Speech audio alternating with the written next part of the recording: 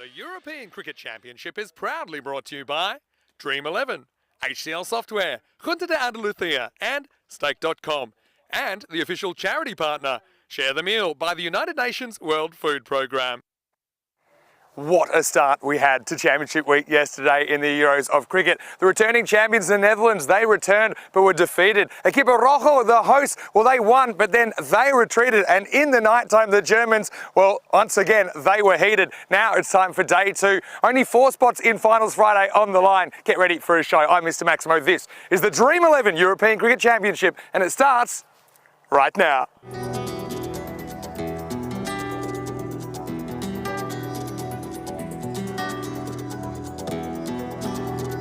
Ven conmigo a cruzar su calle, a vivir su ambiente. Ven conmigo a vivir la vida intensamente. Conmigo ven, conmigo ven. Buenos dias, good morning. Welcome back to the Carlton Oval here on the beautiful Costa del Sol in the region of Andalusia in Spain. It's great to have your company once again for the Euros of Cricket. Well, just over 3 weeks ago, 31 nations started this journey, 7 remain, and on Friday night we will have 1 European champion. So we're rolling into day 2 today. Yesterday certainly threw up more than its fair share of surprises, and a couple of the continental teams going head to head this morning. It's Italy versus Spain. Let's see who wins the coin toss. Rob Kemming is in the middle with the 2 captains. Okay, Spain, your call. Andalusia. It is Andalusia. We'll have a bowl. Spain will have a bowl. So it is the Spanish skipper, Daniel Dorcaer, who has won the toss, and he's elected to bowl first. So Spain will be chasing now. Speaking of DDC, he's having a bit of a tough time at the top of the order at the moment. In fact, he scored 4 consecutive ducks the last 2 games of the group stage and the first 2 that Spain played yesterday. But I mean, that's the nature of the game. I think he won't change his game at all. Although I know a few people mentioning that he's got the Audi and he certainly doesn't want the Olympic rings with the 5 rings in a row. But look, still, he's a very, very talented player. I mean, Spain, they kind of found their opening solution, I think, with Mohamed Yassin yesterday. I think he played some good cricket. But Spain had a really strange day. First game of the day, they squeezed out a win by 5 runs against Jersey. Later in the day, they were taken to the cleaners, really, against the Irish, going for over 200. So they'll certainly want to win this game. But so will the Azzurri. Now, Italy just played the 1 game yesterday, but they had a very, very good win over the defending champions, the Netherlands 11. So, you know, watch out for some of their players. I think that they've got a very strong, long batting lineup as well, and likely, I imagine, to see Zayn Naqvi and Dinadu Marage at the top. You know, Sharif around there as well, Joy Pereira. You know, these guys, they really can hit the ball a long way. So a lot of similarities between these teams, to be honest. I think it'll be a really competitive match. In fact, they all are when we get to Championship Week. Weather-wise, pretty good. I think we're expecting a maximum temperature of 28 degrees, currently about 22. So once again, perfect conditions for cricket and perfect time for me to go over to this man in the commentary box. Andrew Ryan is there and waiting. And I can tell you, in this big clash between Italy and Spain, it is Spain that won the toss. So Italy batting first. Over to you, Rhino. Let's get ready for Championship Week, day 2. Thank you very much, Vinny Sandhu. Wonderful preview as always as we come into the Mediterranean melee between the Spanish and the Italians. Really looking forward to this contest, actually. The Spanish won't be particularly satisfied with their day 1. Up and down, good tight win earlier in the day, but at the end of it, a little bit sluggish. In particular, their bowling attack getting taken to pieces by the Irish, something they're not used to in this T10 format. And noticed a little bit of a change for their attack today. They're opening with my boy Atif Mohammed, the left-arm speedster. Maybe just trying to get on top in the early overs. Remember, they're missing Mohamed Babar, who generally takes the new ball for them, but plenty of talent in that side. But Italy, weren't they impressive in their single game? Absolutely ambushed the Dutch. But supercomputer to Spain's in front. Atif, first ball just dragged down the leg side. Desperate appeal to convince the umpire to not just give a wicket away, but to keep the arms down. It's a huge amount of swing. Mohammed, just noticed this yesterday, he's a little bit down on pace. If anything, he's just dragging his front foot splayed across the crease. Just technically not getting the same drive through the crease as we're used to seeing from him, but he's still a very tricky customer. It's a better ball. Speared up into that block hole. And Ali, the man on strike for Italy. Got some good power hitters throughout this lineup. They play a lot of T10 cricket in that part of the world. Been a place that the European Cricket Network has visited frequently in the last few years for some fantastic ECS events, and Rome in particular. Collection of very, very good teams in that part of the world. Teef just dragging that down the leg side again. Once again, that ball not carrying through with quite the same velocity that we've come to expect of this young man. I like the change from the Spanish, though. He was just getting on top of them in the early overs yesterday. Good to see Babar Khan, Mini Booney in the team today. Saw he had some lower leg issues in the contest yesterday. That ball's a little bit of width outside off stump and struck very cleanly, just short of the boundary, wide of cover, and that's a nice start for the Italians. Feeling very confident after their win against the Dutch yesterday. Dutch obviously might take a game or two to get into their stride. Came here as the defending champions, so they didn't have to go through group stage qualification. So they haven't had quite the same preparation for this T10 format. Have a good length ball, just gently played down into cover, and that man Babar Khan striding through very comfortably to make the fielding stop. So good to see him on the ground today. It'd be interesting to see if he's going to be brought into the bowling crease. He was supposed to take the first over in the game against the Irish yesterday, but with the issue that he had in his run-up, couldn't actually complete a ball, which led to the remarkable situation of Adam Elgar, 12th man for that game, being brought onto the field before a single delivery being sent down.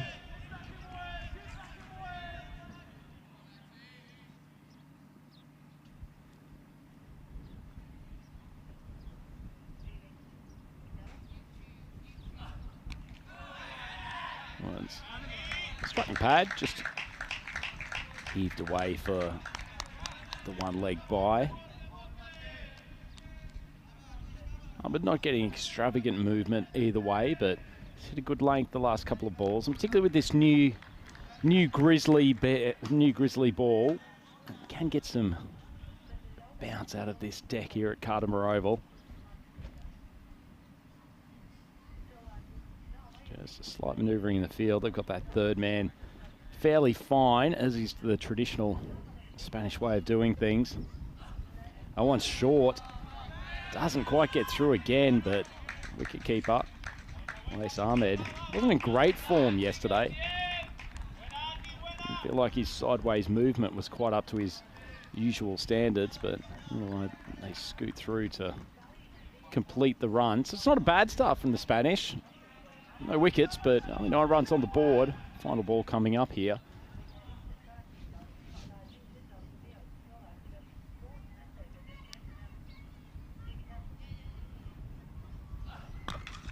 It's a lovely shot. Pierces the gap through the offside, and Denidu, the second ball he's faced, but beautifully timed. Completes the over with a boundary, and the Italians are away 13 for none after the end of the first over.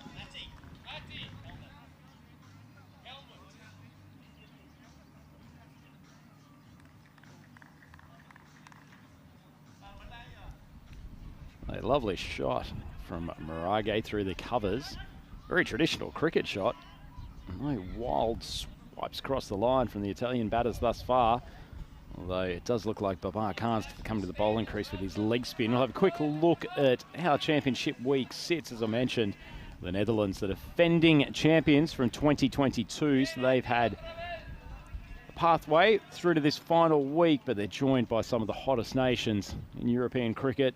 A few of the traditional powers there in terms of Ireland, England and the Netherlands 11s.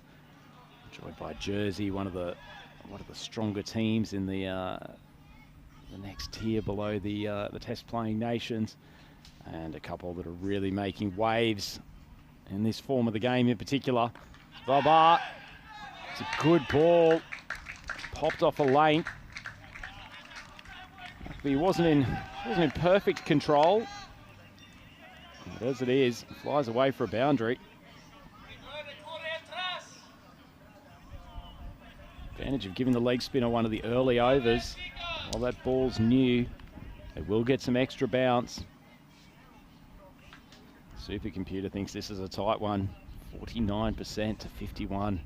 Favour of the Spanish as Bar drops short. It's actually not bad bit of fielding from Mohamed Hassan. It felt like everything took place in slow motion there for a moment. His batter's jagged into the grass, so it was a direct hit, or potentially even if the bowler had have quickly collected it.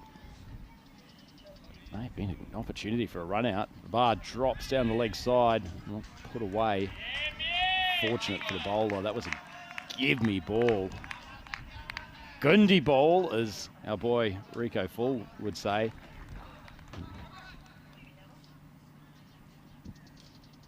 That's nicely flighted leg spinner, but straight into the hitting zone of Nakbi. And he goes Maximo for the first time today. Italy, 23 for none. And speaking of Maximos, what an amazing segue to bring Vinny, Mr. Maximo Sandu into the commentary box. Yeah, didn't have to wait long. Morning, Rhino. Morning, everyone.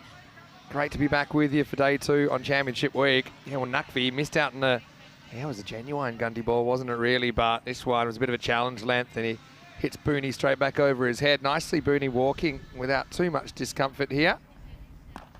This one hurries on just for a single. Yeah, it's quite bizarre, that incident yesterday. I think it was just cramp. I mean, that was the situation. I think he did bat in the second half of that game, right, Babar, but it was the infamous one small step for Bubba, one giant calf cramp for mankind. Good advertisement for Alistair Priddle massage services as well, as the bar just drifts on to leg stump. Wasn't beautifully timed, but Marage, enough elevation. He's only faced 3 balls and sent 2 of them to the boundary already. It's the completion of the second over. Italy, 30 for none. Yeah, so if you just joined us, Rico has an off day today, but Rhino will be with me. And also we're hoping to get Corey for a couple of games. But we know from last year's Championship Week, that can depend on how Spain go, because he was late scratching for a similar situation last year. Hey, what about the first day? 5 games, 5 different winners. And so that kind of has Jersey and Netherlands looking over their shoulders. Well, if they do, they won't see much behind them, because everyone's above them so far. Just 6 games for each team to make their mark in Championship Week. The top 4 will play in finals on Friday. Bowling out Atif Mohammed here in over 3.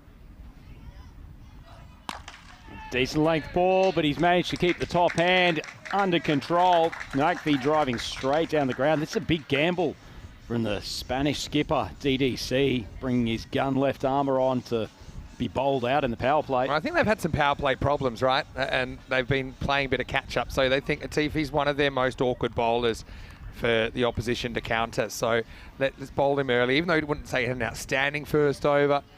But yeah, they think that up front's the way to go, and we'll probably see a bit of spin in the middle, you'd imagine. Maybe a bit of Hamza as well. That's a good ball. Just a tiny bit of shape away. Decent length. Definitely, I have the sense that he's not 100% fit, Vinny. Just see him walking a little bit gingerly back to his mark. Not generating quite the same zip. We've seen him in previous events here. He's been a fantastic bowler for both the Pack I Care team in ECL, Spanish team here. Such a talented young player and so vital to Spain's hopes. And one drifts onto leg, not a great ball, and it's just helped around. And Nakbi, he's moved along to 24 off 12. Italy, they are moving at reasonable pace without having to take too many risks. Yeah, for sure. It's a bit of an arm wrestle early. Tiff gets a very gentle couple of pats on the shoulder.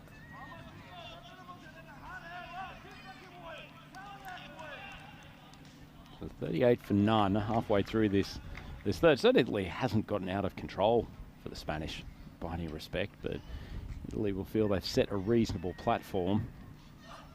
That one's outside off stump, and it has been sent skyrocketing over the boundary on the offside. Gorgeous timing by Nakby. And after this solid start, the Italians could be ready to launch. Yeah, that's absolutely pounded over extra cover right off the middle, and that's what Nakvi does when he's in form. And so, yeah, Teef, well, it's not the worst spell ever. I mean, it's probably around about a par run rate, the 2.5 a ball, I think, based on what we're seeing in this championship week. But he'll hope maybe win these last couple of balls. Stay in the 20s, not the 30s. Nakvi on 30. A bit of an off-pace one swinging back in, but it's beautifully played by Nakby. He read the change of pace and the change of approach very, very quickly. Times this beautifully, just opens the blade. Yeah, it's really nicely placed there, either by design or by accident, but it was a nice push that found its way to the rope pretty quickly. Nakvi in business, 34 of 14. Italy on the verge of the half-century. Last ball of this power play coming up. Up-ish, but the field's all up because it's still the power play, and that one's just dropped in inside the boundary rope and completes a good power play for the Italians. They end up 52 for none. 3 overs gone. That's an example of a ball that's pretty tough to drive, and Ati doesn't get driven that way too much off that length, but gets just enough in with an outfielder back there. It's probably out, but that's probably the negative of bowling Atif in the power play. A 3rd over goes magical. So once again, Spain copping a bit of punishment in the first 352 without loss. 50 partnership also coming up between Zain Nakvi and Dinadu Marage. So probably the concern for the Spanish now, they've been so used to turning to Atif to put the brakes on in the second half of an innings, generally bowling sort of 4th or 5th over and then coming back to bowl one of the last couple. Saw yesterday, particularly in their game against Ireland, that when batters got on top of them, some of their 2nd and 3rd choice options just didn't have the tools to flick the same sort of troubles.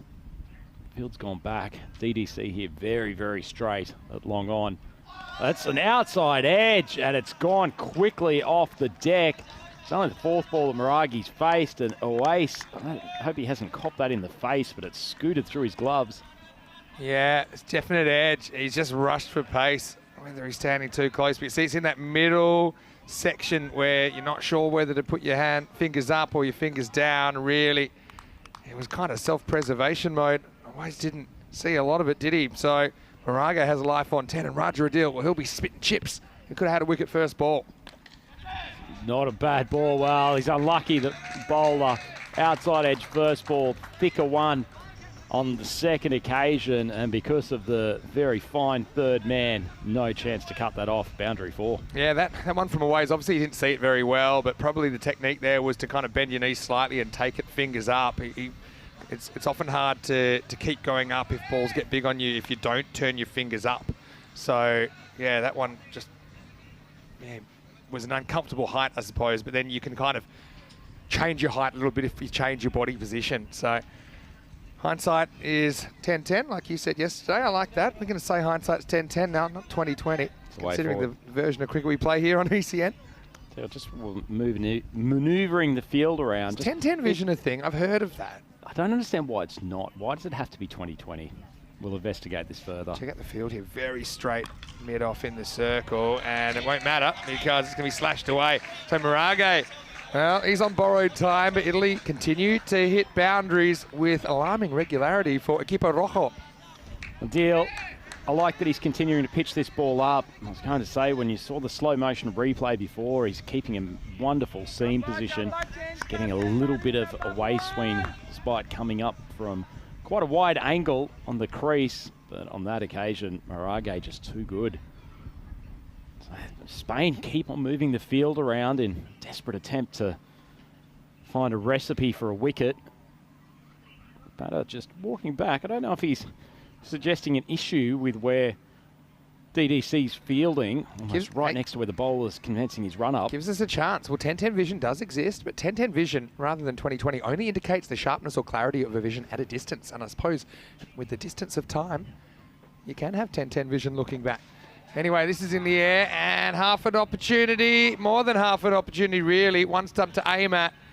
Marage, and he's flirting with the non-strikers crease, isn't he, on some of these singles? He won't be in the picture here. That was another chance for Spain to register a wicket, and that's 2 chances in the over not being converted. I'm not sure if you'd call that a half chance, aiming at one stump, but your bowlers haven't been able to deliver a wicket to date. It's one you need to take. Nakfi on strike.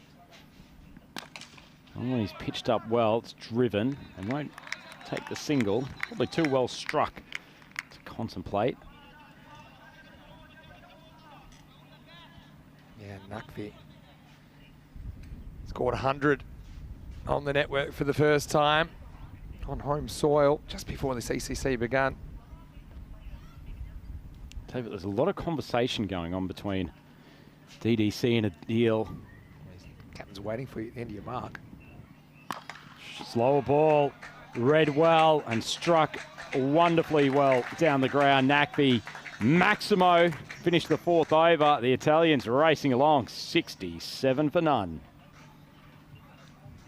Yeah, so obviously DDC said, look, try the slower ball, make him make the pace. That's exactly what Nakfi did. He's striking it really nicely at the moment.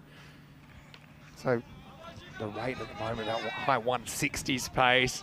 Yeah, who's to say that won't be chased based on what we're seeing in Championship Week if some of the Spanish batters can get going. And DDC certainly coming off 4 ducks, he's due to fire if you believe in the law of averages.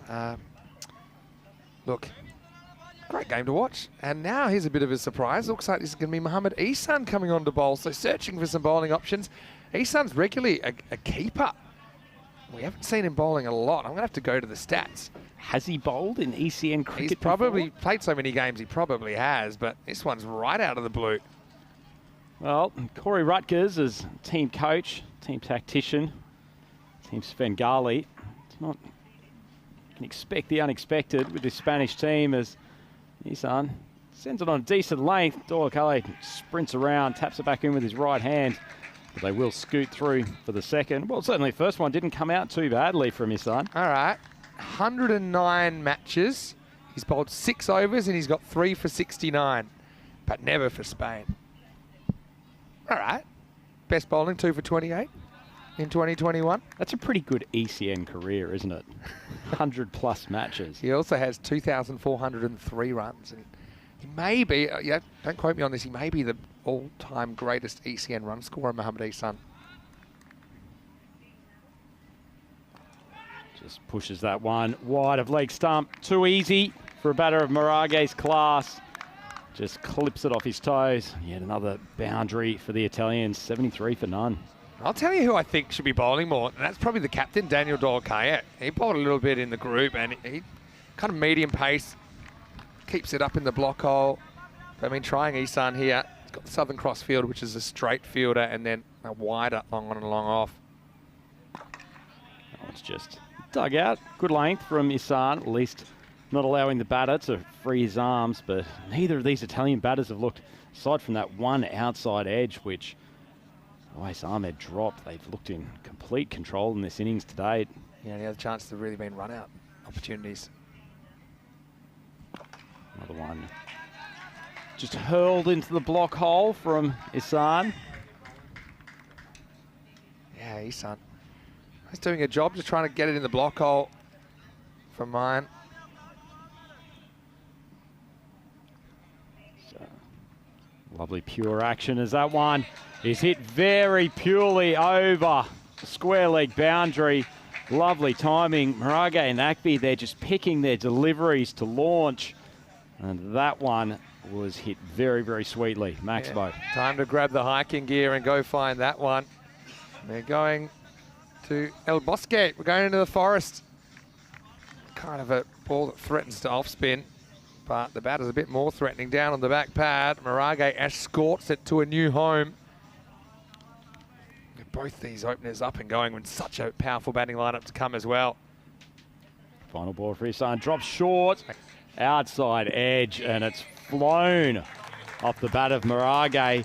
And Maximo signalled. Well, Italy, fantastic start for them. The first 5, 87 for none. Well, maybe Isan will say that he's a quick bowler then, because the edge does carry for 6. And so it takes us to the end of the over. It's 87 without loss after 5.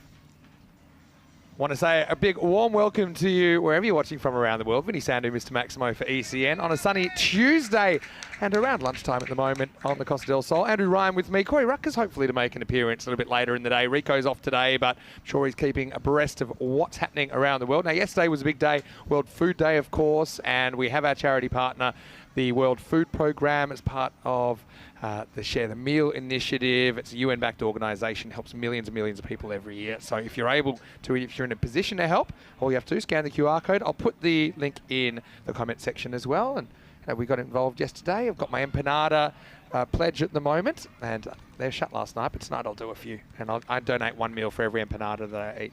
I think it's a lovely thought from you, Vinny, and once again linking your empanada addiction to helping kids around the world. It's a wonderful program. Addiction actually. has a negative connotation, but I'll just say You've got to make the best of these things, don't you? Trying to get cultural, but no, honestly, there's been lots of great initiatives around the ground here as well to support that program, and obviously want to keep ECN free for as much of the world as possible. It's such a tremendous source of entertainment and joy for a lot of people, so it's a way that you maybe can create a bit of joy in someone else's life. And as far as this game here, the red versus the blues, and it's kind of Team Spain that have got the blues at the moment, I think. They've been hit to all corners in the first 5 overs of the day. I called it the Mediterranean melee at the start of the coverage, Vinny, but it feels like it's only one team that's throwing the punches at the moment. Italy right on top. I guess the one shining light for Spain is that they've at least managed to keep the run rate reasonable, 17.4 at the moment, but still with these two out there and plenty of wickets back in the pavilion. These last 5 overs, important for Spain if they can keep it around 160 possibly. Salim Dar, well, a couple of nifty overs against the Irish last night. It was probably the pick of the Spanish bowlers. I suppose what we've learnt is that to bat someone out of the game, I don't know if you can. Maybe you need 200, because let's say they get 170 here. Who's to say that Spain can't chase it down? So, yeah, it hasn't been to plan for the hosts so far, but they can still fight back in the second and perhaps pull off a big chase. Short ball, big swing across the line. Probably one of the few uncontrolled shots from this Italian opening pair so far. Salim Dar hits the pitch fairly hard, gets a little bit of a way swing.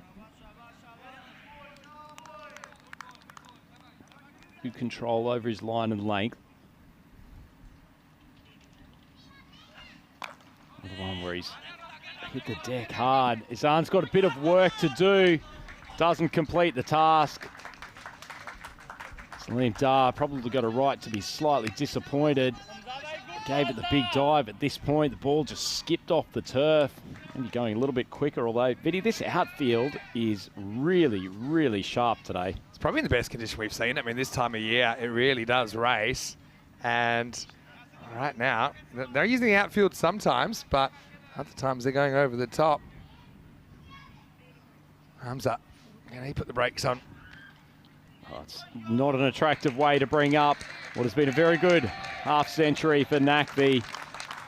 Certainly probably one of the poorest shots he's played today, but he won't care one iota. 53 off 21, and the Italians 96 for none. It's been an impressive stint from these two. Yeah, just the pace of arms are being used, but Nakvi, he's got shots all around the ground, doesn't he? Such a good player to watch when he's on. Plays his cricket for, you know who? Fresh Tropical. One of my favourite team names, not just mine, in European cricket. And they are 3-time ECS champions up there in the north of Italy.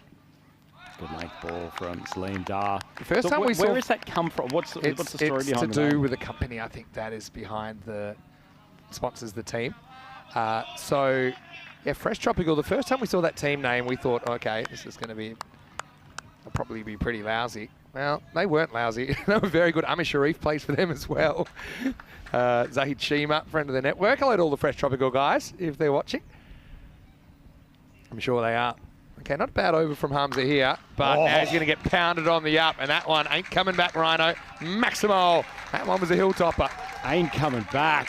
He's going to need visa paper to get back into the country. That poor Grizzly ball, that has been sent flying. What timing. Yeah, what a shot. And it's just incredible timing. We see, if you get the pull wrong, if you're slightly late on it, normally goes straight up in the air and it's an opportunity, but Naqvi, he wasn't late. He was spot on there, and what we thought was an okay over now probably goes back to a draw if it's a dot. There's a boundary. Certainly it's another win for Team Italy. They've brought up the 100 now in the 6th over as well. Well, skipper DDC down there with his paceman. He's been talking frequently with his bowlers throughout this innings, but nothing feels like it's working. Good ball in the block hole. Salim Dar fielding off his own bowling. So good finish. Not a bad over in the scheme of things. 15 off it. And the Italians 102. No wickets down. Still 4 overs to go. Yeah, both these openers doing a really good job. I mean, Naqvi's had most of the strike. But actually, Marage's strike rate's better. I mean, you can see Naqvi's faced 4 overs. And Marage's faced 2 out of the 6. And you just look at who's still to come. And you probably don't want to see that if you're Team Spain. So they're not going to run out of batting here. It's just a matter of trying to stack up a few small victories to just take a dot or a 1, no matter who's at the other end. Obviously, normally you take a wicket and it changes the dynamic a little bit. Maybe someone comes out and dots up a couple or doesn't whack them straight away, but sometimes they do. All right, so it's going to be Raja Adil to bowl over number 7. Good ball in the block. Well, as he did in his first over, gets an outside edge. First ball, this one a little bit thicker. Ahmed nowhere near it, flies off to the boundary. Italy 106 for none. Yeah, well, Waste, despairing dive there. Was just out of his range. That was a bit of luck. Mate, you make your own luck, as they say in the classics. Marage, 42 off 13. He plays his cricket for Roma CC. And hello to all those guys, very big friends of the ECN because they host a European Cricket Series every year. Not quite as creative as Fresh Tropical as far as club names go. But they love a good time. Good Yorker. He actually hasn't bowled too badly in this game, a deal. Oh, just dug out by Maraga, who's actually done a good job to stay scoring at such a high rate when he has so infrequently had the strike. It's been dominated by Naqvi today. Tell you what, Spain, they're not out of this by any stretch. They are not. Considering Italy hasn't lost a wicket, considering they haven't had a single over in single figures, they're still there or thereabouts, although they may not be so much after that ball is sent flying into the treetops. That's a wonderful strike from Naqvi, and he races along to 65. Wow, that is absolutely moosed. Still on the way up, I think, when it passed the trees. I hope they locked the dogs up over there. There's a few incoming grizzly bears on the attack, and Naqvi, he's dealing here in the first innings of the day.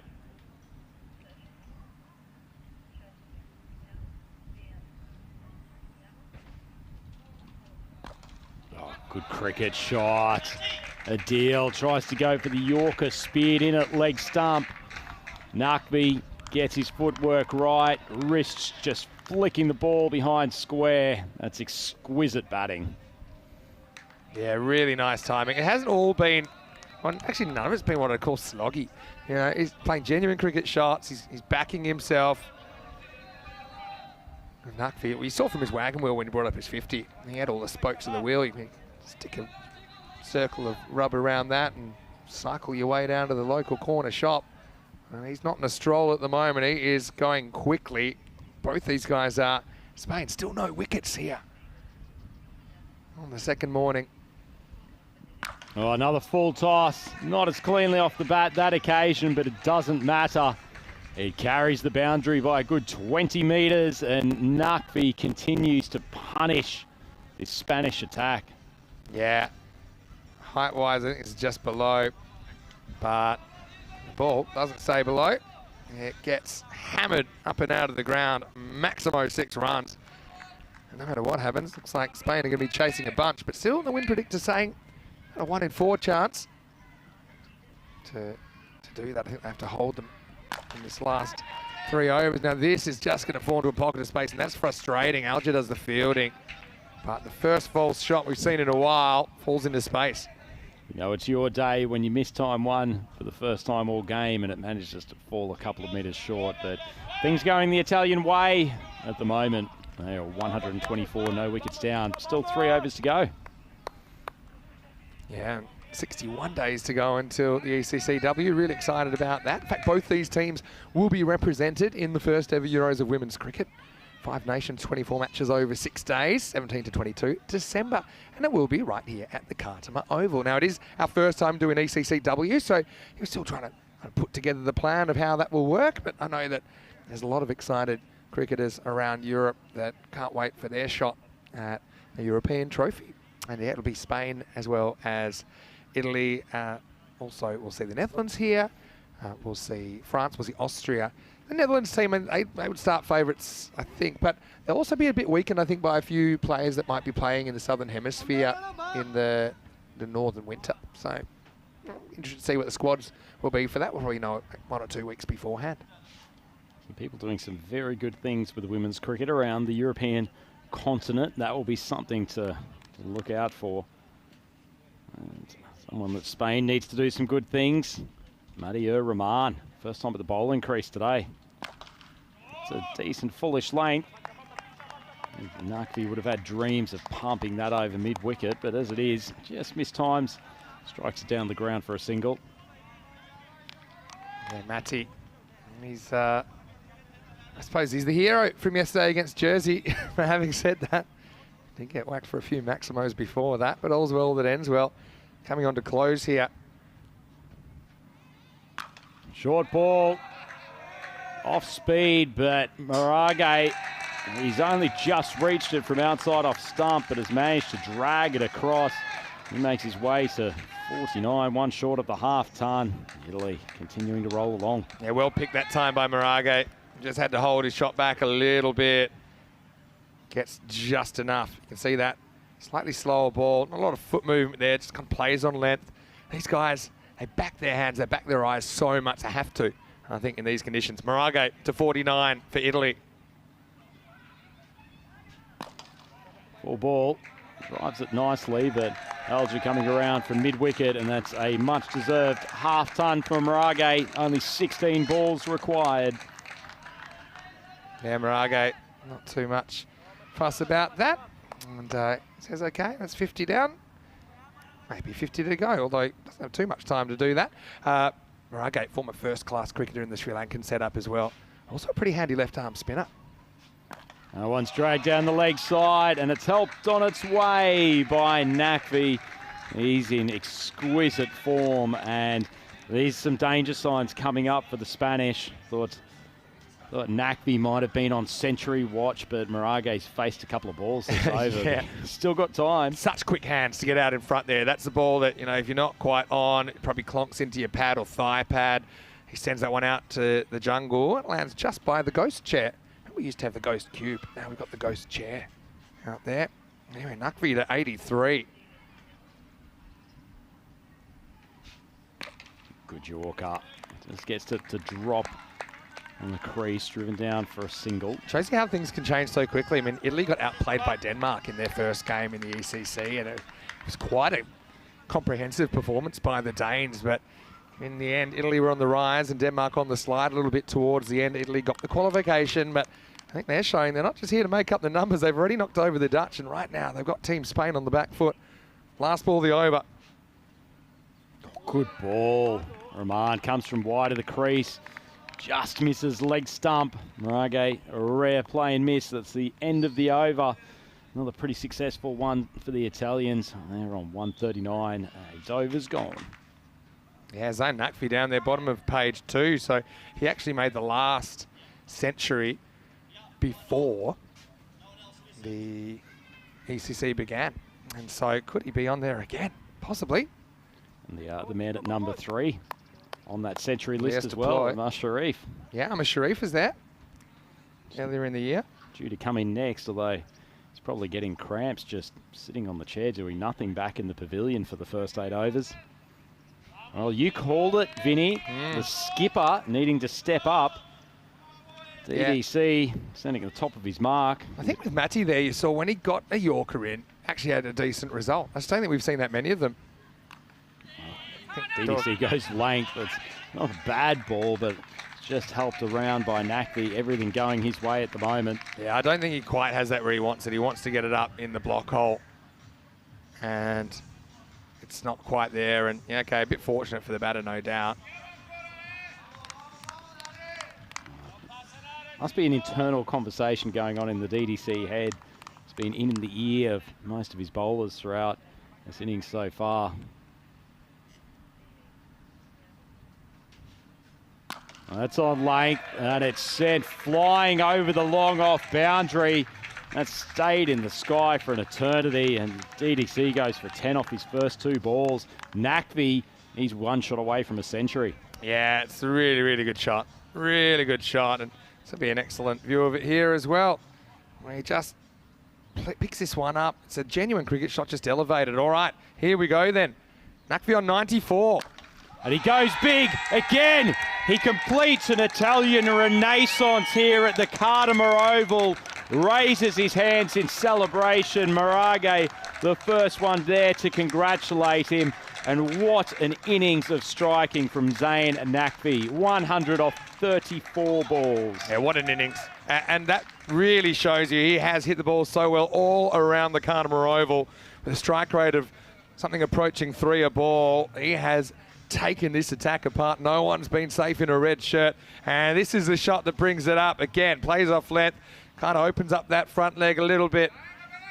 Gets quite square on, but such power from Nakvi. His 2nd century of the ECN season, and he's still got an over and a half to play with. Brought up the 150 as well for Team Italy. So 9 balls to go here, Vinny. Still 200 within reach. Oh, especially when they're getting served half trackers, but somehow, after barely missing a ball all day, he's taken a half-track ball from DDC's medium paces and hit it straight down the throat. The fielder there at forward square leg. The end to a fantastic innings from Nakvi. Yeah, an incredible innings, and always feels a bit better getting out for 100 compared to 99, I'll tell you that much. But he didn't quite get that. Isan, who's now a bowler who fields a bit, takes the catch on the leg side boundary. But what an innings for Nakvi. He lit it up this morning, and Italy have that opening partnership broken. It's 155 for 1. A sensational start, but take a look at the replay there. I think Nakvi was actually done for the lack of pace. You can see that the bottom hand engaged just dragged itself over the top of the bat. The bat face closed and couldn't get the elevation that needed, but a magnificent innings from this young man. An even 100 of only 35 balls, so he has put this Italian team in prime position to register their 2nd consecutive win. But sometimes it only takes little victories, and sometimes they come off substandard bowling. And DDC, after his bowlers have been taken apart here today, he won't be the least bit disappointed to see that one end up in Hassan's hands. And that's precisely why you bring the new batter out, Rajmani Sandhu, the left-hander, coming out at first drop. It only takes winning an over and a half, Vinny, and that will give the Spanish some confidence going into their chase. I know, this is certainly not a foregone conclusion at all. But what a knock by Nakvi. Rajmani comes out and he swings and misses it too. So how quickly things can change. Maybe a bit of an off-speed ball there from DDC. Well, he won't like me saying this, but he has more wickets than runs now in the last 4.5 matches. And after 9 overs, it's 155 for 1. Probably won't like it, but facts are facts, Vinny. Mind you, may have found himself a new role as a later overs bowler. A couple of changes of pace. I mean, look at that bowling card. 16 runs and over. It's not actually a bad return in the overall scheme of things. Isn't it amazing what can happen in T10 as well? I mean, if you bowled a slow ball halfway down the track, about a metre wide of off stump in any other form of the game, it would be considered a dreadful ball. But when you've got players really trying to smoke everything, as you can see, extracted a couple of plays and misses from Sandhu. Final over. That one's just lofted over the infield. Wasn't a bad ball from Salim Dar, but he hasn't got any protection out there on the offside. They've got their 3 straightish, as you say, the Southern Cross field, Vinny, but no one patrolling that offside boundary. Yeah, nice shot. Well, a few people in the chat suggesting keep your schedule open, Rhino, in case we don't get Corey for the next game, depending on how this next 11 overs goes. His arms up. Not sure he'll get up the stairs carrying so much emotional baggage if they have a second loss here. Obviously, he's pretty pragmatic about Spain's chances as well. You know, missing Babar, for example, Mohamed Babar, unavailable for this week. Even the team in the first place is quite a different looking team to last year, but still got the same kind of culture, the same game plan. Got players buying into it. And now look, Nakvi's taken his rightful place at number 35. So he has 30 and 35 on the century list here in season 2023. And that's 2 centuries in 2 days. You know what? Spain have been on the receiving end both times. Tim Tector with that ton yesterday. Few question marks over the Rutgers fielding and bowling plans. Well, I mean, to be fair to Spain, they've restricted some of the other players you haven't been able to face. Sandhu heaves it across and just over the head of Matiur Rahman. Made a valiant leap to try to take the catch one-handed. Sandhu finally makes contact. Well, I know that Hamza and Matiur Rahman have played a fair bit of club cricket together. Well, Hamza with some free advice to Muddy to jump higher, but to be honest, I don't think he could have done a lot more there to try and bring that one down. The hands, the gesticulations. He's looking like he's auditioning for the Italian team. I think he said, nice try. Now the next one is going to be pounded through the covers, and that's 4 as well. So Rajmani, after a couple of misses, bringing this innings home with a bang. Yeah, just open up the front leg. It's been a profitable area for them. Spain like leaving that offside boundary open. There's no sweeper at cover or point. And the Italian batters, for the most part, have been good enough to manipulate the ball to those open spaces. So 2 balls to go. Kept it away from that 200 mark, which the way that Nakvi was going was a big fear. A double century could have been brought up, but as it is, somewhere between 170, 180. Length ball gets through to the keeper. All right, so 170. What I will tell you is this. We have had a couple of 170 chases pulled off this year. Not here, but why not here? When we're seeing these kind of scores with alarming regularity. So, yeah, 175 is the highest successful chase. Right now, they'll be chasing 171. Could we see records smashed? Rajmani, last chance for him to add to the score. Well, he does. He tries to go big. TDC takes a good catch, and Vinny, those little moments, that goes for 6. Chasing 176, a bit tougher than 170. TDC takes the catch. Well, I mean, in the coaching manual, I always tell you you'd rather chase 171 than 177, as you said. And so DDC did his bit to try and keep things down. This Zayn Nakvi, though, wasn't he incredible with his century and even 100 here to set up this? It's the perfect checkout for Italy. 170 for 2 off the 10 overs. And Spain, well, they will be on the chase. And look, make no bones about it. They'll feel this is a winnable game. For sure, they're behind at this stage, objectively speaking.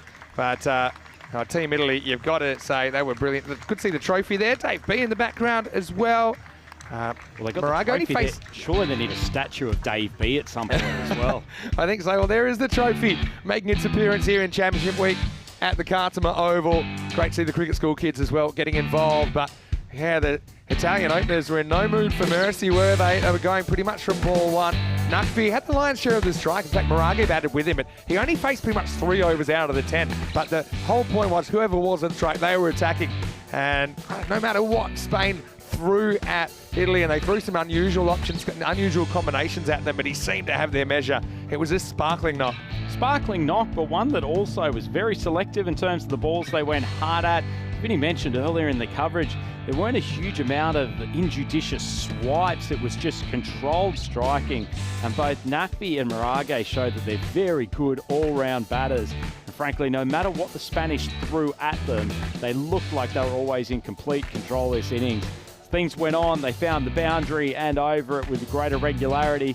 Spanish kept on trying, and as I said, they threw some different bowling options at them, but in the end, it was just power hitting from the Italian openers. Yeah, and we had a few treetops in there as well. Okay, the odd moment of luck as well. And there's the famous pen that we see the Italians working with, and Corey does have that pen as well, so maybe he'll be able to use it to get them out of a jam here. But Nakvi, he just kept on swinging. If possible, he got even better after 50, didn't he? Just good shot selection and execution here. He rarely premeditates. I think he just kind of stands still, sees where the ball is and plays the right shot for the occasion. And Maragi, he got into the act when he got a chance. Like I said, didn't have so much of the strike, but he had a great view at 22 yards. Daniel Dolkaya came on as another option. And that was the moment. Nakvi brings up his century. And the Azuri are loving his work. But then soon after, he would go. Well caught by Isan out there on the boundary. But always feels good if you have to get out to have the 3 figures next to your name. And late in the piece, they were still going, weren't they? Marage was there. Rajmani started with a couple of misses, but then a couple of bangs as well from the left-hander. Italy, 1-7-0. Spain, well, a bit emotional out there. You can understand that. Didn't go to plan, but they're still very capable. Remember when they were chasing the 2-1-7 yesterday? They ended up with 165. 171, well, that's just one more hit away. So, although Italy well on top, Spain certainly not without a chance. Indeed not, Vinny. This one could be a tight one, in particular if that man DDC gets himself off the mark. That could give himself the confidence to go on and play a match-defining innings. But as it is, Italy have put themselves in a very, very good position, 170 for 2 off their 10 overs. The main man, Zayn Nakvi at the top, and even 100 off only 35 balls, and he was given exceptional support by Marage, who really didn't get bogged down at any time. 55 off 19 for him, and then a little cameo at the end of Rajmani Sandhu, 10 off 6 before he was victim on the final ball of the innings. Vinny, not an attractive bowling card for the Spanish. Yeah, well, it's not. Delakaya with 16 of his over seems okay. Mati Rahman, likewise. I mean, these are the guys that are slightly below average for the innings. Hamza Saleem Dar as well, 1 for 30. But interesting, I mean, they do try 7 different options, so, you know, trying not to make a sameness about it. They tried Atif Mohammed up front, and that was okay, but again, didn't get the breakthrough I think they were looking for. Maybe missing a bit of spin in there. They tried Isan this time. Baba Khan got an over as well. But, you know, well, the bowling's done. Now it's time for the bats to get them out of this situation. So we'll take a break. We'll be back in a few minutes and we'll have the second half. And let's see if somebody for Equipo Rojo can step up and get the 171 for their team to take them to 2 points. Or will it be Italy? 2 out of 2. Vinny Sandhu here, Mr. Maximo with Andrew Ryan. We'll see you after this short break with more Dream 11 European Cricket Championship.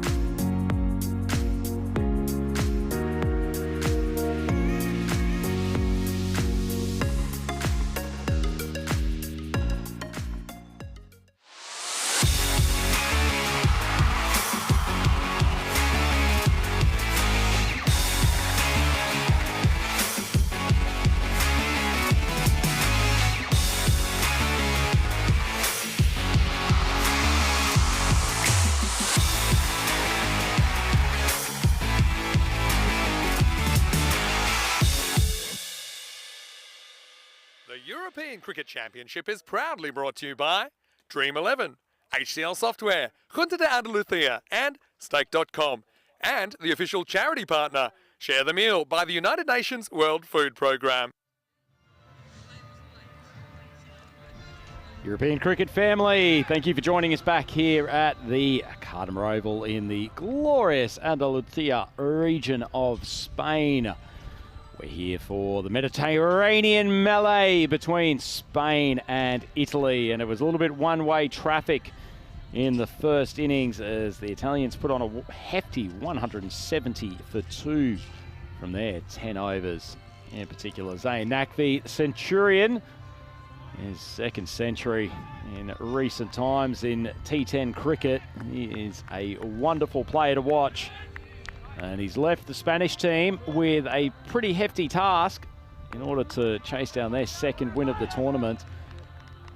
They can't chase this down than that tight win against Jersey yesterday, looking even more valuable, particularly after they were given a bit of a touch-up by the Irish 11 yesterday afternoon.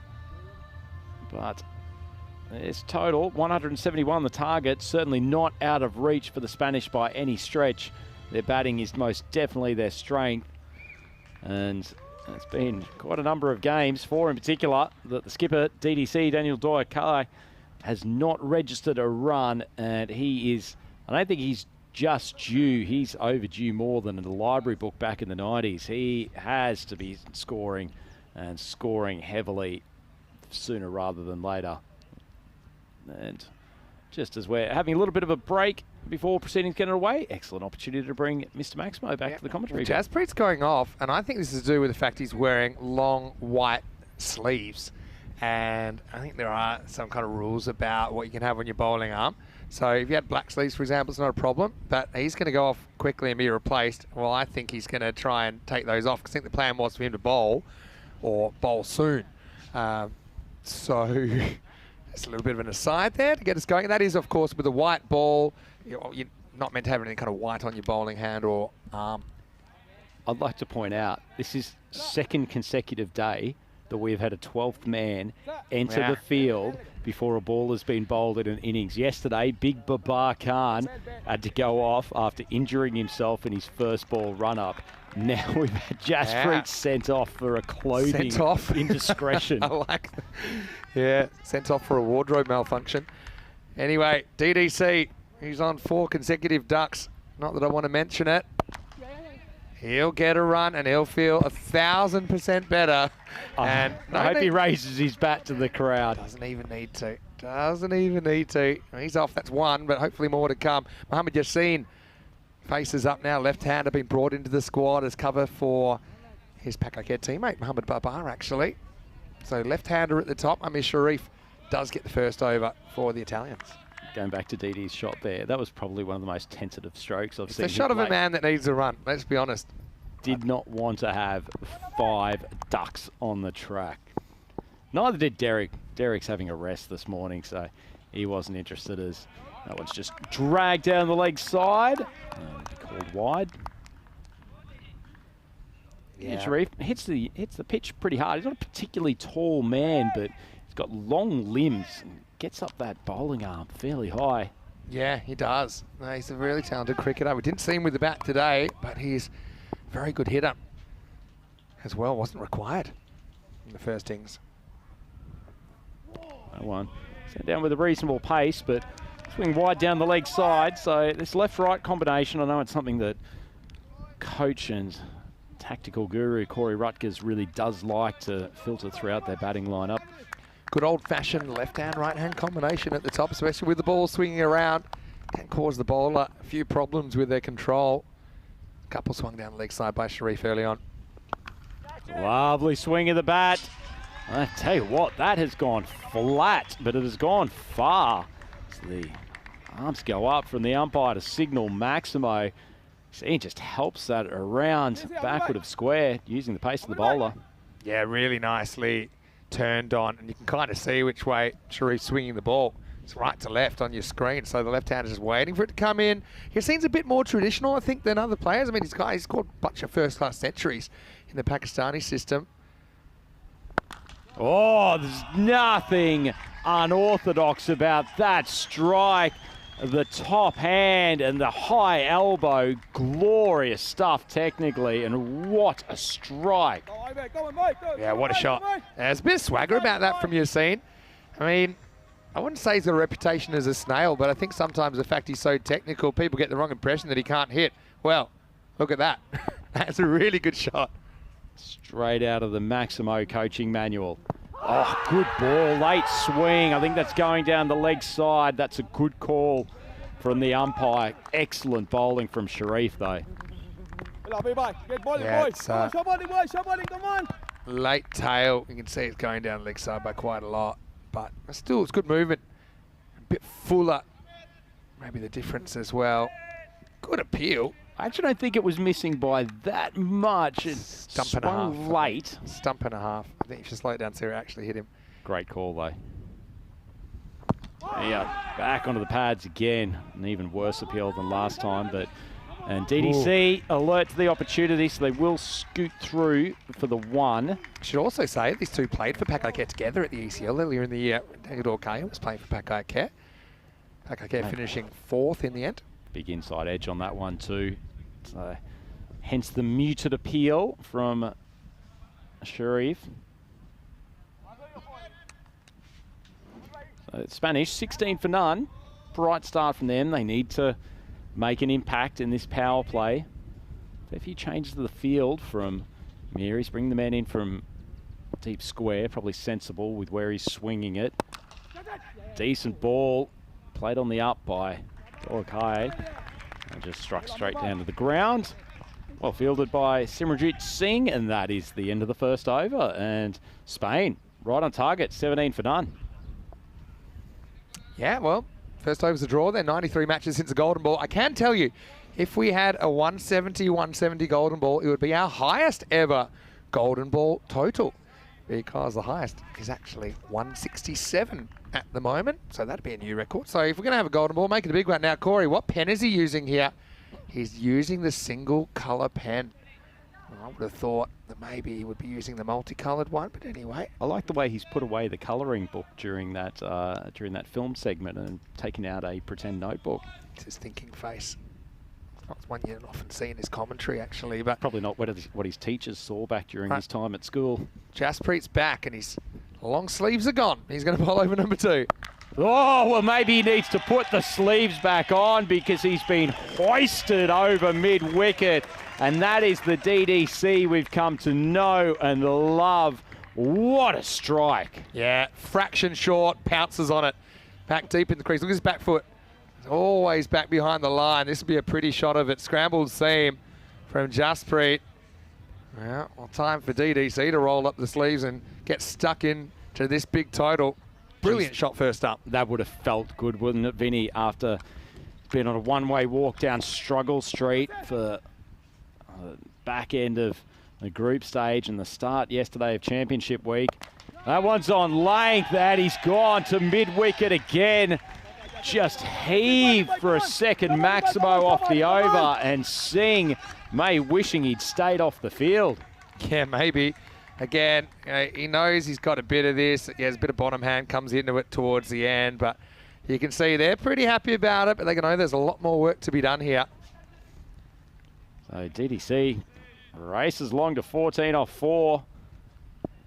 Such a good play. He knew that he had to come to the 4 eventually. Good change of pace. Ball goes high off the bat. And he's just got enough willow on it for it to go for a boundary, but excellent change-up from Singh. Yeah, you know what? That's really good bowling. I don't think DDC picks this until it's too late, and then he's hyper-concerned. This has been skied to the infield, but as luck would have it, and let's be honest, he hasn't had a lot of luck. He gets a bit there. So the universe evens out for him, and he gets what really is a fortunate boundary. You know what I like about that slow ball too, Vinny, that it's not just a case of dropping the pace, but he's also getting some extravagant drop on the ball. So it's popping off the pitch, contributed to DDC lacking control in the shot. That one ripped the fingers over the top. cut to a man from backward point, no run. But you're right about the slower ball. I mean, it's one thing to bowl a slow ball, but the disguise is super important, and I do think the arm speed was still there. And so, I mean, Spain given a 40% shot at this. Right? You know, when you've got a huge mountain to climb, you just got to break it up into kind of manageable steps, and I think the 17 and over is a manageable step. They pretty much have them off this over already with 2 to come. Another one really, really rolled the fingers over the top of that ball. He's actually getting some decent sideways movement from the cutter. But there's the 17, and you got a ball to play with. It's like a bonus ball here. You can see DDC looks focused. He certainly has the respect of the group with what he's done for this team since he's been involved. Very calm kind of guy, very skillful kind of a guy. I'll probably go back and play some cricket in South Africa over the southern summer. Last ball of the second, Yassine gets the strike back. Length ball, Yassine might have felt like that was a opportunity for a Maximo over square leg, but maybe just a touch full up for the shot that he tried to play it. Anyway, end of an interesting over. Singh goes for 18, and Spain 2 overs down. They're 35 for none. Having a look at the table, I think we mentioned five matches so far, 5 winners, and well, whoever wins this, they'll be top of the table with 2 wins. Of course, Jersey and Netherlands missing out on day 1, although we only saw the Netherlands once, so we will see them twice today. But there's no easy games. Netherlands, the defending champions, will play the Ireland 11 in the middle game, and then the England 11 in the night game tonight. Vinny, we're 12 overs into this contest. Still not one over has ended up in single figures. Right. These big chasers usually only takes 1, maximum 2 overs to knock the batting team off balance. Yeah, I know what you're saying. Can Zain Ali deliver here? Oh, it's a pretty ordinary ball, and that's a pretty good shot from Yassine. The ball held up in the deck, had to wait for it, and somehow generated enough power playing away from his body. Yeah, well, as much as that earlier Maximo was pretty, this one was a little bit of a stretch, literally. I mean, he just got a good enough contact to get it up and over the boundary, but he was kind of desperate for everything he could. It wasn't really timing there. It was desperation. They got that over the line. Oh, another gorgeous shot from Yassine. That high elbow on full display again, and Ali been hit for 2 Maximos to start his over. Spain not only up with the rate, feeling like they're growing in confidence. Yeah, fantastic shot, really. That's exactly what they were hoping for out of Yassine, and he's delivering at the moment. Turning out to be a good selection. Oh, gorgeous stuff again from Yassine. Right in the slot from Ali, and he's been pumped for a succession of Maximos off his first 3 balls. Yeah, what a shot this is as well. And yeah, doesn't bother running. He hits it, he knows, he's nailed it. Clean hitting. Once again, as we saw in the first innings from the Italian openers, it's technically very good cricket. They might be hitting in elevated fashion, but not having to take too many risks in doing it. And Zain Ali ringing the changes in the field. He's bringing deep mid wicket in. Fielder back to long on. Goes in the slot again, and Yassine dispatches him. Maximo, Maximo, Maximo, Maximo to start the over. Well, this is a bonus over, and you don't get too many of them when your starting rate is 17. So, I mean, if Spain can get this down to 15s, maybe that's the new part. I mean, we're seeing some insane stuff at the moment in this European Cricket Championship. Question for you, Vinny. What is the collective noun for a group of Maximos? Gaggle?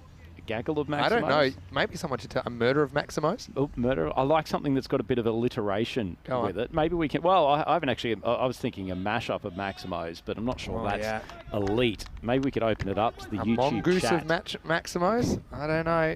It's a good question, though. A missing of Maximos. Well, we've seen 4 in 4. That's all I'm saying.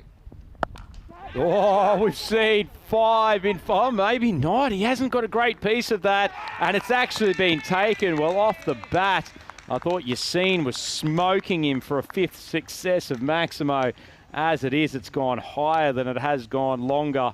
And that's actually a very, very good catch because that ball sat in the air from an eternity. Yeah, and I'm with you. Off the bat, looked like he might have timed it out of the ground again, but it was just too high, not far enough. Simran comes from the other end of the field to take it, and he's got such a good pair of hands.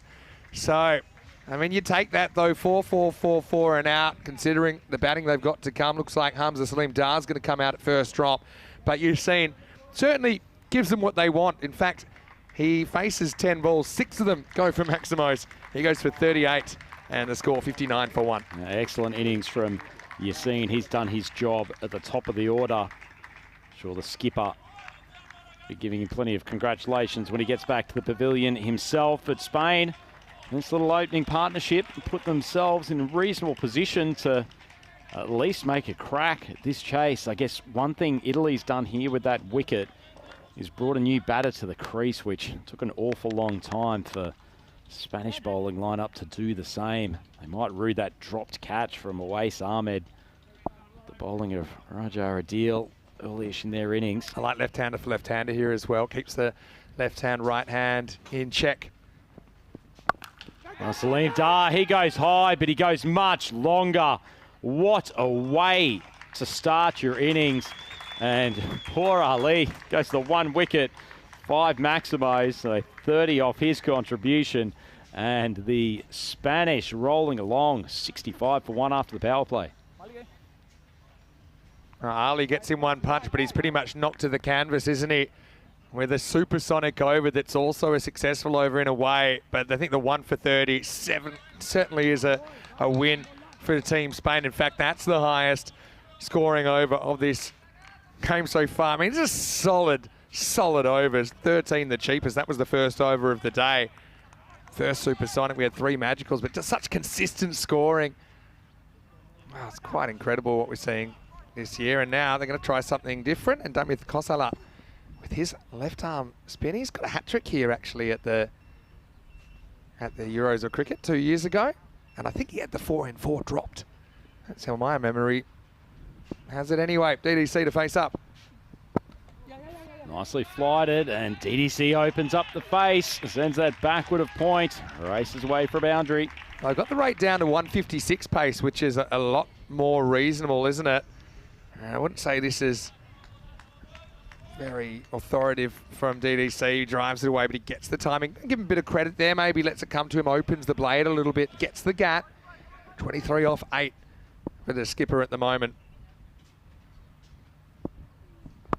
Oh, flighted, given the opportunity to get underneath it, and Kai smokes it over the long off boundary for Maximo. That's the shot. That's his shot right there. Okay, goes with the angle, doesn't fight it. A lot of batters try and hit this one leg side, but I think he's so strong over cover, that's the odds. And also Kostala, he's going for this kind of Floydy type angle of trying to get very, very across the right-hander. So a lot of left arm orthodox bowlers, they'll go round the wicket, they'll try and slide it in, turn it away or not, and kind of put the batter in 2 minds. But Kostala, he's going over the wicket, but Dorkayo with a nice counter.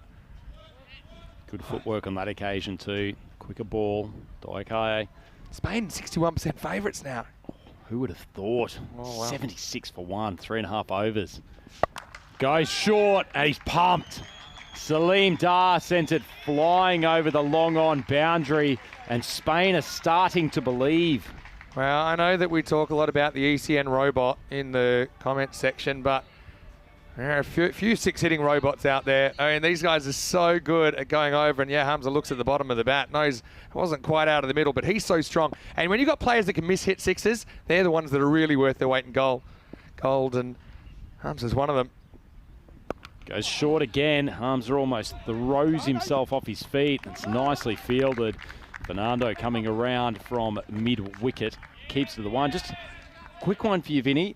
Bit of chat from the team. We've got Cricket Mania, a muddle of Maximos, a medley of Maximos. We've got Gary Nunn, a maxim of Maximos. James Stewart, a morass of Maximos. Moraga of Maximos. It's not bad. It's just chipped out. Fielder charges in from long off. Actually does a good job there. Manjit Singh is a weapon in the field. You know, he's once taken 5 catches in an innings, for example, in Barcelona, playing club cricket there. Right now, it is the end of the 4th over. It's 84 for 1. Quite like this from Gordon Tansey, a massacre of Maximos. It's good, but it's a bit morbid. You don't think a little element of violence should be in there? I mean, we're talking about I did say probably murder. 4 or more. Murder is I about as violent as it can get. I did say that early. Well, maybe if the robot wants to put a poll up, if the robot's listening, I know the robot's pretty busy, maybe that's how we'll decide. That's how we decided, Derek.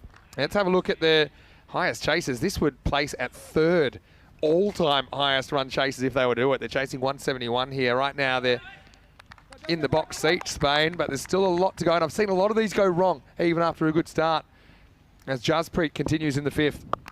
That one onto off stump, and DDC has sent that delivery flying. He is charging. That's a brilliant shot.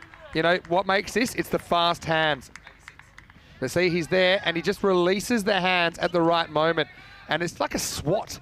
It has to be timed perfectly. Look at this here. Look at the wrist break. And that's what creates the extra hand speed and bat speed, which means that that ball ends up next door. We'll have to go and knock on the front door to ask for that one back later. What a shot by Daniel Dorkaya. Just goes straight in the back door without permission as Jaspreet, wide of off stump, cut into the ground by DDC, and he scoots through for a single. It's great observation, Maxwell. And tell you what, Spring Productions with that slow-mo camera getting the opportunity to see the wrists in action. It's such a good stroke. Maybe one day we'll be pioneering wrist cam, but maybe not in this tournament. But he has fast hands. He's got all the building blocks of a player. That's the thing. You know, he can play traditionally. He can kind of improvise a little bit as well. But main thing, he's got incredible hand-eye coordination. So does Hamza. And gets something short, and that's going to be hit over the top as well. Maximo! They just keep on charging. I mean, right now, it's Spain on 200 pace through the first half of this innings. Boy, they really need a wicket here. The Italians, the Spanish team, have rocked into favouritism in the Mediterranean melee. They didn't throw too many effective punches in the opening innings, but they have come back with a vengeance. 97 for 1. Still 3 balls to go before we're even halfway through the innings. Run rate required down to 13.5. Short ball, and it's pumped again. Whether it's a massacre, a medley, or a melee of Maximos, they are coming all over the joint, and Singh is getting demolished. Muy fuerte from Hamza. Oh, look. Both teams have kind of gone to the ideas book, and they've pretty much seen that section ripped out, haven't they? In this game, the bowlers haven't had the answers for the bats. Doesn't matter what shirt you're wearing. I mean, Jaspreet has gone for 37 now off 10 balls. Hamza's come. He's hit 4 sixes and a 1 out of his 5 balls. Oh, terrible ball. We'll have a look at the replay. I don't think that's going to get called no ball, but it certainly is going to get to be called Maximo. Yeah, that's large. It's again, he's in the naughty 40s now, but look, it's kind of thigh high, maybe knee high, but helps on its way. Again, the timing's important there. Probably an attempted Yorker, maybe going at the stumps, but it's a misexecution from Jaspreet. And now they've got it down to 2 a ball. Having said that, you know, things can change. But right now, I don't even want to know the rate they're going. We'll know exactly after this ball, but it's well over 20 and over. In fact, it's more like 21, 22 and over. Shot opens up the face of the bat. Singh gives him width outside off stump. He gets pumped for 49 off his 2 overs, and the Spanish 115 for 1. What a great opportunity to welcome you into the Dream Box. Vinny Sandhu here, Mr. Maximo for ECN. Got Andrew Rhino Ryan next to me. Rico, he's off today, but he will be back tomorrow. But I know he'll be thrilled with what he's seeing here from his Equipo Rojo, the Reds of Spain. I mean, just when you think you've seen the ceiling gets smashed. And to think that Spain right now, they're on world record pace if they were to bat the 10, because they're on 230 pace at the moment against a team that just racked up 170. We said Spain had a chance at the start of this innings. Well, right now, it is more than a chance. They have to be huge favourites now to pull off the third biggest chase we've ever seen in 3,500 ECN matches. It's going to take something extraordinary from the Italians in the field and with the ball to get themselves back into this. Halfway through this game, they were almost ready to write another win in the book. And this bowling lineup, which ran through the Dutch yesterday, has all of a bit sudden been shown to be short of ideas. And could Zayn Naqvi become the third player to score 100 in a losing cause?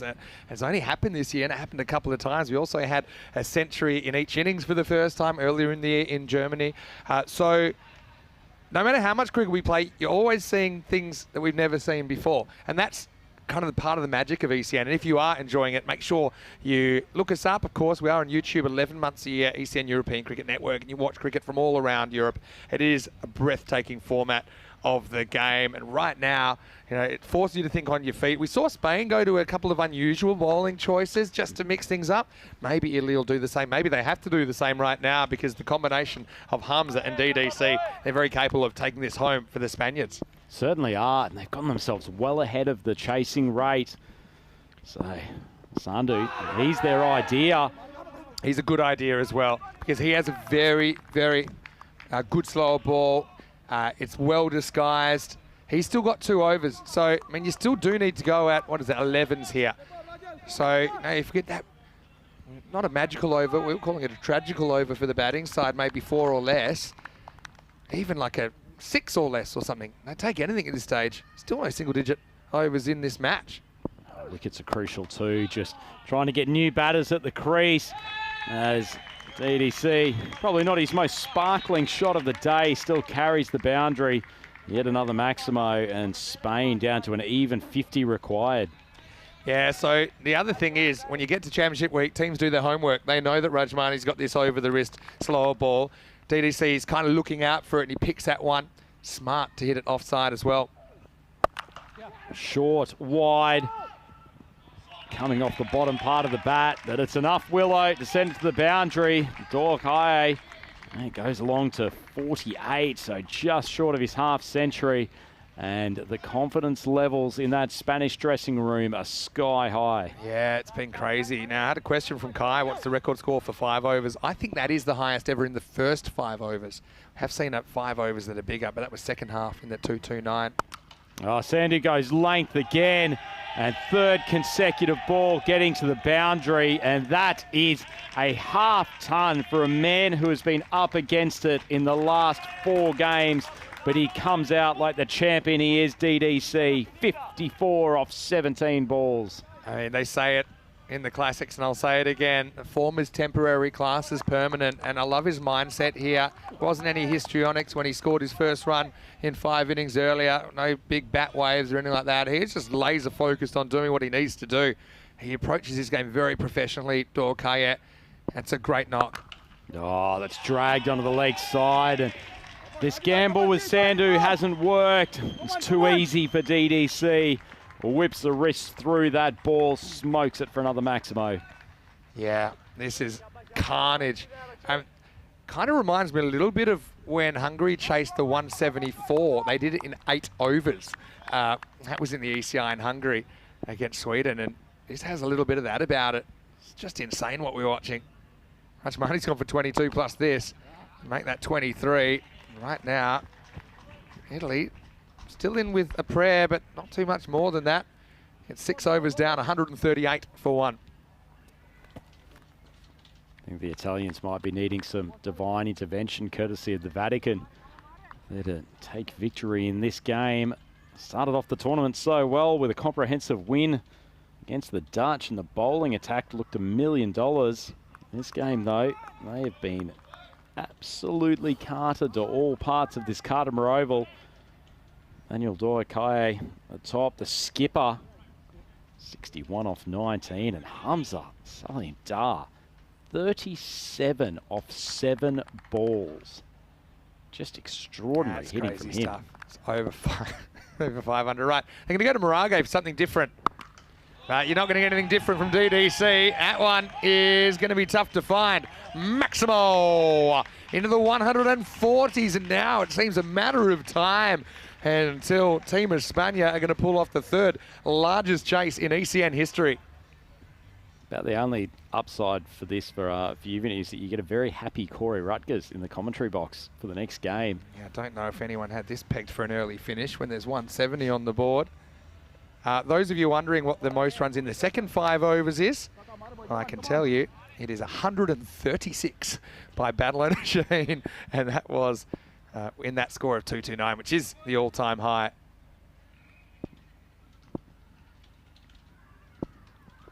Maragate drifts onto middle stump. Dorkai just drags that one across to deep square for a single, and Italians can breathe easy for a moment. That match, 16th of November 2022, it really is the last 12 months. Starting with the Barcelona Bash, as we called it, in kind of November last year, we just started seeing some outrageous hitting. Outrageous hitting. I mean, that game, 229. The other team scored 174. There were over 400 runs in that match. Bit of air and everything going the Spanish way now. Flying off the edge of Salim Dar's bat. He races to 41 off 8 balls, and Spain 1 run short of the 150. Yeah, this is crazy. I'm not often speechless, and I wouldn't say we didn't see this coming because we knew it was very possible, but it's one thing to say it's possible and to kind of logically tell yourself it's possible, but when you see it, unbelievable. Okay, Maragate might have a wicket here, and he will. Once again, it's something different that does it. He tosses it up, and Hamza Salim Dar, of course, he wasn't going to stick around. He was on for a 10-ball 50 there. That would have tied the record, but his 9th ball is his undoing as Nish Fernando takes the catch out in the leg side fence. But you can tell from the Italians right now, there's no big histrionics for them. They feel this one's already got away. 149 for 2. Just extraordinary. If you had have told me that we'd be partway through the 7th over and Spain would have this game under their control, just would not have believed it. But collection of wonderful innings from, obviously, DDC still out there, but that man, onto Salim Dar, come out with some brutal striking. It's really powered those middle overs, but Spain, 455 strike rate. Just unbelievable. Even Rob Kenning there. Yeah. Can't believe it. Standing in admiration. Yeah, Coach so Rutgers. It's 9 balls face. He gets out of 1. That leaves 8. He hits 6 sixes and a 4 in there. And that's what you want. You want guys to come out and hit straight away. So they go with the right hander. They go with Isan here in this position. What do they now need? Run a ball practically. Bit of air. Isan drives it. Might have long off, but seeing controlling that boundary with aplomb. Yeah, I had a question from Gordon a while ago saying, who do you bowl here? But I think you just got to go to something different, no matter what it is. Even as guys, you think, oh, they'll probably get smashed, but everyone's getting smashed anyway. Bit of air. Cut well, but just for the single. Maragate's a good bowler. Took a lot of wickets in the ECS. He's kind of in for his batting here, but when he was a first-class cricketer, he was more a bowler than a batter. Anyway, right now, he does have one of the better overs of this game. 1 for 13 off that one, and it's 151 for 2 after 7. Speaking of 7, Rhino, match 7 on the way, and what a clash this should be. Germany versus England, always an emotional matchup. Tell you what, Germany were very good last night. Came up with a fantastic performance, beating the Irish 11 with ease. And England, they've been getting better as they go on. They started a little bit slowly in their group stages. Had the defeat to the Swiss just before managing to take them down in the final of the group, but they were very good yesterday against strong Jersey side. As a little bit of fancy footwork out on the wide of the mid-wicket boundary from near Sharif. So good they'll hustle scoot back for the 2. Yeah, Isan spots the boots coming out and he knows there's always a chance for a 2 if that happens. So Kosala gets a second over. Where's this cricket in Padova in Italy? I like the concept of at least trying to take the pace off the ball, but that one is just flied it up into the slot. And DDC dispatches it again. That's crazy. Well, there's Ken. He's going to have to try and find that one. Hopefully it didn't hit the big screen there. Morning, Ken. It's what an unbelievable exhibition of hitting we've seen. We're going to end up with about 340-something runs in this game with time to spare. It's a good ball, but it's nicely manipulated. That's a wonderful bit of batting. It's only probably gone for the 2 on the assumption the fielder's kept it in play, but just DDC, whatever's coming at him today, feels like he's got so much time at the crease. Yeah, he's in complete control. Cricket is such a bizarre game when you think about it. That someone as good as Daniel could make 4 ducks in a row, make 4 zeros in a row. If you saw that in isolation, you'd say the guy couldn't play, but he takes 1 innings to turn it around. Oh, he goes reverse and he gets a big piece, and that's brought the Spanish dressing room to their feet. The reverse Maximo. And now it's time to party. He's absolutely got every piece of this. The reversimo from Daniel Dolokaye. Well, who would have thought they'd have time to do this with trick shots? And that one brought Equipo Rojo up to their feet. Oh, what a shot. Really enjoy watching that back on the highlight reels later tonight. Spain only needing 4 for victory. Rocks onto the back foot and plays it out to point. I'll just take the 1, so it'll give Isan the opportunity to free his arms and try to bring up victory. This is only going to be the 3rd 170-plus chase ever. We haven't even had a 160 chase before here at the Cardimer Oval, and we're going to do that easily. Last ball of the 8th, maybe last ball of the game. It is. What a way to finish. Hassan lofts his bat up. Rutgers and Priddle are ecstatic amongst their Spanish team. What a phenomenal win, and a team that looked like it was in trouble yesterday, compounded by a bowling effort this morning in which they were torn to pieces, but they have reasserted their quality and strength in this T10 format with a phenomenal chase of a target of 171. They've only taken 8 overs to do it, and powered by an extraordinary innings for Daniel Dolokaye of 86 of 27 balls. Oh, it's unbelievable. You had to see it to believe it. I think that's what it comes down to. I mean, the batting unit's just having it all their own way. And, you know, some games are high scoring, some are low scoring. This is one that you could tell that Spain always believed they could do this. They brought it back to, you know, something quite simple. Let's get 17 and over. Let's get, you know, those 2 boundaries and over. Once we do, you know, let's try and turn it into some really big overs. They had the supersonic over, remember, when Yassine started things off with 4 sixes. Then there was the wicket, so the brief kind of interlude. But then Hamza came out. He hit a 6 first ball. But it's a huge context. Huge win in the contest this week as well, because Italy would have been 2-0 and Spain would have been 1-2, but they flipped the script. And so suddenly Italy 2-1 certainly makes their prospects a little bit better for the top 4. Italy, they're back to 50-50, and we won't see either of these teams again for the rest of the day. We will see them tomorrow. They probably need the afternoon off, Rhino, because this was some crazy hitting.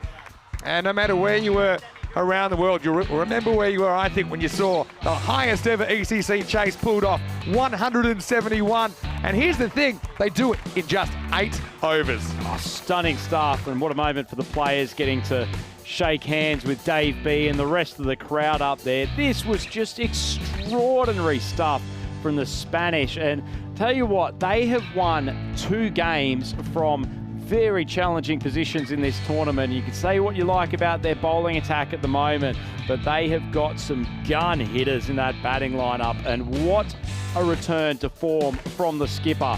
But to be honest, at the start, it was also the left-handed striking of Mohamed Yassine, who went out there and just set the tone. Don't underestimate the contribution of Yassine in this, okay? Some people think, oh, is he there to kind of push it around and get a stroke? No, he's there because he can bat, and he can extend those strokes into maximos, and we certainly saw him doing that. Okay, they had the brief kind of respite, didn't they, when Yassine went? But it didn't last long because Hamza came out and he was on an absolute heater, even with the ball that dismissed him. He was going at 4.5. I love that shot. I mean, the quick hands, the quick wrist really sums it up. Again, both these teams have been leaking runs at times. Didn't really see a lot of Yorkers in there. Didn't even see a lot of Yorkers attempted. There's a lot of kind of slot stuff. A lot of balls could get, they get underneath. When they did bowl the Yorker, they mis-executed. Maybe that's why they were spooked to bowl more. But I mean, Even the slower balls getting picked. I mean, both teams have done their homework. I think both the batting units knew what was coming at them and what each bowler's tricks were. And ultimately, I mean, yeah, they were firing from the stands, weren't they? DDC brought up his 50. They weren't done yet. They would end up cruising to victory. And they do it with 12 balls to spare. Quite breathtaking hitting here at the Euros of Cricket. Yeah, fantastic stuff. And the Spanish, you can just never count them out in this T10 format. They are a cohesive unit and they've got weapons all the way through that batting lineup. So congratulations to them for registering their second win from 3 games. And that Spanish flag is flying proudly. And what an exclamation mark on victory. DDC coming up with the reversimo in the final stages. And then icing on the cake, Mohamed Hassan is on, smoking one straight down the ground for victory. And pumps fists in the Spanish dressing room. Great to see. Yeah, well, this makes it quite likely that we will have Corey Rutgers in the commentary box for the next game. There's about an hour until that one starts, so 55 minutes away from the first ball. And let's have a look at the scorecard first, chasing 171 for victory. And Daniel Dolkaya with 86 not out, led the way. Also 38 for Yassine, 41 for Hamza Saleem Dar. Yeah, so that is the next match coming up. And the toss happening pretty much right now. Or if you want to know that information, you can always go to our website, europeancricket.com, or have a look in the comment section as well. Germany and England, I mean, 2 big winners from yesterday, but one of them will be 2-0, one of them will be 1-1 after that one. And like I said, Corey is scheduled to be in the box because he has about an hour to compose himself. Let's see how that goes. Anyway, this is the tale of the tape. In 8 overs, we saw 23 sixes. So you're pretty much talking about a 6 every 2 balls. Not far off that at all. It's quite incredible ball striking. If we needed a collective noun for Maximos, it was certainly this game, and we thank everyone for contributing to that debate early on. But there's no debate who was the star of the batting innings. DDC rocking 86 at the top of the order, and great support from Yassine and also Hamza Saleem Dar. But that bowling card, not an attractive one when you've got economy rates of 24, 30 and 23. You ain't going to win too many games. Yeah, well, it's almost like Shaquille O'Neal goes to dunk and gets blocked by Wilt Chamberlain, really, because the cheapest over in this innings and the match actually was 13 by Marage, and also the first over of the match. So he's the pick of the bowlers, I guess. Sain Ali with a wicket, but remember his other 5 balls went for 6. So, well, time to towel off, guys. Have a cold shower. And then join us, because Germany versus England 11, I told you, all these matches are absolute classics waiting to be made. Vinny Sandu here, Mr. Maximo, with Andrew Ryan, and perhaps a very happy Corey Rutgers to come. A little while ago, I spent a bit of time with Daniel Weston in the studio, so you'll be able to listen to more of me if you haven't had enough. If not, you can mute, but join us in around about 45 minutes as we'll take you into match 7. This is the Euros of Cricket, and you're watching the Dream11 European Cricket Championship.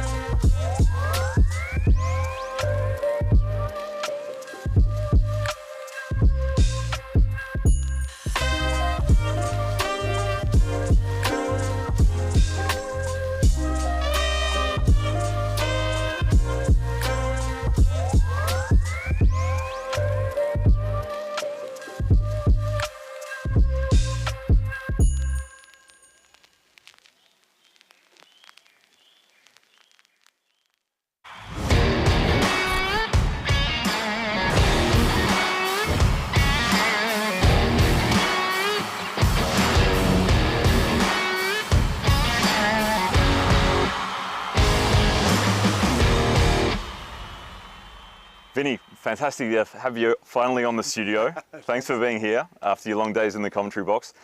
Just like to know, what are some of your first memories of cricket? Thanks, Daniel. It's great to be here. I'm really excited with the opportunity to hear so many stories. So now, obviously, to be a part of it.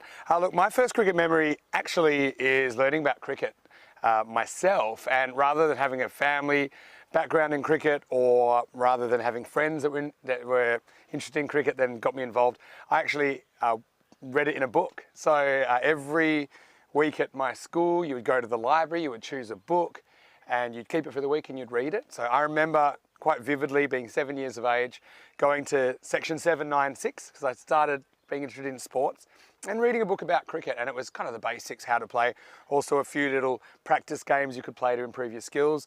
And then I was hooked. And then every week I'd get out another cricket book and another cricket book. And before so long, I was playing, you know, the plastic bats, the plastic balls, and then progressing through the junior system that way. Wow. So were you playing with the club or with your school? Yeah, so I bought both. My parents were really supportive. My dad, although he is of Indian heritage, but he was born in Malaysia, so not really a big cricket playing country. So I kind of had to teach him to bowl rather than him teaching me to bowl, like most dads would do in Australia, I suppose. But yeah, they got me involved just in the local club with the junior cricket program, probably about 8 years of age, and yeah, these kind of modified games. It's called Kanga cricket in those days. And I still remember hitting my first six. I remember that feeling of doing that. I remember just being crazy about it and playing with my little brothers or playing by myself, finding ways to play against the wall, using some of these games which I'd learnt, playing test matches on the wall against myself, where I'd throw and hit the ball, and I'd have quite advanced scoring systems. I was a proper cricket nerd, really, when I think of it. But then kind of progressing. At school, you had to pick a summer sport and a winter sport. Obviously, I picked cricket, and that was around 9 years of age, playing for my local club, and then progressing through that to the kind of the district situation, some kind of junior state squads as well. So that was my cricketing journey growing up. What was the name of the first club? So the first club I played for was City Beach, and big rivals with Wembley Downs. This is in Perth suburbs. And would you believe it? Like, I would end up playing with a lot of those guys, obviously, because you came under the same district.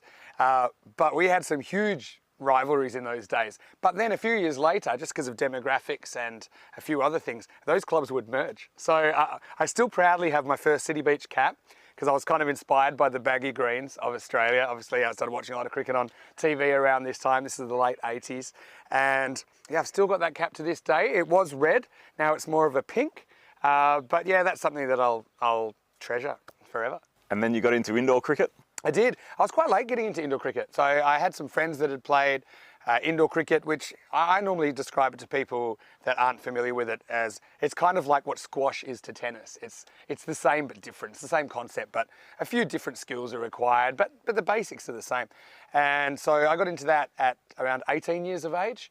And by this time, I'd really gotten interested in wicket keeping through my teens. Started off as a bowler, actually, that batted a bit, but I really got interested in wicket keeping. So indoor cricket was a great way to practice wicket keeping in some pretty crazy situations because you're always up to the stumps. And yeah, I found I really enjoyed indoor cricket. Within a year, I was in the state team and ended up playing in the national championships in Australia for 20 years. So it was a bit of an initiation, indoor cricket, but in those days, there was a little bit of a, what's the word? Not everyone in the cricket community accepted indoor cricket because they felt maybe it'll ruin your technique or all these things. But to me, it was a bit like playing tennis versus table tennis. You know, they're kind of different. I quite enjoyed playing both. And the beauty about indoor cricket was that you're kind of always in the game. You know, there's not too much sitting on the sidelines. You know, you're in there. You can try stuff. There's no real overthrows, so you can try crazy flicks if you're keeping, and you can just try all sorts of things. So obviously, playing indoor cricket at a high level kind of really hones your decision making. And I actually find the games that we play these days, these 10-over games, they have quite a lot in common with this indoor cricket. There was 16 overs. It was really fast paced, and you had to think on your feet. Yeah, and a big shout out and thank you to Peter Lewis, because it was because of Louis that I got involved in indoor cricket, and that's how I met you. Yeah, that's right. Peter Lewis, obviously playing at the Bayswater Morley Club in those days, got you into indoor cricket. We ended up playing together. I think that's when literally was my first season of indoor cricket. I think I was 18, you were 16 back then. I remember we won the premiership, and there's still a photo floating around somewhere of this, and it's quite incredible that we'd reconnect after a long time and embark on this crazy European cricket adventure. It is. So then from there, I'll just tell a little story about, you know, us playing and really enjoying those indoor cricket days. And then I've decided to move off to Europe.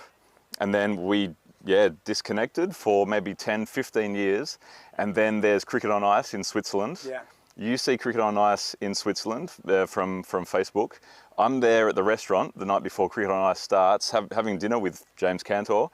And then all of a sudden, Vinny Sandhu walks into the restaurant. I said, Vinny, and you say, well, Westy, and we caught up at that moment in the restaurant. I said, what are you doing here? You had seen cricket on ice on social media, right? Yeah, well, what happened was I was doing a bit of work in Zurich, so I kind of became aware of cricket on ice, and through a few people, ended up getting offered a spot with St. Moritz Cricket Club and Chris Lodge, who is actually here for this tournament with the Swiss team.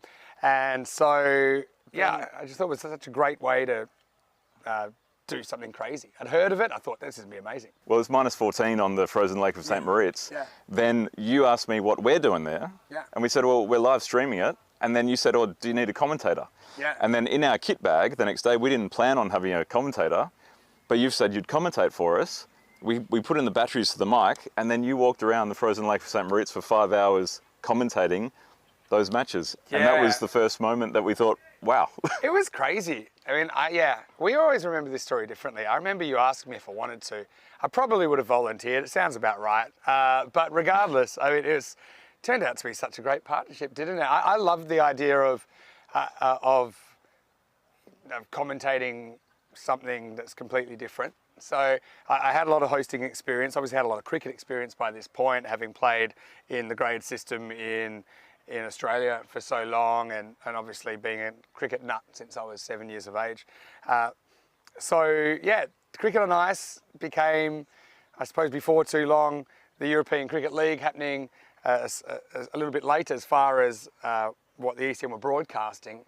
And that's when things really took off. But I mean, that cricket on ice, it was something completely different. There's still pictures of, rugged up, minus 14 in 7 or 8 or 9 layers. And but wearing running shoes because we're playing cricket, and then the huge jacket. And I can still remember it in my mind because it was a wireless mic, and you were wandering around watching the game and commentating it beautifully while this stream was going on. Yeah, it was fun, wasn't it? We weren't thinking too much in those days, except for, we're having a bit of fun. Obviously, there were bigger things planned, but that was a great opportunity, obviously, for ECN to suppose see where they're at with production at those stages.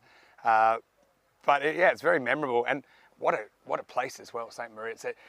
I've been to some crazy places now to see cricket all around Europe and things, but at St Moritz is, when people ask me the most unique cricket ground I've been to, it's got to be that one. That's the one. And so it was actually German Cricket TV. Yeah. And then it was after that year that then the idea of the European Cricket League was starting. And then we discussed it again.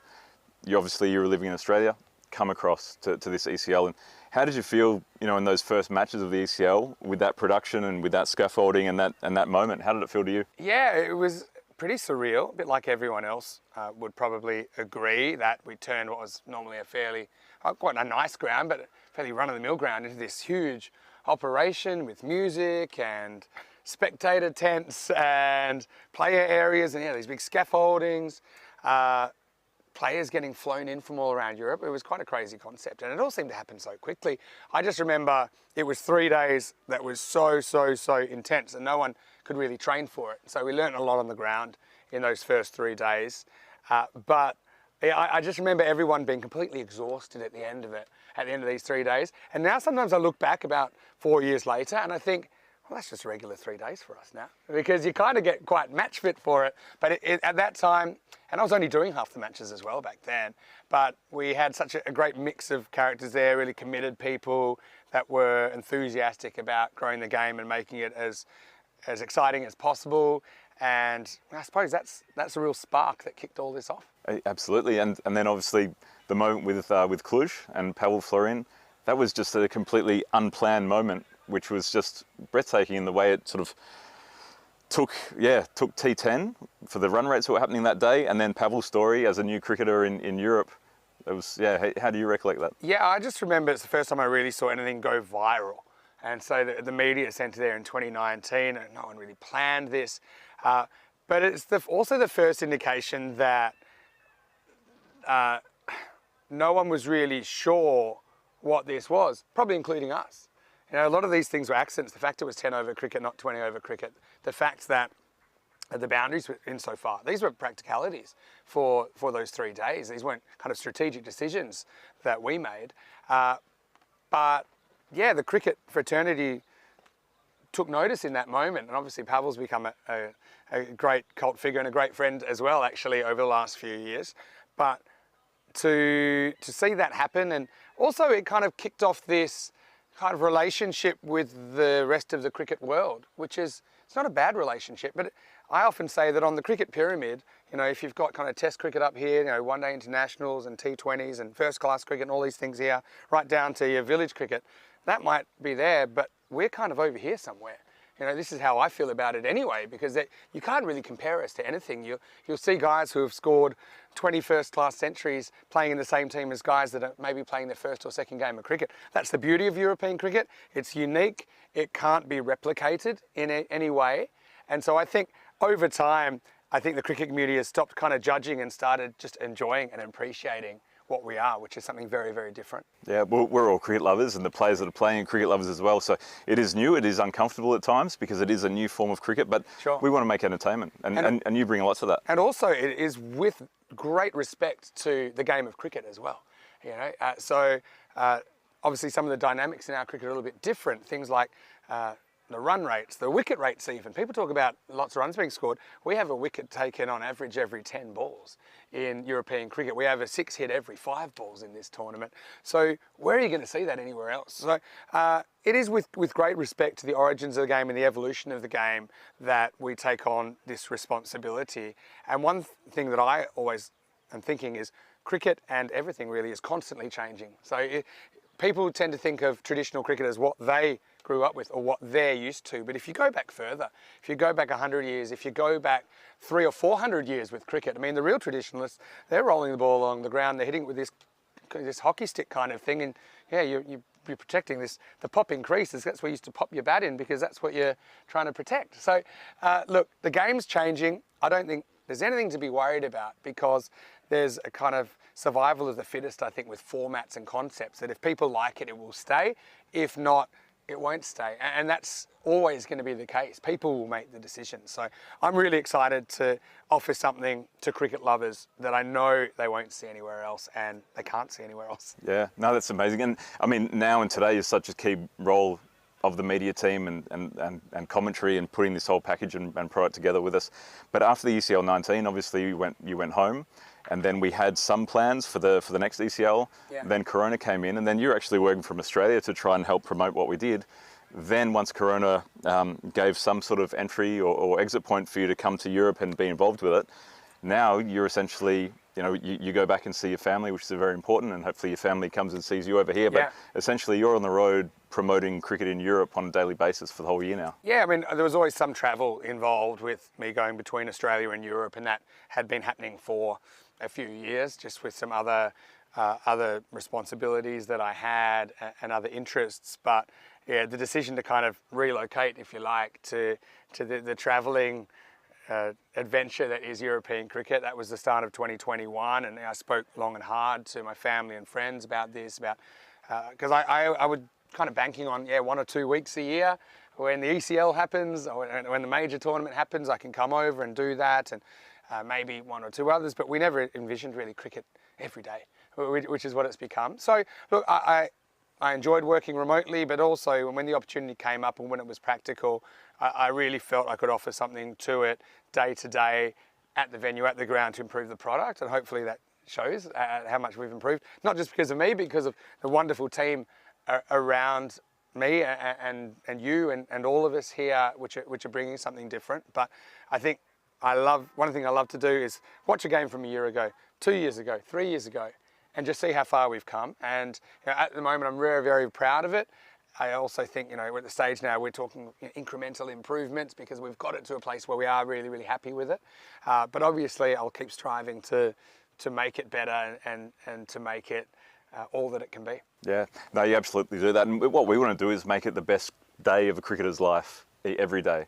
So it's with yourself and the respect that we want to give the players and the game and all the crew from the ECN. When a player walks out to play and they get the chance to do their very, very best with the stream, with the broadcast, we want to give them the best day of their cricketing lives, let them express themselves and do what they do in front of their friends and family and that huge audience that makes them play better and get better for next year. Yeah, well, let me tell you something. I mean, I've talked to cricketers from Bulgaria, I've talked to cricketers from England.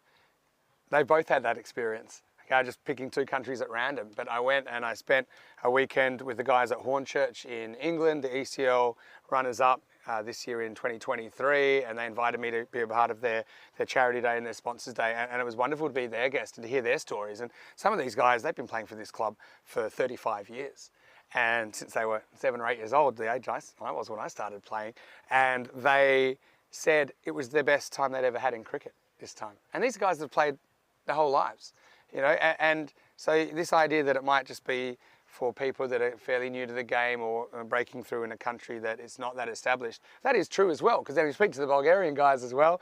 I've got a lot of friends all over Europe, and they'll say the same thing. They're really appreciative of the opportunity and just the way it's so professionally run now. I think if you do anything 3,000 plus times, you're going to get really good at it. So obviously doing it day in, day out, it's very systematic, it's very organised, and what you just said there, I think applies equally to those people that are very experienced cricketers or people that are just picking up the game. Luca Petre for Romania last week, getting his first international wicket, for example, was a highlight. But I think one thing that we really strive to be is inclusive, and so that includes, ages, genders, abilities, geographies, ethnicities, everything. And we want to provide everyone that platform and that experience.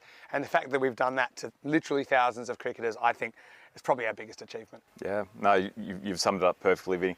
I think that for one of probably my most special memory of our relationship and of the ECL 19 moment was when the power went out. Yeah. Because we had these LED boards, and every time they went from black to white, they put a big surge on the power. Yeah. The power went out. There was no more audio left apart from your microphone. And then you've been told, you've got 40 seconds here to wrap it up. And the way you wrapped it up that day will always live in my heart. Because, You're taking me back now. Yeah. It's committed cricketers, with their clubs and their federations and their countries, striving to be the best players they can ever be. And that's really special, the way you sum that up.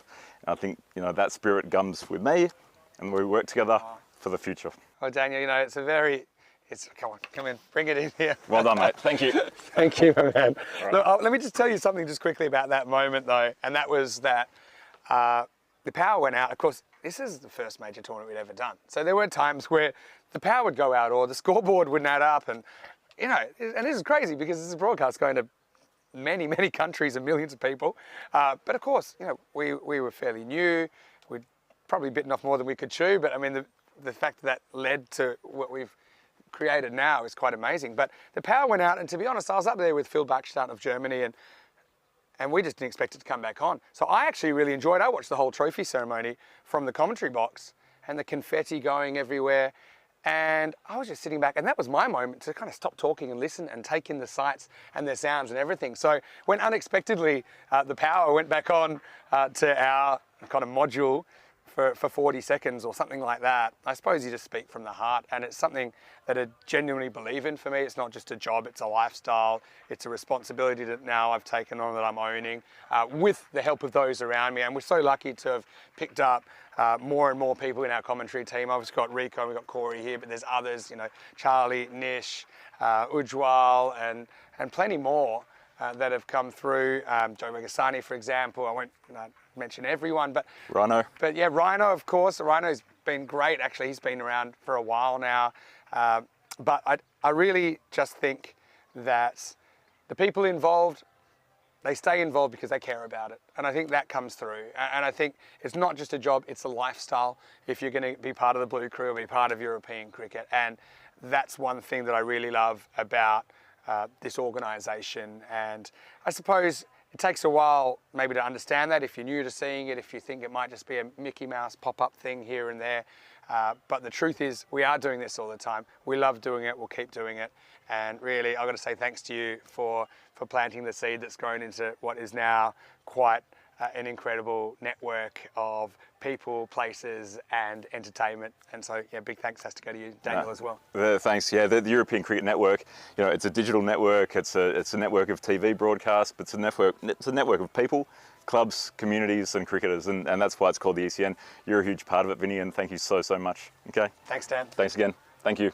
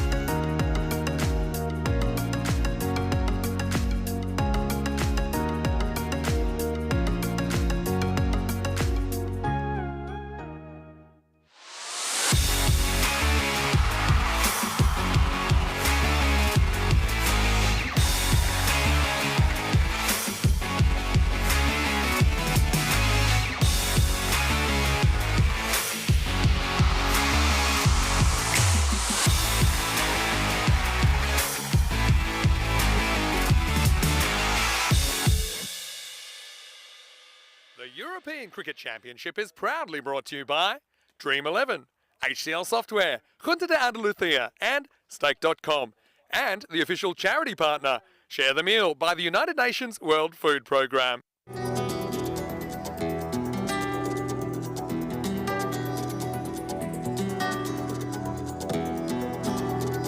Ven conmigo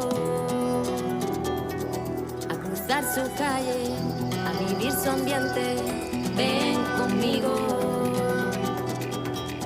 a vivir la vida intensamente. Conmigo ven, conmigo ven. Hello and welcome back to the home of European cricket, the Khartoum Oval, where we're currently in the middle of Championship Week for the Dream11 European Cricket Championship. 7 teams remain, and what a show we've had so far, not only in Championship Week, but of course the 3 weeks of group action that preceded it now, and a clash which I think will get a few headlines going. It's Germany versus the England 11 in the cricket field. Now, I remember a couple of years ago, the England 11 completely kind of outclassed the Germans, but right now it's Germany that are on fire, but England also very strong yesterday. Coin toss on the way. Rob Kemming has the 2 captains. Let's see who wins it. England, your call. Crown. Crown is called. Germany will bowl. So the news from the toss is that the Germans are pretty lucky with the tosses. They have won the toss and they will bowl first. And yeah, what I was alluding to was that a couple of years ago, remember the first time these 2 teams met in an ECC, England rock and roll Germany in the 50s and looked to cut above, and saying that England aren't a very good side this time around, but Germany playing a different brand of cricket. And they're led once again by Vasikara. No Rohit Singh back yet, though he's expected back later in the week. Had to go on some personal business, but Tristan Yunbauer has come in for him, although we didn't see him with the bat last night. Wasn't required, but just have a look at that top 3 for Germany, I should say. That in great form with Jamshed Khan as well as Vasikara, and then Mini Boom Boom at 3. Umpires lead the players onto the field. Another battle of the Reds here. There is Shahid Afridi Jr. England 11 batting first. I know that England also like to chase, but also they won't be too bothered when you look at their side. I mean, Lincoln and Young to open up. Now, Bevan was down at 7 yesterday. We know the England 11, they've had a little bit of an illness going through the camp. So it hasn't been plain sailing, to put it plainly. And England 11 still favoured by the win predictor, 61% to 39. But I think that meant that they probably were mixing up their order based on who was feeling well enough to bat yesterday. I think in some circumstances. It does look like Lincoln and Young heading out there. And a lot of support for both teams here. I think in particular, a lot of the English expats love to get down to the Khartoum Oval to support the English. But well, there's a man, he's meant business in the last few days. Shahid Afridi Jr. He's been absolutely whacking the ball to all corners. Germany, slightly different looking squad to the one that we saw win on Saturday night, but only slightly. I think, you know, just necessary to make a couple of changes for practical reasons. Like I said, English flags flying and a couple of German ones around. I know we've got lots of viewers watching from Germany. They'll be watching on sportdeutschland.tv, I'm sure. So hello to all of you, and of course hello to all of our UK viewers that are watching on Viaplay. Great to have your company. There's Janpreet, who's listed in the 4 position today. Looks like Voltaire will get us going. Kind of weird to see the Germans playing in the daytime. The last couple of times we've seen them have been under lights. The Saturday night final where they got over the Scots. And then last night they played in match 5 where they were able to get over the Ireland 11, handing Ireland their first loss in ECC 23. So, well, this should be good. And England 11, even though I know a lot of them weren't feeling particularly well yesterday, they certainly did the business on the field, didn't they? They were very impressive.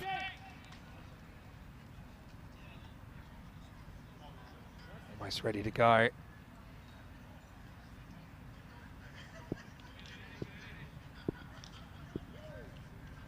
So, time to play.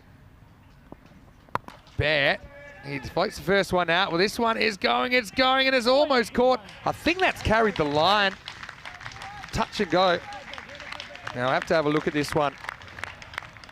My instinct was it might have just got some of the rope, maybe not quite.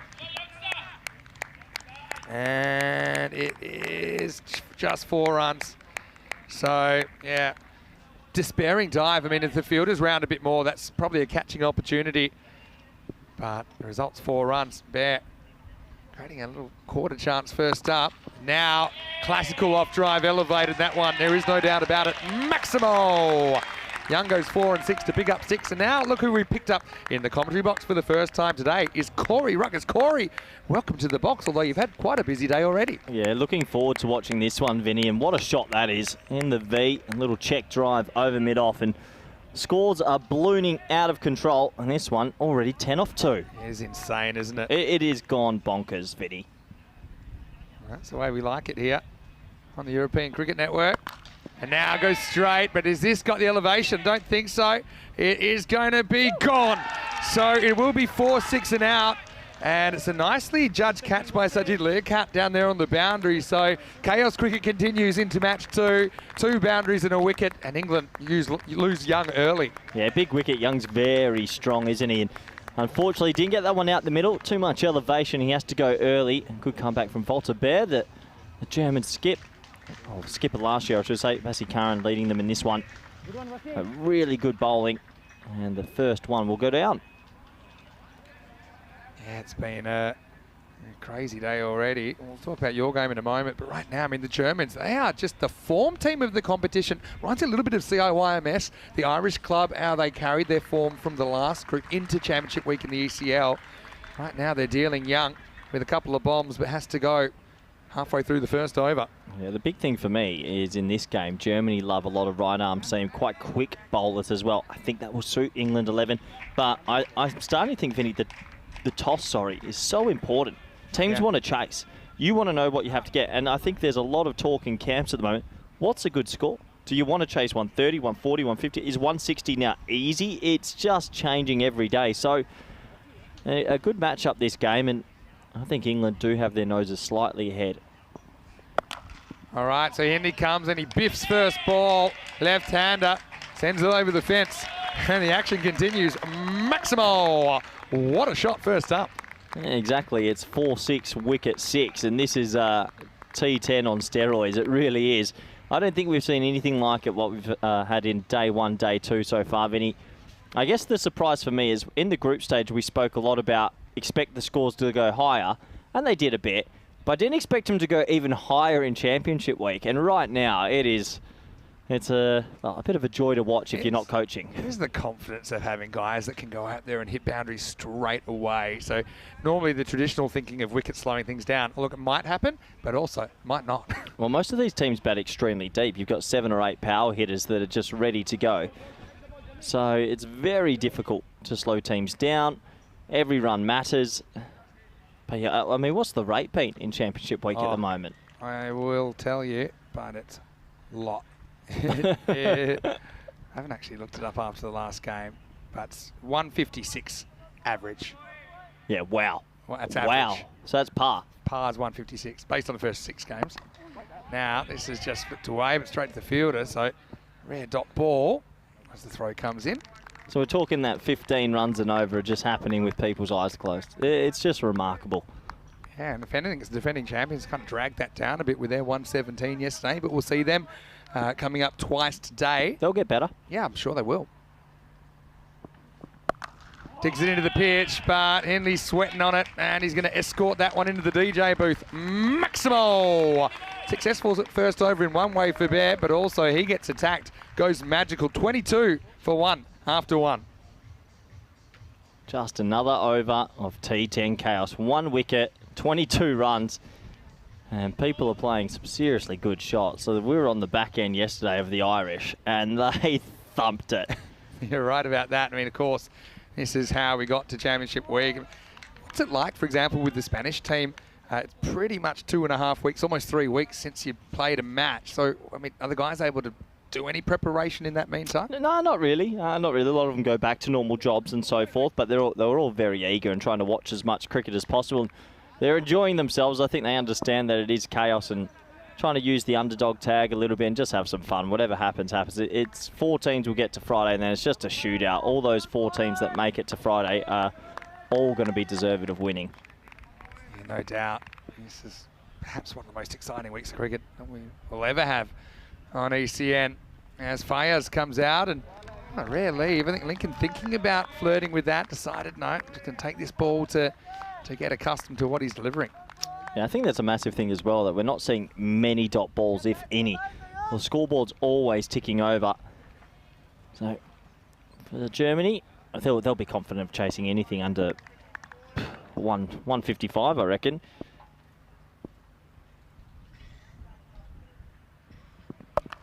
This time, Lincoln does offer, but he can't beat the fielder. Knocks it down, just a single. Yeah, nice start for Khan. A little bit of shape away from the right-hander. Lincoln just taking a ball or two to get himself going. Also find the power play is quite interesting at the moment, where teams are putting their 2 boundary rides. Because the ball's going 360, it's quite complicated to pick the 2. We've actually come up with a new rule overnight, Vinny. What's that? Well, this does seem like it's becoming a bit more of a batter's game, right? I think in the power play you should be allowed 3 out. Ooh. I think we're getting to that stage. I hear ya. It's onto the pad. I think that we've got to... There has to be something for the bowlers come back, and I mean, you say it does make a difference. You don't want to it's a small overreact. change. I know what you're saying, and it make your job easier. That's why I'm sure you're proposing it. But I'll say, also power plays bring a lot of wickets. Normally, it's just... I'm just saying one more. There's been unreasonable hitting in this last week or couple of weeks.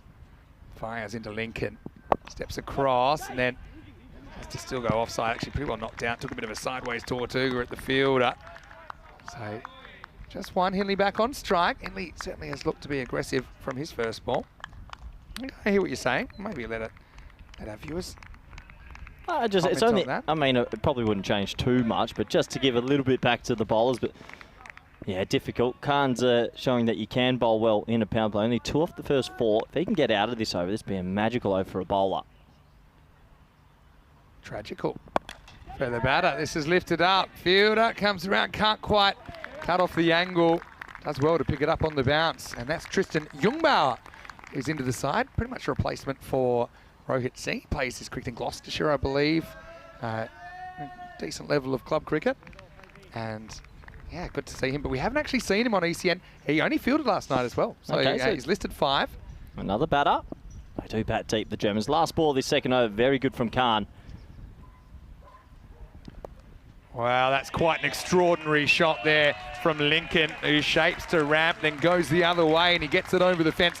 Maximo! England 11 now, 32 for 1 after 2. Yeah, that just shows the calibre of some of the players that are playing in the ECN and ECC Championship Finals week. That's an audacious stroke. He gets it, and that flies for 6. It just goes to show anything can happen in Championship week, and that was a pretty good over. Only goes for 9. England, well, they'll be wanting to add some points to that table. Big difference. Obviously, we'll talk about Spain and your team in a minute, but big difference with the result. I mean, Italy could have been 2-0 on getting the job. Instead, they're 1-1 like you were yesterday.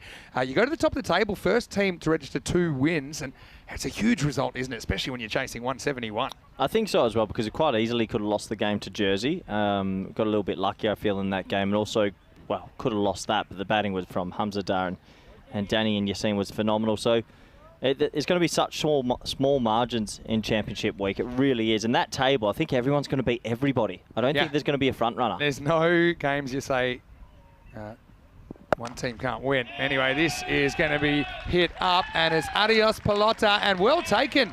Oh, well. Oh, is that one of my boys? I think it is. It might have been. I couldn't see, actually. He's a long way around the corner, but it was well. It might have been Raja that takes it. You tell me what you see on the replay. Oh, I love it. Henley, make sure it wasn't a fielder on the field that caught it. Yeah, I love a good crowd catch, but yeah, that's in the slot, isn't it? Left-hander. Nice swing of the bat. 6 runs, and you're right, that was Raja a deal.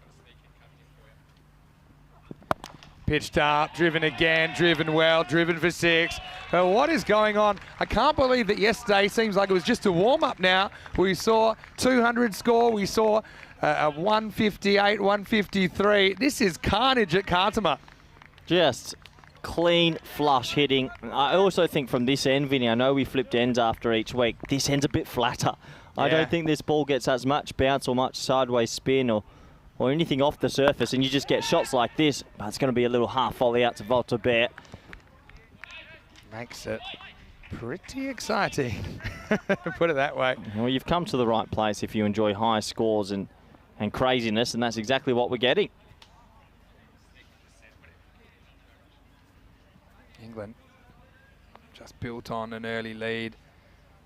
58%, I think they were at the start of this game. No, 61% is where they started.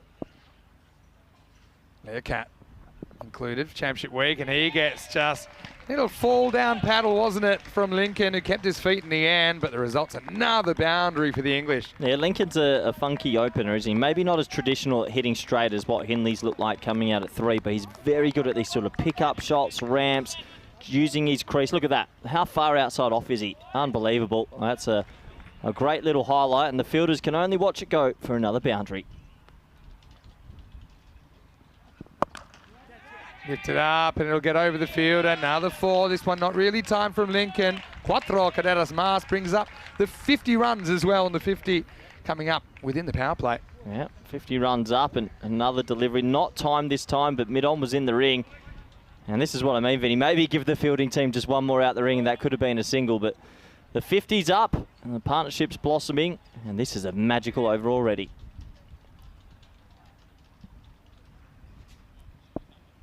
Yeah, Cat. Welcome to the jungle. Last ball to power play. Long on, long off back, so he goes sideways, gets outside the line. Oh, it's pretty close. That's pretty close. Yeah, they're confident. No, we're going up to limited review system, Vinny. Live, I felt he just got there, but you know what direct hits are like, Corey? This will be a replay. He had to hit one stump. It'll be a leg by if it's not out. And we're about to find out whether Hindley is on his bike or not.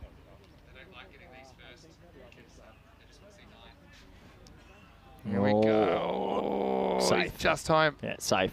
And I mean just. Background. It's the background. Yeah, that's down. I always think it's crazy to, yes, definitely down either in one just after he's in. But sliding on the spine of the bat is a tactic fraught with danger in case it bounces. Are you sure 100% that bat's grounded? I'm 100%. I'm not 100%, only because sometimes when you get in the divot, it can blop them up. Just watch this, Vinny. Watch it hits the grass, yeah, but and there. then is that what that in? That You can see daylight, can't you? No. I don't know. I'm not as confident as you. I think that's out. Out or not out? So, I mean, he's not out. Okay. I think it's potentially out. I don't think that's out. No way. You know what? You're starting to see things. No, there. but when you see daylight, see, you can see daylight. Oh, nah. Well, it's an interesting There's one. grass touching that. Well, it's like when you get at one of those catches when you've grass on the ball and they're like, oh, it's one of those funny ones, Vinny. I think we've done too much of this. We're starting to see things. Directors in the Well, then my question is, what is hitting the ground? Nothing. Like, there's ground that's been hit. Yeah, before the line. Nah. Interesting. Leave that one to the viewers. That's a funny one, though. It did look like it might have gone up, but probably the safe decision, right decision's not out. I know they didn't cut the grass overnight, so I think there's a bit of grass touching the bat. Anyway, 54 for 1 at the end of 3. Looking at the power play. Bookended with 22s. There's a couple of magicals so far. Excellent fielding, though. Hello to Ian. A bit of spin now. Ghulam Ahmadi, the right arm sort of mystery off spinner. Yeah, he had a really good few days, hasn't he? Hello to Ian, and I like what he's put in the comment section. A bit of alliteration. Nice. Swing and a miss first up.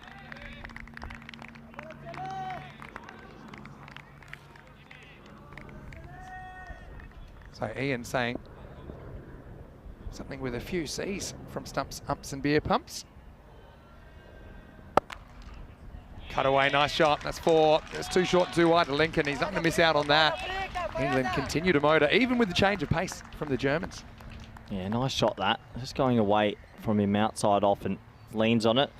Well, it looks like a new graphic, Vinny. Hey, we're there. I thought you might like that one. Third biggest chase all time. Yeah, but isn't there a graphic from yesterday? We conceded the 3rd biggest score of all time. Let's not go into that. But right now, I mean, again, chasing it in 8. Same as the other 170 chase above you. Hungary chasing 174 in 8. How come we aren't above? Because it's to do with what your target was. that you Okay. achieved. The target achieved 171. Yeah, credit to all the guys. Good comeback. So we try and attempt this. Ian says, Chaos Cricket produces carnage at Cardamom with Corey. Oh, wow. That's good. Not bad. Marty. I mean, they're 58 of 3.3, and it looks like they're taking their time. Yeah, but the off-spinner making a bit of a difference here. So that's the Dushra. That's actually gone a bit the other way. Very difficult to do that. Yeah. Now, Marty certainly posing a few questions for the right-handers as well, which is really useful as a finger spinner. That was the same again, and an acrobatic attempt, but Janpreet couldn't quite hold on. It'll go to the boundary, and the action just keeps on coming on day 2 of Championship Week. Yeah, what a nice shot, but what a bit of fielding this could have been. He flew through the air, gets a hand to the ball, parries it over the bar. 4 runs, top effort.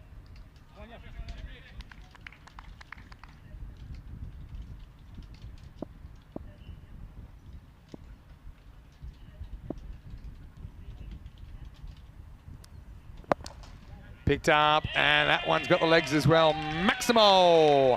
Now Lincoln, he doesn't mind, taking a ball or two because he's that destructive. He can make it up. We saw him leave the first ball, remember, but that seems like a distant memory now at the end of 4 overs. It's 68 for 1. Yeah, that's what Lincoln does. And he's very creative with the crease and what he wants to do with his movement. So good batting. England in control at the moment. 68 for 1. Going at 17s. And once again, Vinny, I mean, 17s, you're going to end up with 170. But is it enough? It's just changing so much. This game, I can't believe. I mean, 2 years ago, we were getting scores of 110 getting defended. Now we're talking 170. The thing is, you guys were on 217 pace, which means that theoretically that would have been enough to chase down what Ireland set you yesterday. So it was quite funny. A few of our boys were telling the Irish after the first innings, 20 short, boys. The old classic South Africa versus Australia comment from Jacques Callis when South Africa chased 435 for victory in a 50-over game. Bit slow for me. Still single-digit run rate, but... Well, if Ireland had batted 50 overs against us yesterday, they would have made 1,100. That's exactly right. He only might have made 700 or 800 himself. Anyway, here we go with Abdul Basir in over number 5. Fails to fire. But, tell me, I mean, what do you say when you're chasing 171? What were your words to the team in the halftime break? Well, bring the fire. But it's honestly, we're still trying to figure out what's the par. And if the par's gone up, that's, 15 over par. So the bowling unit obviously still struggling a bit, but I think everyone's bowling unit's trying to find the best weight. Basir gets hammered out of the ground. Well... Didn't bowl it the first time, and when he bowled it the second time, it's up the hill. Maximo! Henley, hasn't he been good in the number 3 spot? Yeah, just brutal hitting. That is clubbed away. And he's already raced to 32 of 9. I mean, we're seeing players consistently make 50s now off 13 to 14 balls. Even some quicker.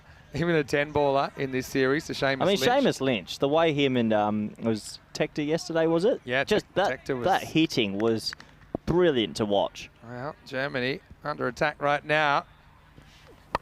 Full toss, rare miss time. This will just be a single. So let me tell you who England have today. Of course, they've got Germany here in the second match of the day. They've got the Netherlands 11 in the evening, and a rematch of last year's final. Good game. That will be a good game, but really, they're all good games at the moment. Germany 2 years ago, I remember England rock and rolled them in the mid-50s and chased it, and they certainly made it clear there was a big gulf between these two teams. But Germany, they're at the form team right now. English 11, though, for me, the more cricket they're playing here, the better they're getting. Yeah. I think there's no doubt about that, especially their batting unit. I think the way they're hitting it right now, sending a pretty clear message. Did they make any changes for this week, or are they stuck with the same troops? I think pretty much the same squad. Yeah, I feel like that that they're developing every day, aren't they? Looking better and better. All right, tries to get funky this time, Lincoln, and might be lucky to get away with it. Yeah, take that. Handy dot ball. Every dot ball's almost gold dust. What's good bowling figures these days for a bowler? I think if you can stay in the 20s, you're happy. If you get a none for 29 or really? better, that's where we're at.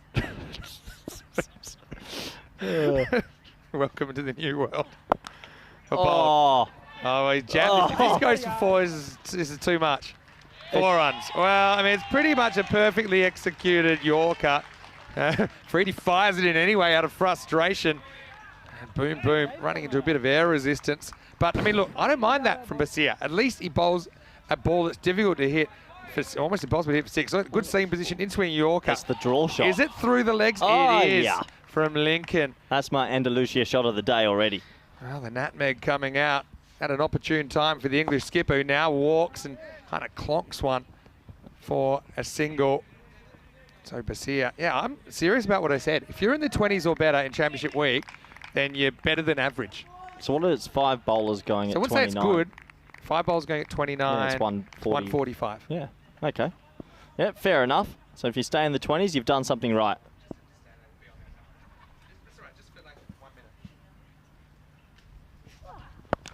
Wow, this is high, Oh. and it's far enough. Well, that one might be in the scorer's box. Maximo to finish the 5th. England 11 sent in, but looking pretty comfy at the moment. 86 for 1 after 5. Well, watch that grizzly ball fly, and let's fly up into the dream box now. Vinny Sandhu, Mr. Maximo for the European Cricket Network. Good to have Corey Rutgers in the commentary box for the first time today. Of course, Corey also coaching Spain in this series, but he's our regular commentator on ECN, so I'm happy that you can step in for a couple. Rico's got the day off today. I don't really know how to describe what we've been seeing. Do you want to try? Not really. I think that a lot of these teams are bringing such good batters. I mean, that's beautiful ball striking from the English at the moment. Italy this morning, Nakfi's 100. We were just sitting there going, well, Tim Tector smacked 100 against us. Like, okay. Yeah. But it's just the past score. We're all trying to figure out. So when they come off in that previous game and we kept them to 1-0, we're like, is that good? We don't know right now. Yeah. So obviously the batting's gone like this, and maybe the bowling's just stayed the same level, but the batting level has definitely gone up. Our ceilings have been smashed, but I have to be honest, I got to say, I haven't seen enough Yorkers. Yorkers you get out of jail. A lot of Yorkers are being missed when they're being attempted, so it's an execution error for me. Not that I think I've got all the answers, because I certainly don't. You were bowling everyone under the sun to try and slow things down, I noticed in that first game. Right now, I mean, every team will run into patches where things are difficult. I think Germany, they're running into one here. I'll be really curious to see how they act and maybe if they can peg things back a little bit in the second half. Well, that's the thing. If Germany keep them to 160, I mean, it sounds crazy, but 160, they'll believe they can get it. So, yeah, I think a lot of teams are trying different bowlers, and who just works at this T10 sort of tape ball cricket with a hard ball. But what I will say is that, good bowlers will stand out here. If you can have a bowler that can go for less than 20, let's say, and maybe, ooh, interesting. Yeah, he slides his foot here. And I think he keeps it on the ground. He actually slides it, doesn't lift it, Lincoln.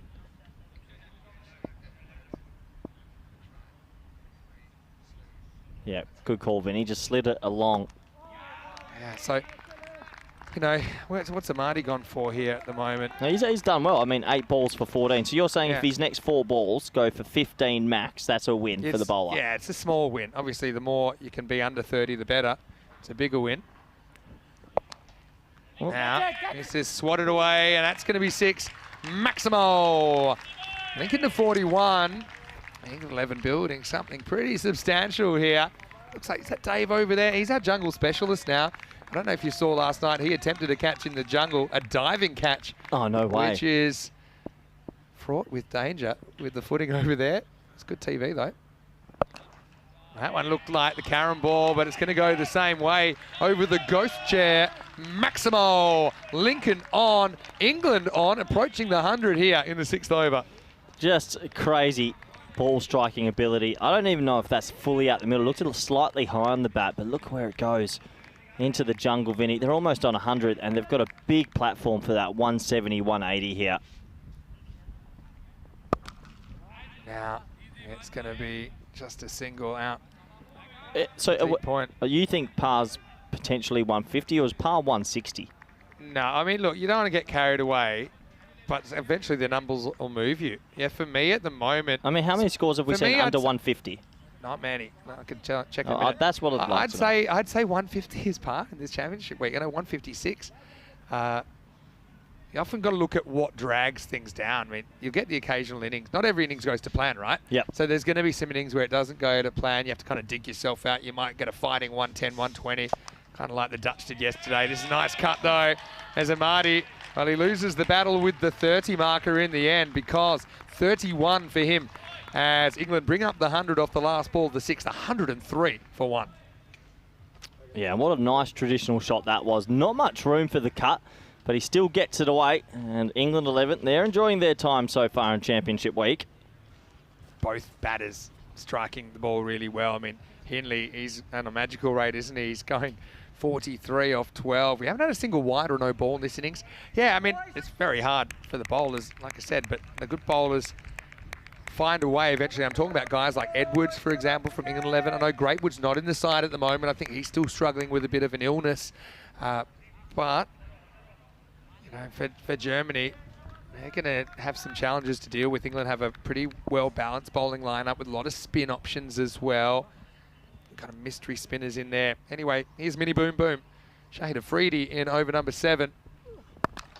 And he gets driven straight and driven along. Maximo. And that for me again, I mean, Afridi does like a Yorker, but he's just a metre short of it, and he pays the price. 50 for Lincoln. Hey, I just think you're right, Vinny. People want, he wants a Yorker there. But if you miss it, and you miss that side, it's usually 6. So 50 up for Lincoln. He's got a big platform here to go on to something large. Not wasting too much time waving the bat is Dan Lincoln. He's ready for more. And he's going to get more here as he just clips it leg side.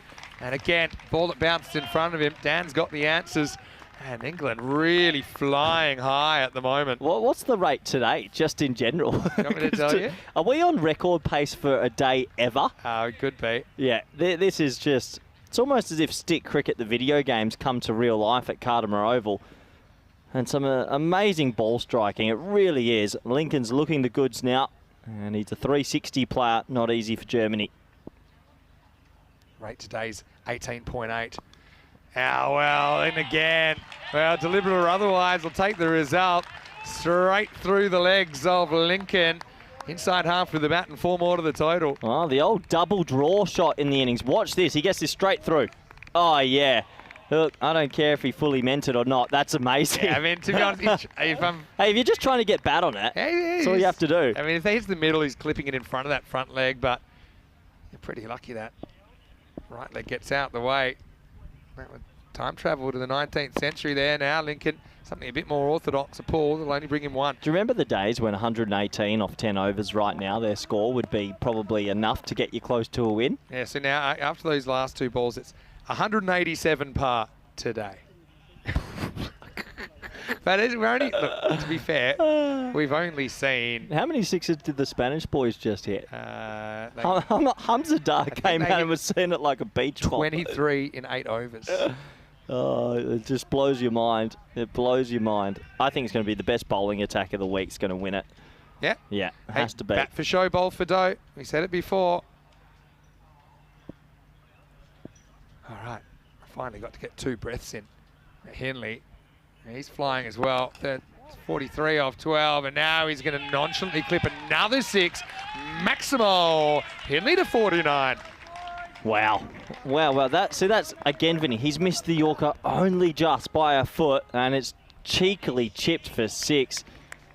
He's looked in form since the moment he walked out, Hindley. It's controlled hitting as well. Welcome to stick cricket with live human beings. Live from the Cardimer Oval. Afridi's gone magical. 21 off this one with a ball to come. And this will be 4 and 50 now to Hindley, who brings up the milestone in only 14 rocks. Oh boy, oh boy, oh boy. What an innings from Hindley. Well batted, really well batted. I like the use of the crease just with that boundary there to get it through the offside. That's the end of the 7th over. And the score is 128 for 1. Live run rate watch. 18.9 and over here on day 2. Where does this end? Well, if you want to send your thoughts, please do, because my mind's running a little bit on overload at the moment, but you can get me at Mr. Maximo and get Corey at CRutgers_28. Don't forget to follow us on social media, where you're going to get a smorgasbord of cricket highlights every day at the moment. Maybe it's just a phase. You know, you went through phases when you're a bit younger. Maybe there's just a Maximo phase, and eventually the bowlers have to regroup and come up with something.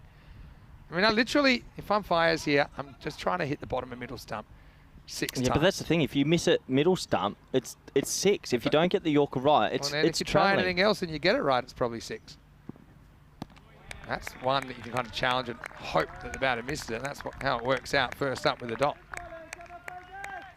The thing is as well, if Germany can try and take just a wicket or one over that only goes for 10, then all of a sudden they're only on 138 and you can get it back to parity. One over, one bowler can have one good over somewhere. The Changes the whole cheapest game. over in that first game was 13. In the whole game? The whole game. That is great. That has to be a record. Surprised you didn't write that down. I know, what I was writing down in my note was look for another job. You're a terrible coach. If you actually crunch the numbers from the group stage to Championship Week, Spanish cricket, we have conceded the most by a mile. Isle of Man, we're making 145s against us. I'm not going to shout out too much. You have played one You know what game, I did this morning? You're like this. I took my 3 wicket keepers, Awais, Adam and Nissan, out to the other field, said, who can bowl, boys? I did. Sign that you've planned it all out. That's what I'm talking about, if you get it right. So just because you sometimes miss a plan doesn't mean the plan's not worth trying. I don't know. Just haven't seen enough of these kind of balls. But, I just think people are trying to do it, Vinny, but it is not easy to bowl a Yorker against quality batters on a 50-metre boundary, and if you get a low full toss, they're getting clipped for 6, and the half volleys are going for 6 as well. Basically now, if you have a bowler that bowls 2 overs that go for 16, you might as well give him man of the match. Yeah, the way things are going. Man of the match all of a sudden has to change as well. Well, I mean, I haven't really had time to settle and have a nice chat to you because this game's been so fast-paced as well. England on 177 pace, but there were a few people worried after 10 overs a day that you wouldn't be joining me in the commentary box and we'd have the annual Corey sulk where Spain lose and suddenly you sneak off into the bushes and we can't find you, but I think you're pretty happy to be here at the moment. Hit straight, hit well, nice shot, solid shot by Henley. Well, he might catch his captain soon, the way things are going. And with that, Maximo, England established themselves at 136. Yeah, Henley's playing a blinder here, isn't he? Lovely bat swing on the man, and yeah, he's just come out from the start, timed it beautifully. Both these two rivaling each other for who's going to top score. Yeah, gotta love a good race between two batters at the crease. That's well bowled. Backs away a bit, makes it look a bit wider than it is. I think if you asked anyone, that's the dream ball. Yeah, that is the dream ball, but executing that 60 times is almost impossible. Yorker's a Yorker. You know, I don't really mind it anywhere. Even a wide Yorker. Yeah, that's what I mean. Yorker's a Yorker. Anywhere from middle stump to just inside the tram line. Or actually even say leg stump. What's your thoughts on slower balls this competition then? Don't miss. Yeah, but what's the length you're hoping for? Oh, great running. Good match awareness. Really good running by Lincoln. Spotted that. Mandy was having trouble taking the ball, or at least had to do a bit of work. My feeling with slower balls is if you're always bowling Yorkers, then you should make your slower ball a Yorker as well. Because... that's impossible. You know how hard it is to land a slower ball Yorker? But foolish then, so that it's a bit better disguised. I think some bowlers bowl better disguised slower balls than others. I mean, Rajmani's got a pretty good one for Italy. But then it brings me to another point. Fires comes in, and he's going to get just clinked away, and that's going to be 4 more. And right now, England 11 batting for show. They're up in the 140s. Yeah, I think Fires Khan looked to his captain and said, well, what do you want me to do? Because that's actually not the worst delivery. Look at this, Vinny. Yeah. Swinging away, full and wide, and it's been ramped from outside the wide line. What a shot. Really good shot. I mean, this is one of the negatives of trying to follow Lincoln. You know, I think maybe you're better off bowling that base leg stump and seeing if you can catch up with it. But yeah, one of the things I know, just once you get to this stage, then everyone's done their homework on everyone else. Yeah. Last ball of the 8th. Oh, he decides to jab at this and stops his shot. Could be a rare chance, and it's taken. So that is Tristan Jungbauer that takes the catch at point. And so Lincoln goes for 68. He was just in 2 minds whether to leave it there or to leave it alone. And in the end, he just kind of bunted it just outside the circle. England have a huge partnership for the second wicket, but it ends at 132. The score 142 for 2. Yeah, it actually would have been a massive wide. He could only just reach it. A nice catch in the end. So he has to go. Well batted to Dan. Lincoln thought, once again, Mr. 360. All these different ramps and funky shots are always a pleasure to watch. Germany, they needed a couple of balls, and Fires Khan, good figures. Yeah, well, stand up and applaud for Lincoln. He's set quite the base for England. He compiles 68, including 5 maximos and 8 fours off just 29 balls. It's 142 for 2. Yeah, so what I was going to say, someone like Rajmani, he does have a very good slower ball for Italy, but obviously it looked like Spain had done their homework on that, kind of looking out for it. We said set up for the slower ball and adjust if it's quicker, because we had a feeling Italy would bowl maybe 50% slower balls. Yeah. So run rate pretty stable at a pretty high rate, around that 17 or 18 and over. Basir comes back in over number 9. So it all happens in the 9th, but it's pretty much all happening all the time at the moment. That's a slice miss hit from Henley, but he doesn't care, swings himself into the 60s. Yeah, Henley again, another ball in the V, and he puts it over cover. He's batted beautifully, 63 of 17. Bevan's gone out to join him. How destructive is Bevan? I mean, you see Bevan walking out at you, and so what are you meant to think? You just got to try and hit your spots. You've got 11 balls left. We've already seen a 170s chase pulled off today. Germany have a top order that is certainly in form. Oh, he's got something on that. I reckon there's a bit of bat down the bottom. Yeah, it's off the toe. Oh, now Henley pulling out the party tricks. I don't know how to describe this one. Maybe you'd like to try, but it brings up the 150 for England. It's awful to be a bowler. He lands the Yorker again, and he's somehow, I think, towed it. It wasn't off the foot, was it? I mean, there's been 3 perfect Yorkers, and they've all gone for 4. It's a deliberate shot, but I don't think it's the part of bat he was meaning to hit it on. It kind of hits right down the bottom corner, just out of the grasp of Sachin Mandi behind the stumps. Henley to 67. He's only faced 3 overs of bowling. Now a rare miss. I think of throwing, but in the end, they don't. That'll be a leg by. Valuable 1 run. Henley's been really good here. And think of what he offers with the ball as well. I think he's been a really great pickup for the England 11. Tom Bevan, again, he's played a lot of high-level cricket. Faces up now for the first time. I'm pretty sure he's not looking to push the one, Corey. No, this will be deep in the crease. Maybe skips across and tries to elevate it over the leg side. Who knows? And the scores are just flying.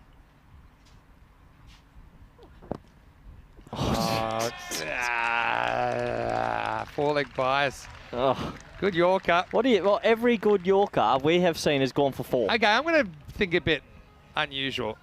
If you're going to bowl Yorker and you're actually hitting it, then maybe you need a fine leg. What are the long on long off doing? Getting the balls back from the ball retrievers anyway.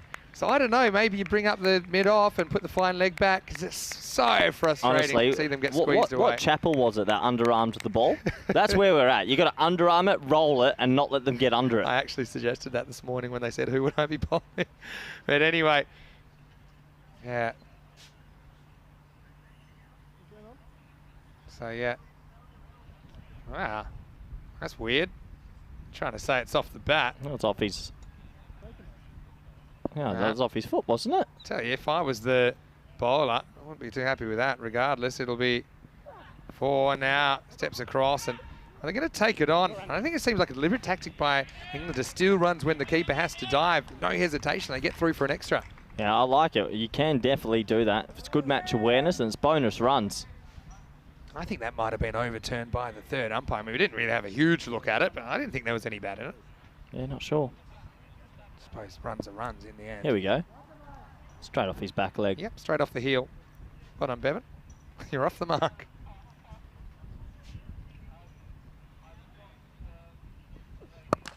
Full toss. Drilled, long chase for Fires. He tries to biff it with the foot. I mean, if he kicked that, they might have run 4. But in the end, it'll be a boundary for Henley into the 70s. Yeah, seriously good batting. Just pushes this one into a gap. 71 off 20. And just showing again, there is no room at the moment for error with the ball. It's probably an example of the different styles of fielding and probably different upbringing of the players that may not be so comfortable diving, even on such a forgiving surface like that here at the Carter Oval. Basir's lost the battle with 30. He's 36. Last ball to come from him. All right, that's high. It's a real steepler. Fielder camps underneath it, and he drops it.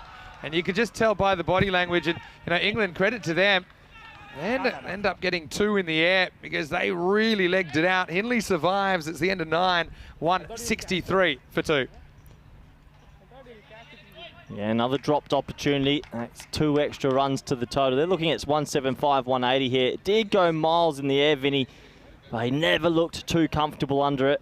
And a couple of extra runs given away. Could just tell he had a few issues judging the drop zone. Wickets to Bear and Fayez Khan. But yeah, I think if you win the battle with 15 economy rate, and you've probably done your job. Yeah, whether this is a blip or a trend, we'll see through this championship week. But we're no closer to working out who's going to raise that trophy on Friday night. There's certain form teams, but then one game can change all that around. I mean, look at Ireland 11 last night. The Germans giving them a touch up, and now England putting the Germans to the sword. It's well bowled by Afridi, and that's where I think he tried to be a few times but missed. And Bevan will have to settle for a single. Yeah, well bowled. Can he do that 5 more times? I mean, look, I think Germany would be saying, look, if we can keep them to 175, we've got the batting to do it. Sounds crazy, but they do have a serious batting lineup. I mean, if we see back-to-back 170 chases, what did you say the other day? You'll eat your jacket? No, I'm taking that one back, Vinny. Henley, 73. What a knot. Slow ball, drags it leg side, but it... Oh, that's an incredible... I think he's done that. If I had to guess, they'll get 2, but he's actually taken it and kind of sidearmed it back. That's Tristan Jungbauer out there. But let's have a look. Does he first take off from the field of play? Yeah. Yes, so far. Does he get rid of it Look before how he high lands? he is. Oh, yeah, I think he's in the air Keep there. going. Yeah, that's fine. Yeah, that's a brilliant stop. That is an unbelievable bit of fielding by Jungbauer. He saves 4 runs, and who knows, the way today's gone, maybe those 4 could make the difference. And you see, even the English had to applaud that. Now, short, hooked, and ain't nobody stopping this. That almost attacks the camera cube. Well, who's that down there? Can't see behind the hat. Might be Kristaps, but it is 4 runs to the total, or 6 runs, I should say, in the end. In fact, let's have a look where this bounces. Yep, all the way. Maximo time. 172. I'm just shaking Didn't we my say head. that 188's past, so maybe it's a bit under? Well, they could get 188. Oh, This is just crazy. It really is. live to see the day.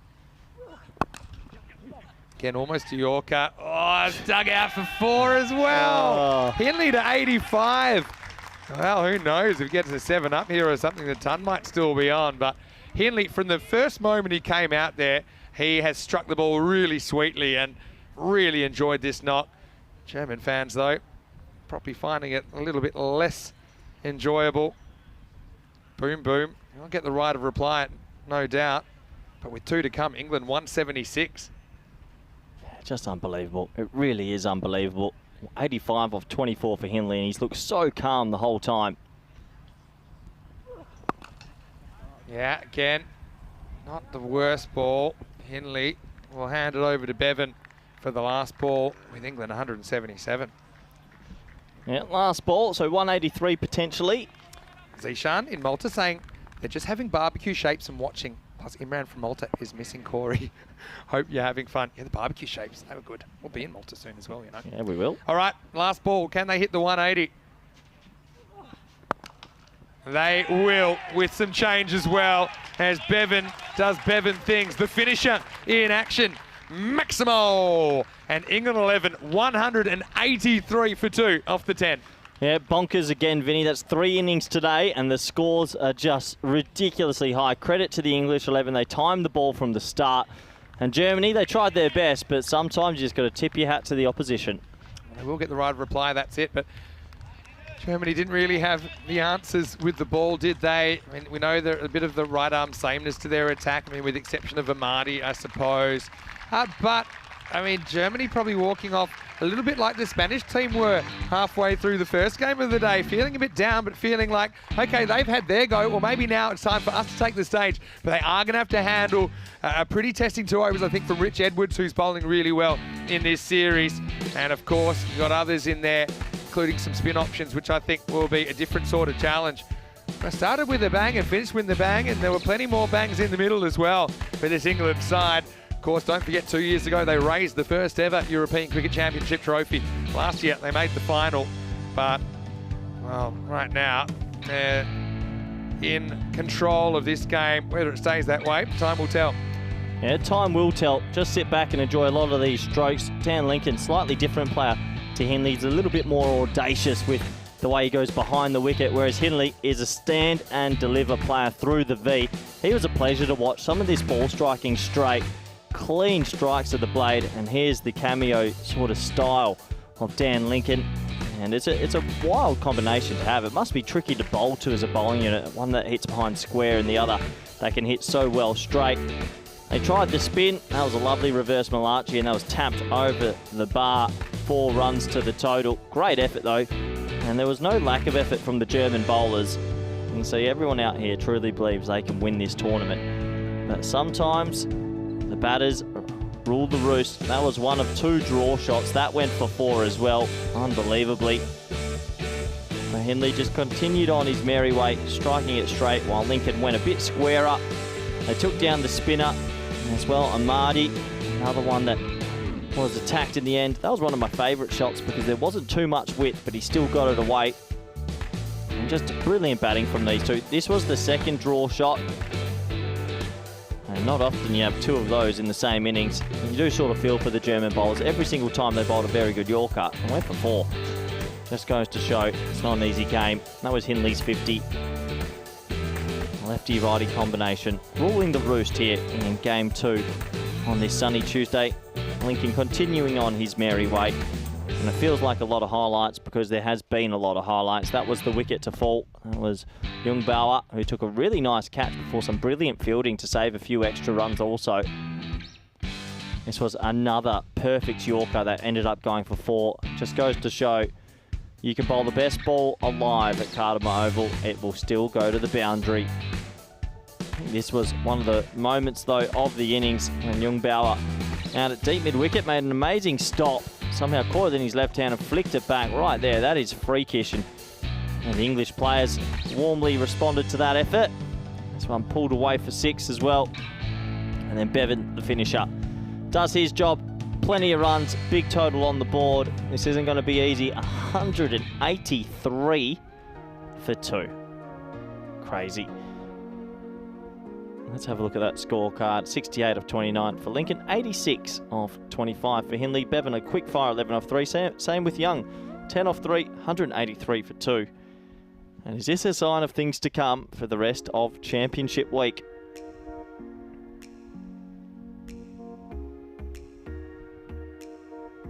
We have a look at the bowling scorecard now, and yeah, difficult reading. Well done to Fires Khan. I mean, to go at 11.5 at the moment, that is a 10 out of 10 effort. Everyone else getting quite a bit of tap. Well, that's the story of today so far. We'll be back in 10 minutes for the all-exciting run chase. Thank you.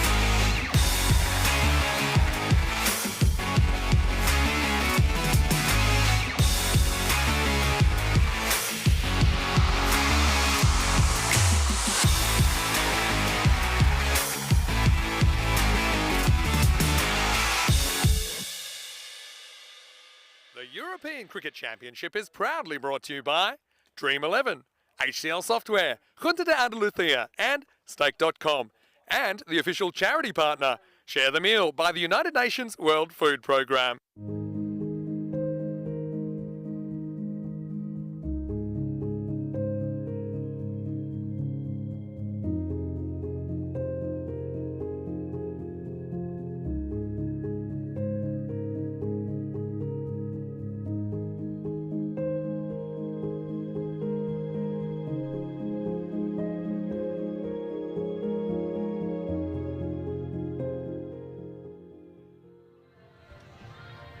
Hello and welcome back to the Costa del Sol. This is the Euros of Cricket. 109 matches over 4 weeks, 31 nations competing for the right to call themselves European champions. We're just over 3 days away from finding out which team that will be. 7 shortlisted here. England, they've put up a cricket score here, 183 in the 10 overs. Germany 184 to win. Rich Edwards. That is the name of a man that has been very, very good early. One of their few bowlers to avoid punishment so far. And he's going to start by getting whipped away for 4. Well, he was right on the money first up. Vasikaran opening up for Germany, their acting captain. He's out there with Jamshed Khan. And both these two have highlights as well. Vasikaran once hit 6 sixes in an over for his club, the Ertingham Boosters. Jamshed Khan boasts a 22-ball 100, the fastest ever in ECN history. And Rich Edwards, well, he's a guy. One day, he once conceded 1 run in his 2-over spell and 47 in his other game. So he's been around for a while now. Rich now loses this one wide of the tram line. So, well, look, we saw 171 chase down.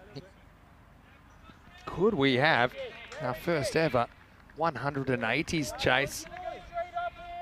It's not impossible. In fact, the fact that Germany are 22%, well, there's Karina just getting found in between positions, I think. Now this is dragged into the ground, finds the fielder. But yeah, 18 and over, that's what you look at. Can you get 18 off and over? Well, this is where we're at with highest chases. You'll see the third one on the list, Spain this morning. Our third ever successful 170s chase, gunning down Italy in just 8 overs. Kind of equaling what Hungary did really with that score, 174 in 8, of course. Roma Bangla Morning Sun in Italy chased down 175. It was the most recent European Cricket Series. Good outswing from Edwards. And that's, I suppose, one thing that can throw the batters for a bit of a loop if you can genuinely move the ball sideways. Vinny Sander here, Mr. Maximo. And joining me in the commentary box once again is Corey Rutgers. So, Corey, this can't be done, can it? Nah, surely not. But I don't know anymore, Vinny. You can... Everything I think I see on this network that I won't see, it happens. But this man's been so good. Edwards gets probably the most movement with the new ball, and teams find him hard to play. Yeah, that's true. Straight drive back, and batter was in his crease regardless. Maybe a hand from Edwards. But I will say the average run rate today is 18.5 and over.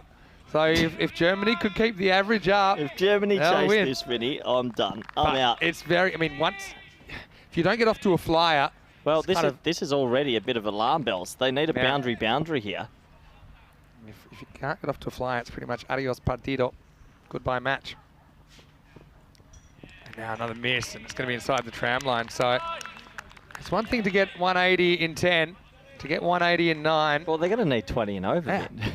Yeah. Sure, the scores are going crazy, but surely we're going to level out again. They'll drop a little bit. When you have, I mean, we're approaching kind of 7,000 innings on the network, right? Yeah. So you're going to have some runs where you'll see some high scores in a row.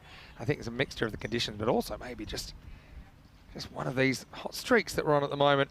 This will be a wide, but you can see Edwards, he's kind of going for that tram line, hoping to get it just inside. But Edwards, and he's one guy that can really get the ball flying off the pitch. You speak to anyone, and watching him live, probably see a bit more than you see on TV. He is kind of a yard quicker than a lot of the pacers in this tournament.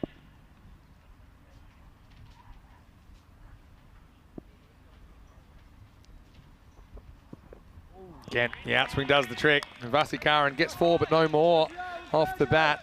It's 6 without loss after 1. Brilliant start that for the English 11. If there were any worries at all, they're miles ahead now. 94 games since the golden ball. Will we see one? I don't know. I've given up, Vinny. Well, I thought we might have won at 170 in the first game at one point. But Equipo Rojo certainly made light work of it in the end. Now, what are Italy thinking now? I mean, they were 1 win up over the Dutch yesterday, and they just have the 1 game today, Italy, and made 170. Looked pretty much 1 foot in the door of 2-0. But look, they've still got 4 games to go. They have a big run home, taking on England 11 and Germany tomorrow, then Ireland 11 and Jersey on Thursday. Hey, tomorrow's a huge day, Corey. I know you're really excited about it because it's not just a 5-match day, it's 6-match day because we have to get the 25 preliminary matches in 4 days. Or 21, I should say, in 4 days. Sturgis gets the new ball. Greatwood, who was fantastic in the group final, still not quite well enough to make the 11. But already we've seen that run rate required climbing over the 20 and over. So now Germany, what's your strategy here? Just trying to get as many as you can? Are you already kind of putting... No, they're still in... Oh, I can't believe I'm saying this. They're still theoretically in the game, aren't they? But they just need to get some bat on ball. A lot of loose shots so far. Well, goes for this and gets a bit of bat, but there's a fielder waiting in that area, and he's going to be gone. So it's going to be a duck for Jamshad, and Sturgis breaks through. That's Young out there in front of the staircase. And England with their tails up here on day 2. It's 6 for 1. Well, it's a massive early wicket, isn't it? Jamshad can be so dangerous, but he has to go, and they're not handling the pace at the moment and this swing. So both opening bowlers are getting some away movement, and it's proving effective. Yeah, and again, move the ball off the straight if you want to get guys out that are throwing the bat. And so, England 11, they could turn this into a huge victory. And then that also, so if you get that net run rate to an extreme high, it's almost like a bonus point. Yeah, sure. So I think that's super important. And Derek hasn't been too busy today. But might have to wake him up because Jamshad is going to go without scoring. With that brings Mini Boom Boom to the crease. Shahid Afridi Jr. Yeah, so look, you're exactly right what you're saying. And it is exactly the kind of conditions where you could have a lot of teams tied on points. I mean, everyone's capable of beating each other. People have off games, have games when they're on. So if you're going to go down here, Germany, you don't want to collapse for 50 or something like that. You want to still get a decent score on the board. This should be a good battle. Shahid Afridi faces up to Sturgis. That's what Afridi's been doing, but a bit of extra bounce from Sturgis gets it over the bat. Yeah, well bowled. This is a brilliant start from the English 11. Just reinforcing the good work with the bat, and you can see that bit of swing, just changing the line of the ball. Has every team been defeated now in the comp? I felt like there's one that hasn't been yet. Either went down Germany, but they're not looking great in this game. I mean, this could be it. This could really be it. Spain lost. Yeah, we lost. Yeah, Jersey definitely lost. Italy lost. Ireland lost now. England have lost. So it's Germany. Yeah, and if they don't, if they pull this off, any 21 and over, we leave. So, you sometimes see the future. Just imagine us in 8 overs going, and Germany do it with 2 balls to spare. Where will we be at? They need 3.5 a ball. We might be on the roof.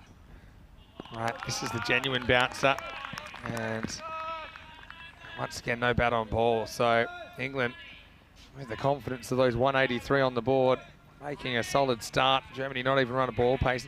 This kind of brings you back to a bit of reality, that it's not as easy as some of these guys are making it look to bash 6s out of the ground. Yeah, correct. And it does bring you back to reality when you see a few plays and misses, and he could be on for a wicket maiden, and he should be glorified for the rest of his life if he bowls a wicket maiden on today. Prepare the statue of Sturgis.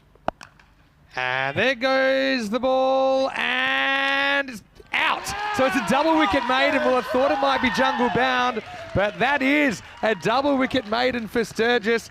Well, look, it's not quite the triple wicket maiden of Siddle, but still, given the game situation, it's a big moment, isn't it, with Afridi going, I think, slightly off pace, perhaps, but nicely caught. And again, they've got Bevan out there, perfectly positioned, had room to spare. So Germany, well, they are a right royal mess at the moment. At the end of 2, it's 6 for 2. Yeah, you're right, Vinny. They are a bit of a mess. And let's just remind ourselves, Germany, they beat Ireland pretty comprehensively last time. We know how good the Irish have looked. So, brilliant start for the English here. I don't see them losing this game. Surely not. But Germany need to be careful. They don't get rolled. Yeah, disappointment for Boom Boom. Just didn't happen there.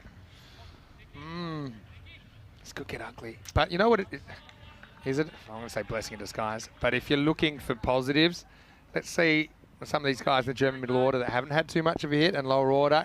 Let's see if they can get some batting in them. There's the standings at this stage. Throw a blanket over the teams early on. This is a full toss as Edwards come back, and it'll just be a single. Hey, ECL news. Talk to me. We're expecting the draw to be released in the next 1 or 2 days. Wow, okay. Okay. Putting together something which we can release as a video, and then once that's released, we can talk about it on air. Oh, brilliant. But yeah, some big. So is that going to be the graph with all the news, teams in each group? And that's very exciting. Those that we know, some of them we don't know yet, but we'll have the countries. All right, well, this is in the air as well. This should be a third, and it will be. So, well, Derek is in business now because Fiaz goes very first ball. Edwards has a wicket, and Germany 7 for 3. Wow, did not expect to see this either. I thought they'd at least come out and get into that German way of smashing sixes, but right now, England are swinging this ball, bowling a pretty decent length, and there's been some really loose shots. But at 7 for 3, this is a very bad sign here for Germany, especially their net run rate. Hemp with the catch, and he's saying, I'm here for business. And so, the Hemp-Edwards combination is the end of Fiaz, and so it's 7 for 3. And, I actually mentioned before the game that 2 years ago these two met in what was England 11's start to their series in 2021, and they rolled Germany for 55. Yep. And just how far Germany have come since then, but the way this game's going at the moment, the result might be a similar kind of thrashing.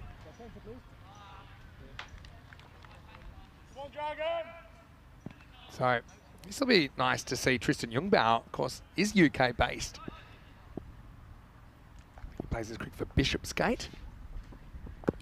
Does he get a bit of bat on this first up? Definitely hits the pad. Yeah, a little inside edge. So Tristan has his first ECN run. So yeah, I am genuinely excited to see what Tristan brings to the table. Yeah, brought in for this championship week. Didn't get to see him in Group F, so he'll be a little bit nervous, I imagine, but what a time to come out when your team needs plus 20 and over. You're 7 for 3, not easy. Yeah, in a sense, there's very little pressure on him, I think, in this situation then. I mean, you could come out like, some guys come out needing 6 to win off the last ball of the game, and that's a very different dynamic. Yeah, Vasi Karan does like to go leg side as a default, and he swings all around that one from Edwards. So far, the paces from England having the answers, and to be honest, I think you've got to go back to Sturgis in the 4th, coming off a double wicket maiden. Tell me more about the game last night between Germany and Ireland. Admittedly, I didn't see much of it. Did Germany get away with a lot of sixes again, or? Yeah. Because they haven't batted from this end much, have they? Yeah, well, they held Ireland to 130 for 7, so it all started with kind of keeping the Irish team down to something reasonable. It'll be a wide. I mean, they got Tector quickly. And so, yeah, 131 under lights we felt was kind of a 50-50 game. But, yeah, Germany just only lost 1 wicket in the chase. They ended up doing it with 14 balls to spare. That's a good call. Jamshed Khan lit it up with 60 off 24. Vasi Karan went early, 2 sixes in 5 balls, but then he was out off the 5th. Afridi 44 off 18 with 5 Maximos. Finished things off. I think that one's just okay. Yeah, good umpiring again. So, Ireland, again, didn't really have the answers. Hoey, again, looks a good bowler, but they kind of got hold of him a little bit. He wasn't the only one. Nice ball this over coming up. Oh, what a power play. What a start this is for England. They can't lose from here. You're not going to make 175 in 7 overs. Yeah, you're playing to try and save that percentage. Yeah. In the air, fielder goes around and make it 4. A brace for Edwards, and Bevan once again in the action. Vasi cannot click here in match number 7. Well, you're up, you're down, you spun around. That's the story of Championship Week. But right now it's the English who are cruising. And at the end of 3 overs, Germany 9 for 4. Once again, another ball out swinging on a good length, and that's a loose stroke. So struggling with the swing here, Germany. Maybe that's something other teams will look at. Well, this is what I'll say. What can you do to counter these tactics as a bowler? More through the V. I think they're still looking a bit cross-bat here. There's 3 or 4 dismissals ballooning up, so they're trying to hit it over mid-on. I remember hearing your commentary on Daniel Doyle KA. When he gets it outside off, he tries to hit it over off, and that's what you have to do when there's swing. Yeah, same with Naqvi, who batted very well in his 100 this morning. I think the issue here is the ball's getting a bit of movement. I mean, the ball does swing around. It's not like this ball isn't doing anything. Junpreet comes out here at number 6. But it's a mixture. I think bowlers have missed their spots a lot as well. I'm not saying the batting hasn't been outstanding. It has been out of this world. But if you can swing the ball off the straight, that's how you get good players out. You're not going to blast them out. Sturgis. Almost Siddle-like figures at the moment, but not quite. 2 for none. Gets his second over. And a little bit of improvisation from Jungbauer. Again, it's another nick onto the pad for 1. Yeah, I guess we do talk about net run rates in group situations, but if you end up having a really bad one, I think we lost by 54 times yesterday, which is still massive. That really hurt our net run rate. It's down 2 full points, so Germany have to be careful if you lose by 80. Only 6 matches in Championship really week hurt this you. year. Typically, it's been 8 in the ECC, but I've got a good question here from Ian as well. Maybe I'll get your thoughts on it. We gave you the numerical par, but sometimes we talk about par as a bit of a feeling. What do you think is a par score? Slower ball. This could be another one, and it should be, and it will be. So another duck. Wow, Germany. They are, struggling. Probably isn't doing it justice at the moment. It's 10 for 5. What is going on? We've seen 3 innings today that the scoring rates were crazy, and then all of a sudden we're seeing plenty of wickets go down as Vinny asked the director for a duck in the background. Yeah, thanks, Vinny. You get the behind the scenes version, but yeah, that was a little bit of a bobble actually. But in the end, Henley, he's having too good a game to drop it. Look, little ice cream cone as we call it. Always tried to pop out. Junpreet, well, he's going to have to go now, and he'll have some company. Yeah, the ducks have all come at once. They've all come for German batters. 10 for 5 now. We're 20 balls into this innings. There's one thing to lose 5 wickets, but also 10 runs off 20 balls so far. So they're on 30 pace. Yeah. Expect the unexpected. Yeah, I was not expecting this. They really have to consolidate here and try and protect their net run rate. As new player to the crease makes his way to the middle. And Sachin Mandy, the keeper. Yeah, probably wasn't thinking to be out there this early. Question from Ian was, what do you think par is, and do you think par's different at night? Yes, definitely. It's a bit less under the sky. The ball zips around just a bit more, giving the bowlers more of a chance. Sturgis with 3 for. Well, indecision. They're going to go the long way. Well, dropped his bat. This could have been out, you know. I think it would have been. It got plugged, Vinny. And we know what happens when you plug your bat into that green sort of surface. Yeah, one on the artificial. As Jungbauer, again, he was batless. It's like you're just finishing a 100-metre sprint then. Yeah, you're right. He looked like he was just stretching for the gold medal. Oh, that's good. Play that again, Ben. Oh, another run-out chance and misses. Well, Mandy almost went as well. That could have been 7 for 6. Mandy had the benefit of a bat in his hand. Still wouldn't have saved him here. Oh, incredible so far. Yeah, I kind of agree with you there. I'd say 10 to 20 less. At the moment, I'm going to say par for daytime. 155 is par. Like, that's the average. I'll go 150. Okay, and then under lights, I'm thinking 135. Yeah, I agree with that. 10% less. But again, the numbers might tell a different story. But I suppose when you have so few matches under lights, it's hard to then know if they're indicative of what's an average or whether you've had some crazy matches. For example, like I wouldn't say, if you judge ECN run rates based on just what you've seen today, you have a false impression. I have a question. How many? It's 6 games, right? How many do you need to be safe, you reckon? This is where I'm trying to think. 4 to be safe. Could you get in with 3? Yep. As this is in the air. Oh, I think he gets there. Young. Now, well, good throw might get him down here. Really close, really close. It just pulled Lincoln a little bit away from the stumps, and so he had to kind of reverse his momentum. But it wasn't really a 2 that was on, if I'm honest. Young was quick to recover and gun it to the keeper's end. Let's see. Oh, he's not looking at the picture yet. Oh, he's just out, I think.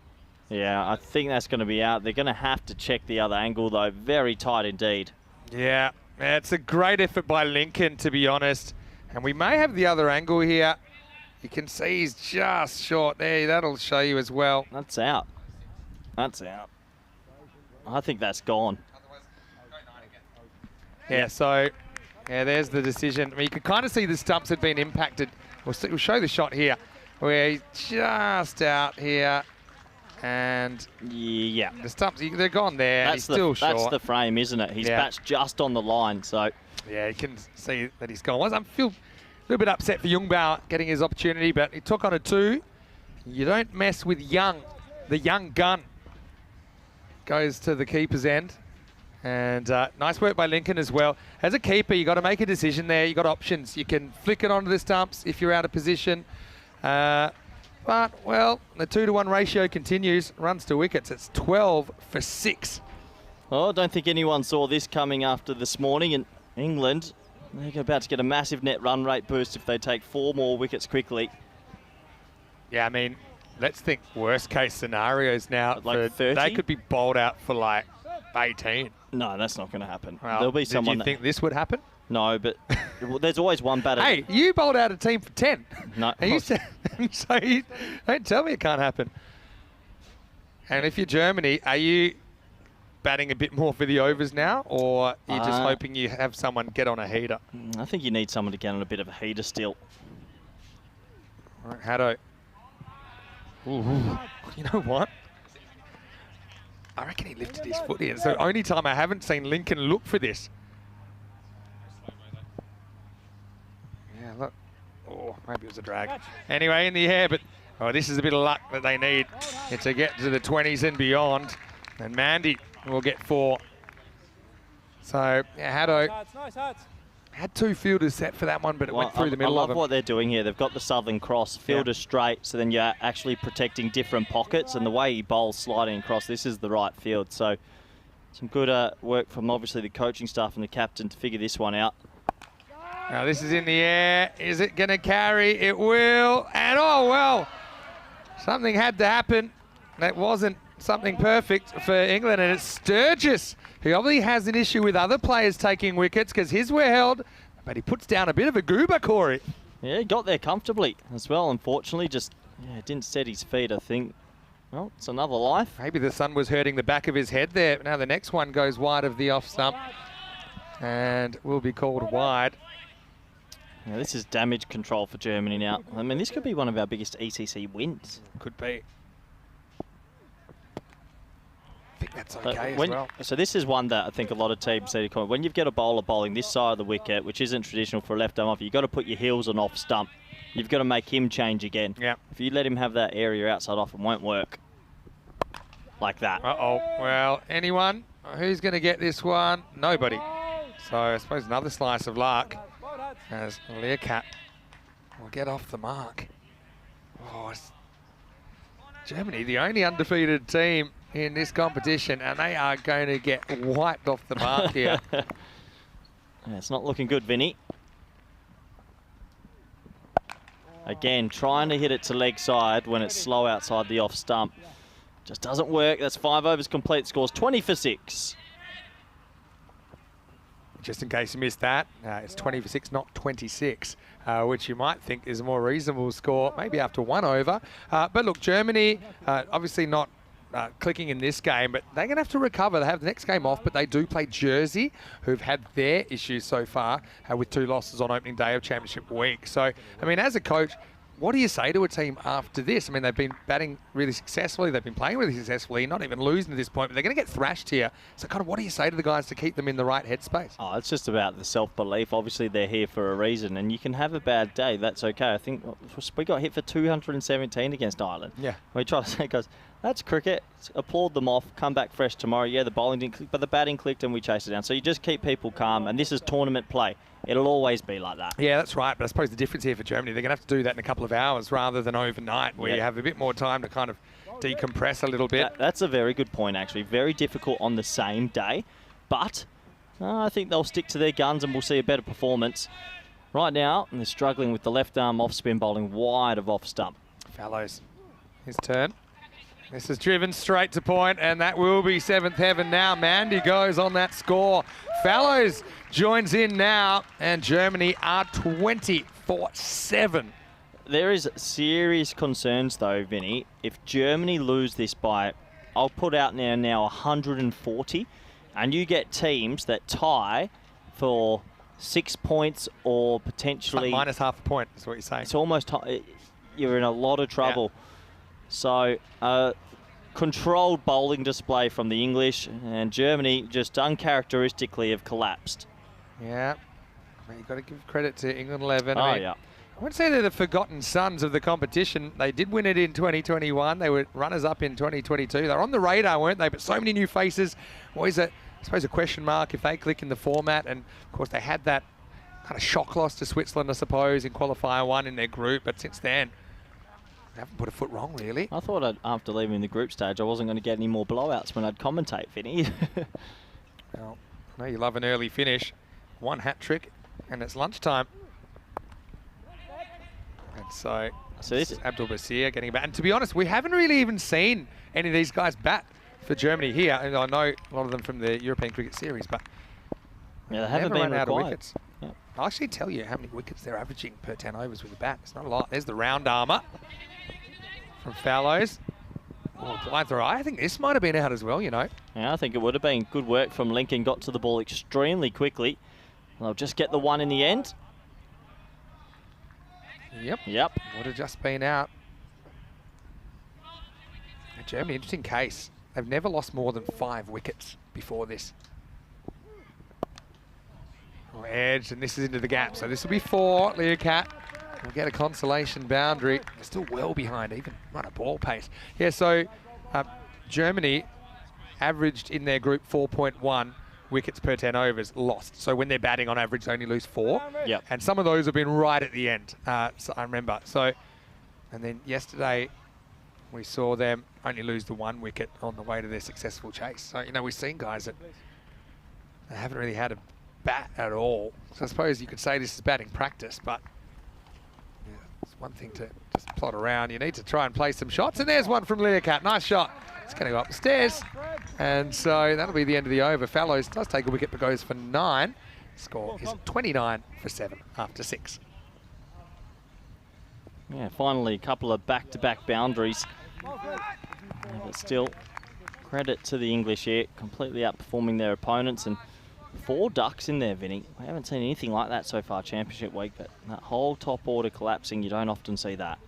A few people asking about the best power play as far as for a bowling side. In this one, Germany were 9 for 4. But I do have some news for you in a minute. Catch. Well, in the air, make it 8. The ocho, as Abdul Basir again tries to go leg side, finding the angle. And so the score is a very dismal 29 for 8. Well, you can just not go leg side when they're bowling slow and wide. These are just technical flaws in the lower order. And see again, trying to hit against the spin, against the angle. That's clever bowling. It's very similar to what Clayton Floyd did for the Netherlands for 2 years. And obviously something that the English have worked on. And right now, we might be on for an early finish, Vinny. Yeah, so Abdul Basir goes for 1. He's got company. And the score is 29 for 8. Quite extraordinary what we've seen. Yeah, so the worst power play, I believe, is just 3 for a team.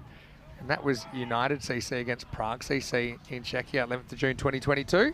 I remember we had a double maiden to start in Rome not long ago. That was ECS specific, yeah, I remember. And also, I think, was it 11 dot balls in a row or 13 dot balls in a row? 14, I think. 14. It was 2.2. Yeah, and the actual worst now in all cricket is 3 for 6. So 6 wickets out for 3. Miranda Dragons versus Werash. Anyway, Haddo getting back into the action. Beats Walter Bear. To be honest, he's better than your regular number 10. I mean, last year we saw him kind of batting in the middle order. Been used really as a bowler this year.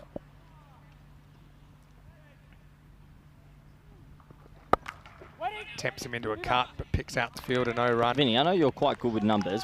Can you give me what let's say 140 run loss, if you're on 0 on net run rate, what would that do? It depends how many games you've played. Yeah. Right? So, because it's their second game, so probably, thing is that the net run rate is harder to move the further you go into a tournament. But at this stage, they'll probably lose 7 points on their net run rate here in this game.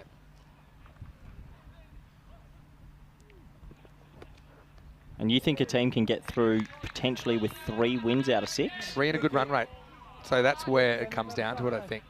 It depends if you have one team that smashes everyone, or 1 or 2 teams that smash everyone, then maybe you can even get him with 2 wins, right? Really? But just, it would require a couple of teams dominating. Anyway, this could be 9. It is not 9, unfortunately, for Haddo. He spills the opportunity. And so it will be a run to Bear, who will retain the strike. It's 30 for 8 after 7. You know, this is only one thing with that field. I reckon you could do a variation. You could have the Hindley actually in the ring and have your deep backward point back, but... I saw that. I don't know, though, because those the bowler should get that, you know. Tough to catch, though. Yeah, anyway, 30 for 8 Who did after Germany 7. play later today? They play Jersey. It's a big game all of a sudden. I mean... I don't know if Charles Chuggy Perchard is back for Jersey. Word that he might be. All right, let's have a look at the Dutch and the Irish going head-to-head in match 8. Netherlands winning the toss and electing to bowl. They've got Shiraz Rasool in the lineup today. Verhagen behind the stumps. Musa Ahmed and Floyd. Pretty good opening combination. I like Levitt as well. Nice to see him at the ECC. But Ireland will be batting first, and we're talking Lynch, Tector, Macbeth, Harbinson. That should be an absolute cracker of a game. It's kind of, for me, it's much like the team of last year versus the team of this year. Now, obviously, Ireland something last night for the first time, but that game is starting in around about half an hour. Right now, it's going to be a rare 6 Maximo. And a quick check of the scoreboard. That is the first 6 in this innings, and it's come in the 8th over. Yeah, remarkable, isn't it? Did take them a while, but they finally get one away. A few people predicting Germany will lose this. Maybe. Yeah, well bowled. Sneaks inside. That was fine. I think at the moment it passes the crease. It's inside. I know Corey thought that might be a wide. I think that's okay. Ouch. Go back to your side.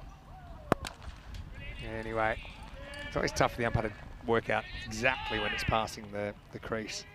I think it seemed okay. How would you counter this English sort of bowling right across them tactic? You know, if guys are good reverse, that flips it on its head. Good fielding. Nice fielding. Yeah, because it almost forces you to put it fielded back there for it. It's hard to cut and get on top of it. Either that or you go extreme jump across. And I'm talking extreme, like almost off the pitch. Because it's slow, so you can move after the guy bowls it, maybe not give the game away. But I mean, this is theory, and that's practice out there. End of 8, and the score 38 for 8. 38 for 8, bit of a dismal 30 minutes with the bat for the first time today. It's very contrasting to what we've seen. It does go to show it's not easy to hit 170, 180. Yeah, I suppose the thing with these, I call it. Look at that. Yeah. Look at that, Vin. Yeah, well, let's just say those two are not going to meet That's again. probably the biggest differential I've seen on a graph. Probably right there. But the thing is, with these, I call it Floyding, because he was the first guy that really did it. When these left arm slow turners outside, you know that not many balls or any balls are going to hit the stumps. So unless the guy spots you coming and double bluffs you. So why wouldn't you bat with your heels on off stump? Exactly. But I'm talking about taking it to extreme and weird places, like a movement just after he bowled, where you almost get both feet off the pitch offside and just smack it over fine, because it's slow enough to do that. You know, or like if you could reverse, that's different as well. But yeah, these are theoretical tactics that could counter it, because it is hard to kind of to cut upwards with not as much pace on the ball. You get a lot of top edges and things like that. It's hard to dry. It's hard to flat bat it, you know, because the ball's getting so big on you. Anyway, back to Bear. Richton gets the ball in the 9th. He'll only get one over here. Blasts one past. Well, now we've got a moment to breathe. Why don't we say a big hello to our crowd here? I don't know if you can see me over in the Dream box. Let's say I see one, Vinny. big hello, yeah. Well, those that are near the TV. There's 5. Nice to see everyone. And we've got a good crowd in today as well, Corey. And I'm going to have a feast of cricket. The Irish, they were in pretty good spirits yesterday as well. There we go. Some familiar faces and a few new ones as well. This time, Volta will get a 3rd run. By the way of a single, but yeah. Looking kind of 135, 140 victory margin here. So you said what will it do to the net run rate of Germany, but you know what it will do for England. They're undefeated and flying, aren't they? It's going to be a big boost for them. Oh, absolutely. I mean, another couple of wins and they're safe and straight into finals Friday, Vinny. That's one of your tactics hiding under the table. I think you pulled that one off before. Nice looking cover drive. That'll be 4. Nice shot by Learcat. Well, he's trying to fly the flag, isn't he? Good hurdling work there as well. But I suppose proportionally it's all happening in the 9th for Germany as they try and get towards something like a run of ball throughout this innings. And look, that's Dave B in the background. There's Steve as well. There you go. Got plenty of people enjoying the afternoon sun. About 3:30 local here in the Costa del Sol at the moment. Richton doesn't quite get his Yorker. When he's at his best, he really jams him in there. Then he's got a good change of pace. MVP last year, of course. Yeah, well, this kind of brings it back to a little bit of reality. And I know it's been a dismal innings for Germany and nothing's happened. And you've got to give England credit for the way they've bowled and fielded. But, you know, it is not as easy as some of these guys are making it look to just go on these 6-hitting assaults. There's that Yorker from Richton. That was really well executed and well dug out. His career statistics too much justice at the moment. He's 3 off 11 and Germany 45 for 8 after 9. You know what I keep finding, Vinny, is that when one player goes as well, another player keeps going with them with the bat. So just before we got to watch Hindley and Lincoln and they're going together. We saw it yesterday. Tector and Lynch just completely destroyed us in the game. This morning we saw Hamzadar and Danny. I just think that for whatever reason, when one batter starts firing, the other just always goes with them. It's quite remarkable. Yeah, it's crazy. And yeah, we have seen that. There's not been any of this giving the other person back the strike and looking to just push a one. We've had guys clicking together, haven't we? And that's how you build those really big scores. Fallows. Oh, that's big. There you go. Well, Learcat, he gets one back. Consolation blow it might be, but that was the little round armour from Fallows. Comes in from in front of the umpire's schnoz. But it does end up in the jungle. 6 runs.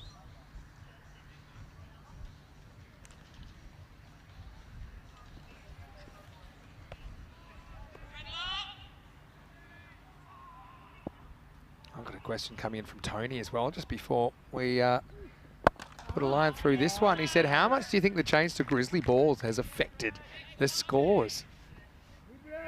Do you think that we were previously using a different brand of ball? 25%. Yeah. Easily. People are saying the batters and the fielders are coming off saying the ball is staying harder, it's getting replaced quicker, and they just fly. And that's his. That actually isn't just pure guesswork. All our records have been getting smashed this year. Highest chases, we've had 3 over 170, never had that before. Highest scores, we've had more 200 entrants in the last 8 months than we did in 3 years. So some of that did precede the change to the balls as well.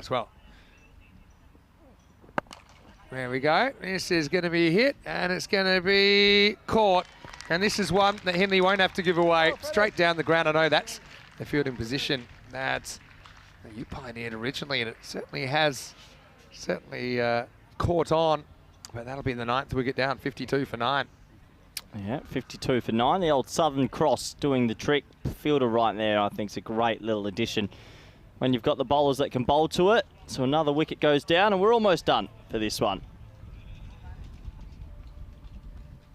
Walter Bear goes 3 off 13, and he's in a tough spot there, wasn't he? Rasul will get a hit for the first time in the series as Walter walks off. The score, 52 for 9. And remember, teams will only play each other once. So every time you see teams playing each other, of course, except if they meet on finals day, but it's the only time they'll clash. So if you get the chocolates then, I mean, the other team doesn't really have the right of reply through the group stage. Yeah, completely agree, Vinny. Some gloomy faces in that dugout, but I know Germany will come back strong, and they are still a force to be reckoned with in Championship Week. They will rebuild, and we'll see them later today. Amadi gets hit, probably wasn't expecting it. 2 balls to go. Wow, Amadi will get runs. How many? Probably 1. And so, Cat, he's been one positive, I suppose. Cat into the side. He's got different arm slots, doesn't he? Fallows. He'll bowl some over the top like that. Then he'll go kind of round arm. It's just something different. The ball probably won't bounce as much with that more round arm delivery. That's pretty orthodox, but this is in the air, and this should be game, set, match. And fittingly, it will be Hindley to finish it off. The player who absolutely smashed them in the first innings with his 86 not out off 25 balls. He finishes things with a catch, and Germany, they do bat the 10, but they're all out 53, and the margin is 130 runs here in match 7. And really, it's almost like a super win for England and a super loss for Germany, isn't it? Because that is such a big net run rate mover. Yeah, massive for England it is. They're 2-0, and with that big net run rate, it's going to be hard to reel them in. For Germany, back to the drawing board. They're a good team, and that means every team in this competition, Vinny, all 31 nations have lost a game. Yeah. Cool. It is cool, isn't it? It is. It's really cool. And that shows you this trophy is up for grabs, but that's a team that wants to grab it back. Remember, they were champions at the inaugural edition 2 years ago. Lost a tense one to the Netherlands last year on a steamy Friday night on the Costa del Sol, but they want it back, and they're playing like they can get it back. Let's roll the highlights. Well, you needed a good start, didn't you, if you were going to be Germany, and the first ball disappeared to the boundary, but that was pretty much all there was to speak about as the wickets clattered one by one through the first half of this innings. And England, they backed up their good bowling, swinging the ball. They backed it up with good fielding, didn't they? Yeah, they did. And with so many runs on the board, you just need to put the ball in the right areas, make sure the fielding's good, and you'll get an easy win. And that's exactly what they did. They held most of their chances, got the ball swinging at the top, bowled effectively with the spin, and were more than comprehensive. Yeah, people talking about the biggest wins ever in this comp. I'd have to go check, but... in ECCs? Yeah, but I also think there were some pretty big scores in the previous... I don't know, Vinny, that is up there. 220 to 89, Hungary won by 131. So it's not quite there, but it's not far away. Also, Belgium won by 132. But I think as far as championship weeks go, I think you'd have to say this takes the cake. Well, there's a bit of an egg on the face moment for Sturgis, but he still walks away with the player of the match here. That double wicket made it, really sealing it. And, you know, people tend to think about the most recent things first, and they tend to give more weight to that. So people saying it's impossible for the bowler, it's too hard. Yeah, it's hard, but England really showed what can happen if you execute and you back your bowlers up in the field. So I still think the bowlers need to be quite pragmatic and realise there's a kind of run of big innings going on, but it doesn't mean their situation is completely hopeless. That was the other one that went down, but again, by now, it was academic. I like the batting of Learcat towards the end. Hit some nice shots. Credit to Germany for batting out the 10 as well, but well, the more things change, they stay the same. They were bowled out for 55 on this ground 2 years ago, the first time they met the English. And I said they've come a long way since then, but actually they've lost ground if you look at the scoreboard, because they're bowled out for 53 here in match 7. Yeah, 53, good catching, big smiles, and England romp home in the end. So a good game of cricket comes to the close, and don't worry, we've got plenty more good cricket coming your way this week. Let's have a very quick look at these scorecards before we wrap it up. Well, I've got it in the comment section, I'll believe it. Mad Nomad saying now we've already had 2,000 runs in Championship Week, and we only started yesterday. Yeah, you heard me right. Mind you, not many of them came from Germany in that innings. 29 from Learcat. The only batter to really walk away with anything of note, as they rock and rolled for 53 in the 10. As far as the bowling went, Sturgis ends up with the player of the match for his 3 for 3, including a double wicket maiden to start it off. But Edwards once again super reliable, 2 for 9 for the big right armour 3 for Fallows in the end as well, conceded 17. Haddo with a wicket as well. No one really put a foot wrong. Scott Richton getting overs in there as well. So we'll take a break. Won't be a very long one, back in around about 15 minutes. And the next one should be a good one as well. Ireland 11 sent in by the Dutch in match number 8. And for me, I think it's the first time these two teams will have met at a European Cricket Championship. So stay tuned for that. It's just around the corner. Vinny Sandhu will continue with Corey Ruckers after this. Stay tuned for more Dream 11 European Cricket Championship.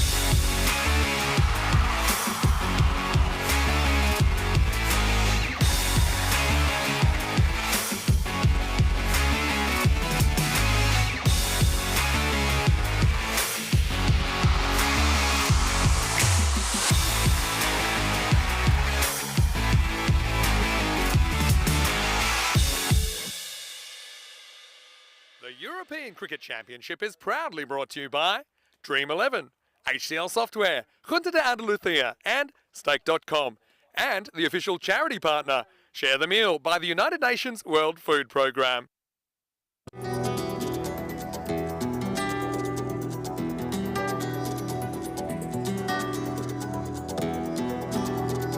Ven conmigo a cruzar su calle, a vivir su ambiente. Ven conmigo a vivir la vida intensamente. Conmigo ven, conmigo ven.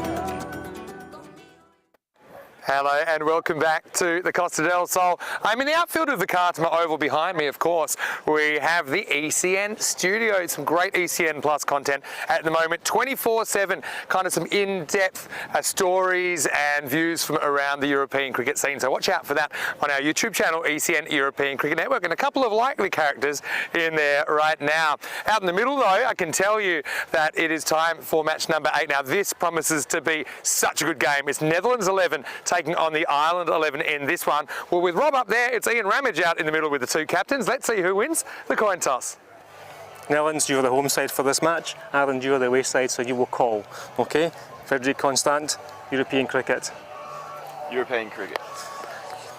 It's come down Frederic Constant, so you have won the toss. We'll have a ball. Okay, toss won by Netherlands, who will bowl first? So the toss has been won by Sebastian Braat of the Netherlands, and he has elected to bowl first. Of course, Netherlands, they are defending champions, but they're the only team that didn't play in the group stage. Having said that, we did see them a few weeks ago in the ECIs in Germany, and they've been kind of expanding their squad a little bit. I think they'll be better for the run. Yesterday, their batting just didn't really work out. I think a couple of times they crossed the line between aggressive and probably a little bit reckless. But, I mean, Braat himself, he's a good player. Clayton Floyd, he's a very good player. I liked his bowling yesterday.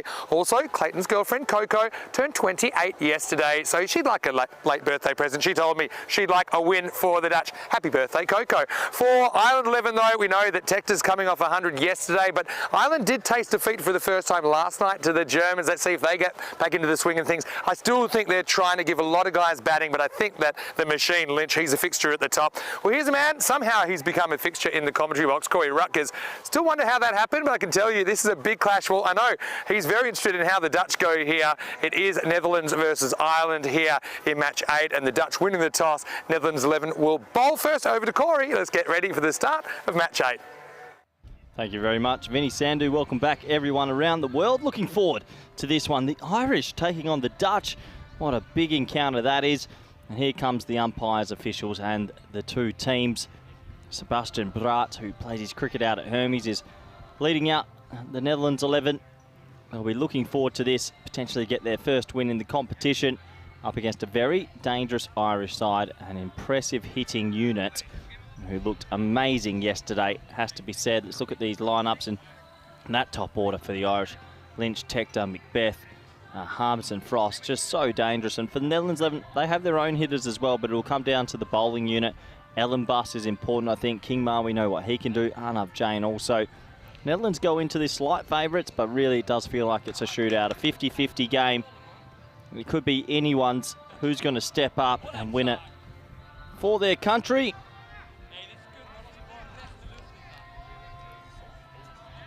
As we are almost set to go. So, players are out in the middle. Good opportunity to welcome back everyone around the world, especially on our network partners. Fox Sports Australia, via play in the UK and Ireland. Hope you're enjoying Willow in the US and Canada, and everyone on the chat. Welcome back. This is going to be a corker. Really excited for this game. Kingma, he's at the top of his mark. It's deep mid-wicket, deep square leg are the two boundary riders. Lynch facing very first ball, just waiting for the clock to tick over.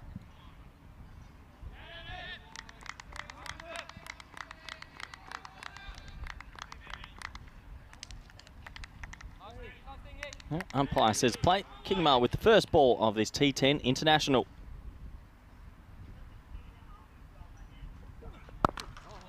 That's well bowled and well defended. Right on the left and pushed into the offside for a dot ball. And well, we know how crucial dot balls are in this format. Even 6 or 7 dot balls can make a big, big difference. King Mark, very aggressive right arm seam bowler. Knows his craft very well. Also a good expert, well, can expose people with the short ball. Gets it up nice and high. That's ballooned over the top. No one's back there, unfortunately, and it goes away for 4. So good chase there from Ollie Ellenbus, but just couldn't get back there in time. And, well, King Ma bowling right arm away swing. He mistimes that one, but deep mid wicket and deep square leg, and that goes for 4. King Ma also maybe a little bit unlucky to be here. He could easily have been selected to the World Cup. I think the Netherlands are playing right now versus South Africa. So national team there, A team here. He's been a really good bowler for the Dutch for many years now.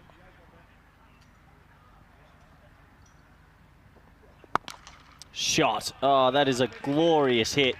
Well, Seamus Lynch for me, we see so many different players on this network that, well, especially batting in the top 2-3 positions are so dangerous, but he might be the most dangerous of the lot. His career strike rate is rather phenomenal. I'll get Vinny Sandhu to check it when he joins me shortly.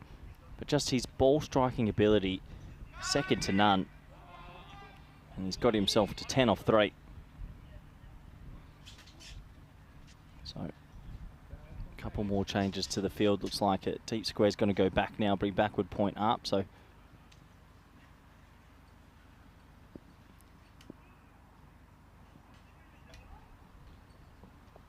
short ball, see you later ball. Well, he might have premeditated that because he saw the field go. They put square leg back, and I reckon Lynch is too good a player to realise, and he just goes on about what he does. It seems like he never mistimes one. What a shot. Stays perfectly still. I have to admit, it's much nicer watching him from the comm box than the coach's tent yesterday, where I think he hit Spain for 50 off 12.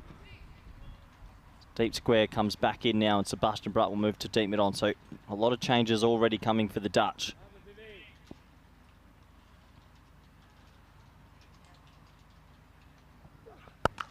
Oh, that's the best of the lot. That is an unbelievable hit. That's not the worst ball you'll ever see.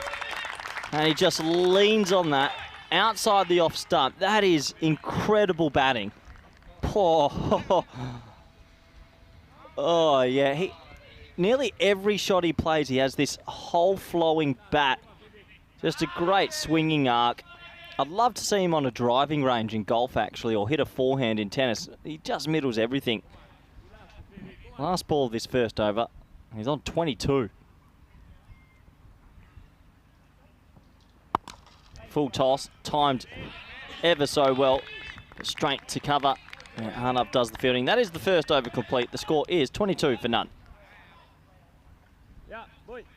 Does give me a good opportunity to welcome back someone who admired that shot, Vinny Sandhu. What shots? What are we watching here? We had one innings off, but I think we're back. On 11, they were undefeated in Group D. That's how they got here. Netherlands 11, they won the 2022 version of the Dream11 European Cricket Championship, defeating the English in the final. So you can see how all these teams got here. They're all champion teams in their own right. They meet in Championship Week. Question. Is Seamus Lynch, out of all the openers we've seen, and I mean, we've seen Nabi, Mohamed Babar, DDC, we've seen Lincoln, Ward. I mean, I couldn't Jamshed Khan. We could name heaps of them. But is Lynch the highest strike rate, and is he the most violent? I think so. You know, he seems for consistency as well. He seems to hit 50 off 14 or 13 balls every week. Last year he had a strike rate of 348 in the series. Now he's going a bit slow this year. He's 325. But a career strike rate of 337. No one else has a career strike rate of 337. It's basically, yeah, we'll come to it in a second, but it's quite insane. So if you equate that to, you know how sometimes we talk about the pacer teams going, he's basically batting at 202 pace. So he is like a human magical innings. If he faces 60 balls, he's scoring 202 runs. You're throwing a few extras there. Yeah. Imagine a team of 11 Seamus Lynches out there. Oh, you'd lose. You just outbat him. Can he bob? Straight, but straight to Sebastian Brutt. Yeah, dot ball.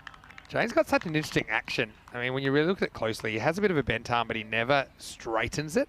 So that's fine. Yeah, he's been looked at closely before, but you'll see it. You actually always see that arm a pretty consistent angle on the way around. Oh, that's bowled him, I think. Yeah, it's hit the top of the stump. So Tector's going to go for a duck. And it's that one that kind of goes the other way, isn't it? Arnav Jain with the first wicket of the contest, 22 for 1. Yeah, well, we'll have to slow this one up. So he plays across one, and the stumps are rattled. Big wicket for the Dutch.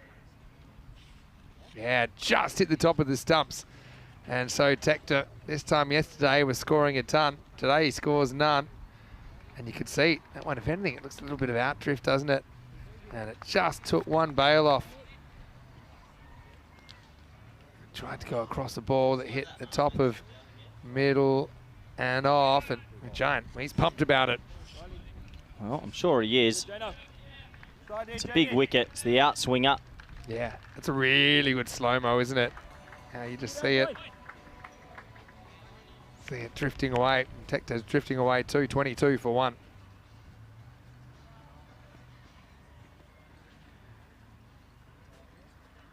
So, Ireland 11, they've been pretty keen to mix up their batting a little bit as well, although right here, I think it makes sense that they're going with Macbeth at 3. Where's their regular 3?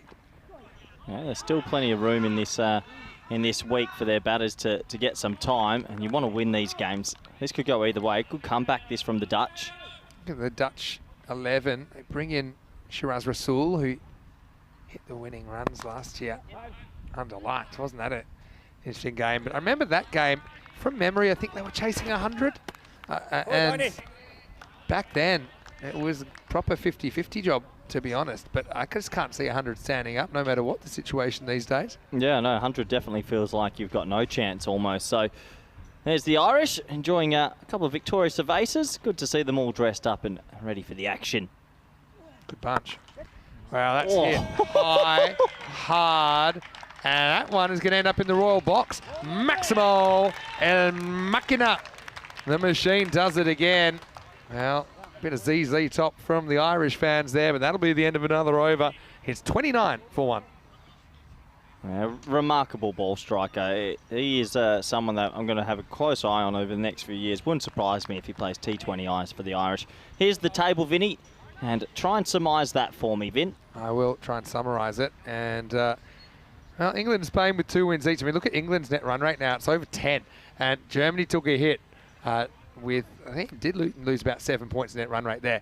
Look, you asked me how many games you need to qualify. I'd say 4 gets you there, 3 maybe, and 2 no. Possibly. Like, you know. But how could you get through with 1 win? No, with 2, I said. Oh, 2 wins. wins, sorry. Now, if you had 2 teams at the top that smashed everyone, that yep. means there's a few teams down the bottom with probably equally bad records, right? But yep. 3 teams do miss out. All right, so it's going to be the 3rd over now, last over of the power play, and it's Olivier Ellenbus to bowl it. Bowling at Macbeth. Swings and misses. Macbeth, good hitter. Brother Ryan Macbeth, who we've seen here for Brigade, the champion club of Ireland, played in ECL 22. Netherlands, where do you think their head's at? I mean, of course, not qualifying through the group stage, but they did play in an ECI not too long ago, and in a competitive one with Germany and Belgium as well. They'll be growing into their work, Vinny. Start of a competition for them, and looking for a really good performance here, I'm sure. Ellenbus has some serious pace. He shows it here. Is there a little nick on this? Well, it's got to say I didn't pick up anything in my ears. And neither did Ian Ramage. Yeah, I didn't hear anything either. No, I think there's daylight there. They were pretty confident though. They all went up as one, but... Well, I've got a bit of a rule when I'm out there. There should be no half appeals. If you're appealing, you appeal. If you don't, then fine. But that looked like one. I think if you got the Dutch on the polygraph there, I don't think they think it's out. I think the needle's going all over the place if they say that they think there was a nick, but still worth asking the question. Macbeth, uncharacteristically slow start. Now gets one short of a length, pulled away. Kind of awkward hop for Sikander Zulfikar out there. And so, what a tale of 2 Zulfikars. I know there's 3, and actually 4 in the system. But Sikander's here playing for the Netherlands 11, the ECC. Wow. Well, Saqib has He's playing in the World Cup as we speak, right? Yeah, his brother wasn't selected against South Africa today, but you are right. Famous little cricketing family in the Dutch. Here we go. Lynch, 28 off 7. Oh, slower ball, and I don't think Lynch picks that at all. Good variation from Ellenbus. This has been a good power play for the Netherlands at the moment. Considering the first over went for 22, they've pegged it back really nicely. Ellenbus, he's been quite creative with his change-ups, and that's good to see.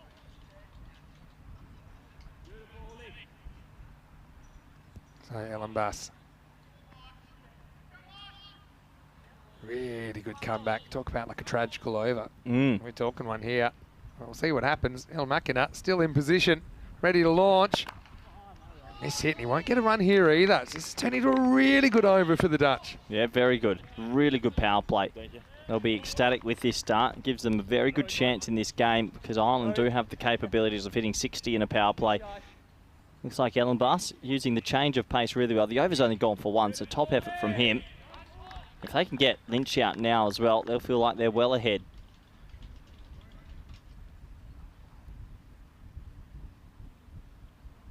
So, Ellenbus. Last balls make such a difference. With that, it swung the odds as well. Yep. Slower ball, picked it, shot. Well, he went to the well with the slower balls. It's a very good over as it only goes for 7. That will complete an interesting power play. It's 36 for 1. Yeah, I mean, it's still a good over, don't get me wrong, but a bit like a perfect meal at a Michelin star restaurant, but you had one too many sugars in your coffee. A bad taste in Ellenbus's mouth, I think, despite that over being a win. Look at the head position, Yeah, Vinny. 6 of the 7 runs off the last ball. Doesn't lift his head. And just always got his eye on the prize. Good batting. I still think that the Dutch will be pretty happy with that power play.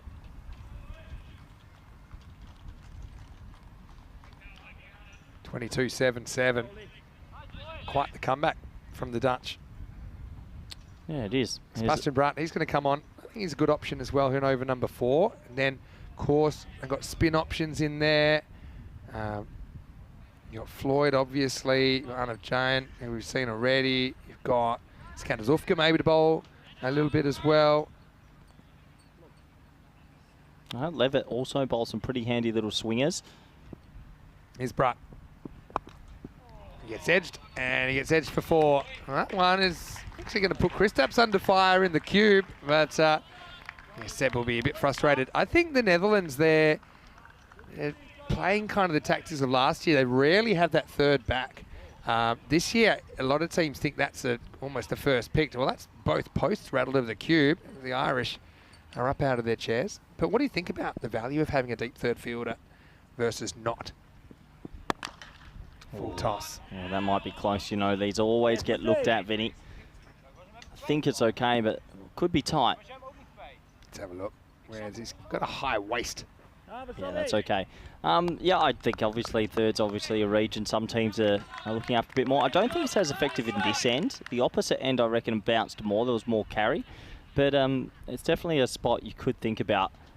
We've had it quite a lot, but has it been flying there? Tough to say. Yeah, I just think that when players are in, it's kind of one area that it's one area that uncontrolled shots will go. And that one clearly below the waist. A slower ball from Bratt, carved away. Well, there's 4 more. Lynch might have been bogged down a touch, which you don't see very often in the last over, but he's back in business. Bogged down a touch, and he's 38 off 11. This is the beauty of I mean, what we're watching. I just think out of all the players I've seen, for whatever reason, he goes above 300 the easiest. Every innings, it always feels like. You're right about technically how still his head is and how, you know, like you say in golf, he's not watching where the ball goes. He cares about it for about a metre off the bat, and that's it. And then the ball will do its thing. It'll travel. Oh, wow. That has gone so far. I wonder if we've ever seen a bigger 6 over those trees. And, well, sweated on the short ball. That might have gone over the place next door. Oh, that is horned. And look at this, Vinny. Watch the point of contact. Yeah. You can't hit a cricket ball better than that. The noise off the bat then was scary. That didn't even look like it was even close to the trees. He's 44 of 12. How many times has he hit 50 with less than 15 balls? I mean, he's a freak, a genuine freak of a player. Call the bomb squad. I mean, that is. It's huge. Oh, wow. Yeah, not easy. Not easy to bowl to a player like this. Do you take pace off again, or do you go the Yorker? Do you slow it up into the pitch? 44 for Lynch. Slower ball, cloths it. Big moment. God, big moment. Doesn't get it near the middle of the bat, and Lynch goes. Huge moment in the game. And is that the door open for the Netherlands? Yeah, well, maybe. And, yeah, you don't want to miss this. Sikandar Zulfikar perfectly placed. It was a kind of bottom edge drag from Lynch, wasn't it? So Brat loses the battle but wins the war, doesn't he? And yeah, perfectly taken there at long on. That is normally Brat's position, but Sikandar Zulfikar doing the duty. So, well, there's one ball that might never be found, but now Lynch, he's going to be walking up the stairs, and he doesn't quite make the 50, goes for 44, but does get the Irish away to a decent start. It's 51 for 2. What a shot that last one was, but that's cricket in a sense, isn't it? 6 and out for Lynch. Oh, well, I mean, Bratt, he was fired up by that. And I think the bowlers now, they're accepting, you know, that these things can happen. They can go for a 21 over, but if they can take a wicket in, at least contribute somehow. I mean, that's a good example here. Bratt's gone for 15 in the first 4 balls, but he gets the big wicket. And with Lynch out of the way, okay, you've got some more players got to deal with, but I think the Dutch are really happy to see the back of him before the end of the 4th over. Sam Harbinson comes in at number 4, the Irish skipper. So some captain on captain action here. Last ball of the 4th. I think the Dutch are ahead, Vinny, with those wickets. And there's Sebastian having a bit of fun with the cricket ball, some football skills. But this is a good start. They've got a real danger man out. Last ball of the 4th over. It's a full toss. That might be close again, you know. You've got to be careful with these. So, yeah, I mean, Bratt just overcooks it. But, I'll want to have a look. No, That's okay. fine. That's fine. It will be the end of the over then. And the score is 52 for 2. Yeah, really good start. I think you take that. I know it's at 13 and over, but we've seen the scores ballooning out to 150s, 160s. This morning we saw 170s, 180s. Then England also was smashing it. So let's see what the rest of this competition brings, but especially this game. The Netherlands looking for a win here.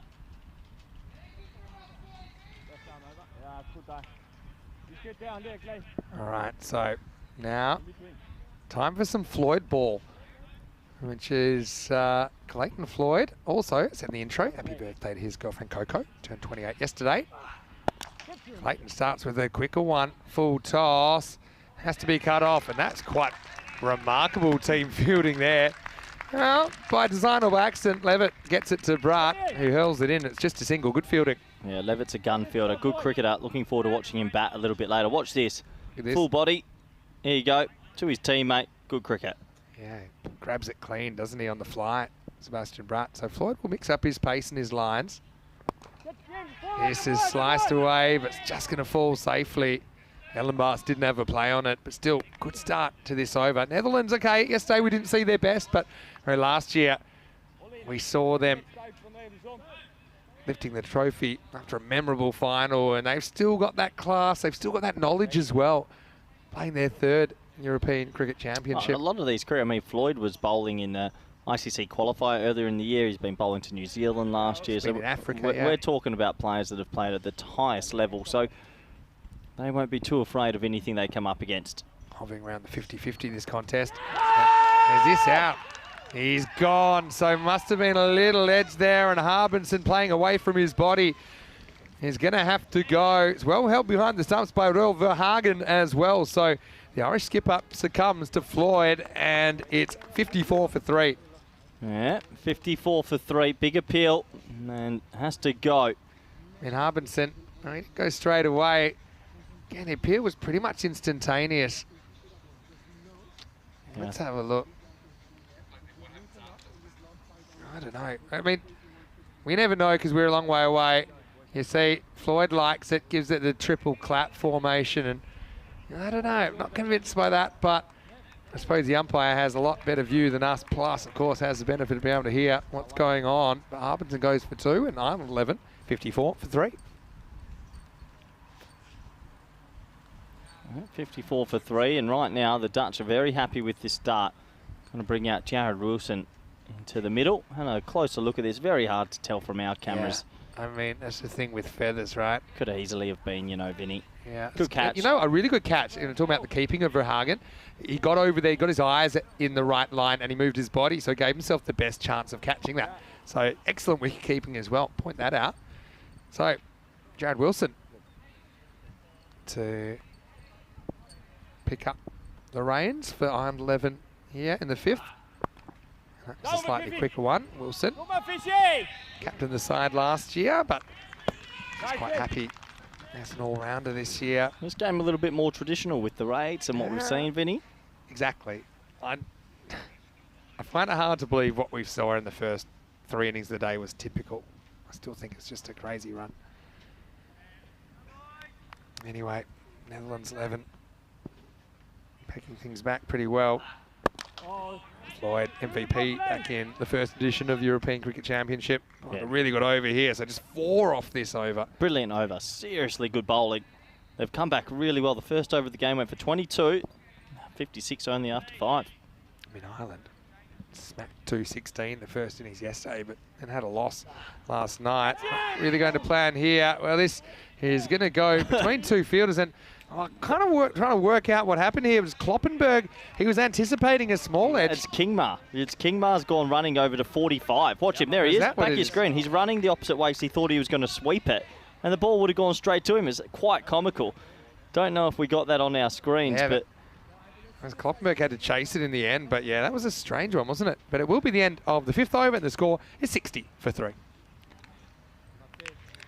Warm welcome to you wherever you're watching from around the world. Vinny Sandhu here, Mr. Maximo here with Corey Rutgers. Andrew Ryan helping me out today. Rico's off, but he will be back tomorrow. And tomorrow is a big day because 6 matches. And I know that Spain will play in the afternoon matches. I think they play the 4th and the 6th. So we'll actually start 2 hours earlier tomorrow. I know that you'll be doing a little bit of commentary in the morning with Rico, give me a little bit of a rest. But, I mean, obviously you get to see this tournament from various perspectives, Corey. You must love the festival of cricket that is the European Cricket Championship. yeah, I think finals week always brings sort of the best cricketers obviously all over Europe, some playing that in ODIs like we're talking about Clayton Floyd last year, and then you've got others from the English team playing in minor counties, and then you've got players from maybe more Asian backgrounds representing Spain, Italy. So it's an amazing festival of cricket. And it's a melting pot, isn't it? It is. It really is. Hey, look, you know, while we're here, we'd like to spend a moment just to tell you about the World Food Programme, the Share the Meal initiative. Now, tonight I'm going to empanadas. I made the empanada pledge. Nice. However many I eat, that's how many meals I'm going to donate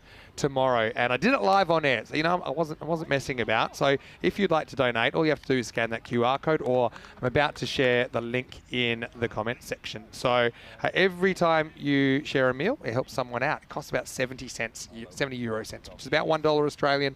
It's around about 60p. And obviously it's one way we'd like to make a bit of an impact. It's our official charity partner of the European Cricket Network. So, yeah, get involved. And we're hoping to get someone from the World Food Programme, maybe on Friday, on Finals Friday, to come up and have a chat. Tell us a little bit more about it. Good. Brilliant. What do you think about going back to the action now?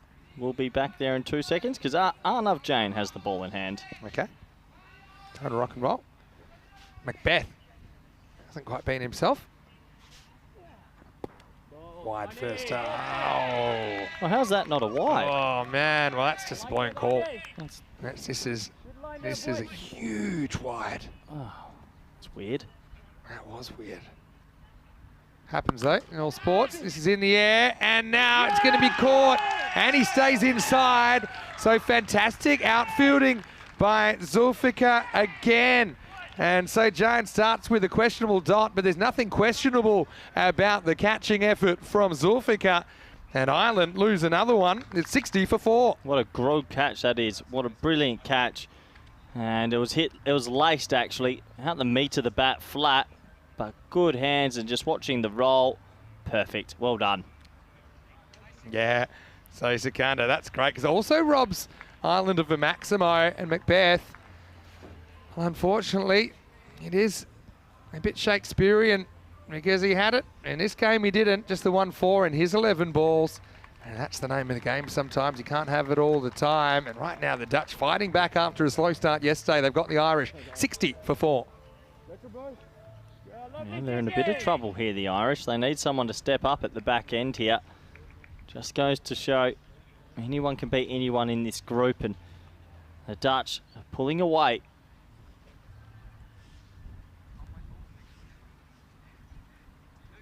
Doherty comes out at 6. So Irish are still not out of this by any means. We know the Netherlands team, they didn't click with the bat yesterday. They made 117 against Italy. Kind of blew them away. Oh, runs at him first up. And you mentioned Levitt's good fielder. Tell us a bit more about Levitt. I mean, we saw him a little bit throughout the year. South African Dutch passport holder, came over for his first year in Dutch cricket this year, playing for VCC. They won the championship and he hit 500s in top classer, one of the leading run scorers. Also, as you can see, a bit of byplay there. He went to the ICC World Cup qualifier. Unlucky to miss out on a World Cup spot. Yep. Serious batter, and someone I'd give T10 a bit of time because he can hit it hard. Looks the goods to me. All right, pitched up, and this one's going to go straight over our heads. Adios, Pelota. Maximo. Halfway hill for that one, as Wilson goes large. Yeah. So 6 more, and yeah, up it goes.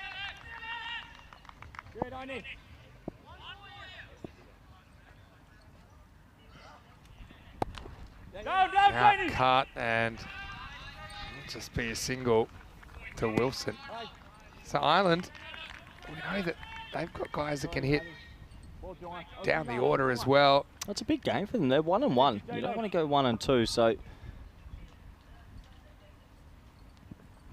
Wow, that was really held back this time. It's funny the balls that aren't getting hit for 6 sometimes. That's one you would have thought that Doherty would have been licking his lips at. And it will be the end of the 6th over at 69 for 4. Another over complete. Netherlands definitely in control of this one at the moment. The Irish haven't been able to break away. Trying their best. 44 off 13 for Lynch, but everybody else struggling a little bit. Wilson's still there. He's 12 off 4. No extras so far, Vinny. Very disciplined. Clean innings. See it from time to time. Well, Kabir asking, is Tim Tector available? Well, bad news. Tector went for a 3-ball duck. Welcome to ECN. He did look amazing in his 100 yesterday. Did a bit of an interview with him as well. We've got ETC saying Netherlands win 200 million%, and that's the kind of confidence that some of the batters were showing earlier on today. Michael Glover saying Netherlands have really upped their game today. No doubt about that. Now Zulfikar, well, he's been good in the field. Now we'll see him with the ball in over number 7. It's short and wide, and Doherty chases it, and he puts it up and over the top. Maximo! Great start to the over for the Irish. Yeah, nice shot as well. It's short, wide, you've got to put it away, and he just has to catch up with it. It looked like it was an off-cutter gone wrong. That was so wide as well. I often say, if you're going to chase a wide, make sure you hit it to the fence or over. That's exactly what Doherty does there.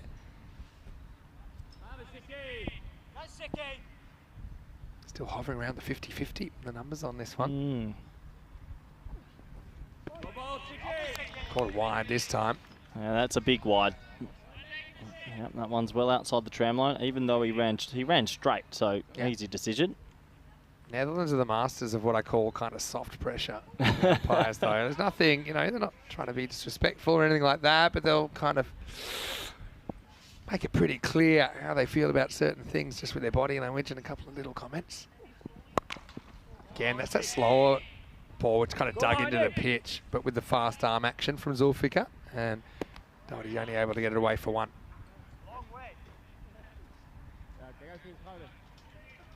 Yeah, 1 more to the total. Ireland, I think they need a big over here, Vinny. 120, 130. I don't reckon it's going to be enough against this Dutch batting lineup.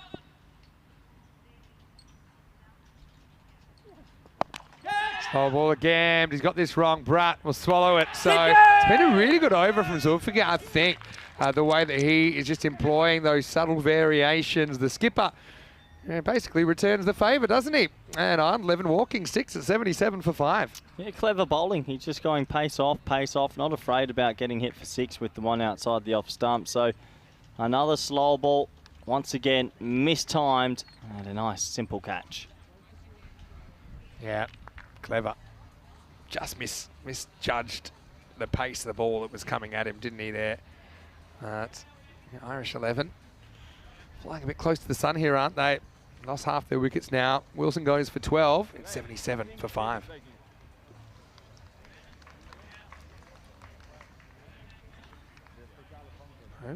One leaves. Another arrives, and Gavin Hoey, I mean, big raps on his hitting ability, even though we haven't really seen too much even with the bat so far. He's pretty much in for his leg spin bowling. But our good friend Andrew Leonard, he tells me that Gavin biffs it. Really? We've seen a couple of moments. I've got no reason to doubt that. Zulfikar, though, probably bowl something similar. Again, it's outside the off-stump, called a wide, but it's kind of like a cutter into the pitch. And I've got to admit, I'm still a little bit confused about, cutters into the pitch that you pick seem like such hit-me balls, but if you don't quite pick that it's that cutter or the kind of ripped down the side of the ball, then the batters can be confused as to the pace. Yeah, that's true. He's also got quite a good knuckleball he uses from time to time. Oh, my word, that's high. That still hasn't landed now. Well, I knew Andrew Leonard wouldn't let me down with the mail on Hoey, who just launches this one into the jungle. Maximo. He airmailed that. That had some serious hang time. I mean, I know it hasn't all gone to plan for Ireland in this innings, but haven't we seen some bombs? I mean, that one that Lynch hit over the trees. I mean, the trees could have been twice as tall. It still would have gone over them. That had a 6-second hang time. That just kept on going. We need Dave back in the jungle to try and take those classic catches. That was quite entertaining yesterday. 126 pace at the moment. Not enough. Not enough from what we've seen. Netherlands made 117 yesterday. I know. Click with the bat. No Gawley in the lineup today either. I know. Been left out. But if you bowl first and you keep a team in the 120s, you're pretty happy. For sure. All right, it's making sure there's 11 fielders. They might have found that ball, which is quite remarkable. Well, it didn't go too far. It just had a lot of height. I think I saw him going out there with a compass and a packed lunch. Maybe some of those abseiling ropes. He misses. He's going to lose this shape here, Hoey. Well, he's going to swing, and I'm liking it. If they lose another wicket or two, they've still got a bit of batting to come, Vinny. Yeah, I mean, yeah, I'd say Hoey 7. Maybe they still got. Let me have a quick look. Yeah, well, they've got Carson at 9. Remember, he can whack it a bit. Yeah, I mean, not really recognised batters, but they can do a job. Oh, there we go again. Whoa. That one is also laced. Well, the one before might have been found, but that one ain't coming back. That's Maximo time, Hoey. As Meatloaf once famously said, 2 out of 3 ain't bad. And that's the end of the 7th over. It's 90 for 5. We're going to have to start giving some players 8s because the 6s I've seen today. Look at that. And that's not dead square to the tree line either. That's a fair bit over the mid-wicket region. Anyway, end of 7, and the score continues to climb. Ireland 11, 90 for 5. This is what we've got coming up on the network. We're off to Croatia, Malta and Spain to finish our ECIs and ECSs. Then we have the first women's edition, and in Cardamom we'll be back with Minister Maximo for 5-6 days. And then, before you know it, it's February 26 and it's ECL, baby. Can I tell you what I'm excited about as well? Is that ECI in Malta, which actually, you'll be there with me. Oh, yeah. Good take, but Verhagen just couldn't quite reverse his momentum to get the ball back to the stump, so it's not really mis-stumping. Will be a wide, though.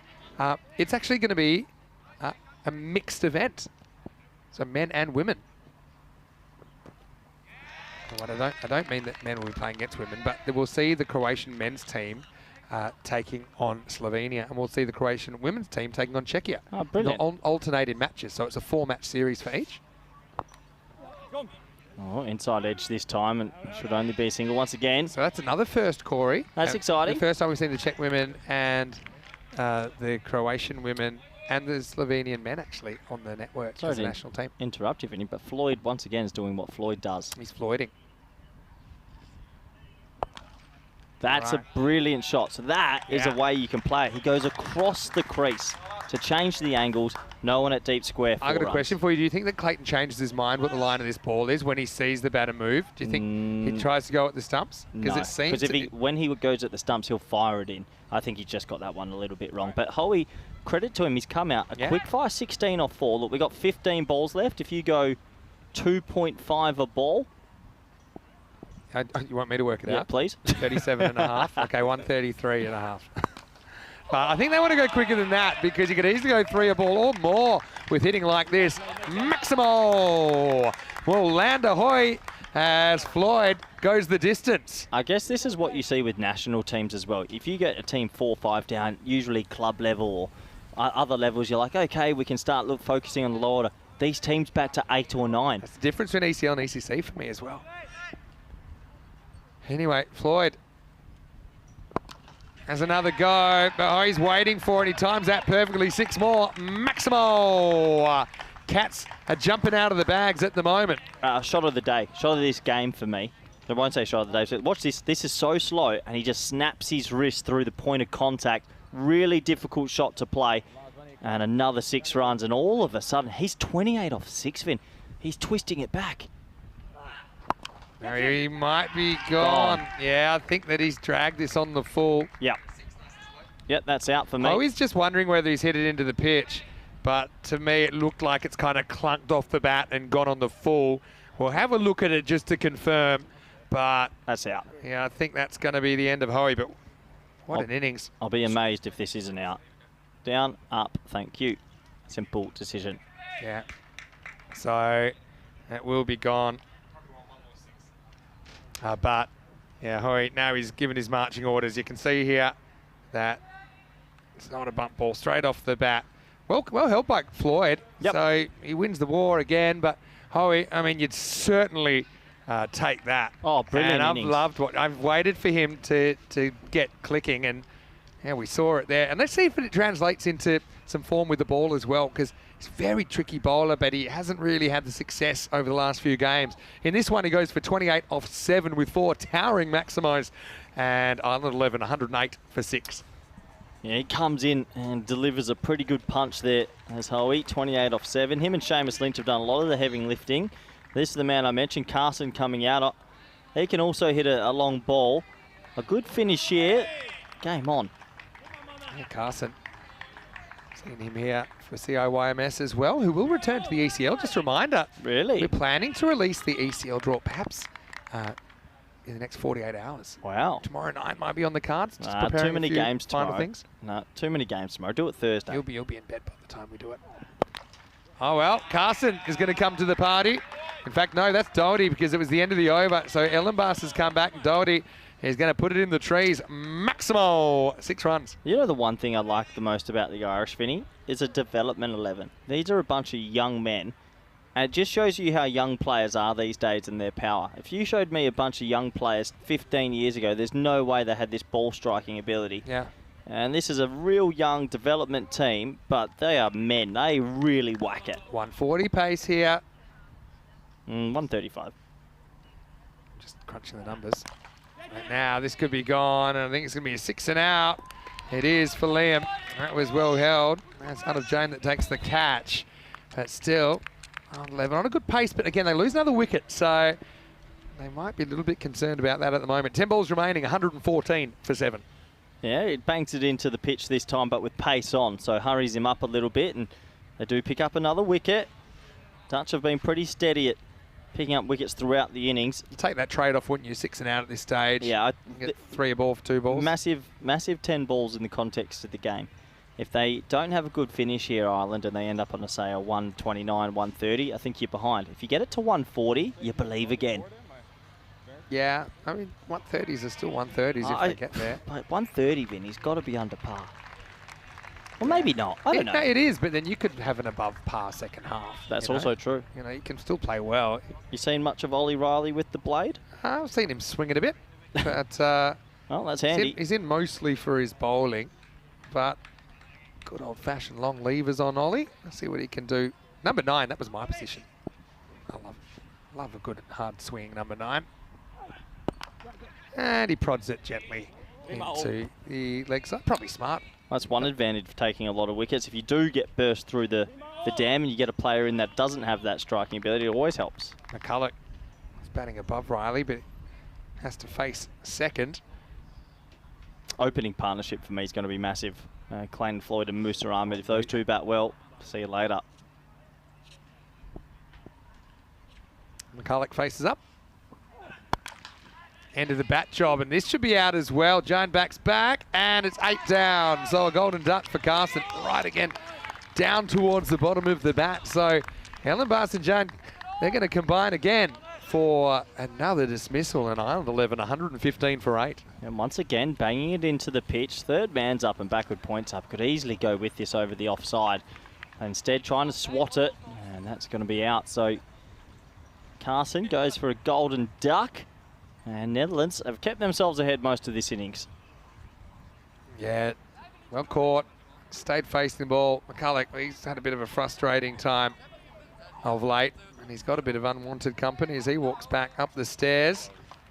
Ireland running out of batters and running out of time to put some more on the board. 115 for 8. And also 8 balls left in this innings. They need a good finish here, Ireland. I'm telling you, Vinny. This is going the Netherlands' way at the moment. Good to see Frost back in the lineup for them. I think he provides some good variety to the Irish bowling lineup. Another spin option. Yeah, you're right about the Dutch openers, though. That's one thing we didn't see their top order click yesterday. And if it does, sky's the limit. Netherlands 11. Hey, let's get a bit retro. They were the first team to ever bring up the 200. That was before it was fashionable in the ECC. Yeah, clever bowling. Looked like a bouncer, but it was the slower one. Yeah, you can definitely tell that's Ellen Buss's tactic. He doesn't really go full. It's always into the pitch, slow, quick, slow, quick. That's the way he likes to bowl, and I think Netherlands have bowled pretty well here today, Vinny. Natural to kind of not want to be late when you come in as well, especially if you're lower order batter. So you see a bouncer, you're thinking it might be coming at the head. So you swing on it, but he was way too early through that stroke. Right, they bring up the square leg and put back the deep third. And now another miss. So Elmbas pitches up. It's a really good spell from Olivier there. He takes 2 for 14. And he'll be talking about bowling figures to keep it below 30. Well, he keeps it below 15. And with 1 over remaining, Ireland 11, 115 for 8. Yeah, big play and miss there as that over comes to a close. And look, there's a lot of bowlers that stand out. Arnav Jane's been whipping them in there, you could say. He got 2 wickets, and also Ellen Bass, 2 for Floyd. So you got 3 bowlers that really stand out. Yeah, throw Sebastian Bratt in there as well. Only has the 1 wicket. At Zulfikar and Bratt exchange catches for each other. Anyway, it will be Sebastian Bratt. Let's see if he can go bang, bang and finish this. Riley, only the 1 ball face so far. Swings at it, gets a thick outside edge. Well, this could be caught as well, and it is caught. That's Clayton Floyd's area, backward point. So Ollie isn't able to move the needle, and Ireland 11 maybe running out of bats here at 115 for 9. Yeah, definitely. And they could potentially be bowled out. Another slower ball, letting them spoon it up in the air. And Ireland 11, right now, a little bit about backs against the wall. I'll say thanks to Happy Millerman, who was just saying some good things, encouraging the viewers to support the share a meal. But hello to Mad Nomad as well, and to everyone that's watching all around the world. Thanks for the interactions in the comment section as well. Croom in the UK and everyone else. But right now, Irish got to be a bit concerned here. Behind the 8 ball, Kennedy gets a hit at 11. We'll be facing up. Again, such a simple rule, but we were kind of among the first to do it, weren't we, to make sure that you can't cross on a catch. You have to go back to the original end where the ball was hit. So it means Kennedy doesn't face up rather than, I suppose, a higher order batter getting to steal the strike. Brunt with 2 for 16 now. 1 ball away from knocking Ireland out. There's a dot. So suddenly you're like thinking scraping 120, not really that 130 plus. Yeah, just these last sort of 10 balls or so have all gone the Dutch way, and they'll be mighty happy in the dressing room. If a couple of their batters click, they should chase these down, you'd imagine. See if Kennedy can at least get to the other end, maybe more. Slow ball again, almost a carbon copy. Might be having a proper Glenn McGrath. Haven't seen a genuine number 11 in a while, just like the glory days. Kennedy's in there for his fast bowling and also hits a very heavy length. He's got a hat-trick, Kennedy. Yeah, he's a on good the network. bowler. Yeah, seen him here for ZOIMS as well. He has a top score of 1. But 3 career runs, so he's done that 3 times. Wow. I'd be tempted to have third man back. I reckon that could be a region for him. A little edge for 4. But now he's got a career strike rate of 60. But now he did walk out with a career strike rate of 100. It's just hurt him so far. There you go. Yeah, it's actually a bit of an error from Seb, and he's not so gifted, but he's given the opportunity to get Kennedy to hit his first Maximo on ECN. So I know you always love seeing an 11 hit a 6, but yeah, Bratt gets it wrong. Yeah, interesting option to go the bounce. I don't know if you needed to do that, but I mean, these are the small decisions that you make on the spot. Sometimes it goes your way, sometimes it doesn't. Just beat him with the same ball 2 times in a row. Seb knows it's either a strategic error or an execution error. So Kennedy, there you go, strike rate back in business. I think with that shot, he's now got a career strike rate of 150. Oops, 3 out of 4. All right. Frost at the other end. Isn't really looking to run. I suppose you can't with 9 out. You don't want to be bowled out. Leave balls on the table. Yeah, I do agree with that. But last ball is now Vinny So. I should mention, though, Kennedy does have 21 wickets on the network. He's so good bowler. Yeah. One more boundary. Can the Irish get it? Run no matter what. He gets something on it. Frost will probably come for 2. Make the play. Don't think they would have made it anyway. So they'll bat out the 10. It'll be 122 for 9. And look, Netherlands 11. They'd be big favourites in this chase for me, but don't forget their batting didn't click yesterday. They only scored 117 against Italy. If they only score that many again, it won't be enough.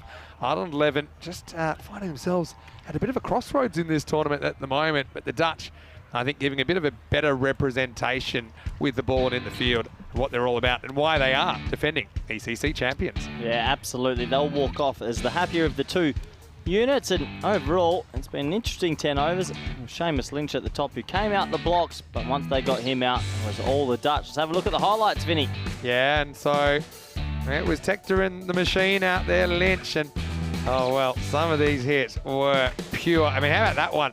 Just carved way over backward point, almost knocked the music out. Well, Jared Wilson, he was enjoying what he was seeing as well, but Tector just lost his off bail there, didn't he? Ball that floated away from him from Giant, who's a bit of a mystery spinner. He has this kind of bent arm action, but it stays bent all the way through, so it's quite an unusual looking action, but no problem with it at all. And then, well, we were going to see Macbeth, but didn't really click for once, Scott Macbeth. And meanwhile, the machine just kept doing machine things. I mean, that was massive. That was over the trees by such a long distance. But then the very next ball, it was Bratt that strike back with Sikandar Zulfikar taking the catch. And yeah, in a way, that was the beginning of where things started to go wrong. Harbinson gets a feather on this one. He was caught behind, and then the Irish batting just started to unravel a little bit. Yeah, they did start to unravel. There were some nice shots in between. This was a fantastic catch by Sikandar Zulfikar. He's a serious player, good all-rounder for the Netherlands. But overall, every single time they hit a 6 or 2, Vinny, they just lost a wicket. Yeah, but I've got to say, there are a few things I like. I like the batting of Hoey. He really biffed it while he was there. So he was kind of a fighting innings down the order. Second top score with 28 in the end. So yeah, we saw a fair few 6s in there. Maybe it's not as many as we normally see, 14 in the innings. So it might be a bit par for the course as far as how many 6s in the innings, but I think it was the in-betweens that hurt them, a few dot balls, particularly towards the end. Hoey thought this might have been a bump ball, but replays showed it was hit straight back at Clayton Floyd. But he had to go, not before he'd whacked 4 out of the park. And then Doherty, well, he went 6 in out as well. And Ireland, they do bat out the 10 in the end, but only just. This was a pretty good over from Ellenbus towards the end, as he was able to pick up 2 victims. Arnav helping him out in the ring, and then it was 9 out. And yeah, well, credit to Kennedy. The number 11 was able to hook a 6 out of the ground, but there wasn't much more to speak of in that last over. And Ireland 11, after being sent in by the Dutch skipper Sebastian Brandt, they end up at 1-2-2. Lynch was pretty good, wasn't he? Once again, although he missed out in his half century, doesn't waste too much time. 44 off 13 for Seamus, including 6 maximos and 2 boundaries. Apart from that, Hoey with 28, including 4 big ones of his own, but nobody else really able to breach 15. McDoherty 16 off 8, the best of the rest, and Wilson with 12. Kennedy at the end, well, he fought with a maximo that, who knows, might turn out to matter. Dutch, pretty good, weren't they? With 3 extras in the innings, and that's all as far as the bowling. 2 fors all round. Jane and Ellen Bass, as well as Bratton and Floyd with 2 fors, 1 for Zulfiqar in there. But I think in particular, you look at the economy rates, Ellen Bass and Jane stick out from the rest. Viv, again, a bit of a tough one for him. His first over went for 22.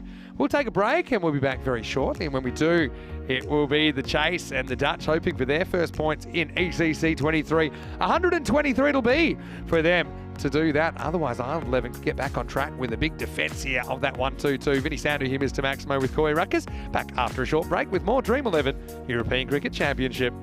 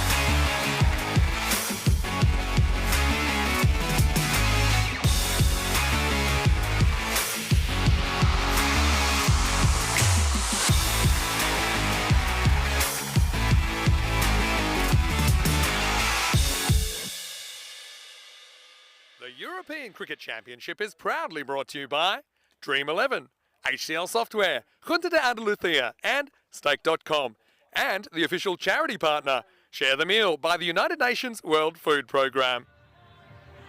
Hello everybody, welcome back. T10 action live at Cardimer Oval. Got a good game on our hands. Ireland, well, they were sent in to bat first and probably didn't make the score they would have liked, as the Netherlands 11 bowled extremely well and also fielded well to restrict them, and they'll be hoping they'll chase these runs down and go on to their first victory in Championship Week's 123 required to win.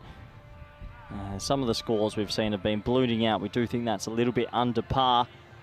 Does give us a good opportunity to welcome back all the viewers around the world on our network partners, Sportsmax in the Caribbean, Willow in the US and Canada, Swiss Sport in Switzerland, Sport in France and France, we're at Viaplay in the UK, Fox Sports Australia, Fancode in India, and much more. Also, everyone on the chat, feel free to interact with us. An interesting 40 minutes coming up.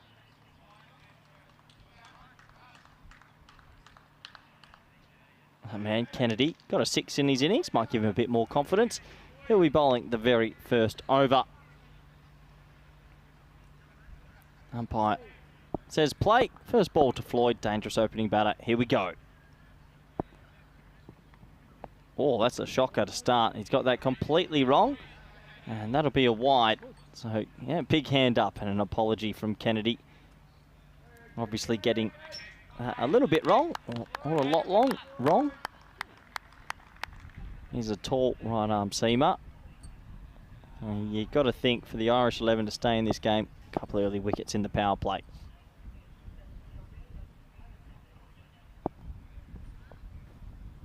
There you go, that's a little bit better. Pretty sharp pace, and Glenn Floyd couldn't catch up with it.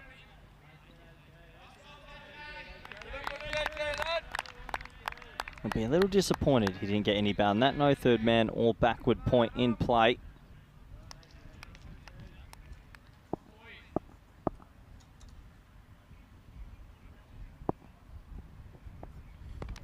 This time, big swing, but a little bit too wide again. So a couple of extras start us off in this run chase. Irish 11 came out the blocks in this tournament, gave Spain a bit of a thumping, and then lost to Germany under lights. Big game for them. They don't want to go 1 and 2, obviously. Always difficult when you're playing catch up in a competition where all the teams are playing very good cricket.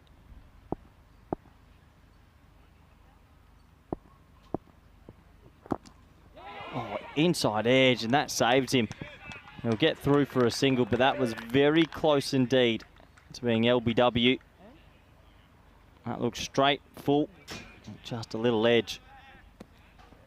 That does mean Floyd is off the mark. Brings on Musa Ahmed, who's on strike. Also another one that might have thought it'd be a little bit unlucky not to be in India for the 50 over World Cup. His younger brother, Shriz Ahmed, is there. He's out here at Cardimer and looking for a big score today. Musa Ahmed is a dangerous, dangerous cricketer, and if he gets going, look out. Oh, pulled away. Is it a chance? It's going to fall short of backward square leg. So these are the small margins. On another day, if he hits that a little bit better, he could be caught. Just the one. I think Netherlands 11 also with Levitt in the team. Razul, Sebastian Brandt, Zulfikar, Kloppenberg. Plenty about him. Rolf Hagen listed at 8. He really does give it a whack. Carry there from Kennedy. That'll be another play and miss. So not a bad start from him. The Dutch, though, they'll be thinking 2 boundaries and over. If you can get 2 boundaries and over, there's already, say, 10 runs and close to this total.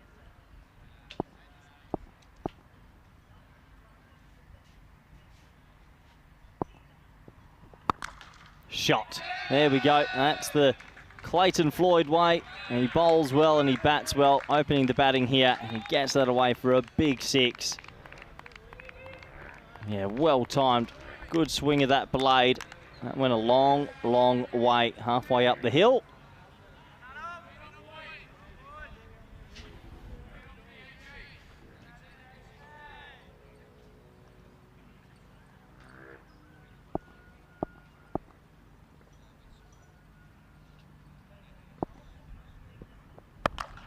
pulled. Oh, good fielding. Really good fielding there from Liam Doherty. I was just a few metres away from him. Got across quickly, dives on it and keeps it to 1. Pretty good overall, I should say, from Kennedy. And after 1, it is 11 for none.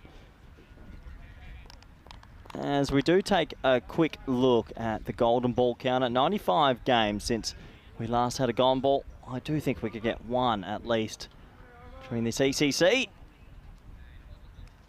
At least we hope so.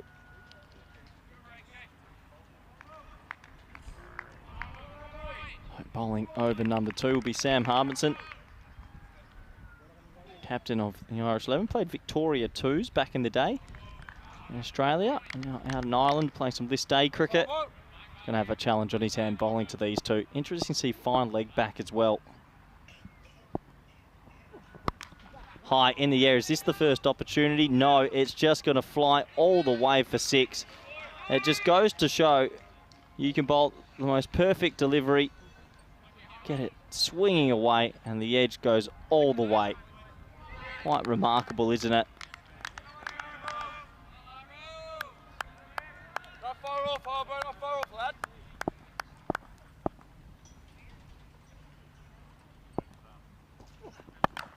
Oh, this one's high on the bat, and this should be the first wicket, and it is.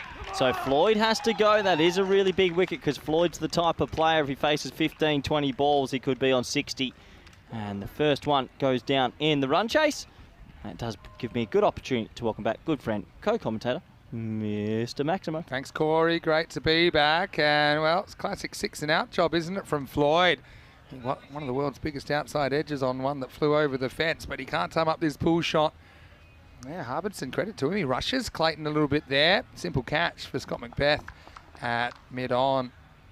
And so, still a decent start for the Netherlands 11, but they lose the dangerous Floyd. That's 17 for 1. I want to say big hello to Mahedi and also to Chris.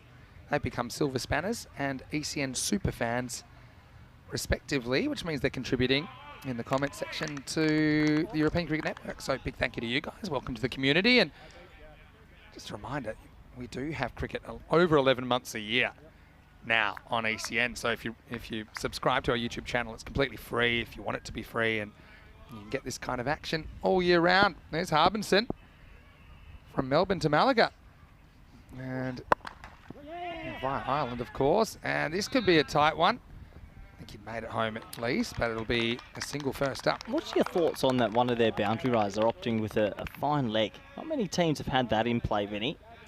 Did they have that ball, did they? Yeah, every ball. Maybe guarding against funky stuff. But do you think you'd want to encourage funky stuff at this With a bit of swing, yeah, I don't know.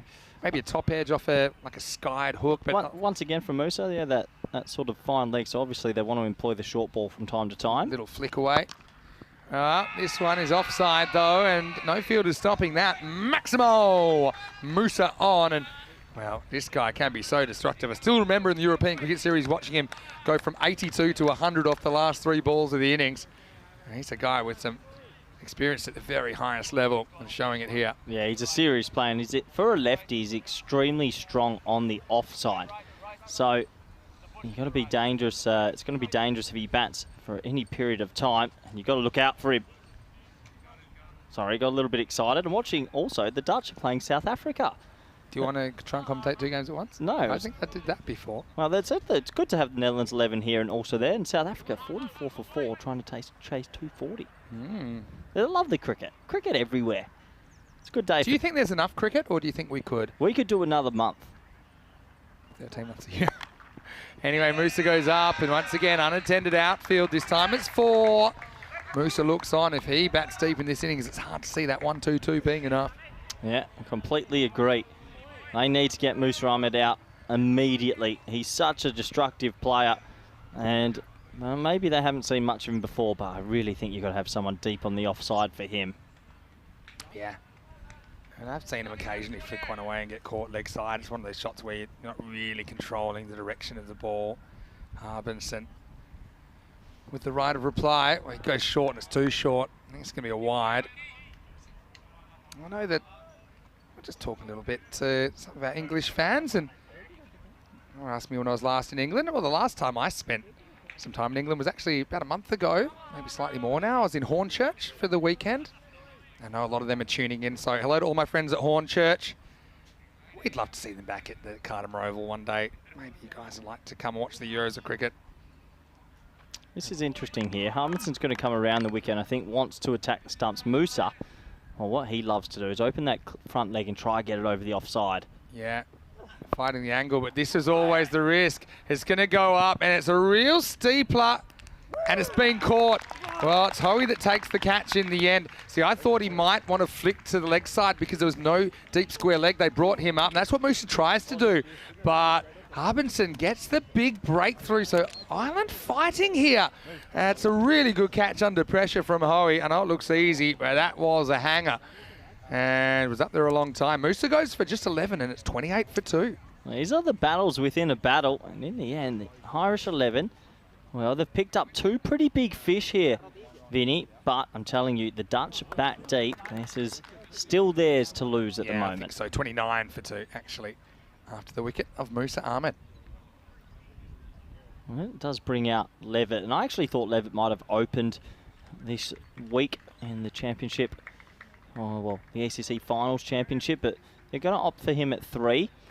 He's a very good player, not too much T10 experience. We have a look at the table. Big game for both teams, isn't it? Well, Netherlands don't want to go 0-2, obviously. Ireland 11 will have a slightly concerning 1-2 record. If you start thinking about how many games can you lose, you don't really want to lose more than 3. You know what I mean? More than 3, it's very hard for you to... You got to win the ones that you flip of a coin, don't you? Yeah. You need to That's win the ones those that'll make the difference, for sure. All right, time for some spin with Frost here in the third. So they've gone Kennedy, Harbinson. Even though Kennedy only went for 11 in the first, he's been replaced. First one is a miss hit, and this should be out as well. And it will be. Nicely held by Scott Macbeth. So this game's turned on its head. Rasul included in the lineup, but he can't fire. He goes for just a single, and spin wins first ball. Well, Harbinson pulling all the right strings at the moment. It's 29 for 3. Well, it was a good length delivery, and he sort of caught in between going forward and going fully back. And you're right, Vinny, a third wicket. They might bat deep. There's a bit of pressure here. I mean, you're saying Netherlands bat deep, but so did Ireland, and they had to use their whole order as well. So there's a few similarities about these two batting efforts so far. And that was a great catch there, wasn't it, by Scott Macbeth. Comes from a long line of Macbeths, and I think catching was bred into their DNA several centuries ago. Was he in the Shakespeare Macbeth or no relation? No tragedy there. But, Rasul, well, that's a sad walk up the stairs for Shiraz, who was really hoping to make more of that opportunity. But that's the name of the game. Here's a bit of a man mountain with the bat. Sebastian Braat plays his cricket at Hermes, also with DDC actually, and got promoted this year in the T20s and the 50 over. If he gets going. Yeah, there must be a happy camp at Hermes for sure. And well, Sebastian's funny because he plays his best cricket when cranky. But anyway, let's see what kind of mood he's in here. This is first up. It's not often I say you can give yourself a little bit of time, but they do actually have a little bit. So the rate's okay. It's going to be the wickets column that get interesting. Toss of a coin at the moment, according to the win predictor. Solid sunglass game from Frost. Pushes this one through. Oh, well fielded. Pretty good stop. Had to kind of get around the non-striker as well. He's gone the old, he swapped his palm around the non-striker, Levitt. Reverse palmer. That's where you want Levitt, just getting in the way for the single. Knocking it away. All right, I mean, 2 dots. This game can change so quickly. What a good fight back by Ireland 11 to get the openers and to get Rasul at 3. Tosses up, can't find the gaps. There's another frustrating one for Seb. Would have loved that to go into the gap, and it would have been 4. There's no one out there on the boundary. Well, they've controlled the power play. Even if this went for a 6 and a 4, you'd take 39 off the power play. So, okay. There's a detective camera from Spring Productions. Maybe I need to work out what they were looking at there. Oh, not going to be out, but will be a leg by, I think. In fact, they might get 2 because there's good fielding by Kennedy, but he forgot the purpose of it was to retrieve the ball. And in the end, he leaks another run, but it's a leg by. So nothing off the bat so far in this over. That one's sliding in and sliding past the leg stump. So close to the off stump. It actually nutmegs Seamus Lynch, the keeper. But he's on for a maiden here, Vinny. Yeah, fake maiden. No, it's maiden.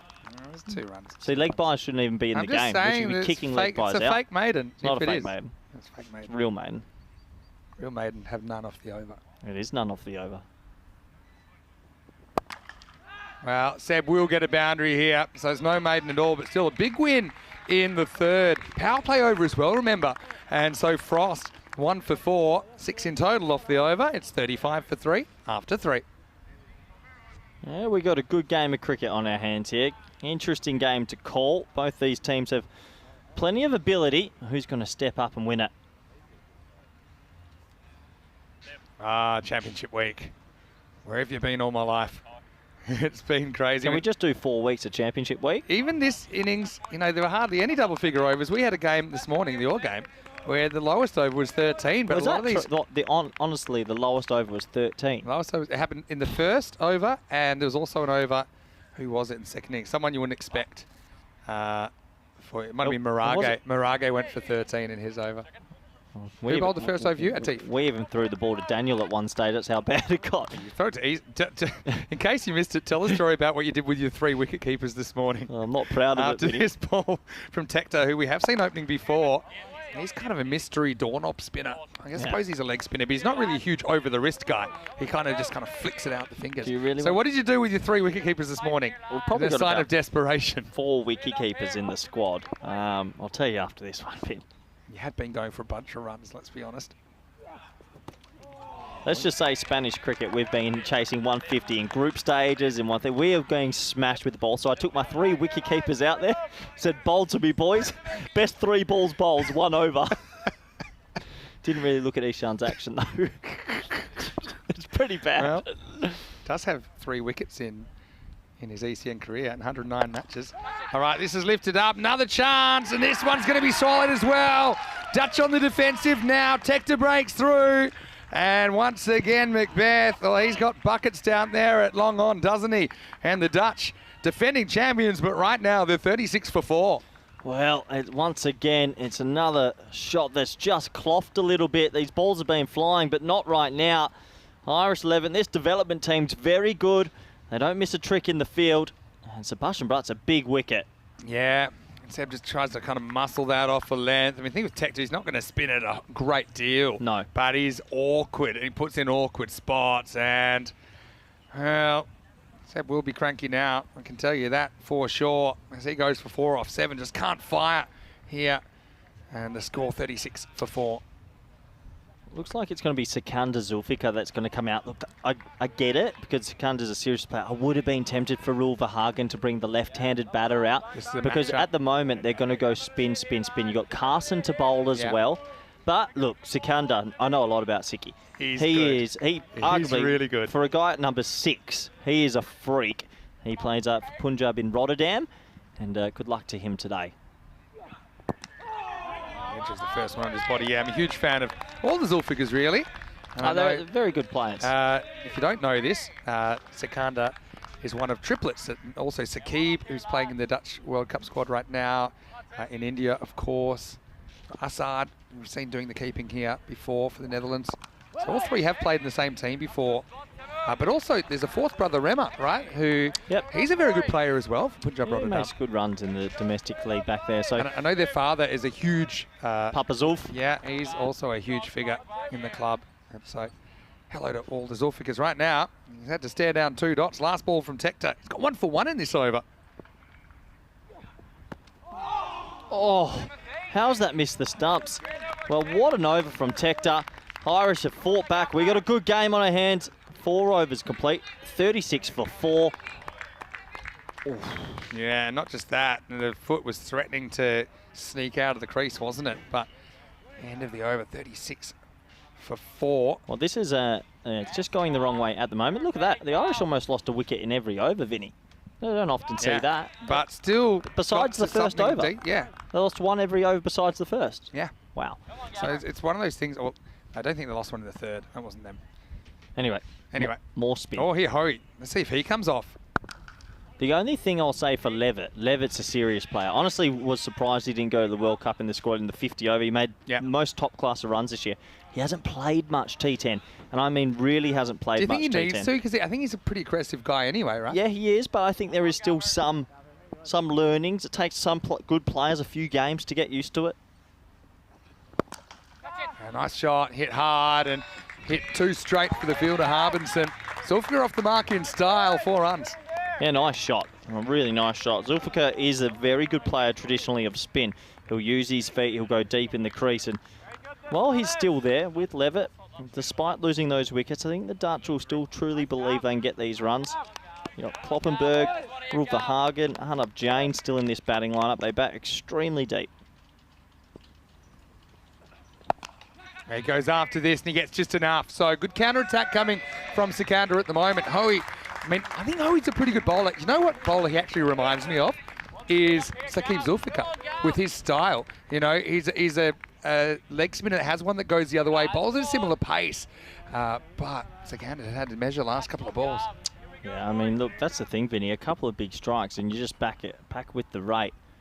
They need to get Zulfiqar out to the Irish, and the Dutch want him there.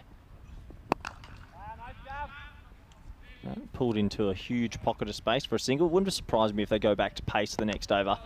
But credit to the Irish. They probably would have felt, look, we're under par with the bat, but they've come out fighting with the ball. I got a bit of a tingle about this game, actually, Vinny. We could get a real close one. It could be. 2 balls remaining in the 5th. Wow, what a shot. Well, this is what Levitt can do. He is a serious cricketer. That's an amazing stroke. Yeah, it's a brilliant shot. And poor Hoey, I don't know. He was on fire, but then he seems to have lost the mojo and everyone's getting after him. Looks like he's gone for 18 now. That's the thing. It's just good batting. Really good batting. Creating extra room and crunching that over the offside. Good to see Levitt out here, and one to watch out for in Dutch cricket circles for the next few years, that's for sure. Made 100 in the final, in the 50 over final for VCC, who went and won the championship. So he's a good player under pressure, and he'll relish this opportunity. With this go magical at the moment. Oh, he make up for it with a wicket here. And it won't be a wicket, it'll be 4. So tried to get away from Levitt. Ball that's kind of gone and fetched from off the tram line. So the Dutch fight back, and that will take us to the end of the 5th over. And the score is 58 for 4. Want to welcome you once again to the European Cricket Network and our coverage of the Euros of Cricket. It's Vinny Sander here, Mr. Maximo, with Corey Rutgers. Rico's off today. Andrew Ryan will be joining me after you get to go home and have a bit of rest, because it has been a big day for you, of course. We started the day with the biggest ever chase at the Cardiff Oval, 171 Spain chased down against Italy. Going to be a big week. Obviously, we give away the ECC trophy on Friday night. We're also planning to release the ECL draw, and we think we'll do that by video probably tomorrow night. That's the plan at the moment. We're still working on the technicals of that. But of course, I know you're a big fan of the ECL. You're a previous winner with VOC Rotterdam back in 2019, and looks like that'll be an even bigger event than before as well. Should be huge. Yeah, I think the ECL is one of obviously our marquee events, but you've got 10 to 12 teams that I think can win that always, and just the stories and the players from all over, the wild card picks. Yeah. I love that the clubs bring a big fraternity of support. Yeah. So the fan zone's rocking. I can't wait. And so, yeah, VOC Rotterdam, previous champions, but they lost to Indo-Bulgarians, and imagine a crazy game under lights. We saw the Greek team beating the English team earlier in the year as well, and some other kind of topsy-turvy results. It is a really, really exciting time. That'll be February and March, and we know already that it starts the 26th of February, but the word is there'll be even more cricket and even more teams. Well, how many are we talking? We were 30. First one was 8. Second one was 30. Third one was 31. This time, more. Wow. Okay. Just think more. All right? All right, we just don't stop growing. Just as I'll be thinking at Empanadas Will we ever stop growing? Ever? Yeah, I mean, you'd say there's a limit. Vinny, crucial stage of this game for me. More spin versus two good players of spin. Oh, he's just in. Oh, maybe. Yeah, this is... Well, they're not going up, so obviously he is in. One of the viewers had a great nickname for Tim Tector Do you know what it is? Metal D. Why is that? Metal detector. Oh, wow. See? We have smart That's why we viewers. love the viewers. It goes walking again, and he crunches Tector through the covers. Well, this partnership is alarm bells, I think, because this 120 is a modest total. And just watch those percentages. I think if these two stay together, Netherlands will be back in front before too long. Oh, absolutely. These two are very good against spin, and maybe if the Irish camp knew a little bit more about them, they might go back to pace, but they need a wicket now, the Irish. Doesn't really control this. Well, I mean, they went on contact and they never hesitated, but you felt like a perfect pickup and throw back to the keeper was going to find Levitt in trouble. Yeah, absolutely. That would have been close if he picked it up perfectly. Good game of cricket, this really cutthroat match in this championship week. Teams really fighting it out. Down too long on, and in the end it's going to be 4, but Macbeth, who's caught so well, but maybe a bit like Zoolander, had trouble turning left there, got 2 hands to it, pitches inside and runs across the ropes. A big moment, this partnership's been building, but this was a chance to break it. Yeah, he's a little bit wide there, and it just trickles over the rope for 4. That's a huge moment. It feels like a huge moment. 56 of 26 is very manageable here at the Cardimer Oval. The partnership's already 31 of 13, Vinny. Now leans offside, gets 1. So, I mean, look at that rate. It's pretty much where it started, more or less. Yeah, you meant 2 boundaries and over after this over, and you chase this down. But there's always some twists and turns. I think the Irish team will have to go back to pace at some stage and hope they pick up a wicket. He walks again, and this is a pretty good adjustment. He doesn't try and keep it down. He kind of slices it over the top, finds a gap in the outfield. And so Tector goes for a few in his second over. Not disastrous, but in this game, probably a few too many for Ireland's liking. He'll finish with 1 for 15, and at the end of 6 overs, it's 72 for 4. Yeah, 72 for 4, and they've got 2 people that are in.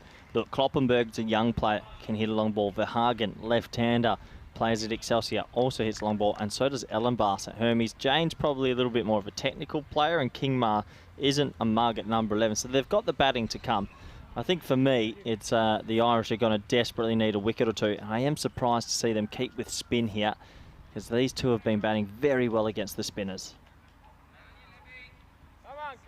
So this is Carson McCulloch, who's going to bowl the 7th. So I feel like one big over One either big way over could kills swing it. this. Yeah, one big over. If they hit a 20-25 run over, and it's Netherlands' game, it really is. by the same token, you get 2 or 3 wickets in over. That changes it as well. I don't think Ireland win if they don't get these 2 out at some stage. I think you have to dismiss both of them.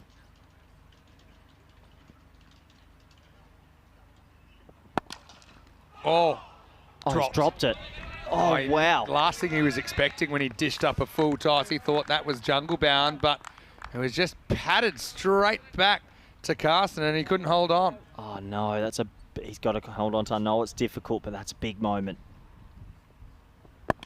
Levitt dropped on 17, now pushing gets 1. Well, he got dropped on 13 as well, that one down here, so that's 2 very, well, you say hot opportunities, but if you miss them, you might pay the price. Ulfikar, wouldn't be surprised if he runs at this one, Vinny. Very good in his crease when he comes skipping down, like that. Lifted up and over the leg side, Maximo! Oh, it's the count of Zulfikar. I mean, you question maybe whether they'd go a left-handed option when he came in, but I just really like him in the middle order. He's a guy who could bat a lot higher, to be honest, but it's a great insurance policy to have, isn't he? He's showing his class here. Yeah, absolutely. Very good insurance policy, but he's so good at skipping down the wicket. I mean, once again, he just jumps down, changes it into a length that he can sort of work with, and gets it for 6. 44 of 21. And they've been bowling quick, still 13 minutes on the clock, so they have time to tinker with the field and see what's their best option. Big couple of balls coming up for Carson. Yeah, he throws it wide, but too wide again. I like how the good teams, they have an understanding, don't they, between the wickets. So keep a fumble, we're going. There's none of this kind of hesitation. One goes, one stays. A lot of kind of ball watching. They were off and ready to steal that run. I feel like it's a big moment for the Netherlands campaign here because staring down at 0-2 with some big games to come. I mean, they'll play England later on in a rematch of last year's final. Once again, York's everyone, including the keeper, but again, keeper, I mean, had a shot there, didn't he? But the lack of hesitation.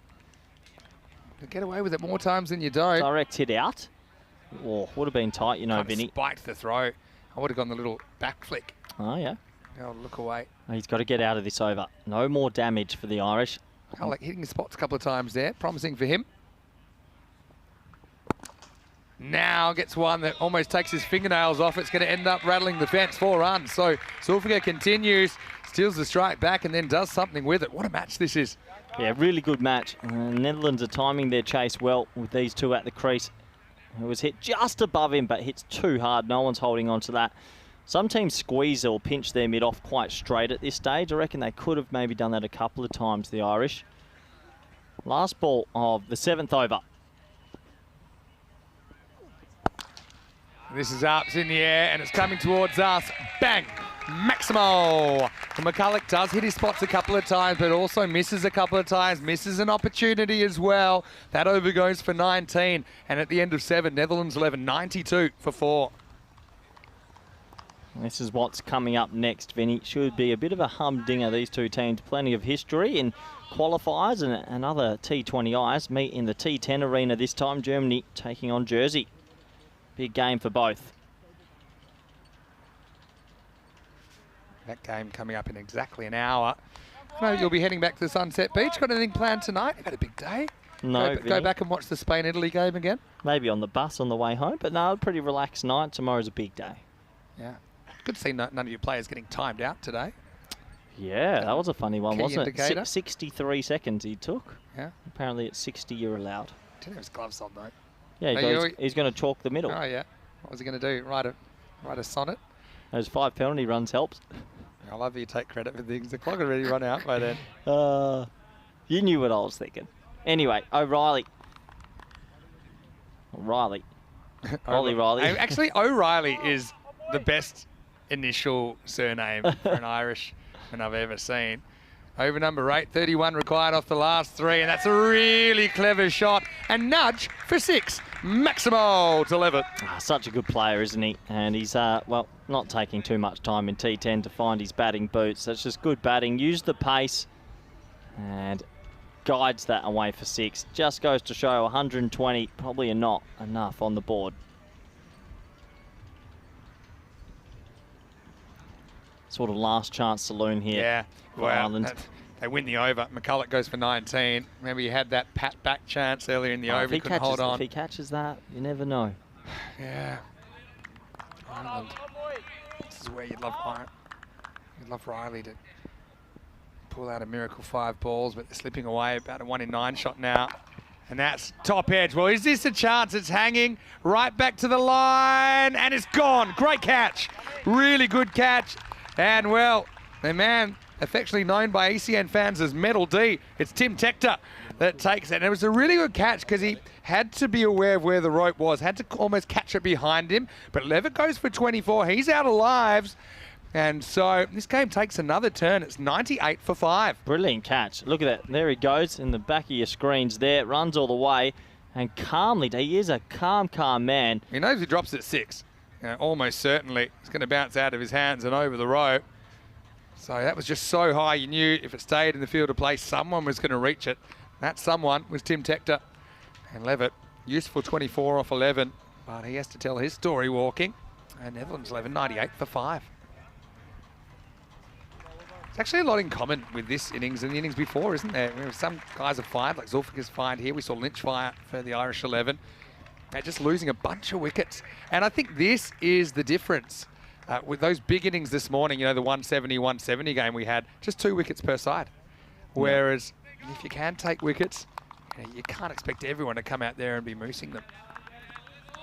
Tiernan Kloppenberg is the new batter, batting 7. He'll feel a little bit of pressure. He's a powerful man. Young guy. Wow, what a shot. Backs away and late cuts to 6. Well, welcome to cricket in 2023. Maximo. What a start for Kloppenberg. Very smart batting because they had third man in the ring and Point in the ring, so he's just giving himself a little bit of extra room, and that's an intentional stroke. But to get the timing on that is so difficult, especially early in your innings. Yeah. Bounces off the giant ball. Imagine if that popped. And that'll be a moment that we'll remember forever. Riley, I don't think you can bang it in based on what you've seen there. You don't have the field for it. What's his play here? Full and straight, maybe try and castle him? Heavy length, good length, top of the stumps length. Halfway through this 8th over. Wow, it is another blast as that one's going to reach the trees and more. Maximo! 2 balls, 2 sixes for Kloppenberg. Yeah, good batting from the young man. Doesn't feel any pressure at all. Deep in the crease, gets the elevation he wants and mooses that for 6. And now it's all the Netherlands. Yeah, 13 off 14 now. They get it below a run and ball, and yeah, the Dutch can afford to smile.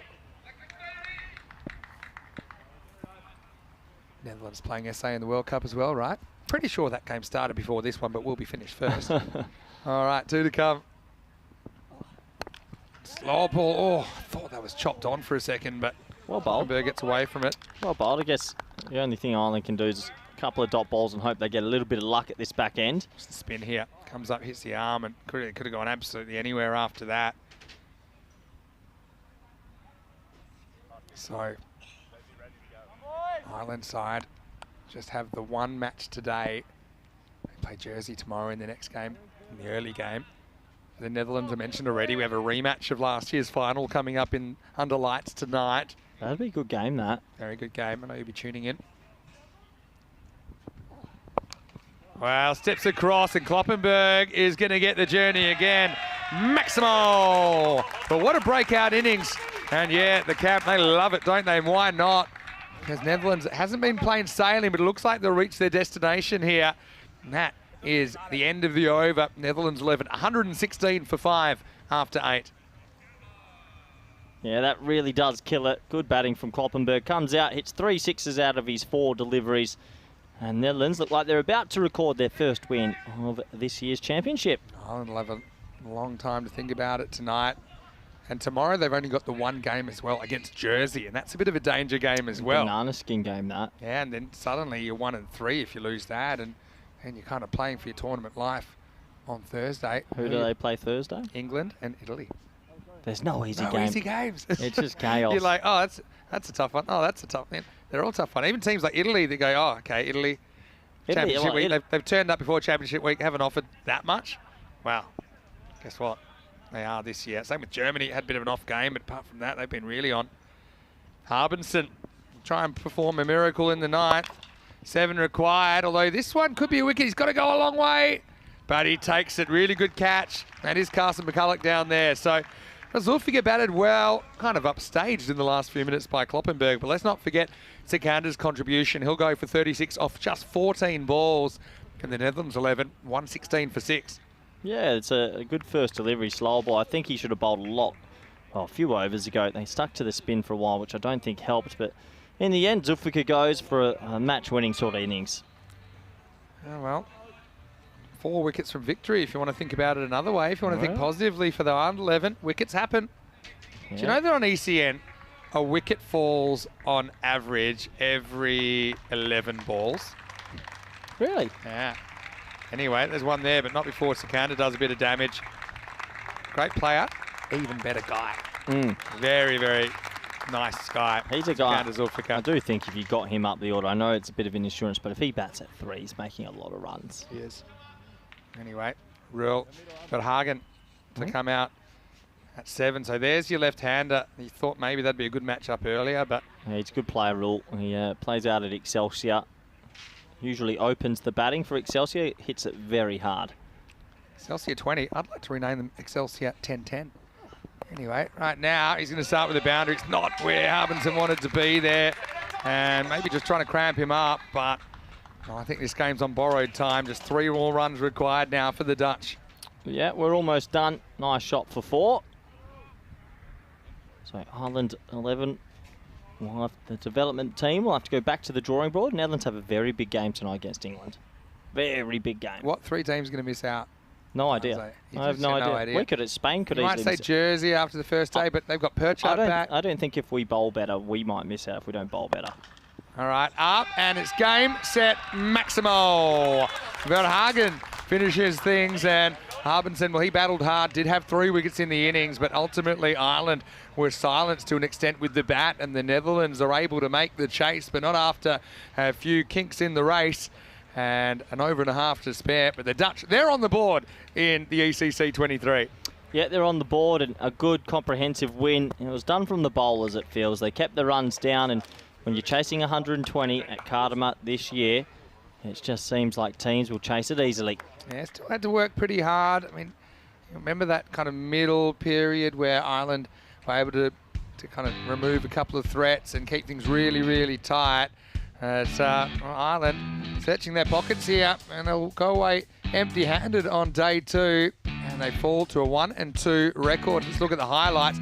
Well, openers looked all right, didn't they? But Floyd ended up going boundary and out, and then Musa, well, it was classic Musa with some of these strokes. You felt that he could make a big score and end this quickly. But then he skied one. And look, credit to Ireland. They created opportunities. They took most of them. Probably a couple at the end they would have wished to have taken. But for the most part, I think their fielding's been very good. It's just one of those things, isn't it, Corey, that you'd almost have to have a close to perfect fielding performance and bowling performance if you're going to defend a 120 against the Dutch.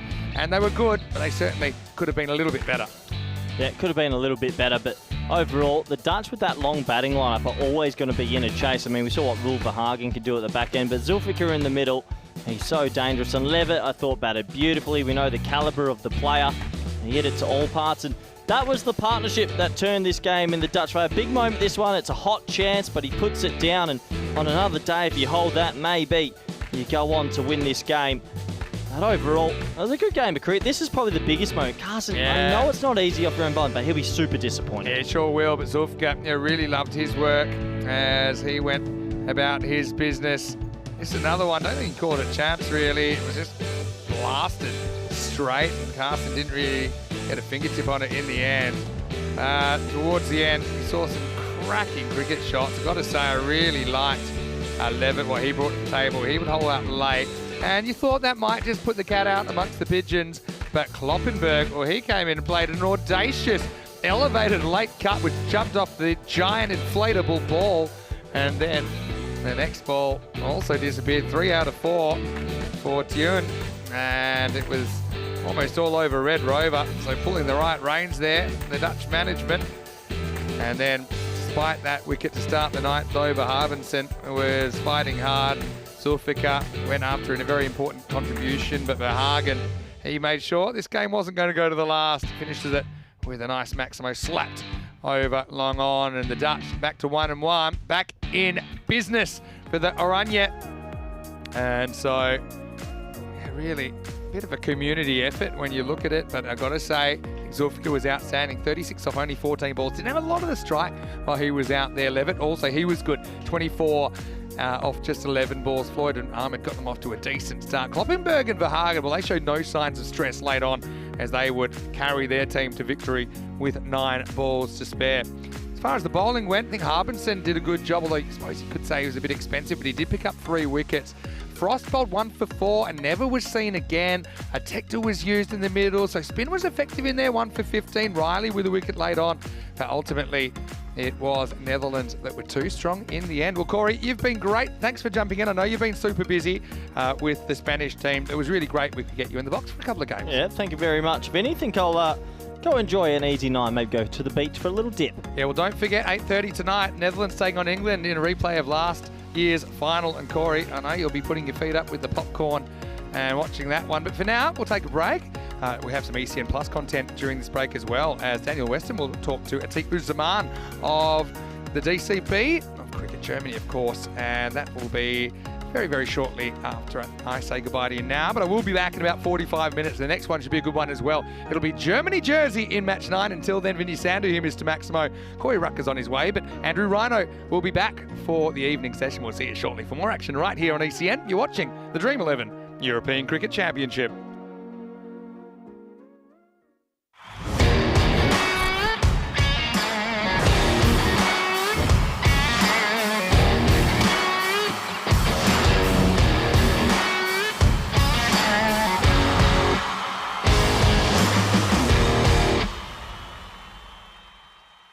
I think wonderful to have you on the show. Welcome. Just want to know, what are some of your first memories of cricket? Oh, man. There are a lot of memories. My first memory is like, when I was trying to play cricket without my parents' permission on the street, and then my parents always used to look at me and say, why are you wasting your time on cricket all the time? And I used to hide, and whenever opportunities arise, I used to go just play cricket because I used to love it. This is all I know since I born, and I'm from Pakistan basically, so in my time the cricket was absolutely famous in Pakistan, and every street you go there and you will see people playing cricket with a tennis ball. And what city were you born in? I'm born in Karachi, City of Lights is called. It's one of the biggest cities in Pakistan, and cricket is absolutely like a religion over there. And you were playing with a tape ball, with a tape ball? Yeah, we used to play with different, for the beginners we play with the tennis ball, and for the people who's got experience, they go and play tape ball cricket. I was pretty decent in my time, and I always used to play with the big boys, and I used to give them trouble and never used to get out. So we used to have a tape ball culture, like you get numbering and you bat until somebody gets you out. You can bat whole day. So some of the time, we have like 2 hours cricket after school and before dawn, and I used to play sometime whole 2 hours and never get out on it. So that was my challenge, and I really enjoyed it. People used to hate me for that, but it was fun.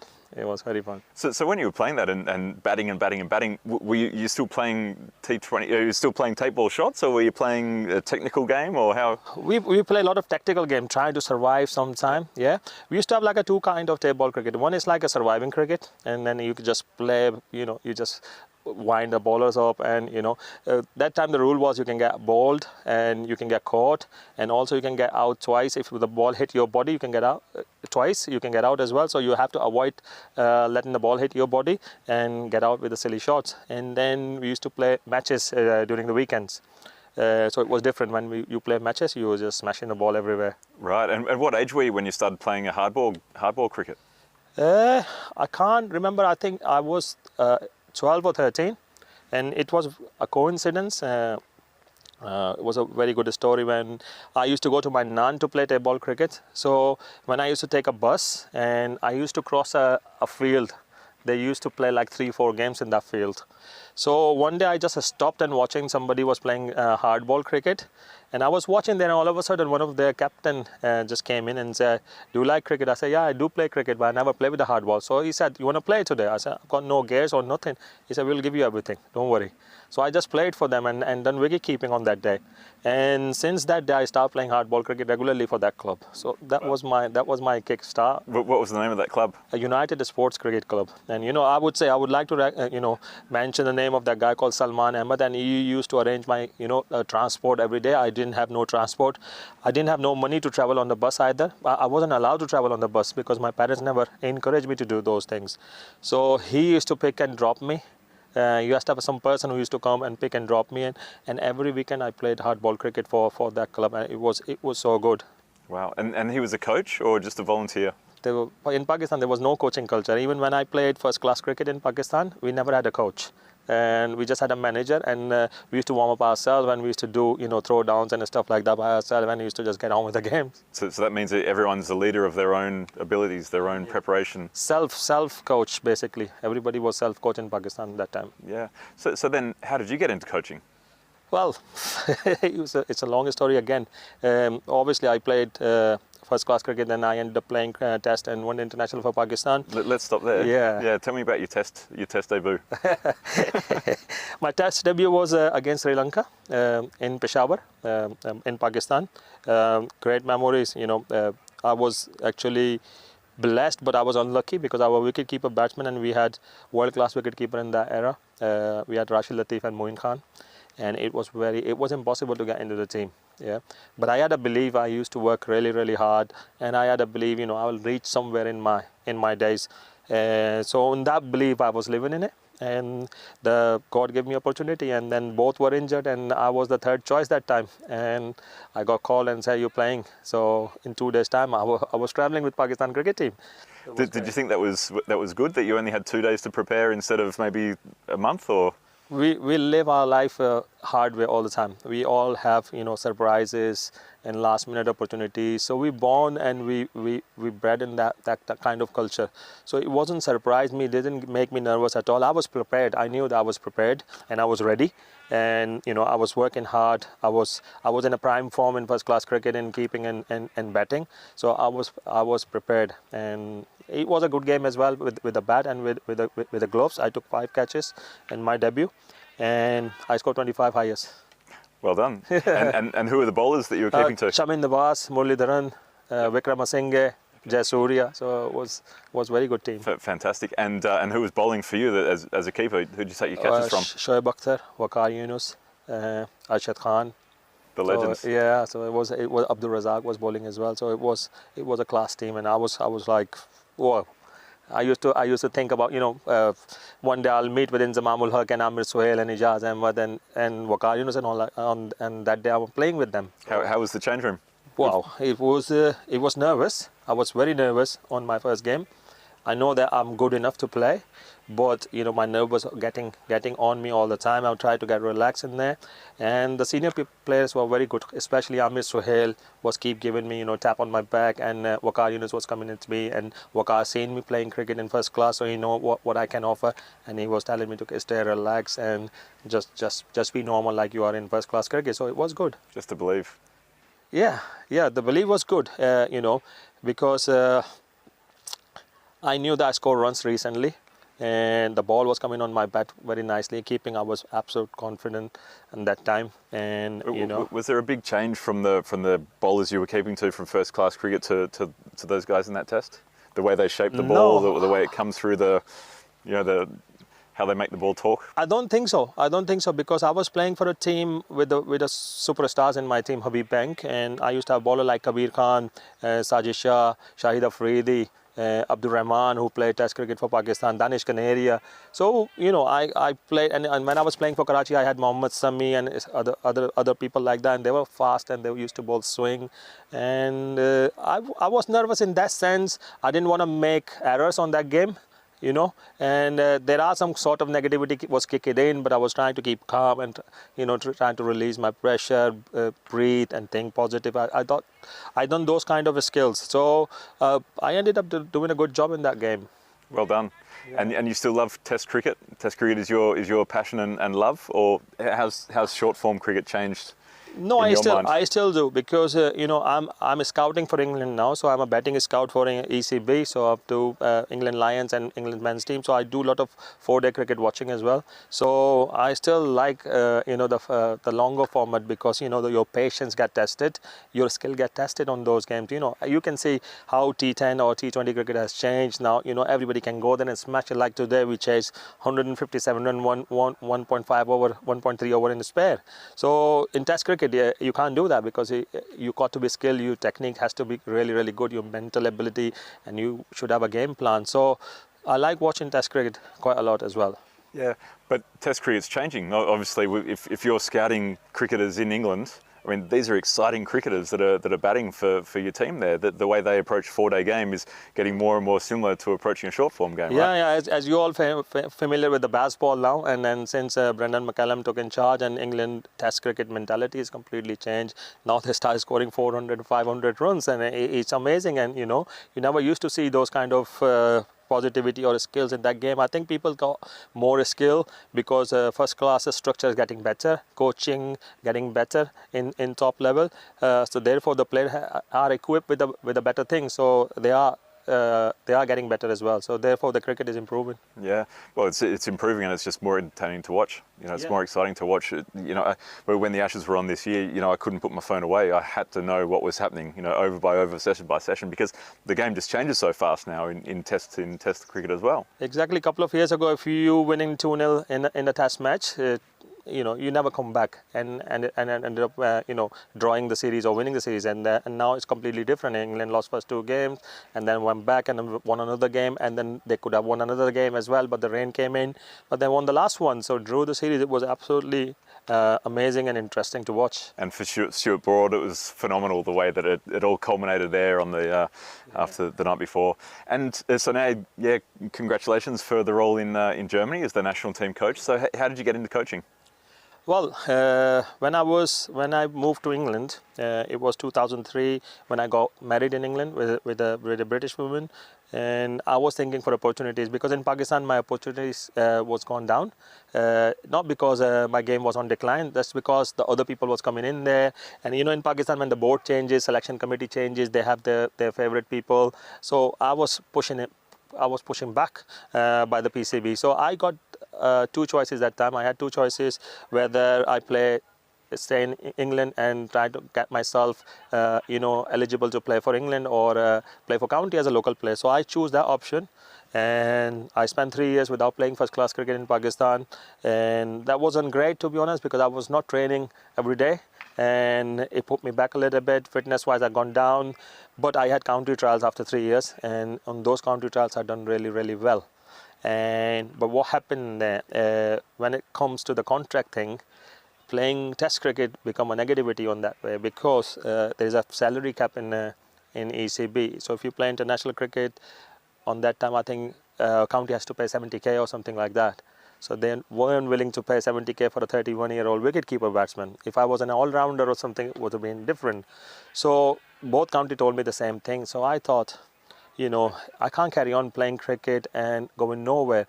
After a couple of years, my knee will go, my back will go, and what would I do? And so I thought the coaching is something I can do it because I was a captain in first class cricket in Pakistan. I mentor and help people developed, in their game. So I thought I can be a good coach. So I started doing my coaching thing. So I started from scratch. When you're in England, when you're in Pakistan, if you're an international player, you know coaching. That's the culture we have. You know everything. But when you go abroad, you play international cricket, that doesn't mean anything. That's help you to understand the game and get a reputation. But you still have to learn coaching because it's a completely different aspect. So I've done my level 1 and level 2. Then when I went, I had like a 5-6 year wait for level 3. I worked really, really hard to get into a level 3 course. When I done my level 3, I realized how bad coach I was during that time because I was coaching like it's all about myself. I want to win every game and I'm telling player what to do, and I didn't have a clue what I was doing. So in level 3 course, I started to understand what the communication is all about. How do you approach the player? How do you understand players' personality? How do you coach them? When do you coach them? So I started to learn things and I got better and better and better. Then I educate myself. I went to do a sports science degree after that, and that helped me out as a coach. And after that, I've completed my master's in sports coaching. So after doing my master's, I realized what coaching is all about. So I've improved myself, and I thought this is the time I need to do some kind of, my knowledge into practice. So I was lucky I had connections in Pakistan. One of the team I played last time, they relegated from first class cricket to non-first class cricket.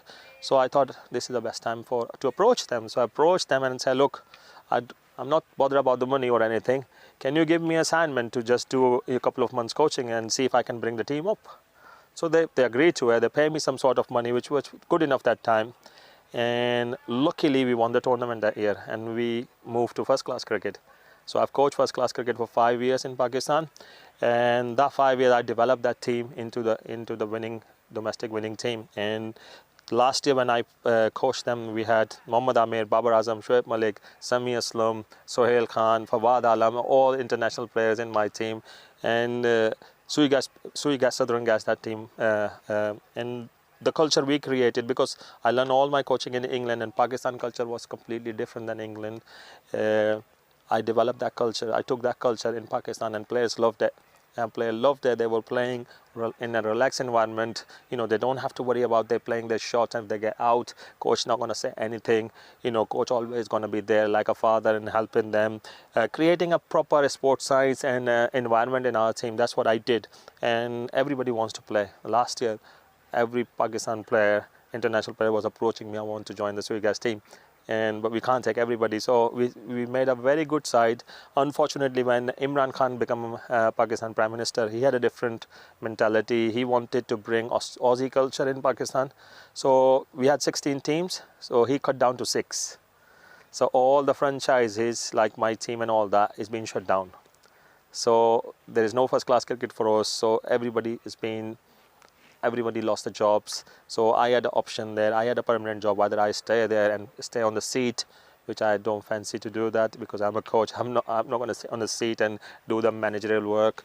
And I resigned that job, and then I focus on England. And then after that, obviously during that time, I was lucky because Pakistan season is between September, October till March.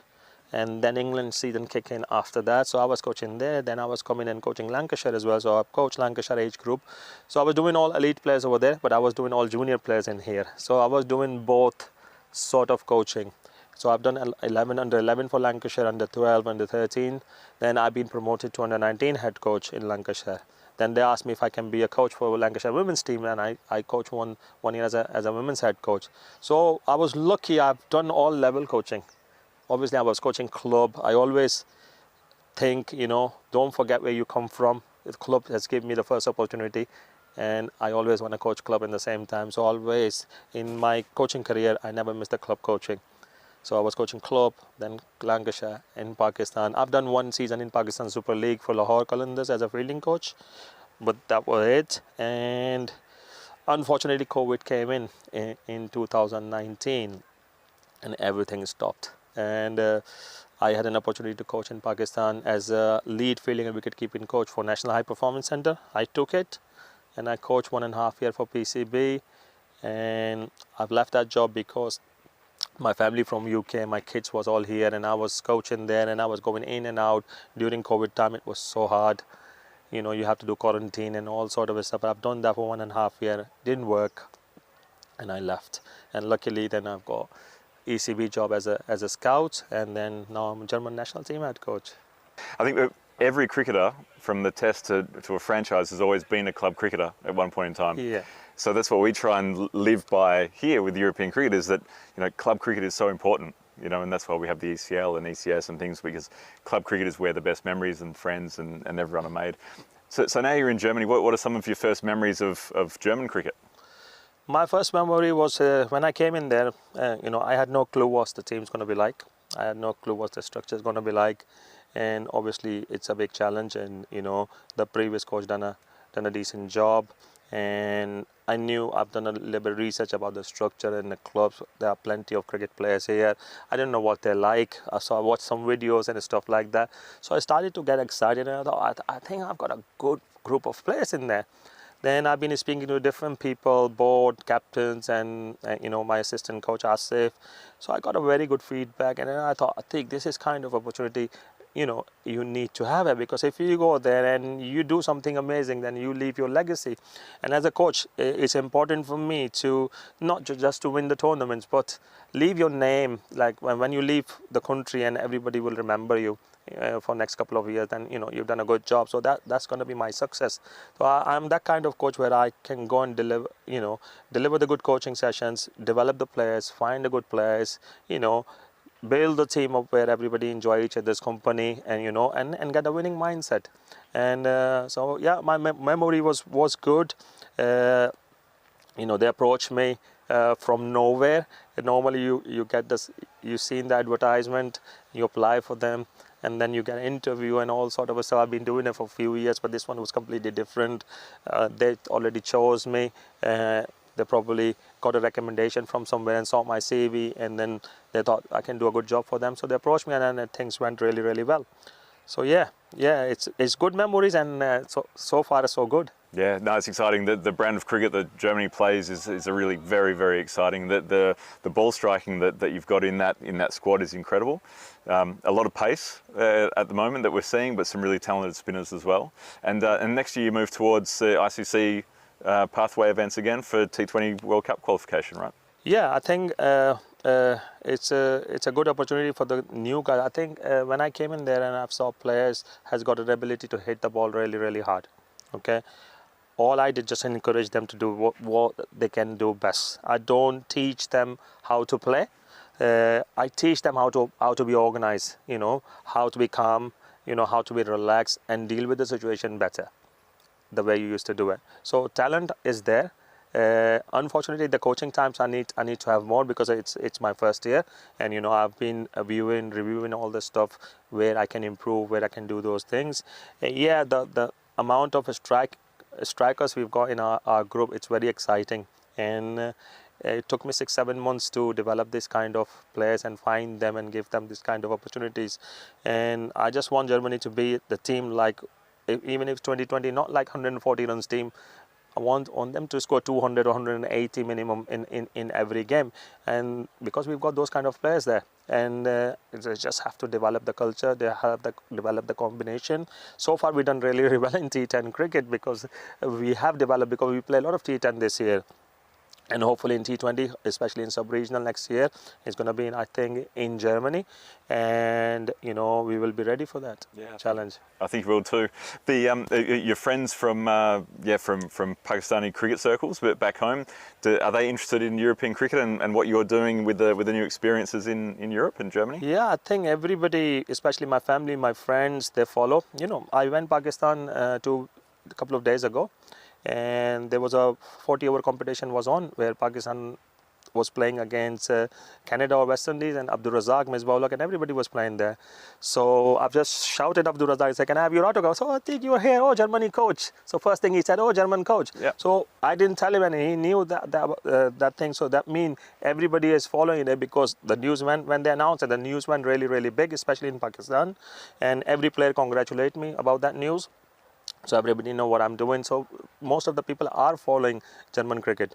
So yeah. So that's fantastic. No, I wish you personally all the best. I wish your team and the German Cricket Board all the best. And wish you well next season. It'll be a great one. And pleasure to meet you.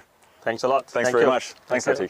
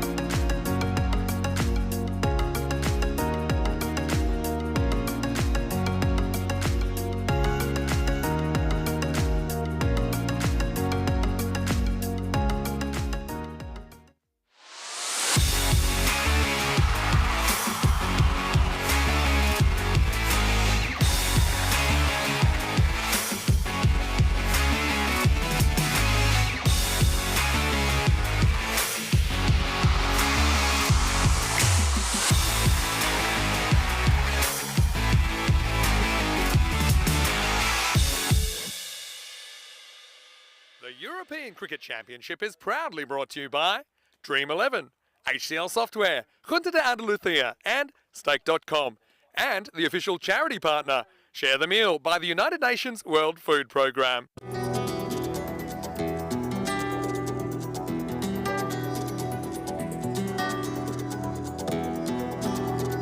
Ven conmigo a cruzar su calle, a vivir su ambiente. Ven conmigo a vivir la vida intensamente. Conmigo ven, conmigo ven. Hello and welcome back. It's great to have your company. I'm in the jungle and I've actually given the ball retrievers a bit of a break because it's been a busy day up here, if you haven't realised already, because it's been sixes galore, I'll be honest. It's been absolutely crazy. It's pretty hazardous up here, but in the middle it's a lot safer. Next game coming up is Germany versus Jersey. They'll play each other for the first time. So why don't we see what happens at the coin toss? I know Rob Kemming is with the two captains. Right, your call. European cricket. It is European cricket. We'll have a bat, please. So the news of the toss is that Jersey, good to have their captain back, I'm sure, Charles Chuggy Pershard. He's won the toss, kind of bucks the trend a bit by batting first, because up to now, teams have wanted to bowl. So it's good to have Charles Pershard back, and I think he bolsters their bowling, which was a little bit off yesterday. Also, he's a pretty good middle order hitter as well. All eyes on Asa Tribe, who I'm sure will open innings, but I think they found a couple in there as well. I like Jenner in there. Obviously, Lawrenson, he's a guy that's shown us what he can do before. For Germany, though, they were undefeated, but not anymore. They got absolutely blown apart, 130 runs short of the English score in the earlier game. So Andrew Ryan's back with Corey heading off for the day, and well, I'm just going to stay here and patrol the jungle, but I think this will be a really, really good... Whoa! Oh, well, Maximo's on. Let's get going for the start of match number 9. Maximo, safe hands, whether it's in the commentary box or in the surrounding jungle here at the Cardimer Oval. One of the most beautiful green spaces you'll find here in the wonderful Andalucía region of Spain. It is Andrew Ryan here for the European Cricket Network as we ready ourselves for this Germany versus Jersey contest.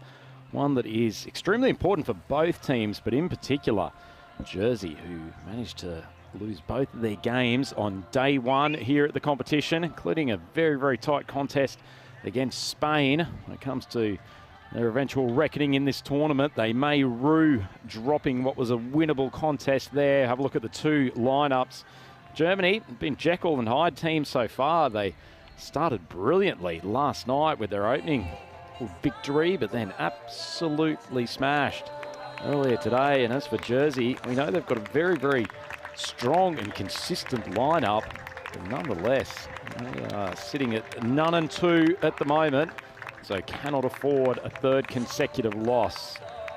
As Maximo mentioned at the toss, Jersey skipper on the toss elected to bat. Chuggy Pershard back into the lineup as skipper today. They'll be happy to have him there, opening up with Asa Tribe and Patrick Guge on top of the order.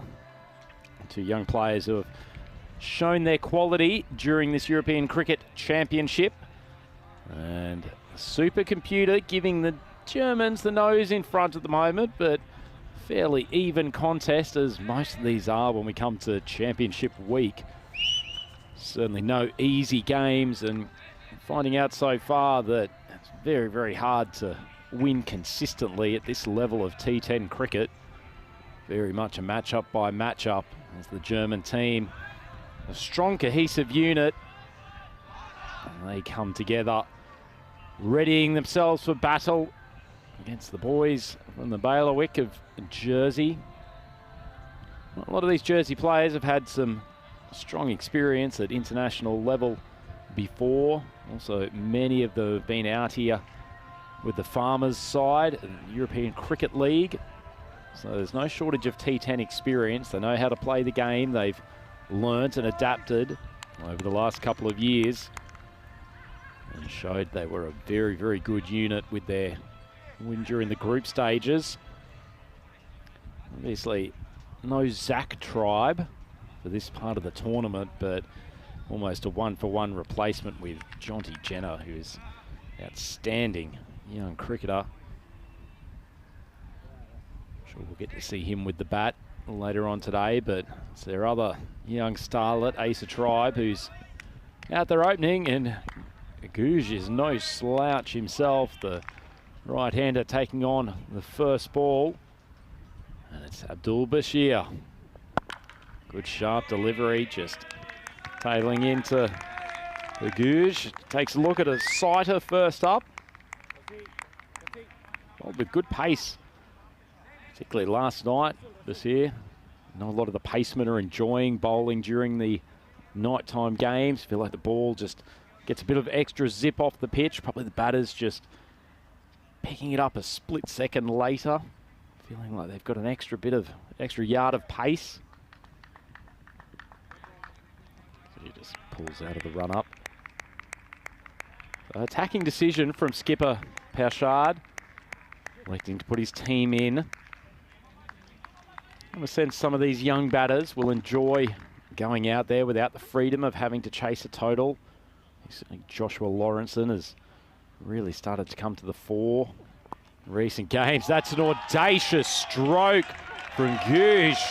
That is very good, my friends, and what a start for Jersey. Maximo with a little paddle. He's actually taken that ball from a couple of inches outside leg stump. A sensational bit of fielding from one of the ball retrieving team down there at fine leg. Well, I thought he was having a little bit of a rest period. No rest for anyone around this Cardimer Oval. Shear changing the line of attack, going around the wicket. Another short one. And Gouge ends up off the pitch as he tries to once again go behind the wicket. Ball was probably there. He may have just actually moved too far across. Interesting plan of attack though. So he's shown that to Bashir the last two deliveries. Going to take away that shot with the fielder being moved down to fine leg on the boundary. Also won it backward square on the circle. That one tails in a touch. Gouge goes exceptionally high, but it will clear the boundary. Made a nice sound off his bat. Used the pace of the opening bowler. Hits his second maximo of the over. Jersey, none for 12. 12 for none for those people who prefer it that way.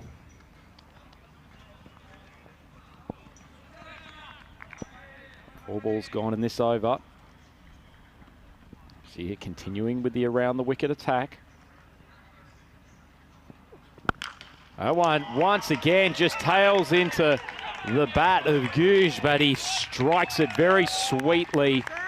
Third maximo of the over. Well, he's just dealing exclusively in sixes at the moment. Ball just straightened back after being pushed across the line. Very, very clean hit.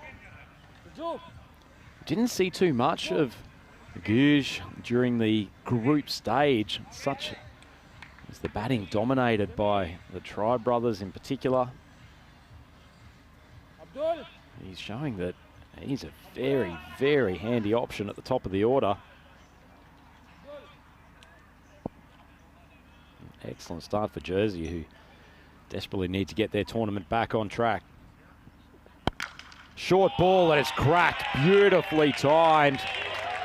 Excellent start for Jersey. He's a small man, Gouge, but he packs some power, and Jersey 1 over down, 24 runs.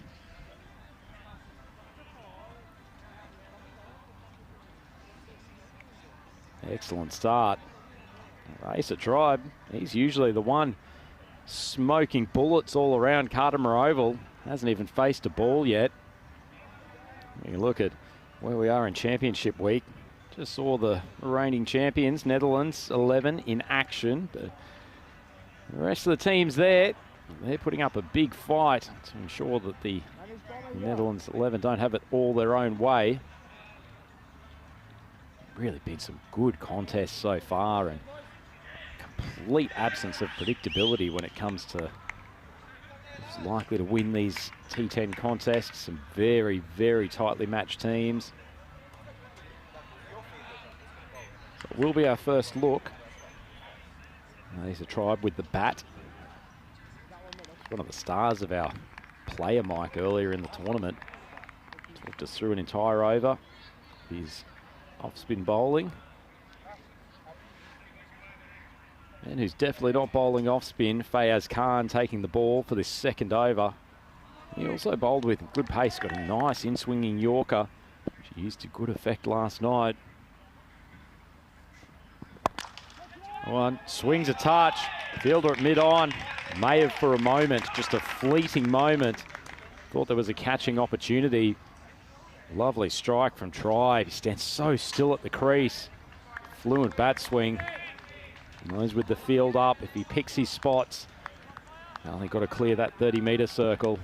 And this quick outfield at Cardamom won't be stopping anything. Another one on leg. Tribe straight up in the air. Big moment in the game. Good catch, and he goes second ball. Good comeback from Khan. Just a touch shorter in length. Tribe swinging across the line. And it's a nice catch. I think that's a skipper of a Sekaran. Well taken. And that's a huge wicket. After all the damage that Gouge did in the first over. Tribe trying to hit up on the off. No control, unfortunately. And he's back in the pavilion without having done too much damage. Big, big wicket for the Germans. Will have identified that he was the player they must get early. Half century from him can really start to take the game away from you. He's just trying to find his form back from the group stages, Asa. An absolute tear earlier in the tournament as Jenner comes to the crease. Ball's outside off stump, flashes. Struck well enough though. Fielder was wide of cover position on the boundary. But Jenner only hit it probably 10 metres from him, but with enough pace. He's managed to evade the outfielder.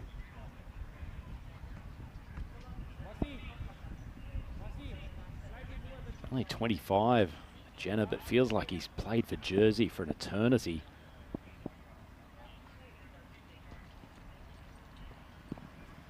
Short ball, bit of pop off the pitch. Remember actually seeing Jenner roll out for a World Cup qualifier, probably, it feels like 7 or 8 years ago, back when he was still a teenager, and just looked an otherworldly talent. On to play county cricket in the UK. Very, very talented batter in particular. Good fielder, good all-round athlete. Shortish ball, cuts, but got a fair bit of protection there. Fielder just behind point, and one almost, wouldn't call it 45 on the offside, but not far from it. Not to mention the third man, who's probably a touch wider than I'd expect him, particularly standing up inside the 30.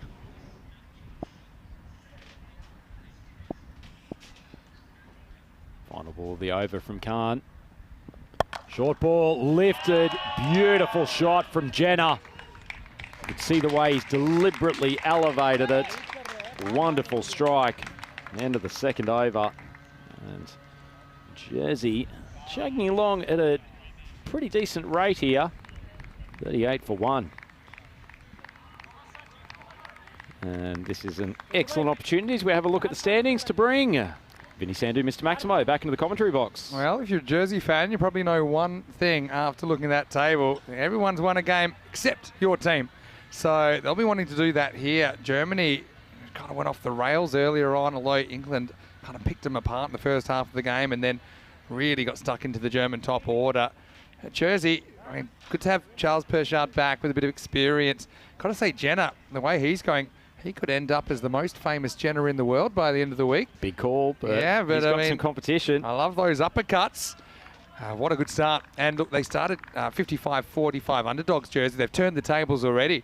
just in the space of 2 overs. Here's Learcat in the third. He goes outside off stump. Lovely strike. And Goosh continues to deal exclusively in Maximos. That's his 5th off his 7 deliveries. Look who it is, celebrity crowd catch. It's Carson McCulloch, who is out of his chair. That's nice for the youngster. And, well, a fair few youngsters in the jersey tent there enjoying what they're seeing as well. Well, that was an early move from Goosh. Oh. Yeah, and, well, Omar, he's done a bit of a naughty there. It was a... He's got a big smile on his face, though. He knows he's done it as well. He's carrying the drinks around and... Yeah. Looking like a portable sight screen, but he was just rolling past behind the bowler's arm. The sizable. Well, I don't know if you get dropped from being 12th man. Well, then where do you go next? Anyway. All right. Googe is back. Short and wide outside off stump. Call did swing late. Yeah, it does. Movement does him. Yeah, it's close, but I think grabs some of the tram line on the way through. Learcat probably extracting more movement than the other opening bowlers. And last of the power play, so Jersey sitting at a run rate just under 21 per over at the moment. Germans would love to get this back under control. The slightly short of a length ball from Learcat, just wide of off stump. Goosh, it's either feast or famine for him. Yeah, well, I mean, to have a miss and still be 30 off 8, you know you're tracking pretty well. And these Jersey guys, a bit like the Irish team in a way, in that they're young, but they are guns. They are genuine guns, and they hit the ball so well. Steps across. He loves making room for that paddle, and he's just got enough bat on it. Rolls past the man who's at fine leg on the 30. Goes for a boundary. Yeah, that's frustration for Germany because they thought they might be able to cut this off. Despairing dive. But, yes, mini boom boom over there, making the earth shake with the full dive, but can't get down to it in 4 more. And Gooch, he doesn't get off the middle, but that's the thing with those deflection shots. As long as it's not a real fine nick to the keeper, if it gets around him, they normally race away. Didn't miss the stumps by much. Short ball. Reacts to it late, gets it on the bottom of the bat. Yeah, I like it. Well, you know what? This is, would have been close. I love that fielding first up. I think it's Fires Khan down there. He goes full on New York Knickerbockers with this one. He just jumps up like a basketballer. See, look, shakes off, bats it back in, but with intent to go to his fielder, his fielding friend there. And almost creates a run out, but they do get 2. Agility from the big fast bowler. Learcat once again steps across to the offside, and Googe, his batting chart is either mid-wicket or fine leg. But if it's working for you, stick to it. It's nicely played. Yeah. Well, death by 1,000 cuts, but it's not just cuts, is it? Well, Dave, he's got his lucky Stockman's hat on there at the moment, and the ball's following a little bit. Googe has raced along to 42. At least he's finally hit a couple of fours this over instead of just Maximos. Googe giving this innings its fair dose of vitamin G. And he hits this one, but he's somehow still going to get 4. Well, put that one on the wagon wheel. Bounces over Mandy, and he still peppers that backwards boundary. And that is the end of the power play, and it's a magical one for Jersey. They're 61 for 1 after 3. That's an incredible shot, Vinny. He's played that paddle behind to fine leg a number of times, but somehow has got enough underneath the edge to almost indoor cricket-esque, playing it into the top net, just going reverse. Well, if that happened in indoor cricket, I would have taken off the roof and whipped off the bails, to tell you that much. But, I mean, I'm almost, when we're thinking about it outside the square, I mean, if anyone had set a backstop to me when I was keeping, I probably would have walked off in protest. But maybe it's a legitimate fielding position, because those attempted deflections, or even like what that was, if you can't pick between a deep third or a fine leg, maybe you don't have to. Maybe put someone right in the middle. Yeah, a lot of those attempted ramps will go over the keeper. Maybe that's another thing. Maybe that's the Northern Lights field instead of the Southern Cross. Just wondering whether when keepers see the batters shape up for that, when some are going to start sprinting to their left. I'll tell you, there's a strategy to this. I was one of the first to do it. Anyway, now we'll see another uppercut up and over the top. Maximo! And well, Jenner is going to keep on trucking. Bit of JJ action as Amadi enters the attack with some spin, and he's greeted with a Maximo. Has he just mounted Bruce Jenner? Bad choice of words. Bruce Jenner in terms of the chart of most famous Jenners after that shot? I have him above Caitlin by maybe Wednesday or Thursday. We'll see. But yeah, right now they're needing to find a turning point, aren't they? We thought with Tribe going early, that was a big one, wasn't it? As Lassie Curran took the catch to dismiss him. Okay, seriously, with your question, as far as what you're trying to do with wicket keeping and deflections. So what you're trying to do is, if I'm normally trying to take the ball here, so here you go. Let's just try and get. Yeah, okay. If I'm trying to take it here, then if the batsman's here trying to ramp it that way, I'm still trying to cover if he misses it. But that's my extreme that side. So I'm now trying to cover that angle and further out of the screen. So yeah, you need to be able to catch a ball that they miss, but that becomes your extreme sideways that way. And even if you have to dive back, so you're trying to kind of cover both bases, and that applies to both spinners and when you're back. So yeah, sometimes keepers overcommit trying to catch a ramp, and they kind of look silly when the ball gets missed and they end up going for 4 byes, right? So yeah, you're still trying to cover a ball that's not hit, but also you're trying to, you know which way it's likely to go if it is hit. Right now, this is going straight down to Fires Khan, and that's going to be gone. So, well, it's going to be the end of Gooj, and he certainly impressed us with his striking ability, but one miss hit is all it takes, and he's on his way for 46, and the score is 68 for 2. Yeah, good innings from the young man. Fortunately, couldn't go on with it. 46 off 13, powered by 6 Maximos. Great striking early on, but since the field drops out, as you said, Vinny, it only takes one slight miss hit, and they've got some good outfielders here, this German team. Very athletic, safe pair of hands. And that's an excellent innings from him at the top of the order. First wicket from Ghulam Ahmadi, such a crucial part of this German bowling squadron. Gooj has come a long way. You know, he's a guy we saw batting in the middle order for Farmers, but here he is opening the batting for his country, doing a really good job. And yeah, I love the execution of some of those riskier shots, but here's another good young player, Lawrenson, to replace him in the number 4 spot.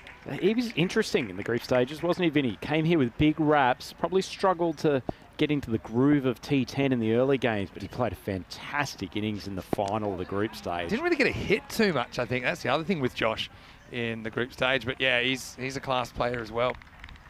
A nice over here from Ahmadi. Just put the brakes on this Jersey lineup. And remember how it started as well, Rhino? You got banged for 6 first balls, so Ahmadi, unruffled, doing a very good job for Germany.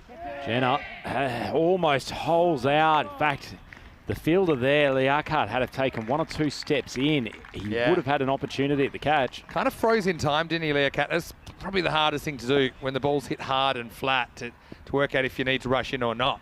I suppose he ended up not quite getting where it landed. Now a little bit of a flick away from Lawrenson for a single, and so Ahmadi for an over that went for 6 first ball in the end. That's a big win for Germany. Takes 1 for 10 in it, and after 4 overs, it's 71 for 2. I'm liking this game so far, Maximo. It feels like one that will have a few twists and turns in it. Run rates at 17 or thereabouts at the moment, almost 18 runs per over. So Jersey going at a good clip, but they've lost 2 of their main batters. So the wickets for Germany will help, and Germany will think if they can get into the lower middle order, then the power hitting from Jersey drops off quite significantly. Still a couple of bats back in the pavilion, but Jenner and Lawrenson will be expected to shoulder a lot of the burden in the next 3 overs. Well, here's the thing. You've got Jersey conceding a bunch of runs. Now, I know Chuggy Pershard comes back in. That'll help. But they've conceded 158 and 155 so far in their 2 games yesterday. Tell you what, and we'll just chat about it after Bear comes on. A little bit of a full toss. Lawrenson manages to whip the bottom hand around.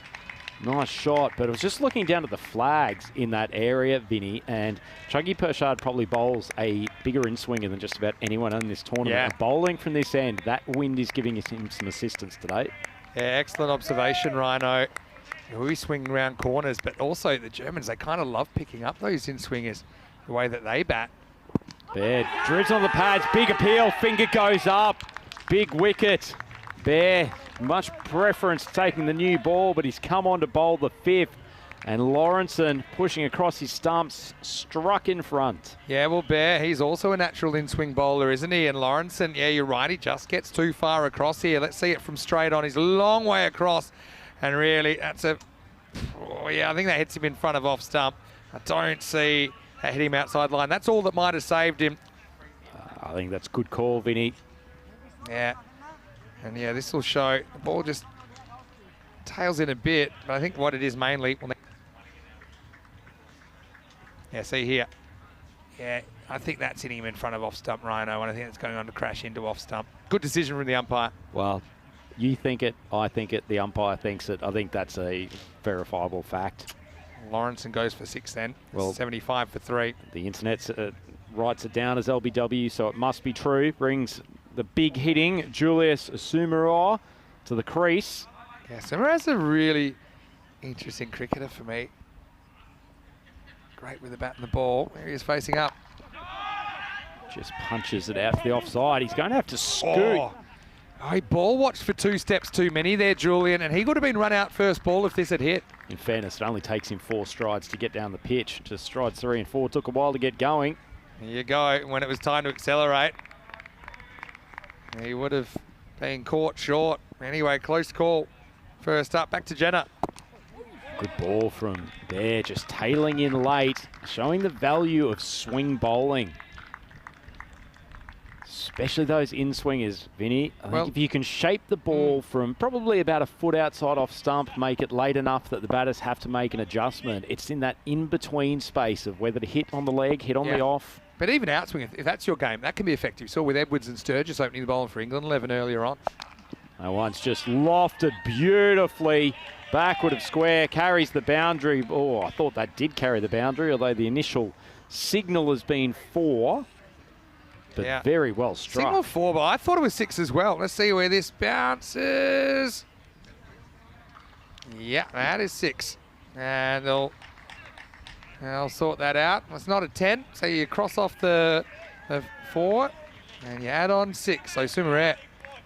Get the pencil and the rubber out and sort out the scorebook. Scorers hate that. Already written in ink, probably. Length ball and just driven. Slight turn to the bat in the hand from Sumaror. That's the conclusion of the 5th over. Really interesting first half of this innings. Jersey, 3 wickets down. 84 runs on the board. Yeah, let's have a look at where we've been. And some people don't realise this, but we actually are all over Europe.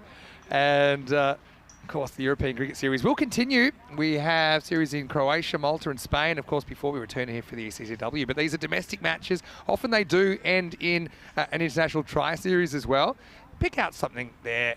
Just pick a country random. I know you're in Sweden with me, but is there anywhere you'd like to do? I know we're putting together the schedule for next season. I quite enjoy my trips to Sweden each year, to be honest. I'll give you one more. Go on, pick one. Okay. Actually, I do love going out to Portugal. Being great out there. The cricket in Hungary feels like it's getting better and better every year. Hungary is a beautiful place to visit.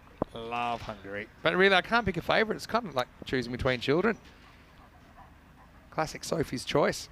All right, Jamshed's getting a bowl, and they've turned to him on occasions, but this one's going to be turned into the jungle. Maximo! Jersey motoring, and they're up to 90 already. Still 29 balls left in this innings. Given his height, I feel we're contractually obliged to reference Sumaror's levers. And that's precisely what have been unleashed on that occasion. Jamshed Khan just dropping a little bit short of a length. Sumaror dropped back in his crease. Those long arms have lofted the Grizzly. And Jamshed is a regular bowler for his club, the Düsseldorf Black Caps, so I can see how they're going to him here. Like I said, Germany, they're hoping to get their captain Rohit Singh back sooner rather than later. But obviously no ideal. Khan, wasn't he dynamic in the group final as well? And no Shakur in at the moment either for Germany anyway. Sumaror faces up.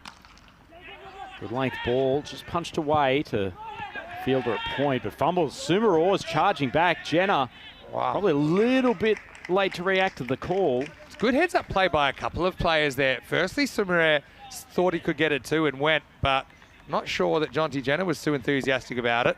And first it was bumped up, but then the fielder notices that the run-outs on the bowlers and actually saw that Jenner was slow to turn, but just couldn't get it there in time. It's a slightly mishit for a single. But yeah, this game kind of in the balance as well. Like I said, it was Germany 55% favourites at the start. Now Jersey 58% favourites. So yeah, Super computer. They've literally turned the tables now. 55-45 the other way. Changes with one ball halfway through this 6th over.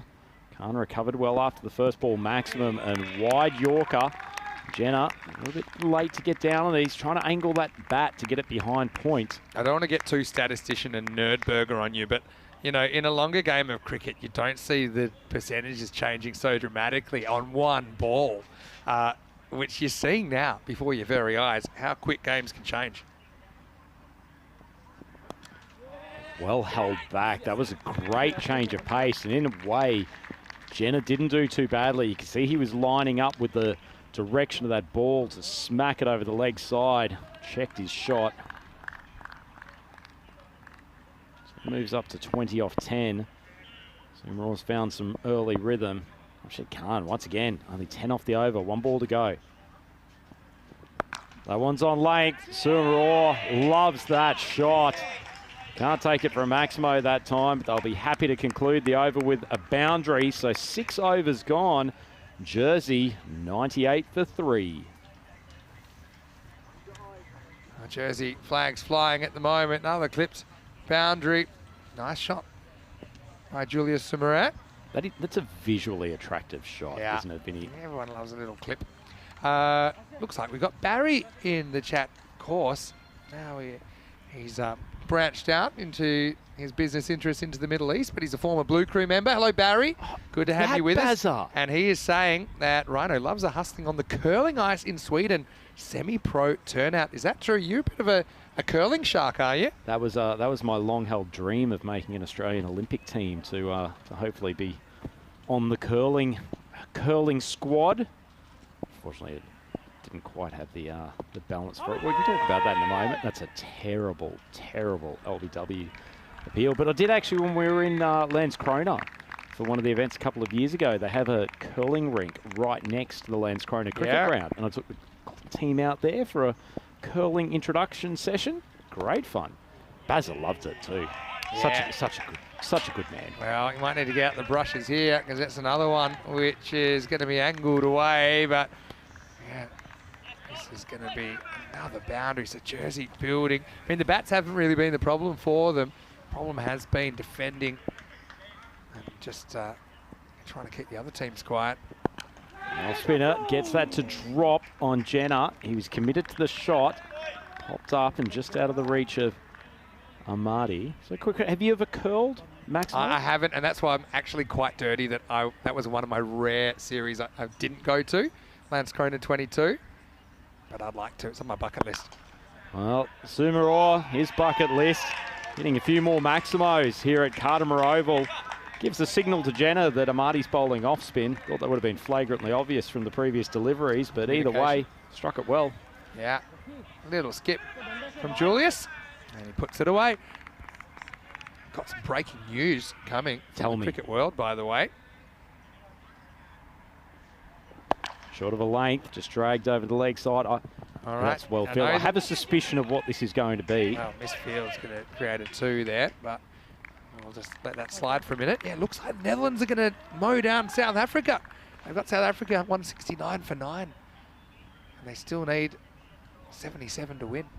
They've got their measure, don't they, in World Cups? Yeah, good day for the Dutch. No one's just fumbled. Not sure what this says about Australia, that we were unceremoniously hammered by South Africa in the World Cup, and now the Dutch have come and beat them, or look like they will beat them comfortably. But anyway, we can ponder that in the coming hours. That's the end of the 7th over. Jersey 112 for 3. Yeah, coming up, we have cricket, like we said, in Croatia, Malta and Spain in the ECCW. First ever time we've had the Euros of women's cricket. But one thing that's going to be on the horizon this week is the ECL draw. Now, the ECL will run 4 weeks from Monday the 26th of February 2024. And I can reveal it'll have more teams than before It'll be more matches than the one this year, and we're actually hoping to do the draw reveal tomorrow night. Draw's already done. It's just a matter of revealing publicly who will be playing who. We tried really hard to get balanced groups, and it has been certainly a challenging task to do that, but I think everyone's happy with it now. And I can explain a bit more about that in a moment. But first, here's Mini Boom Boom in the 8th. Mini Boom Boom right in the block hole. Just pushed away to mid-on. Can I ask you a more pertinent question about that upcoming schedule? Yeah. Why is Malta referred to as Encore? Is this like a Because- Lincoln Park sort of reference, or is there something more We substantial? were in Malta earlier in the year. In fact, we started the ECS season in Malta. So that's what we normally call it when we go back in the naming, because it's our second tournament there this year. So good. You want to be there twice. That's nicely struck. Great bit of outfielding. I love that fielding. And this guy's already shown that he's a weapon in the field. That's Tristan Jungbauer out there, who he plays his cricket in the UK. And he could have gone the kind of, I won't say soft option, but he could have batted it back in and certainly conceded it too. But each thought, I can pick this up and hurl it and maybe create a run out. Great fielding. And matrixed himself over the line to save a 6 earlier as well. He's wide of off stump, but Jenner just trying to give himself a little bit of space outside of the leg side. And I'll tell you what, that's a tough call for the batter. I know we talked about it in the comment section about the umpires, and you know, people make comments, and I can understand that. It was a freebie. Change of pace, just driven straight down the ground. Doesn't bowl that so often. But what I was going to say, and I don't make the comment, I honestly believe we've got some of the best decision makers in the world out there. When you consider the volume of decisions they have to make, they are getting an incredibly high percentage right. Now, people often say, oh, Vinny, you're always defending the umpires. Why shouldn't I? Because they are doing an incredible job. And the job is to get the most right decisions possible, humanly possible. And I'll put the word humanly in there because, yeah, sure, these guys are making thousands of decisions in a day. So I will defend them. And I'm going to tell you something here. Go ahead. Our umpires, if they make an error, they're staring at the ceiling that night thinking about that error. So you might have forgotten about it in 2-3 minutes. They don't. They're really determined to set a high standard. I think that they're never going to be perfect, but they will catch excellence along the way, and they are excellent. So I make no bones about the fact that I stand up for the umpires. Oh, he's popped that straight down the throat of Fayaz Khan. He's having a good afternoon in the field. Pretty easy decision for umpire Tyrone there. That's a catch, and Sumaror is on his way. Yeah, just kind of hit this too well, didn't he? And he never really went after it. Kind of drives it on the up, hoping to get up and over the outfield. But, yeah, boom, boom. Kind of missed his York there. If you follow through with that, maybe you can get it over for 6. But ultimately, it'll be the 4th wicket to fall. And Jersey, 117 for 4. What I do like about Boom Boom's bowling, though, if he errs full. He doesn't give gimme hits from the back foot. Yeah. He's always searching for that Yorker, a little bit of late swing. Nice innings there from Sumaror, and in fact, Jersey probably would have preferred to have him out there than Jenner at the moment. Jenner's just decelerated in the last couple of overs. He needs to get going. Maybe getting a stop-go penalty, to use a Formula 1 reference. But, yeah, look, Boom Boom's been good when he's got it right, and he gets it pretty much right that over. And it's 118 for 4 after 8. Elliot Corbell come out to the middle to join Jenner at the batting crease. He'll actually keep the strike for the start of the 8th over. Corbell went under the radar a little bit yesterday, but he got a king pair. He was the guy that was asked to hit a 6 off the last ball, which actually was his first ball he'd ever faced on ECN. And he did get into the outfield, but Isan caught him. And later in the day, he went for a golden as well. So, Elliot, good on you. He's got his first run. Hope you get many more. And certainly Jersey fans will be hoping he gets many more in these 2 overs. Hopefully he found DDC for a little bit of a pep talk. He managed to recover from 4 straight ducks. Come up with a match-winning innings earlier today. He's speared in between the legs of Corbell. Not completely sure what this will be an interesting one because I want to know what they're appealing for. Yeah. So what's funny here is I think this is an LBW appeal when the ball clearly has missed stumps. Either that or that maybe there's a noise and they thought maybe it's an edge. But still, you know what? Great umpiring. Say it again. New Great young umpiring. player at the crease as well. No harm in making you feel like there's undue pressure. Good Yorker though. Yep, bowls a good one, Khan. Tries to make some room outside. Corbell's job at the moment is to get Jenner back on strike. He's played 2 dot balls. Yeah. Fayaz caught well, batted well. We're going back to a toss of a coin, like I've said a few times. Oh, is this the you-know-what that we've been waiting for almost 100 games? Well, what's Jersey going on mascot. here? He's not sure what he's waiting for. He wants a Maximo. Hasn't seen one for a little while.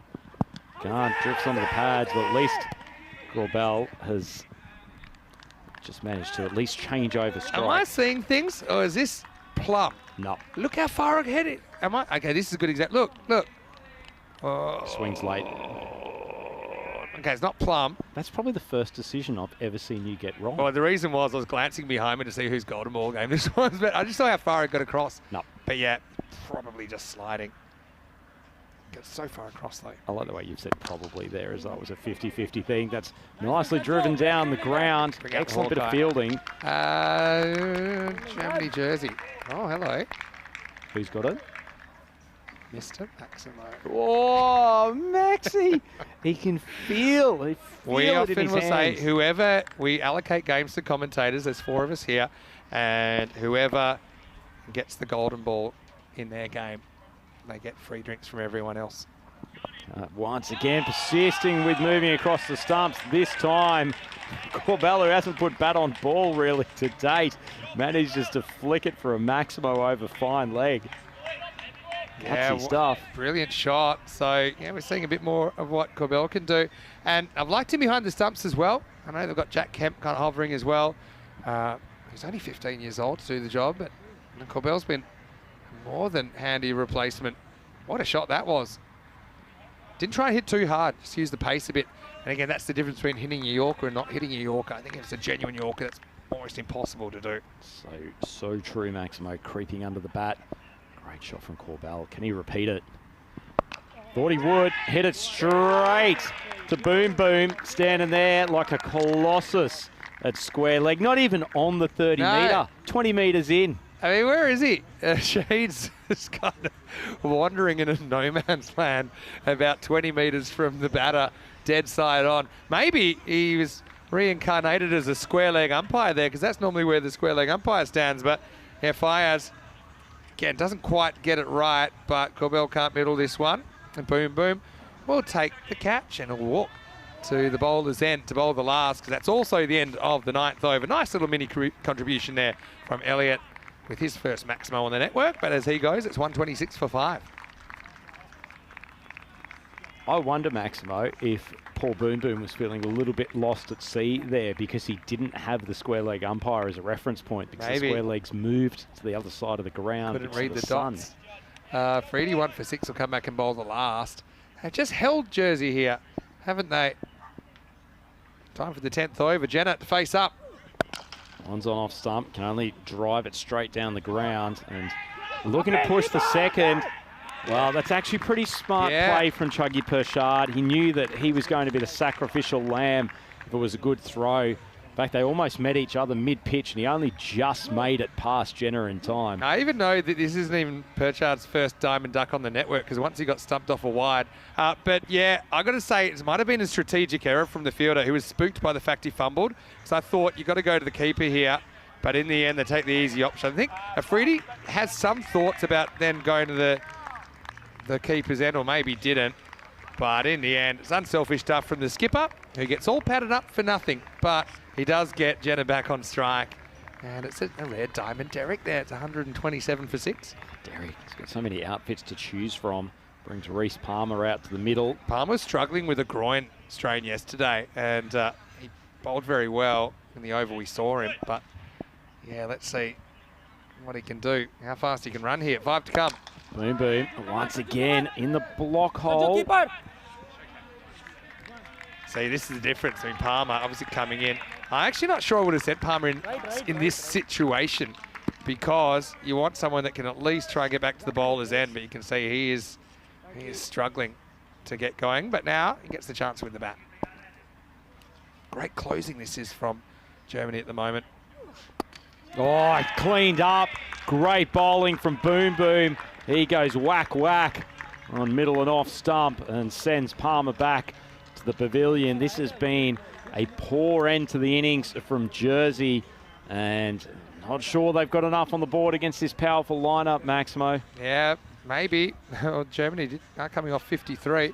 But, yeah, Palmer, I think he's struggling a little bit with the body, so he tries a shot with economy of movement. But again, Corey talks about this shot a lot, and you do still want to keep your head behind the line of the ball as long as possible. See when he's trying to play it outside his eye line. And when you do that, you're kind of always playing catch-up. So, Derek's been busy. Can collect the whole set at the moment, but Palmer goes without scoring, 128 for 7. The big pressure on Jersey. They'd love to have Jenner at the striker's end, although, to be honest, he struggled to find boundary in the later sections of this game. Jenner's just kind of off the boil, isn't he, as well? So George Richardson to have a go, 3 to come. Jersey, can they climb up into the 130s? Good Yorker again. It's been a fantastic final over from Afridi. Yeah, it's been really good. Not just this over, but the over before as well. I think he can be pretty uncomplicated. He could even tell these guys, look, I'm going to bowl you 6 Yorkers, but you still got to hit them. And also this reinforces my theory that when guys are jumping around the crease, zing one in full and at the stumps and get them out. If they're good enough to hit it, then so be it. Is that smashed? What a shot from Jenner. Well, he's sick of listening to Ryan and Maximo say that he's decelerated in the second half of the innings. Smacks that straight down the ground of the side screen. Yeah, and well, he's back on Kylie pace now, isn't he, after that? And that was Afridi just missing his spot. And I mean just, probably half a metre short of the Yorker. Jenner good enough to get under it. That's a proper shot. 6 down the ground. 135 plus this, last ball. Gives him some space, gets enough of it. Great finish from Jonty Jenner. Consecutive Maximos, and just when Jersey needed their young star to rise to the occasion, he has done so, and he's taken them to 141 for 7. The Jersey faithful, they still believe, and you never know, Maximo, that late flourish, 12 off the last 2 balls, that could be decisive in this contest. Yeah, he held on for so long, didn't he, Afridi? He went for more in the last 2 balls than his other 10 combined. So he finishes with 2 for 21, which is very good. But yeah, he'll feel that just let him get away a little bit at the end. But Jonty Jenner, great when he got the strike back. He'll finish 43 off 21. Not quite the top scorer because Gouge would open up and score 46. Germany kind of shocked and rocked, weren't they, in that last game against the England 11? But they came out here, they played their game. I like that they win the toss. They go with their strength. At the moment, it is the batting. I suppose their issue has been sometimes leaking a few with the ball. But yeah, this young batting lineup once again delivering for Jersey. Although they were just pegged back a little bit of a flurry at the end. In the end, I think this is anyone's game, Rhino. Yeah, really precariously poised at the moment. The early wicket of Asa Tribe, that would have been part of Germany's planning for this game, taking him out of the equation. They brought Jonty Jenner to the crease, and good to see him play an innings of substance. Wonderful uppercut there, almost taking out the DJ's turntable. It was actually Gouge who gave them the greatest acceleration of the innings, played the shots down to fine leg going reverse on a number of occasions. But there was also an example of some of the excellent outfielding from the Germans as well.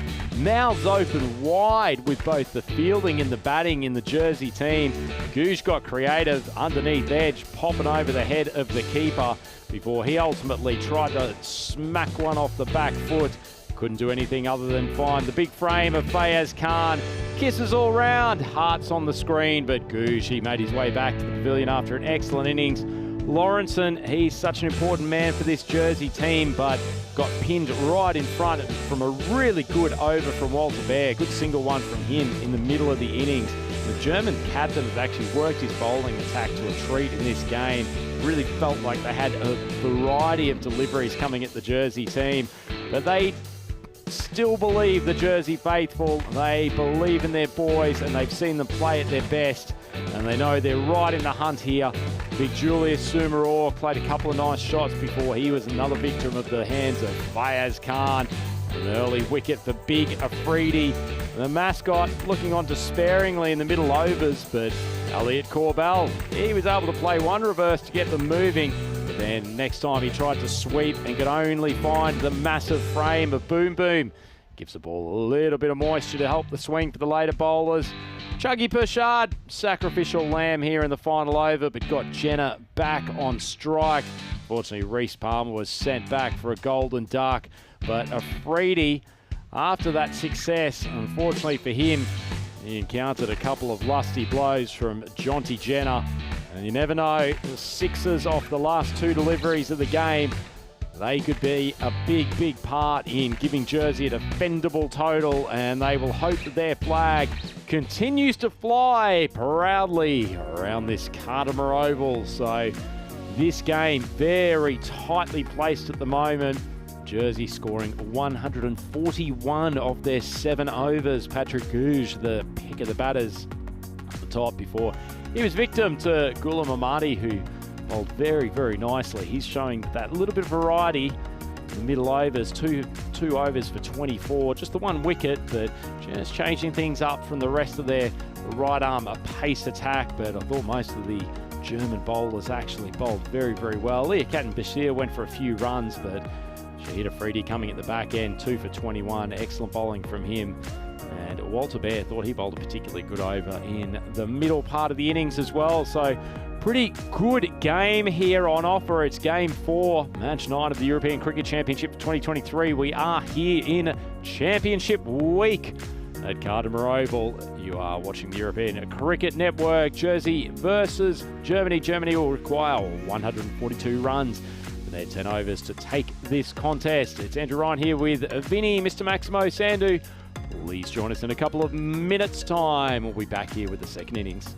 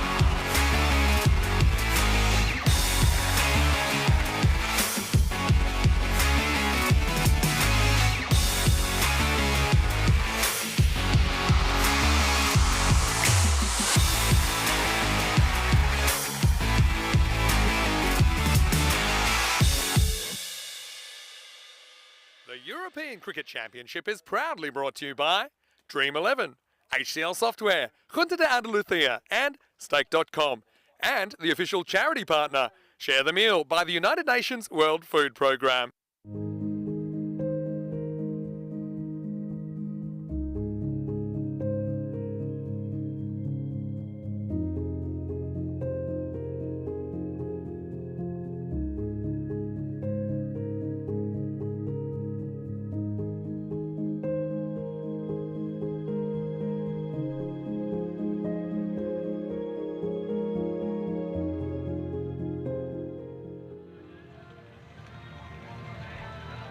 Welcome back to the Carnarvon Oval, European cricket fans. We have a very well-placed game here. Fourth game of the day of the European Cricket Championship a weekday 2. Jersey have put 141 runs on the board for the loss of 7 wickets in their innings.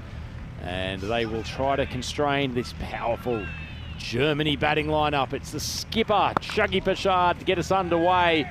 And he's welcome to the crease with a boundary. That's an excellent start for the German skipper, Aritharanavasikaran. Pashad loves to get the ball up in the block hole. Got a helpful breeze here. Flowing around to probably down to fine leg region. Loves to bowl his big in-swingers. Good example of it there. That one just starting well wide of off stump. Sikaran trying to drop onto the back foot. Cut it. They've got some protection there. Fielder both in front of point and behind point, but still a fair bit of space. Third man on the circle. So outfielder Jenner here at long on and also out at mid-wicket. Direction tries to strike it, but not well timed. Fairly average throw coming in there as well from George Richardson. Pashad got things back under control as we see the lights just starting to take effect here at Cardamar. Very much a slightly more challenging time to bat once the field does drop into night time. Still perfectly reasonable moment. The night lights just taking a little bit of effect as that is not well timed. It's a wonderful effort from Asa Tribe in the covers. Tall young man, left eye, but unfortunately for Jersey, just out of his grasp. Rolls away for a boundary. Not a bad bit of bowling from Pashad though. Getting it on a length and popping up. Big swing across the line. Good movement from Jersey opening bowler. We can keep this to a single or a dot. It's a nice start.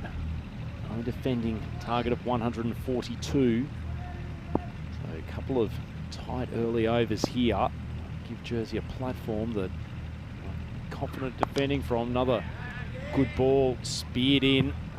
Swung late into leg stump and Lawrence and Fields out there at mid-wicket. Not a bad start after the boundary for the first over from Pashad. He goes for 10. It's the end of the first and Germany 10 for none. A number up to 96. That's 96 matches since we've had a golden ball. Very, very tight contest this. Supercomputer saying it's still well in Germany's favour.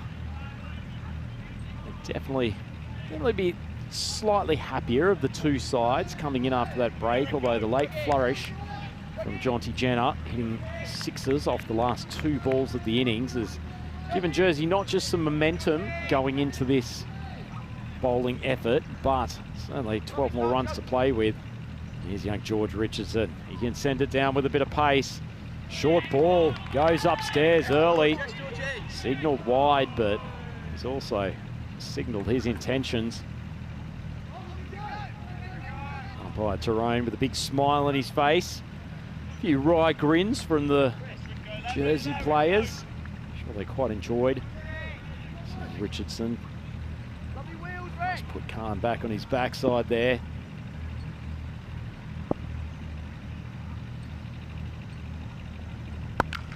That's giving him some width. Outside off stump. And Khan has no problems using the pace. Got the bottom hand through very powerfully. That front leg was well outside the off stump. Did well to still reach the ball. Kept the hands in good position nonetheless. Good young bowler. He's a strong kid. George Richardson. It's probably his location. His vulnerability at the moment. That one swung away and Khan once again clearing the front leg out to mid-wicket. Probably better player when he just stays a touch more stationary. He knows he's got the pace to work with off Richardson, and they've actually just made an interesting field change here. So that's Julius Sumaror. Might have switched down. Actually, no. One of the other tall players. As it's smashed over long off.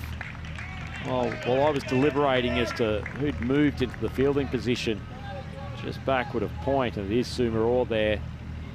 Khan took the fielders out of the equation.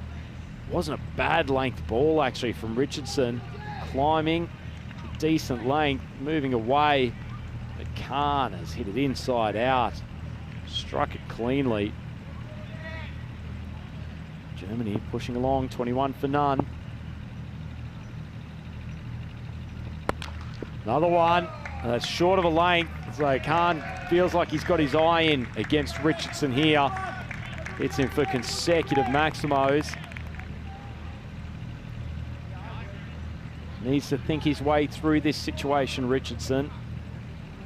Just mix up his length a little bit.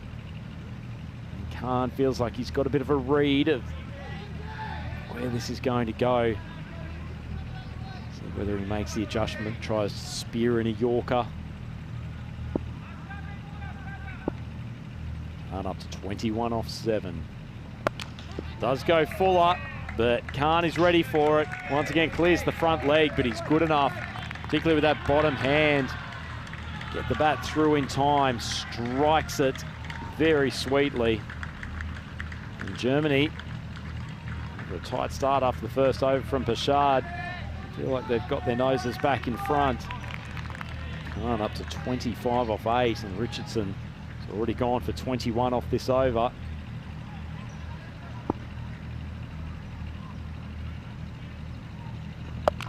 That one's on length. It's hit high, and it's hit very hard. It's still in the air. Will it ever come down? It's probably got snowflakes on it. That thing was in the sky for what felt like an eternity. Richardson had enough time to turn his head, wrench his neck back, and it was just up, up and away. What a shot from Jamshed Khan. That's a great over from Germany. They end up 37 for none. 2 overs down. Germany's on the rate at the moment. Quick look at the standings. England, after a little bit of a struggle to get out of their group, been mightily impressive, winning their first 2 games today, so they're sitting pretty top of the table. Jersey still haven't won one yet. That's a short ball. Bashard thinking that actually the batter got a touch on it, in particular just might have bloated off his glove. It signalled wide. Admittedly, did feel like it might have wrapped batter's glove as he goes around. Certainly looked like a possible deflection there, but it's called wide. Tough one for the umpires when ball goes down leg side, and that is trying to play behind square. Full toss, cannons into the thigh. Bashard chases it, he'll have a go. Can't hit, might have been tight. May also feel like he's gotten away with one on that occasion. It was a great ball, and most of the time you'd expect Vesekaran to whip that back around a square leg. He was safe. It was a good call from his partner. Also a good result for Germany. Khan 31 off 9, and they won on strike. Bashard spears it into leg stump. Khan's picked it early. He's gone with the swing, and he's lofted it for another maximo.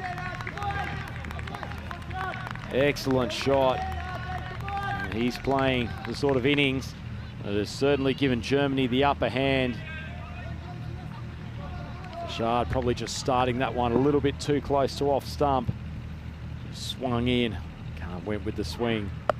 Held that back, but Khan is good enough to just slightly delay his shot.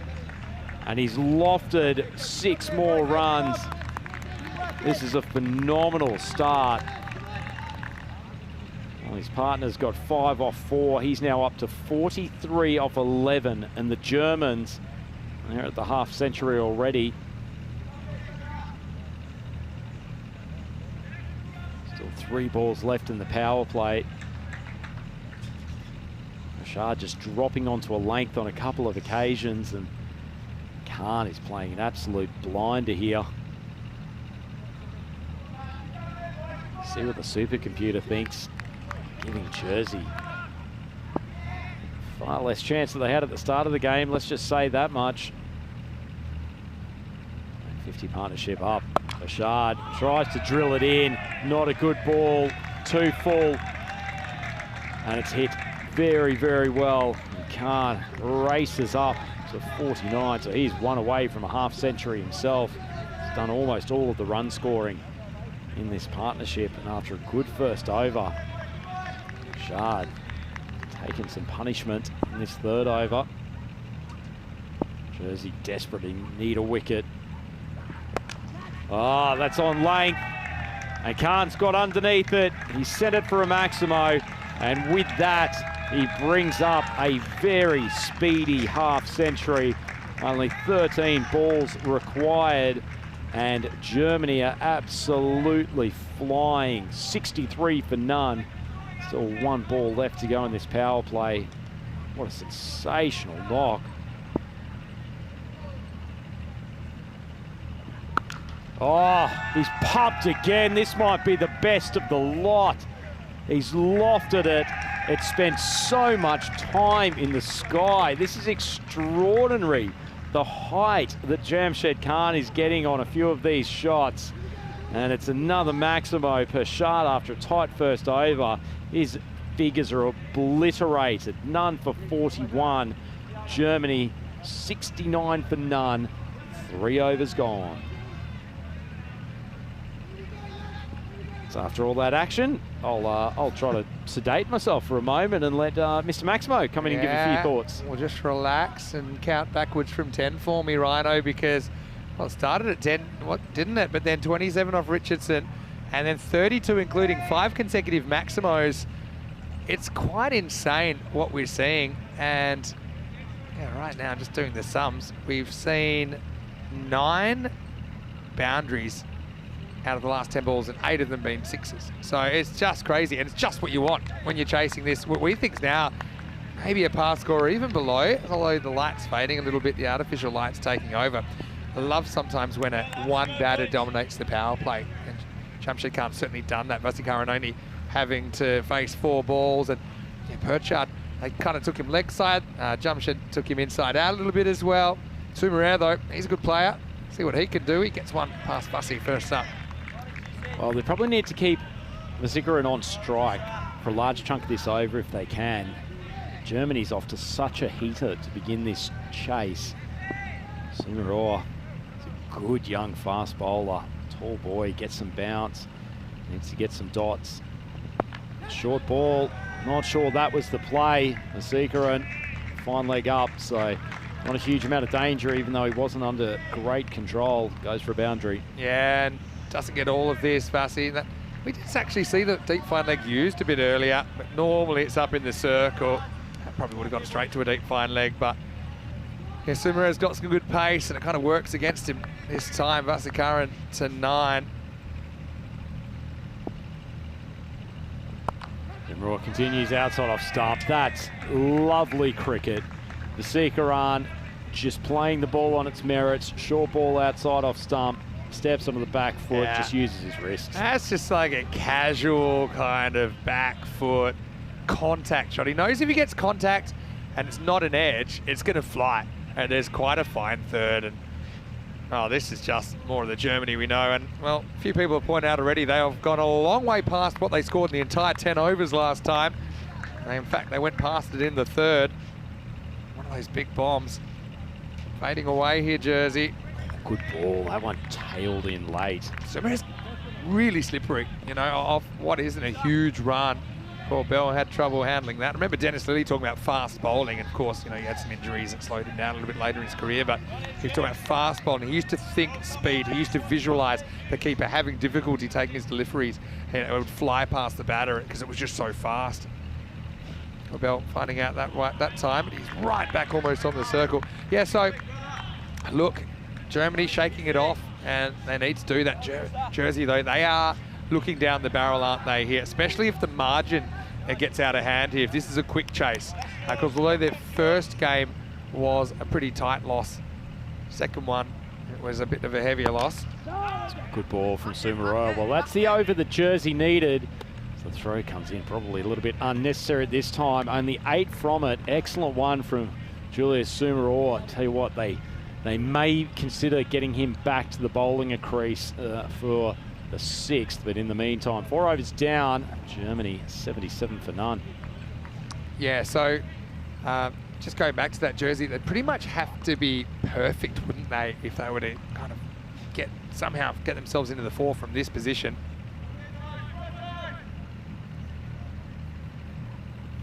Yeah, so we think you probably might be able to get 3 in with 3 and 3, but net run rate's going to probably determine it. That's just my feeling in such an even group of teams like we have this week. So Jersey 0 and 3. If they lose this, staring down the barrel, they need a turning point. Can it come from Britain? And he's a guy really has done some pretty amazing things here at the Cardamom Oval before. Let's see if he can deliver. That was 6 balls in that last over, all being bowled at Vassie. So back to the Jamshed Khan show. Oh, played away from his body, but he's timed it so well. I thought Britain had actually not only beaten him a touch in flight, but gotten a little bit of spin across the bat face, but he's just rocketed off his stick. Yeah, just pure timing. So he actually throws the hat. It wasn't actually just a push. It actually did kind of break the wrist a little bit. So Toby, I think, gets it where he wants it, but the ball ends up out of the ground. Now beats him with the ball outside the off stump. It's crucial for Britain here that he keeps his composure. Bowled a good first ball there. I quite like the angle that he's really trying to push it across. Khan, it's probably his best bet rather than spearing into the pads. Khan comes down the crease, strikes it reasonably well, but that's a victory for Britain because he's got a Seeker on strike who hasn't showed the same fluency in this innings as his opening partner.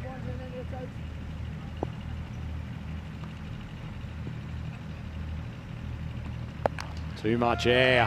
That's a gimme ball. Well, for Seeker, and if he wasn't in form before that, then a full toss on his waist. Unfortunately, Toby Britton's just released a touch of pressure. Yeah, and this one is at high. Oh yeah, I reckon they normally get called. I know it's coming down. It is called no ball, Maximo. So after a minor stint of pressure, unfortunately it's been released somewhat, and Seeker will have a free hit coming up here against the left arm orthodox of Britain. Pretty big moment in the game here, actually. I expect Britain will try to spear this in, just try to keep it to a single if he can. Goes wide. Yeah, this is an interesting one because I do feel like he steps, but it is quite wide of the line. So this is where it gets pretty tough for the umpires to make that judgment. And normally that, if they're not sure, they do call it a wide. Big swing across the line. Not a bad ball from Britain at all, but just enough meat to take it over the boundary despite the presence of the very, very tall Lawrenson down there. Yeah, I mean, look, Jersey, it's been tough. I mean, obviously with Pershard coming back in, you were hoping that that would maybe one piece of the puzzle, but he got taken down in his second over. And Britain, again, mixed time, to say the least. This will just be one. Hasn't been a bad over from him, actually, but gone for 22. Yeah, man, 100 partnership potentially coming up in 5 overs, so we know that's 200 pace. What a crazy week. Goes across the line again. It's nicely struck. Two fielders converge on it. Googe is eventually the man who makes the throw. That's an excellent bit of teamwork there on the field. I think it's Asa Tribe and Googe working in unison, but that's the end of the over. 5 overs down and even 100 on the board. Yeah, I love this team fielding as well. Just know someone's in a better position to throw, throws it away, rolls away. A little bit of the Rugby World Cup about that, Rhino, but right now, Germany bouncing back. I suppose it shows a lot of character because all teams are going to have a bad game somewhere along the line. Obviously, you don't want to have it in a big game like an eliminator or a final, but obviously, you know, England got the jump on them earlier in the day and they weren't really able to put anything together. But 100 in the first 5, looks like this top order is back in business. Yeah, and especially Khan, he's been striking the ball beautifully. It's probably one of the best individual innings that we've seen so far in the tournament of many, but he's really taken the lead in this chase. And yeah, you can certainly see why he holds the record for fastest ton on the network, and that's in well over 3,000 matches now. The previous record was 25, and Sher Ali set that. I think you were with me actually. Certainly was. When Sher Ali scored that 25 ball ton in Sweden earlier in the year. Gets upstairs from Sumeror, so he's trying a one-man mission to keep this German team in check. Needs a few more dots, but tell you what, he's bowling well and with heat. So to beat that 25 ball ton, you'd think, number one, it would take a while. Number two, maybe someone will do a 24 ball ton. Yeah, you'd think. Oh, Sumeror, well, he threw a hand out, and Tyrone, well, he was out of the kitchen pretty quickly there as well, but has belted. And the result, 4 runs as Jamshed swings his way into the 70s. I think Tyrone's calling for the helmet himself. Tell you what, Sumeror didn't do a bad job. It wasn't actually a bad ball either. No, and look, Julius is not slow. I think Tyrone's worried about the deflection there more than anything else. Oh, good catch. Well taken by Corbell, and Sumeror continues an exceptional spell of fast bowling. And that brings to an end an excellent innings for Khan. He goes for 73. Yeah, it's a good catch. Thick edge, so it won't be another ton for Jamshed, but he puts his team in the box seat. And yeah, Sumeror gets the last laugh. Big edge. It was a good catch by Corbell. It was flying. And yeah, probably still on the way up. Got to make sure you get the hands there, get them strong, don't let them burst through. And Jamshed 73 off 22. Well, it's a famous number, his 22 ball innings. And this 22 balls brings him 73 as he departs. It's 104 for 1. Relatively sluggish compared to his 3 figures back in ECS time, but either way, that does bring more power to the crease. You've gotten rid of Khan and you welcome Boom Boom. He's been whacking them. Yeah, to give you an idea, okay, the fastest 50 on ECN is 10 balls, just for a 50. That's the fastest 50. We've seen it done twice now, including Seamus Lynch recently. Now, so to beat that 22 ball ton, you're going to have to do basically an 11 ball 50 and a 10 ball 50 back to back, or a 10 and 11 back to back. So I just don't know how much you can squeeze that record more than the 22, although I thought the same when it was 25, if I'm honest. All right, Boom Boom gets Sumeror, and the first one, not really timed, just a single. Lawrenson comes firing at the non-strikers end. Boom Boom just a little bit sluggish, getting through the crease. Hey, what, in a not only a tournament but a game in which runs have flowed freely. This has been an exceptional pair of overs from Sumeror. Yeah, I'm a big fan of his. Can he close it out though to Vasikaran? Oh, lovely finish, late tail away. Tell you what, if Jersey get close to defending this total and it's an uphill battle from here, they can thank this young man. Pair of exceptional overs. Germany 6 overs down, 105 for 1. Well, here's the thing. You've kind of kept the door open a crack, haven't you, there, getting Jamshed when you did, because he was just in one of those moods, and I don't think anyone could bowl at him. Look, yes, they got a bunch of hitters that could come and just finish this quickly, but, you know, you've still got distance between the runs required and balls remaining, 37 off 24. So if someone could bowl, you know, a really good over, maybe 6 or less, maybe another wicket, get a few miss hits. Not good, Mamadi, looks pretty relaxed over there. But yeah, I mean, you've just got to try and keep a gap between runs required and balls remaining. If you do that to the very end, you win. Yeah. So right now it's plus 13, 37 off 24. George Richardson is coming back. So again, going with this kind of pace, kind of heavy ball kind of attack. And you've got to admit, Vasikaran hasn't really been his most fluent innings so far. Having said that, he is 26 off 14. Here we go with over number 7. Short ball, moved late, called wide. Frustration for Richardson. I agree with you though, Vinny. I think this is a good call from the skipper. It's been the genuine pace which they've struggled with to date. Yeah, Richardson, he's the most slippery customer they've got left. Yeah, just needed to move it over one ball width, didn't it? And then George might have gotten away with that one. But it's still not a bad spot to miss first up. Just don't want to go for boundaries. Oh, it's another wide ball. This is where Richardson, we've seen him before struggle with his location. He bowls with good pace, but just get the feeling like one or two young bowlers that big chest on action, just not hitting the crease with a great deal of rhythm. It's almost both legs hitting in unison. It just feels like there's a few mechanical things that he could work on. He's got such a good physique for being a strong, fast bowler. Hits no Rhino, of course. Paid your name on it. Few are. Oh, he's gone wide of the crease again. Yeah, George is frustrated, but the line's the line, and I think these ones aren't really debatable. Another one straight over that blue line. Head goes down. He really needed the young paceman to step up. So much to like about when he gets right. Needs to hit the spot. That one's a better ball. It's popped up. Catching opportunity. Fielder flying around from cover. It's an excellent effort. Incredibly difficult catch, to be honest, and ultimately probably wouldn't have been too many fielders in this tournament who would have taken it. Theo Pullman out there put in a wonderful effort. It's a good piece of bowling from Richardson. Got it high on the bat. Yeah, I mean, it's great effort. There's no lack of effort from any of these players here in Championship Week. That was just a really good example. So boom, boom to 7. Another decent ball from Richardson. It's gone high. Oh, no. Lawrenson's under it. And he takes a very good catch. Richardson sticking with his method. Those last two balls were excellent, and that's a fantastic snare. Oh, what a catch by Lawrenson. I bet he's never seen a ball hit that high in his entire life. And we're kind of just after sunset here, so it's kind of a mixture of the artificial and the natural light. But I've seen Boom Boom do this before. Even if he knows he's going to hit it straight up, he'll hit it hard. And Lawrenson, well, better him than me. And yeah, you can see the mixture of relief and joy on his face as Afridi has to walk up the stairs for 7.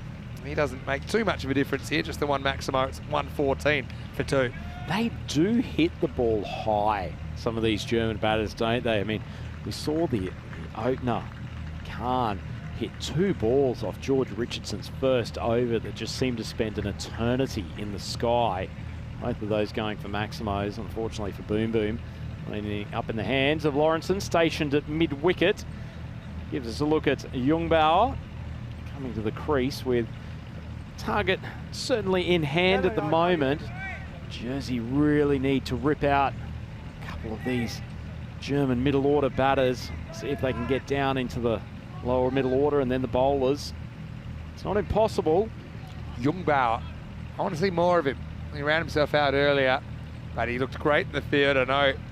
He plays his cricket in the UK, and he's typically an opener, I think. And here he is at 4. What can he do to George Richardson? Oh, all right. Rocks onto the back foot and pumps him. Great shot from Jungbauer. Getting your eye in ECN style, and he's probably watched George banging a few in, so I think he kind of guesses a little bit here. Gets on the back foot. That was a class shot. No Rohit Singh, no worries at the moment with Jungbauer in charge. Doesn't it say something about how well the English 11 bowled to this German side as well? Because they have got some cracking bats in this squad. It shows you how little things make a big difference. I mean, those opening bowlers, the early wickets, it completely changes the complexion of the innings. So, yeah, one team, I mean, right now, I don't even know what their run rate is. They're probably 180s, 190s pace. Earlier on, they made 53. Little things make a huge difference. Anyway, back to George.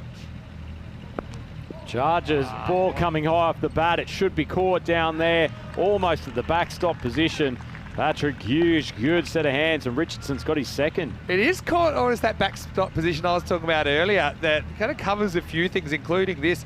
So Jungbauer, well, after he stood there and pounded one into the trees, I suppose he'll feel good for that first shot. But I don't think he needs to get funky here. I think this is a little bit of ECN inexperience where often players that are very talented in other formats, they try too much too soon.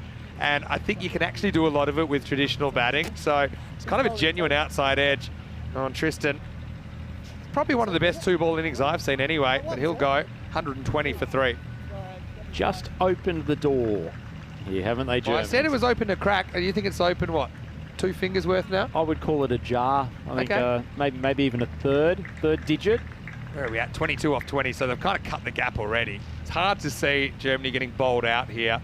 They're 3 down. But I mean, we've seen some crazy claps. I remember in Landskrona, I saw one team lose 8 wickets for 4 runs when they only needed 13 to win off the last 3 overs. And we've seen some dramatic things. Come back well here, Richardson, too. Yeah. He's copped a bit of tap. I used to bowl all day for 2 for 42.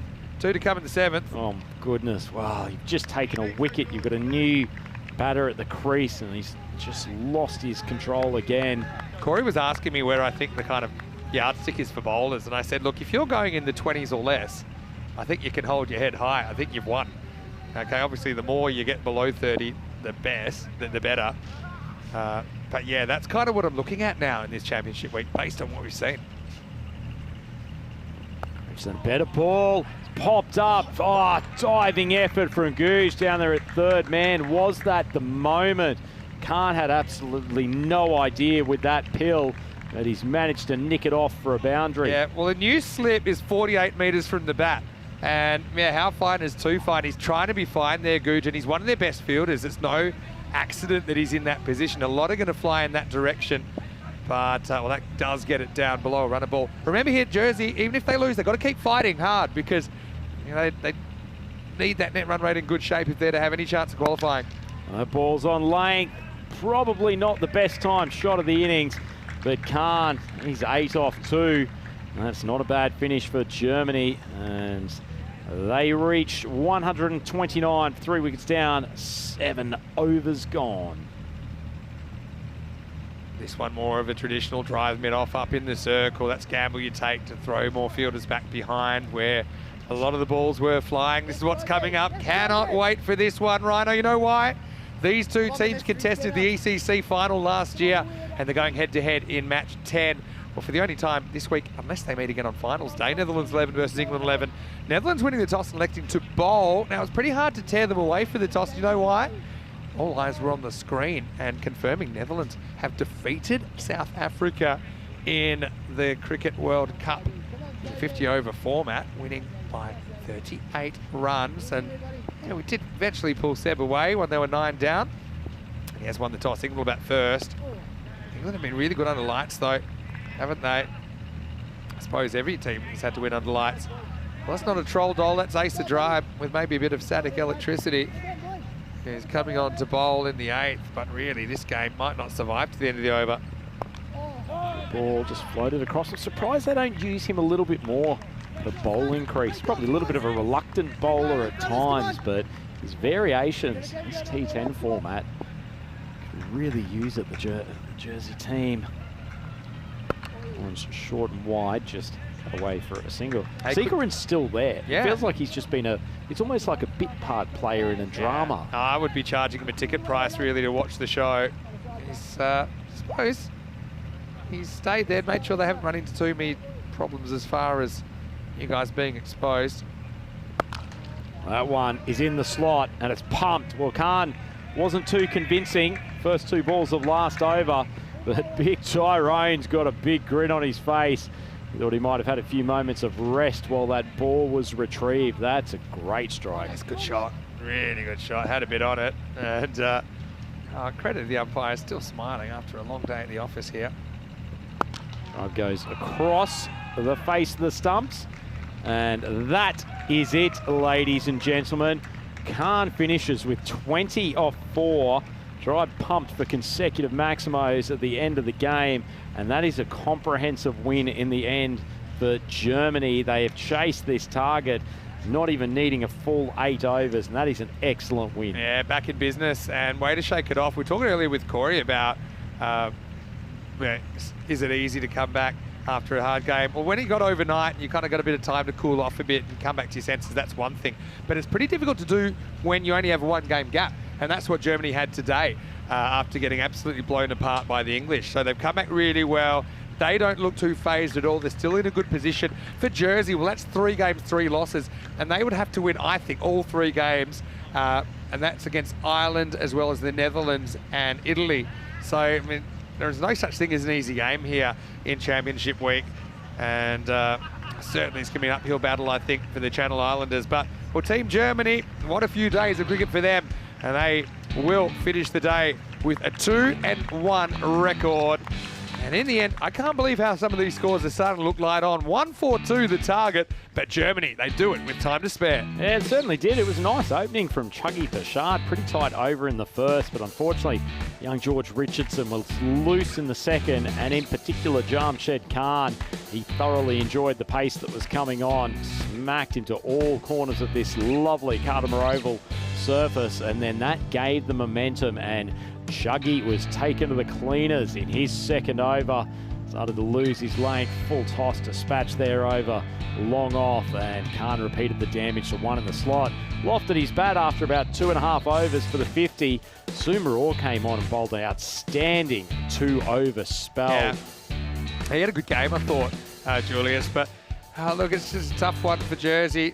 A little bit late to the party, and everyone was ready on the swing of it a little bit. I know they got in late on Sunday night, and yeah, at the moment, although, you know, they're always going to give you 100%. You know, they certainly did disgrace themselves, but these balls, they were getting hit hard, and it seemed everyone was under attack, including the umpire. Eventually, Jamshed would have to go, but not before he'd blown the game wide open, 73 off 22. What a knock. Yeah, outstanding hitting into all parts of the ground as well. That was a wonderful effort. Theo Pullman almost pulled off a sensational catch. Next ball, that ball spent a long time in the Cardimer night sky, but Lawrenson, safe pair of hands, talented young player, as is Patrick Gouge, took an excellent catch down there at the temporary backstop position. A few little shakes in the German dressing room, but they had no reason to be concerned. Fayez Khan came out, looked shaky for his first 2, but then went ballistic off his last couple of brutal strikes off Asa Tribe. One to the leg side and one a little bit straighter. Even Tyrone enjoyed that. And there was no stopping this German onslaught. High fives all round. And that's an excellent victory as they get their Championship Week tournament back on track after a thrashing earlier today. Quick look at the batting card, and it's dominated by that man, Jamshed Khan. He's eventually out to Sumaror, but not before he plundered 73 off 22 balls. Give a decent support by Seeker and just did what he needed to in the other opening spot, but Fayez Khan came out 20 off 4. Nice little cameo. Yeah, I mean, didn't have too much time to make an impact, but made sure we'd have an early dinner, didn't he? So looking at the bowling figures, Sumaror really stands out, doesn't he, with his 1 for 13. Richardson, slightly unusual figures of 2 for 51. He didn't have a bat to raise when he reached the half century. And Perchard, like you said, first over he won it, but the second he just got bombed 5 times in a row. So we'll take a break, back in around about 25 minutes with the night game, and that should be a wonderful spectacle. A rematch of the 2022 final. It's Netherlands 11 versus England 11. So all you Dutch supporters, all your attention should be here now, because your boys will be back on. But England, they haven't put a foot wrong yet in Championship Week, and they'll be keen to keep it that way. Vinny Sandu, Mr. Maximo with Andrew Rhino Ryan, back after this with more Dream 11 European Cricket Championship.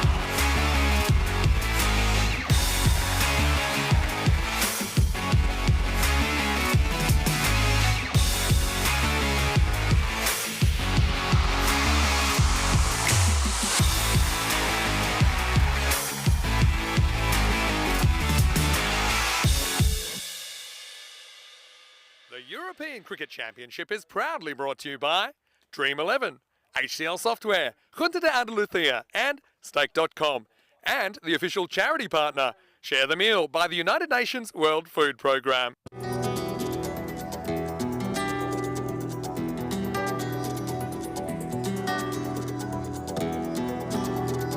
Ven conmigo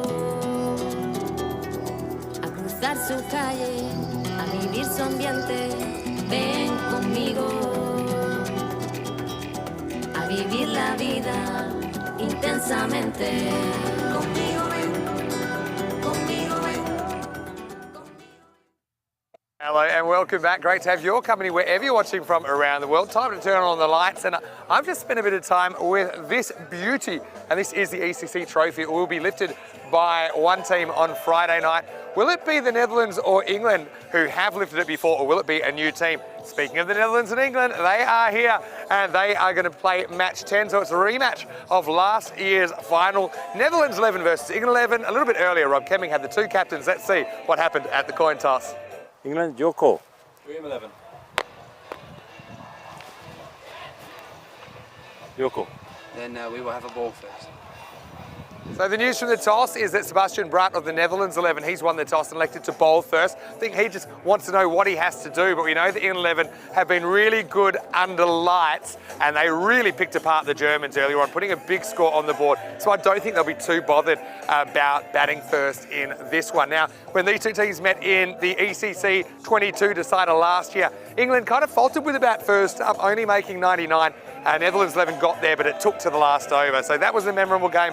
I'm sure this will be another one right here. Let's get over to Andrew Ryan now, who'll take you to the first ball. The Dutch team, they've won the toss. They've sent in the English. Over to you. Let's get ready for match number 10 as I guard this thing. Plenty of atmosphere over in the hospitality tent, in and around Maximo and the trophy. Thankfully, it's a little bit quieter and sedate. Here in the European Cricket Network commentary box, it is Andrew Ryan here to take you through the opening stages of the final game here of Day 2. Championship week of the European Cricket Championship 2023. Glorious sights of Carlton Roval and the glorious sight of Dave B, giving a rousing round of applause for umpires coming out to the middle. The Dutch, variety of hats in the team, variety of play that they've had so far as well. Looked far better today than their opening stanza against the Italians. The ECC trophy looking resplendent in the background. And got plenty of fans here as well, the Dutchies. No shortage of supporters following these boys as well, and haven't they kicked on nicely? Said a few times, England 11 had their struggles getting out of the group stage. They lost to the Swiss in the qualifier 1 in their group, but managed to come back and take the winning spot to get through to this week. But they have been mightily impressive in their 2 games to date. Look at those sides. Vivian Kingma not in the group for the Netherlands, but they've still got a pretty top-notch lineup. Clayton Floyd there, Boris Gourlay, top-notch cricketers. As it is, supercomputer couldn't care less about international experience. That's got the England 11 right on top. Who will be trying to subdue this top order, Mies van Vliet. He's got a job to do against the rampaging Dan Lincoln, short at the top of the order by Sam Young, who looks like he will be facing up to take the first ball. It's game under lights. It's completely dark surrounding Carlton Roval, so no real strategic benefit for England in batting first. In fact, it was the Dutch skipper, as we saw, after Sir Rob Cumming had to use some fancy footwork to get away from the coin. But won the toss and elected to bowl first. This is a big clash, and the Dutch will be buoyed by the other Dutch national team taking a big victory against South Africa in the World Cup out in India earlier today in the 50-over format. Fortunately, we're not playing 50. It's 10 overs of the maximum entertainment. And Young just with an underneath edge to that first ball. And a little bit wide of off stump. Ball just not really carrying through particularly well. Such a key to get early wickets. Seen some big totals on the board here at Cardamom Championship Week so far. In particular, if the openers are still there at the end of the power play, it's hard to stop that momentum. Decent ball on a length, hooked one-handed over to mid-wicket, and it's a wicket. Second ball of the game. What a start for the Dutch. Well taken, never easy to take those snares in the night sky, but Van Vliet, he's come up with the goods. England, they lose their wicket. First one without a run on the board. Isn't a remarkable ball, just hitting on a good length. Young has tried to swing it to the leg side. The safe hands of Zulfikar out there at deep mid-wicket. It's an excellent start for the Dutch. Desperately trying to turn their tournament around after an absolutely shocking start for them against the Italians. Young, 2-ball duck. Poor Dan Lincoln, captain, standing at the other end. Hasn't even gotten to face a ball yet, and he's already got a new partner. Tom Hinley coming to the crease.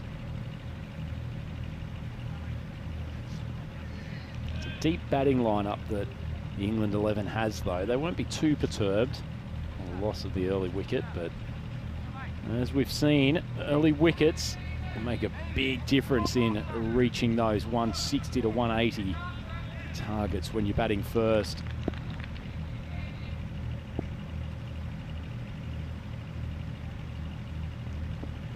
Ooh, bit of lift. Well, that first ball barely made its way through to the keeper. On that occasion, Van Vliet shows he's got some genuine pace.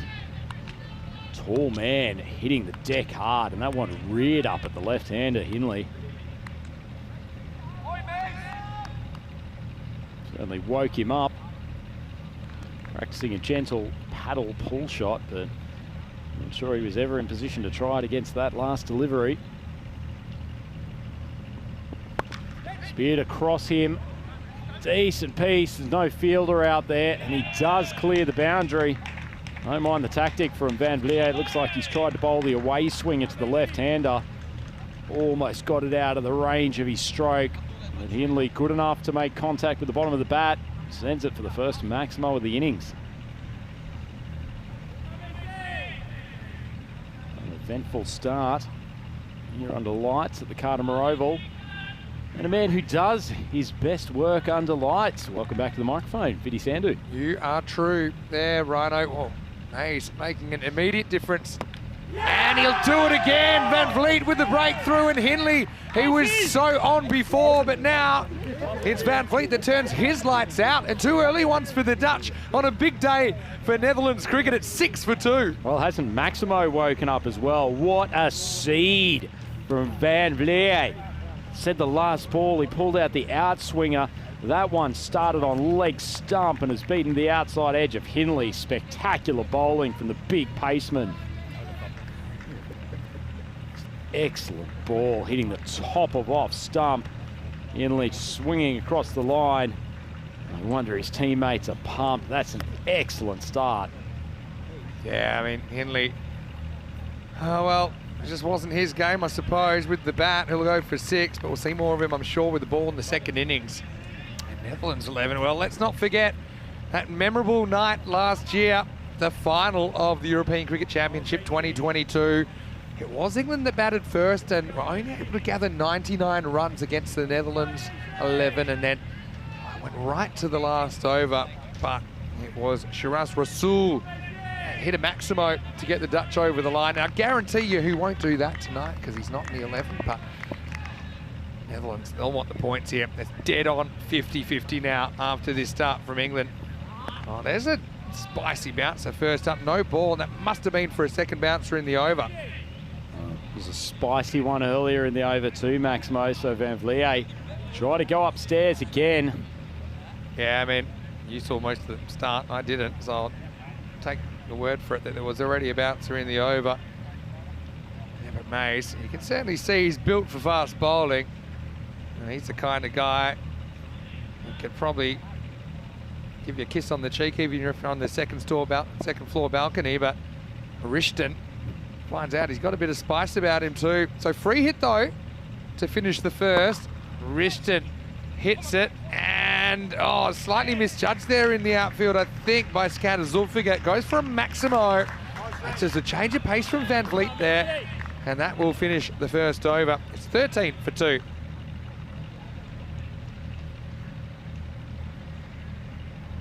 Well, Rhino, clash of two Titans, and really not much to pick between them. Of course, Netherlands 11, he can argue whether it was a help or a hindrance, the fact that they were catapulted, I suppose, into Championship Week. But they did play some cricket, though, in Germany in an ECI that was very competitive with Belgium and Germany earlier in the season. So they actually have played the Germans a bit lately.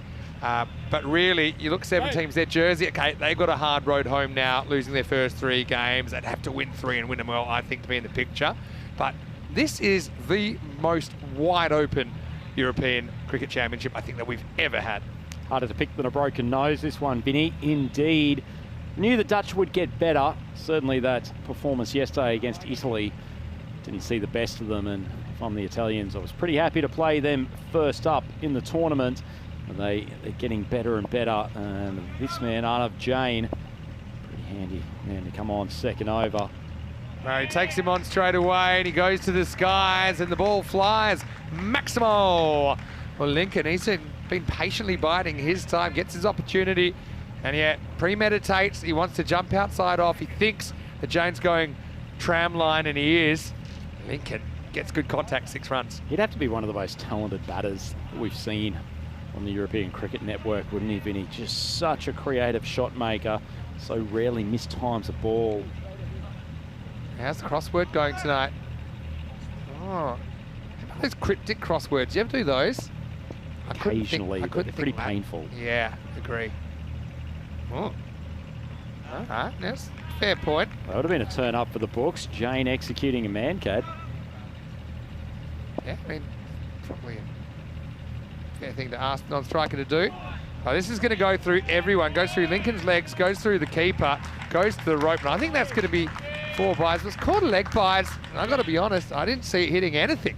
Well, either way, the keeper hasn't really reacted well to it. He's lifted at the last moment. Tell you what, as a keeper, I was always appealing for leg byes off those because they look terrible in the book. But I honestly think that gets none of Lincoln's body as it goes through. Again, Lincoln just kind of throwing the game into chaos with his pre-movements. Now he just stands and plays an orthodox drive down the ground and makes it look easy. Well, he can get you 1,000 ways down Lincoln, and he just casually pats the 4. That's just a remarkable shot in the ease that he played it. Full toss, wasn't a great ball from Jane, but just so sweetly timed. Such an easy shot. Now, Jane, the spirit of a fast bowler in the body of a spinner, in the body of a fast bowler, actually, because if you look at him, why is he bowling spin? Say that for a few of these tall Dutch boys. Anyway, 10 off 4. Jane 10 off 4. He does this occasionally. He wants to see if he's going to jump or not. But see, even if he does it that time, does it mean he's going to do it again? I just think it's a little bit of mind games there from Arnav. We're trying to get a read on what Lincoln's doing with the bat. Using his footwork and pounding it to mid-off is the answer. Yeah, good stop there. That's Boris Gawley back in the side tonight. No Kingma in the side either. So Van Vliet taking the first over duties. Pretty good inclusion, Gawley, though. Talented cricketer.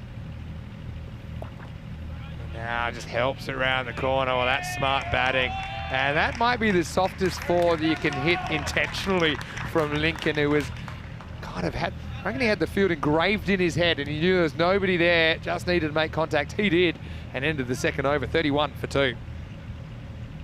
Clever batting from Dan Lincoln. Talented man with the stick.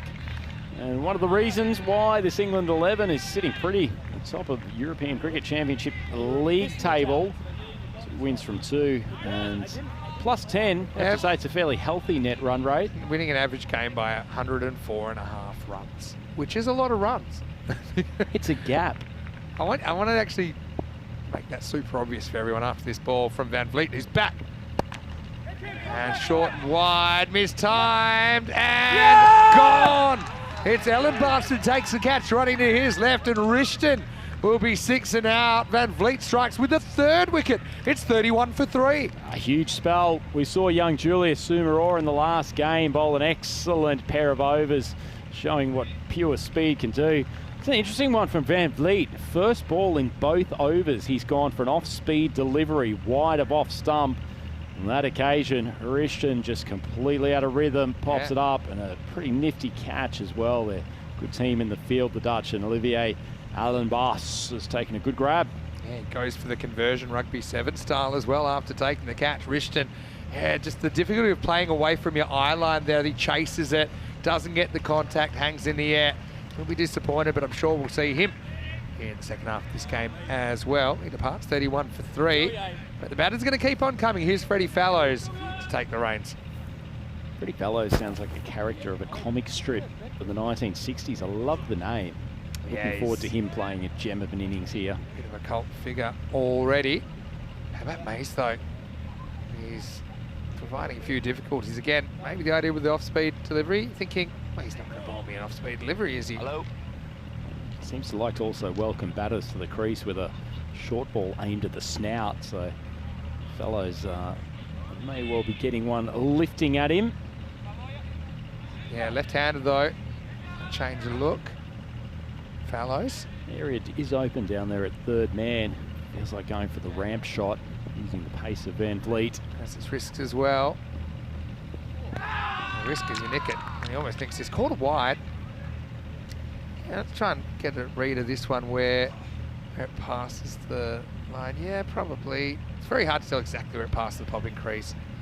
Getting a late movement though, Van Vliet. Bowlers have learnt they don't get the benefit on those calls. Anyway, I don't think that's a bad thing necessarily, because it gives him another opportunity to take a wicket.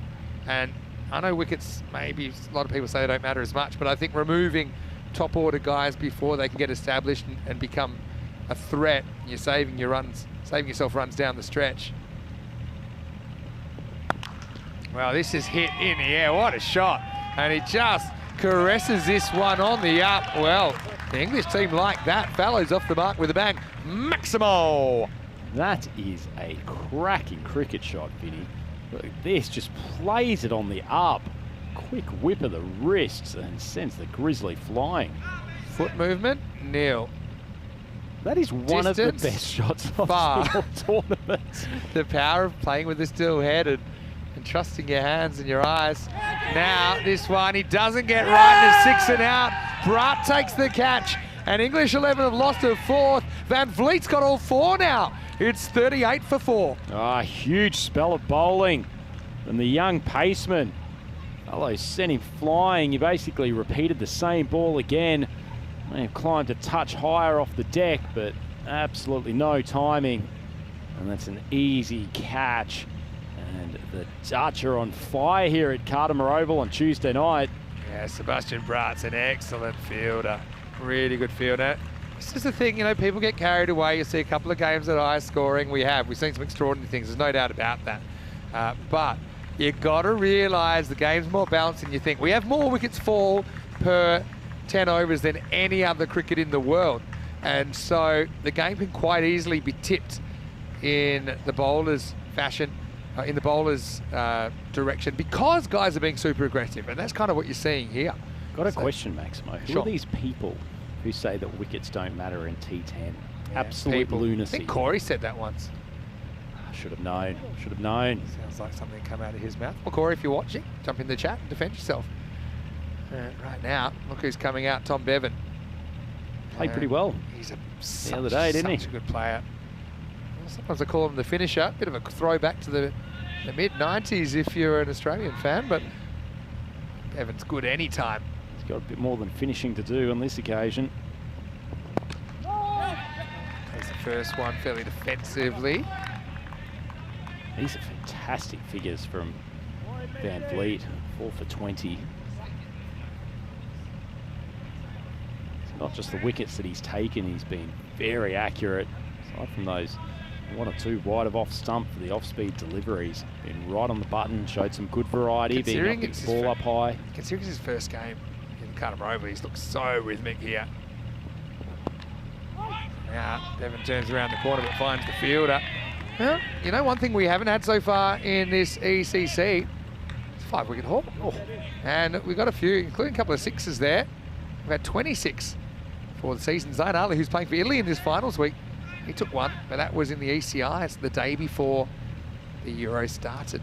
So, still waiting. I know you'll know the answer to this. What are the current best figures in ECN history? Do you really want me to say? I'll do. say in a minute. All right. Well, when he's going to get the call, so he won't get his 5 for. I don't know about this one. That looks like a wide to me. No, I think they might have missed a couple there. If you ask Van Vliet, I reckon he might have liked another ball. I don't know, just he seemed on, didn't he? But anyway, he'll finish with 4 for 20 and the score 38 for 4 after 3.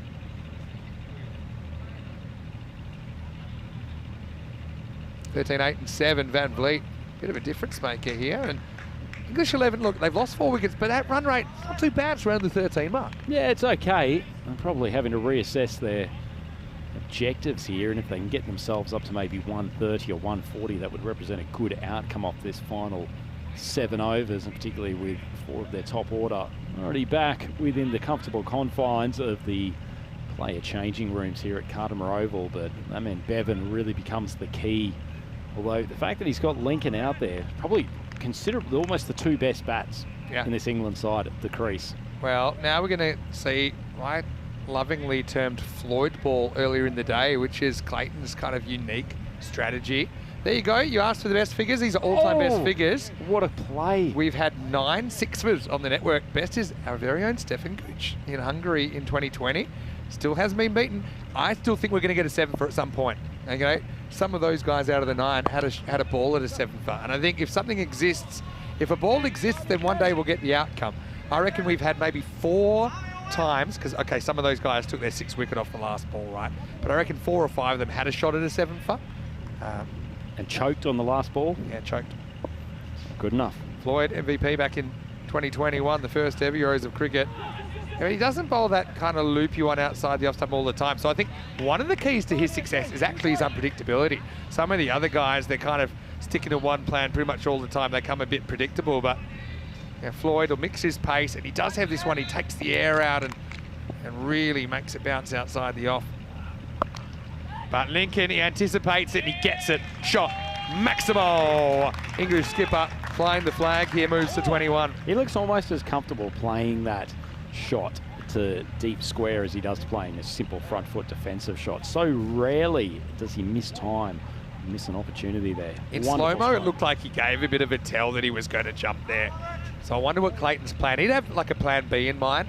So I think for me, if I saw Lincoln jumping, I'd be really tossing it up, because he's not going to run at you then. He's already deciding to run across.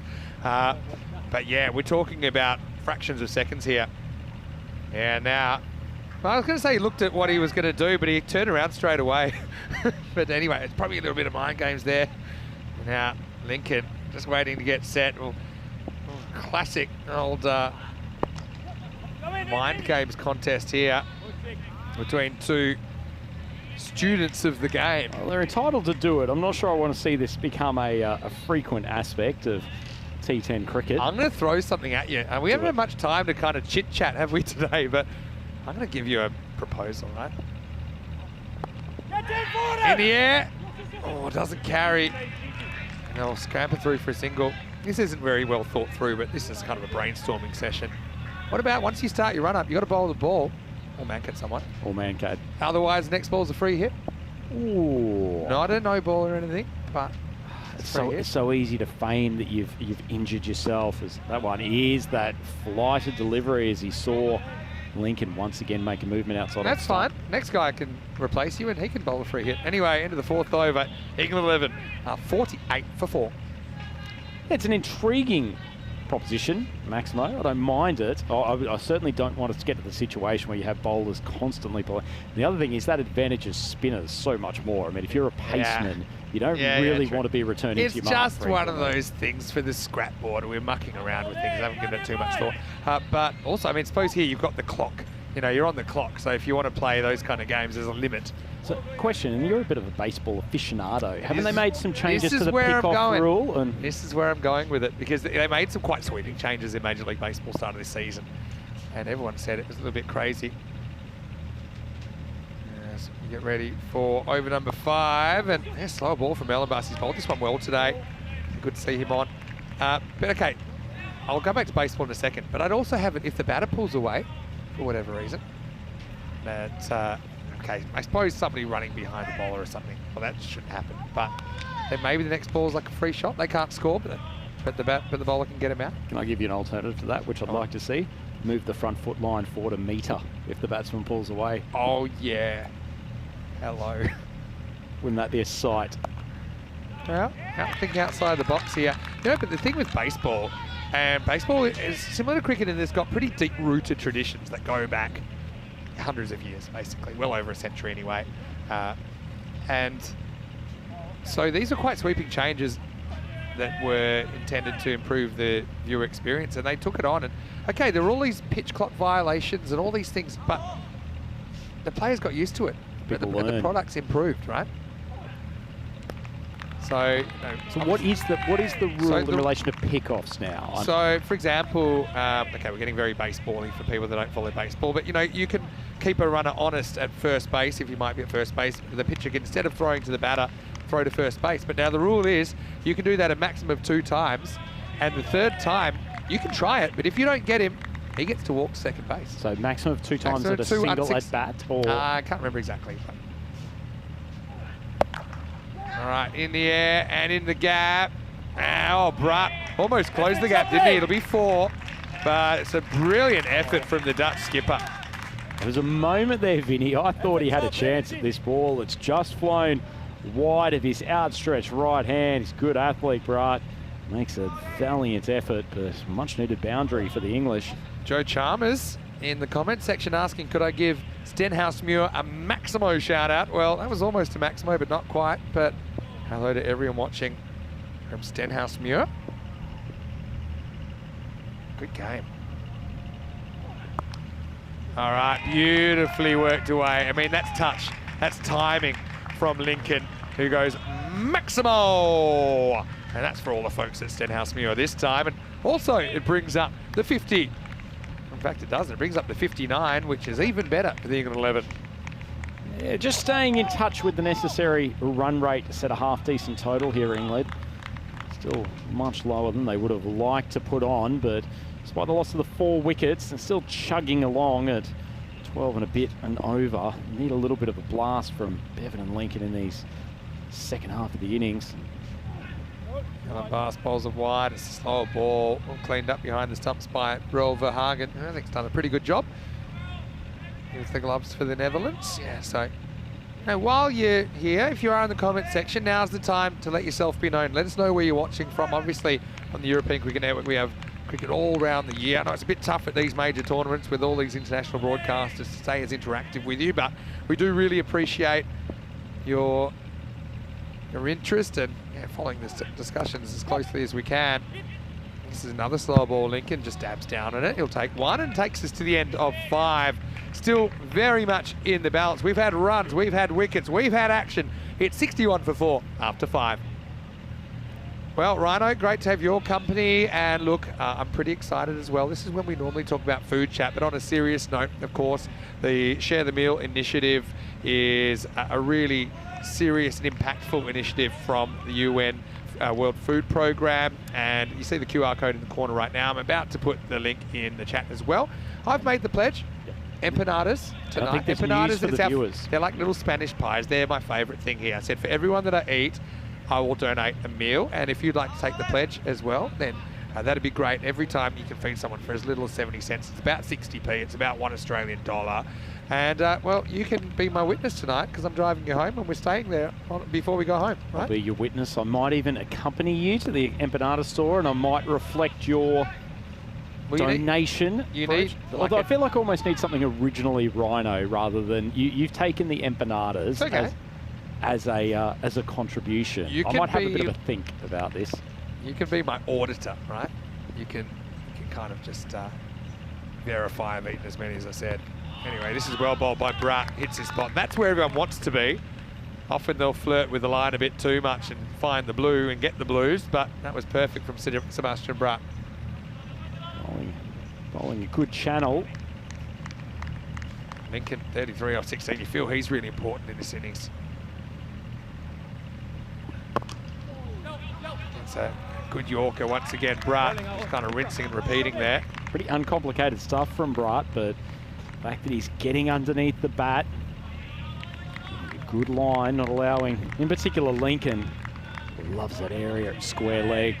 A few answering the call. Good to see Chris Ward in there. Hello to Malik Aman Sahil. Loving your right back.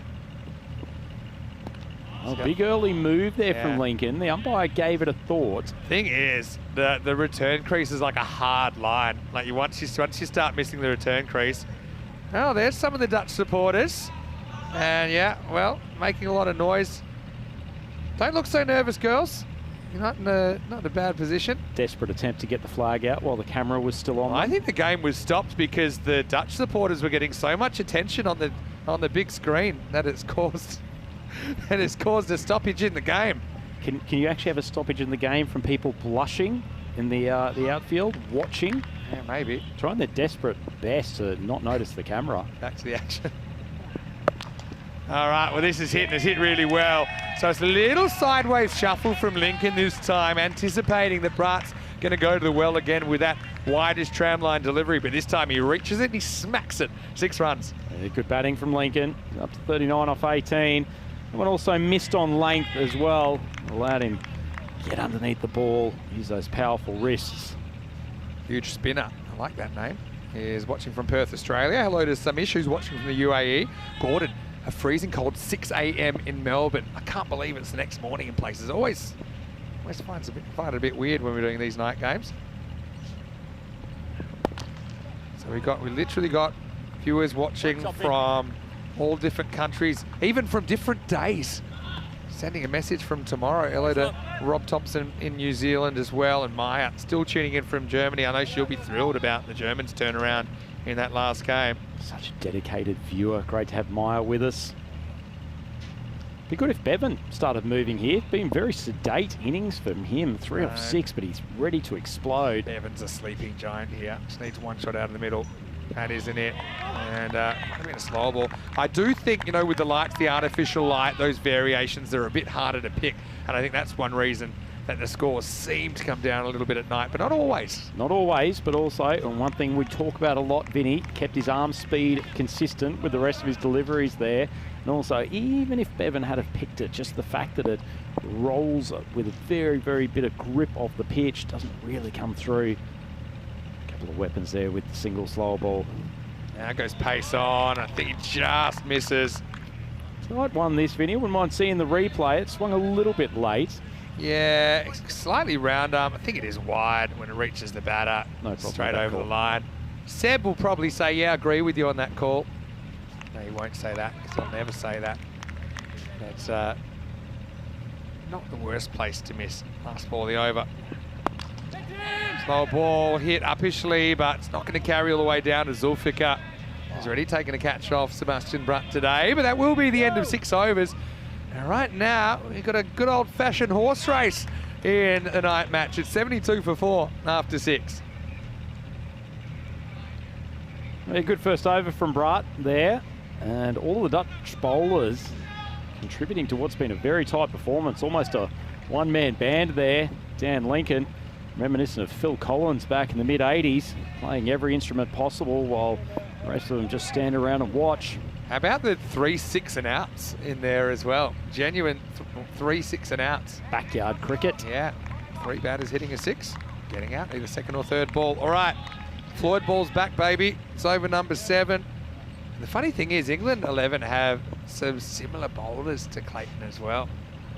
Oh, genuine French cut. Probably not a lot of pace on that, so shouldn't go too far. In the end, it's just a single, as Kloppenberg does the fielding. Gee, he was good earlier. He came out, he whacked 3 6s in his first 4 balls, including some sort of crazy elevated late cut for 6 first ball. Kloppenberg, such a good name too. Tell you what, if someone had have said that Bevan was 5 off 9, the Dutch would have taken that as Lincoln smokes that ball across the line. Just short of a maximo, but a much needed boundary. Yeah, that's a A really good kind of circuit breaker. Again, look at the early movement. Yeah, like I said, I'm sure Clayton's got a plan in mind if he spots that Lincoln's going.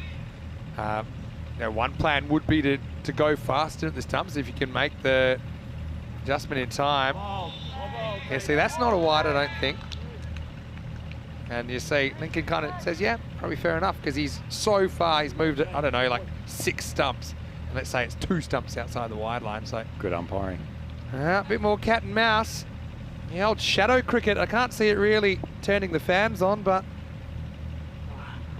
it does, and now he gets it wrong. Can anyone get there? Surely someone has to go, and it's dropped. And you could just tell there was a bit of uncertainty about whose that was. I mean, originally it looked like Jane was going back out of the infield. It might be his, but it carried a bit far.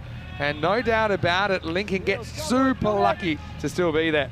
Super lucky. It's also the first shot of his that's gone on the offside, I think, all innings. Not intentional, but beaten in flight by Lloyd. Floyd, well bowled.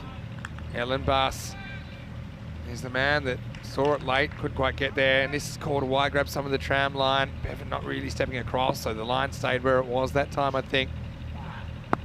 Now he steps across and he gets some of it, so maybe that's a big moment in this game because Bevan finds his hitting boots, goes Maximo.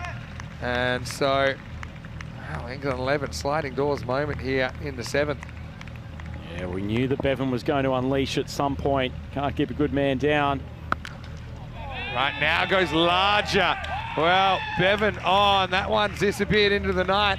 Maximo back to back as Clayton, well, he's the friendly side of 30 in the end, but only just. None for 29, his figures. And at the end of 7 overs, England 11 fighting back 91 for 4.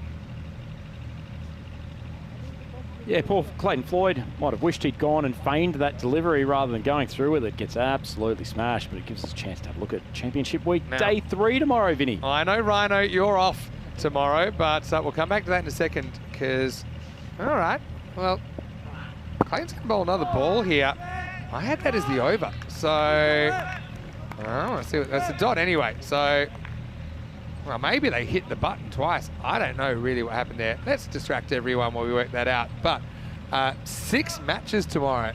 So it's going to start 2 hours earlier. And the reason is we need 21 matches to have everyone play each other in the 4 days. So we'll start 2 hours earlier tomorrow. So that might help a few people in some time zones. 7:30 in the morning GMT. That's a 9:30 start here in Spain. It's 1 p.m. in India. So Jersey, Ireland 11, I think tournament on the line for Jersey there. Ireland also hoping to turn their week around after a couple of losses. But yes, 6 matches. Rico and Corey are actually going to do the first couple. I'll be there at what I think is a reasonable hour. Anyway, Lincoln starts by jumping across and hitting a single. So yeah, huge day of cricket. 6 is more than 5, Rhino, I checked. Well, it's the next step forward to 24-hour-a-day European cricket. I know many of our fans are clamouring for. Oh, okay, you ready? What happened last ball? Tell me. I think what's happened here, and I'm just working it out. But first, let's appreciate this shot from Bevan, who's clicked at the right time. He gets 4 runs. Beautiful looking square drive, and turned out to be a bit of a half volley, didn't it, from Arnav Jain? Certainly glorious shot. A lot of air on that ball from Jain. He's dropped short. Bevan, surprisingly, has far more trouble with that delivery. Well, actually, I'm not quite sure what happened, but maybe the 6 that we thought was the end of the over, that was called dead ball. It was called dead before it was delivered or something like that. This is going to be well fielded. I'll tell you what, I'm glad Gourlay fielded that cleanly because it almost took his head off otherwise. Watch the heels here. He's so close to the line, but I don't think he's actually touching seat, so he's just okay. Anyway, back to the action now. This is skied, and it's going to go over the fence as well. Maximo lands by the ghost chair. Adios pelota as Bevan moves to 22. What I thought might have happened there is we introduced a rule this year, which was if a 7th ball is bowled in error to an over and it's discovered before a new over commences, then it's cancelled. So it doesn't happen very often, as you'd imagine, but with so many overs bowled, occasionally there's a miscount. You'll even see it at the World Cup, for example. But we thought it was fairest that in a game with teams going to get 60 balls each, you shouldn't get an extra one. Edged, and it's going to be safe, and it's going to be 4. So Bevan, hasn't he sprung to life? You were calling for it, and he's delivering. That will be the end of another over, and the 100 up now for the English. It's 101 for 4. Keeping in mind, Vinny, England 11, 38 for 4 before the end of the power play. So this partnership now up to some, I was going to say 73, but 63 runs. Rico's calculator is there if you need it. Yeah, 63, the partnership. I'll come back to what happened at the end of that 7th over in a minute. But yeah, so if you bowl a 7th over, a 7th ball in error in an over, then it'll cancel the play. It might even cancel a wicket. No, you need to try and get it back to the way it should be. Good practical approach. But that's not what happened there. What happened there was that 6, which we all saw, took him from 85 to 91. It was cancelled. Dead ball was called, I'm guessing, before the ball was delivered. No one seemed to be bothered about it out there. So obviously we didn't hear the call or see the call at the time, but obviously it was, and that could have been for field still moving or something like that, or something else. Geez, I'd be bothered if I was Bevan after. Yeah, but I mean, I didn't see any huge discussions or anything about it, so it must have been clear cut. And then the ball that was bowled instead was dot. So that's why it was 85 after 7. Now 101 after 8. And now we're into the 9th, and we say it all happens in the 9th. Here's Ellen Buss. Well, that gets hit straight back to where the umpire would have been. Straight as you come, as Bevan moves to 28. And his hot run continues. It shows the advantage of power hitting. It wasn't a bad ball whatsoever from Alan Bass. Managed to get it high on Bevan's bat, but he just manages to get the hands through, drills it straight. Oh yeah, has to change his mind. Now this run isn't on. Yeah! Hits. Oh, I think that's going to be very close, although Lincoln never gave up the run, did he? It wasn't the greatest stretch from him. Good to see the replay here. Yeah. Nice bit of work from the keeper, the Lincoln's looking pretty fine. He flashes a little thumbs up. Yeah, I think Bevan kind of sold his skipper up the river there. Went to rant and changed his mind, and he's just in, and you can see that. And, you know, credit to Lincoln because he didn't participate in the hesitation. You know, once Bevan said go, I think he pretty much said, I'm going. Have a look at him here. Said, are you going? Fine, we're going. And that's what saved him in the end. Good pace through the wicket. That was an absolute peach of a slower ball too from Alan Bass. Completely deceived Bevan. Yeah, so Alan Bass halfway through this 9th over now. Bowls to Lincoln, who's on 48. And that'll be his 50. And great shot. Not easy to do. Takes the slower ball, waits for it, cuts it away. 50 for Lincoln. He's keeping England in this contest. Captain's knock from Dan Lincoln. Even had to revert, playing a few shots on the offside in the last couple of overs, showing he's got play all around the ground. Yeah, I mean, you can see from that wagon wheel, he is pretty leg side dominant, but that's been his strategy. And he's used it a bit more judiciously this year than last year, when I think he kind of hitched his wagon to it a bit too often. Now goes offside again. Well, almost the same stroke, same ball from Ellen Bass, and same result, 4 runs. Yeah, another one of these slow balls from Ellen Bass. He's actually landed that one quite nicely, but Lincoln looks like he's picked it early, had some width, throw the hands at it, races away to the boundary. Yeah, nice shot. Yeah, so just tuning in, I can see that Scott Wilson is watching and trying to clear up that little scoring thing. That the 6 that everyone saw actually was called a dead ball before the play. Now tries a little whip. He whips it onto his own pads, but he will retain the strike. England after 9. Just keeping in there, 116 for 4. None for 28. It was actually quite a nice little spell from Alan Bass. Some good options, and they bowl good change-ups. A lot of these Dutch bowlers, having a quick look at the bowling card, dominated by Van Vliet at the top. 4 for 20, yet he's the only man who's taken a wicket so far. Hocked him, didn't he? But look who's in the comments section. Caleb Langford, son of Chris Langford of Isle of Man, who, obviously, Rhino, you're a huge fan of Chris. Big fan. Huge fan. A lot of similarities, and actually, well, hopefully, Caleb, you're never in the room with your dad and Rhino, because you'll have a few problems telling which is which, I think. Just go hugs all round, I think. Yeah, maybe. Rhino's a right-handed Chris Langford. That's what he's known as now. But anyway, Sebastian Bratt to close things out. England 116 for 4. Oh, is that in line? If it is, it's gone, and he is gone. So Brutt gets his opposite number in the end. It was a low full toss. I think Lincoln will be upset.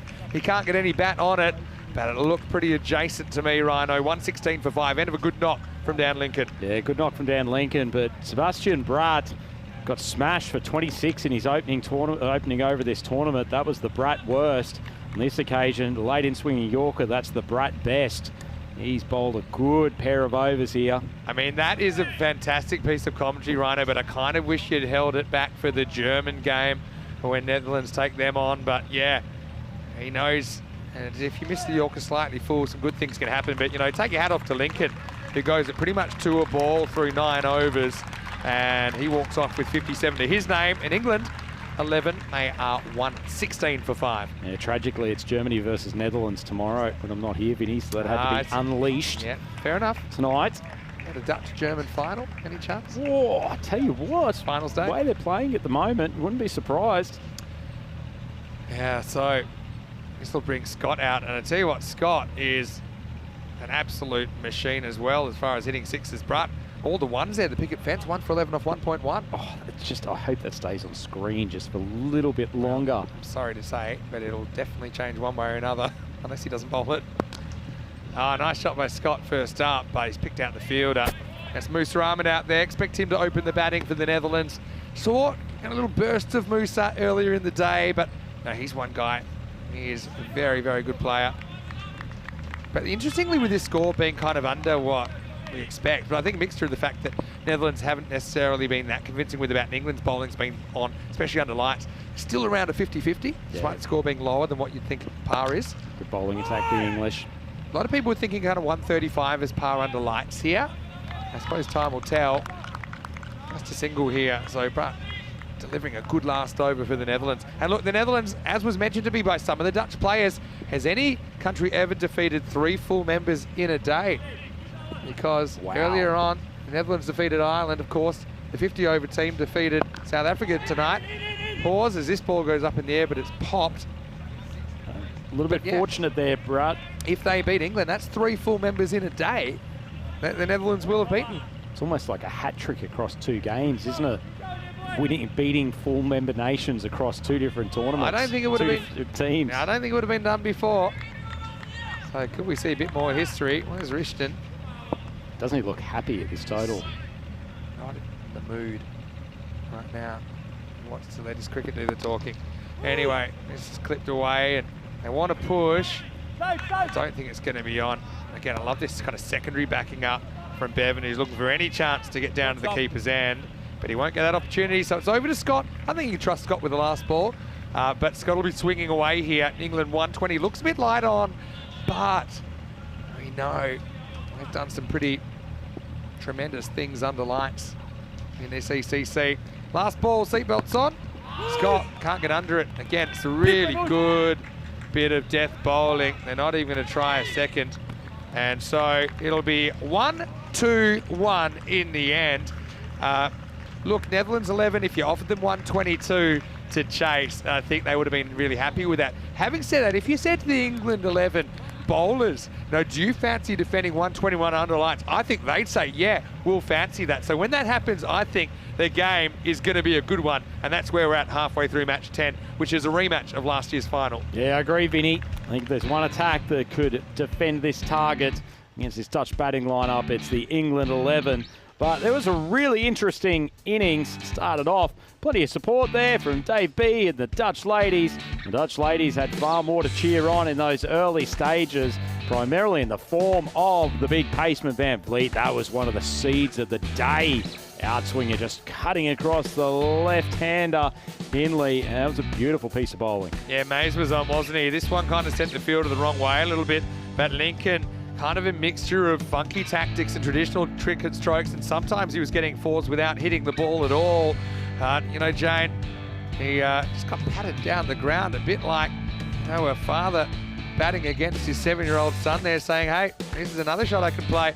But, I mean, Rishton went, these 4 wickets, they kind of put them behind the 8 ball. And then Bevan, who would eventually find his way out there, that's after Bellows became yet another 6 and out.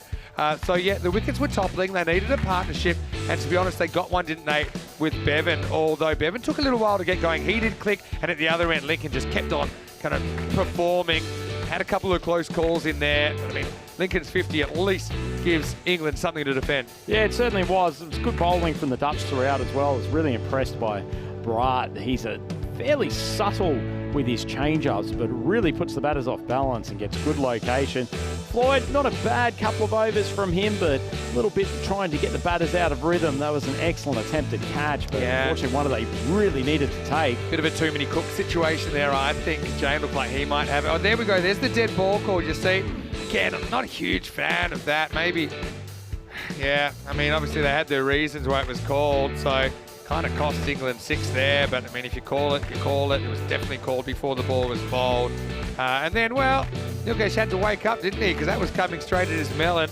And then, well, late in the piece, we saw England continuing to fire away with Bevan and Lincoln. Eventually, first ball of the last, Bratt trapped the English skipper on the crease. He went for a well-compiled 57. We saw Scott out there. Wasn't able to do too much on this occasion. But England do find their way into the 120s, and yeah, maybe for me it's a dozen under, but they've got an above-average bowling attack. I would say the Netherlands, ordinarily on paper, they've got a very good batting lineup as well, above average. That's why these two teams obviously are the two teams that went for the trophy last year. But really only 2 significant contributions, 57 from Lincoln, 31 not out from Bevan.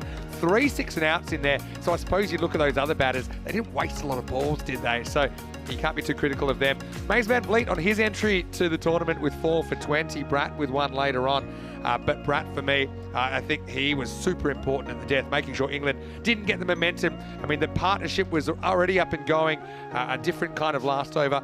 They might have been up in the 130s, but he only conceded 5 singles after trapping Lincoln LBW in the 10th. Well, Rhino, time for one quick break, and we'll be back under lights. This has a weird deja vu about it. I felt exactly like this in the final at the halfway last time around. But Netherlands 11 to chase, 122 for victory. England 11 out to defend. We'll be back very, very shortly with the final innings of day 2 right here on the Costa del Sol. This is Championship Week of the Dream11 European Cricket Championship.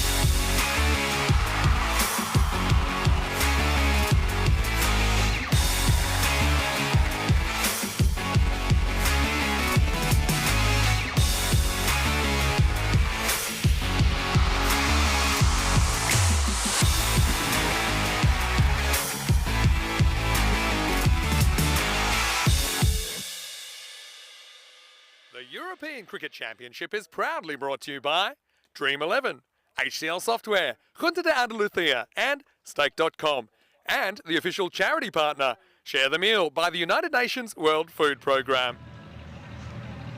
European cricket fans, welcome back to the delightful Carter Oval under lights here in the glorious Andalucía region of Spain. We've got a cracking contest here between the England 11 and the Netherlands 11. The England 11 batting first, putting only 121 runs on the board, which in the context of this tournament feels a little bit on the low side, but they have an excellent bowling unit who has proved unstoppable in this championship week. They will feel that they are in with a red-hot chance of defending this target against a very good Dutch 11, but also a batting lineup that really faltered against the Italians yesterday before refinding their mojo earlier today.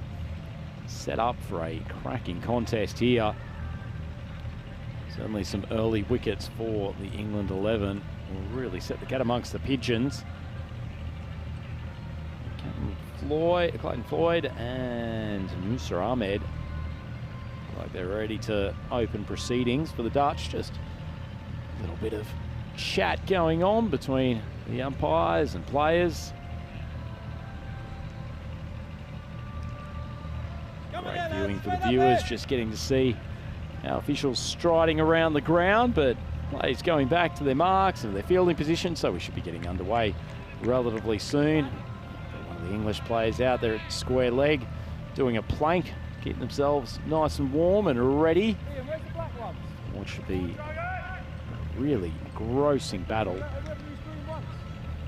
Probably two of the teams favourites to be reaching the latter stages of this tournament, getting to flex their muscle here against each other on a glorious Tuesday night here in Cartama, just outside of Malaga in Spain.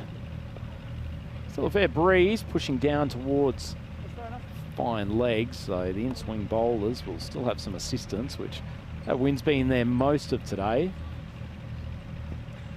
Rich Edwards, and he sends the ball down with some pace and bounce. Won't be too worried whether or not he's got some assistance for the swing. That's a big matchup early on. Edwards versus Floyd. Good traditional ball from an opening bowler. Musa running a little bit wide. Unfortunately, there wasn't a direct hit. So they'd start to the innings. Good channel bowler, Edwards. Able to get the ball to move away from the right-handers. Very repeatable action. Hits the pitch quite hard. And then on the striker, Musa Ahmed just taking his time. Right-left combination. Seeing this favoured by a lot of teams with their top order. Short of a length. Musa rocks back. Sends it flying into the Cartama sky. And the first Maximo comes in the second ball of the game. Edwards just trying to settle slightly back of a lane. Ahmed picked it early. Timed it very, very well. Diminutive player. He's got some power.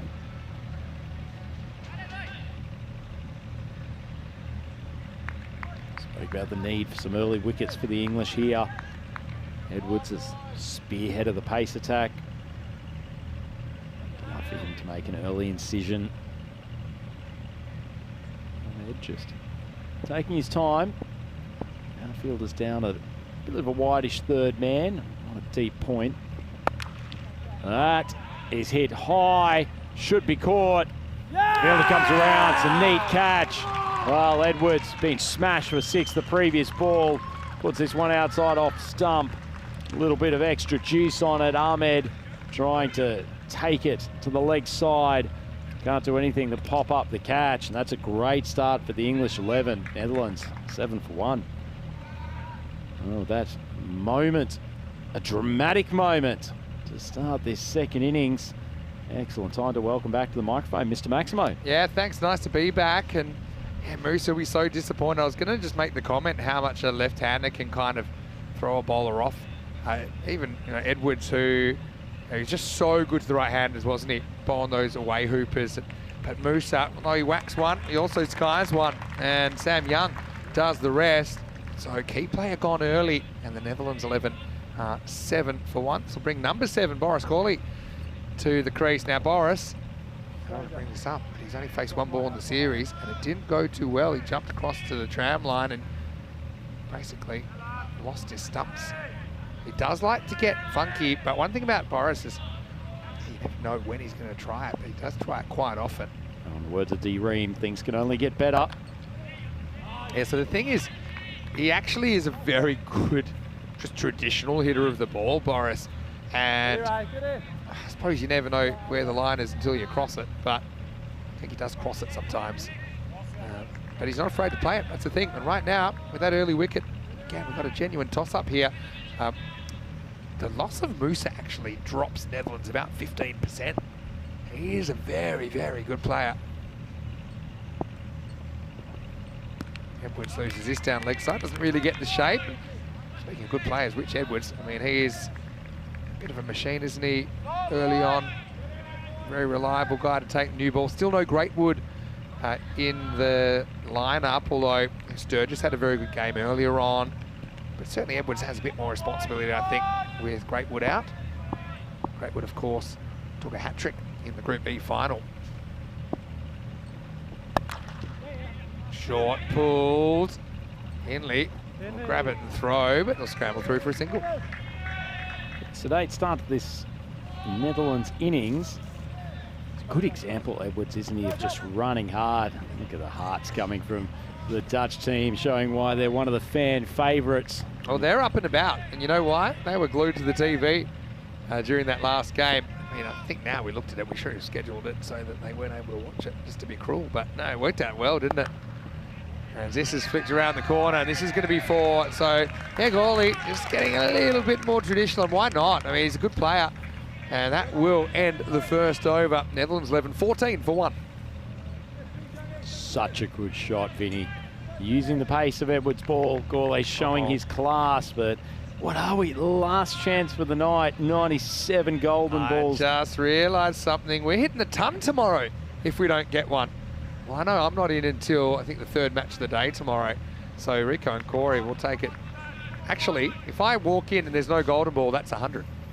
So if there's no golden ball here, it's 98, and then game 1 tomorrow is 99. Well, it looks like this is Corey's game, so fingers crossed we don't end up with a golden ball. Don't need that.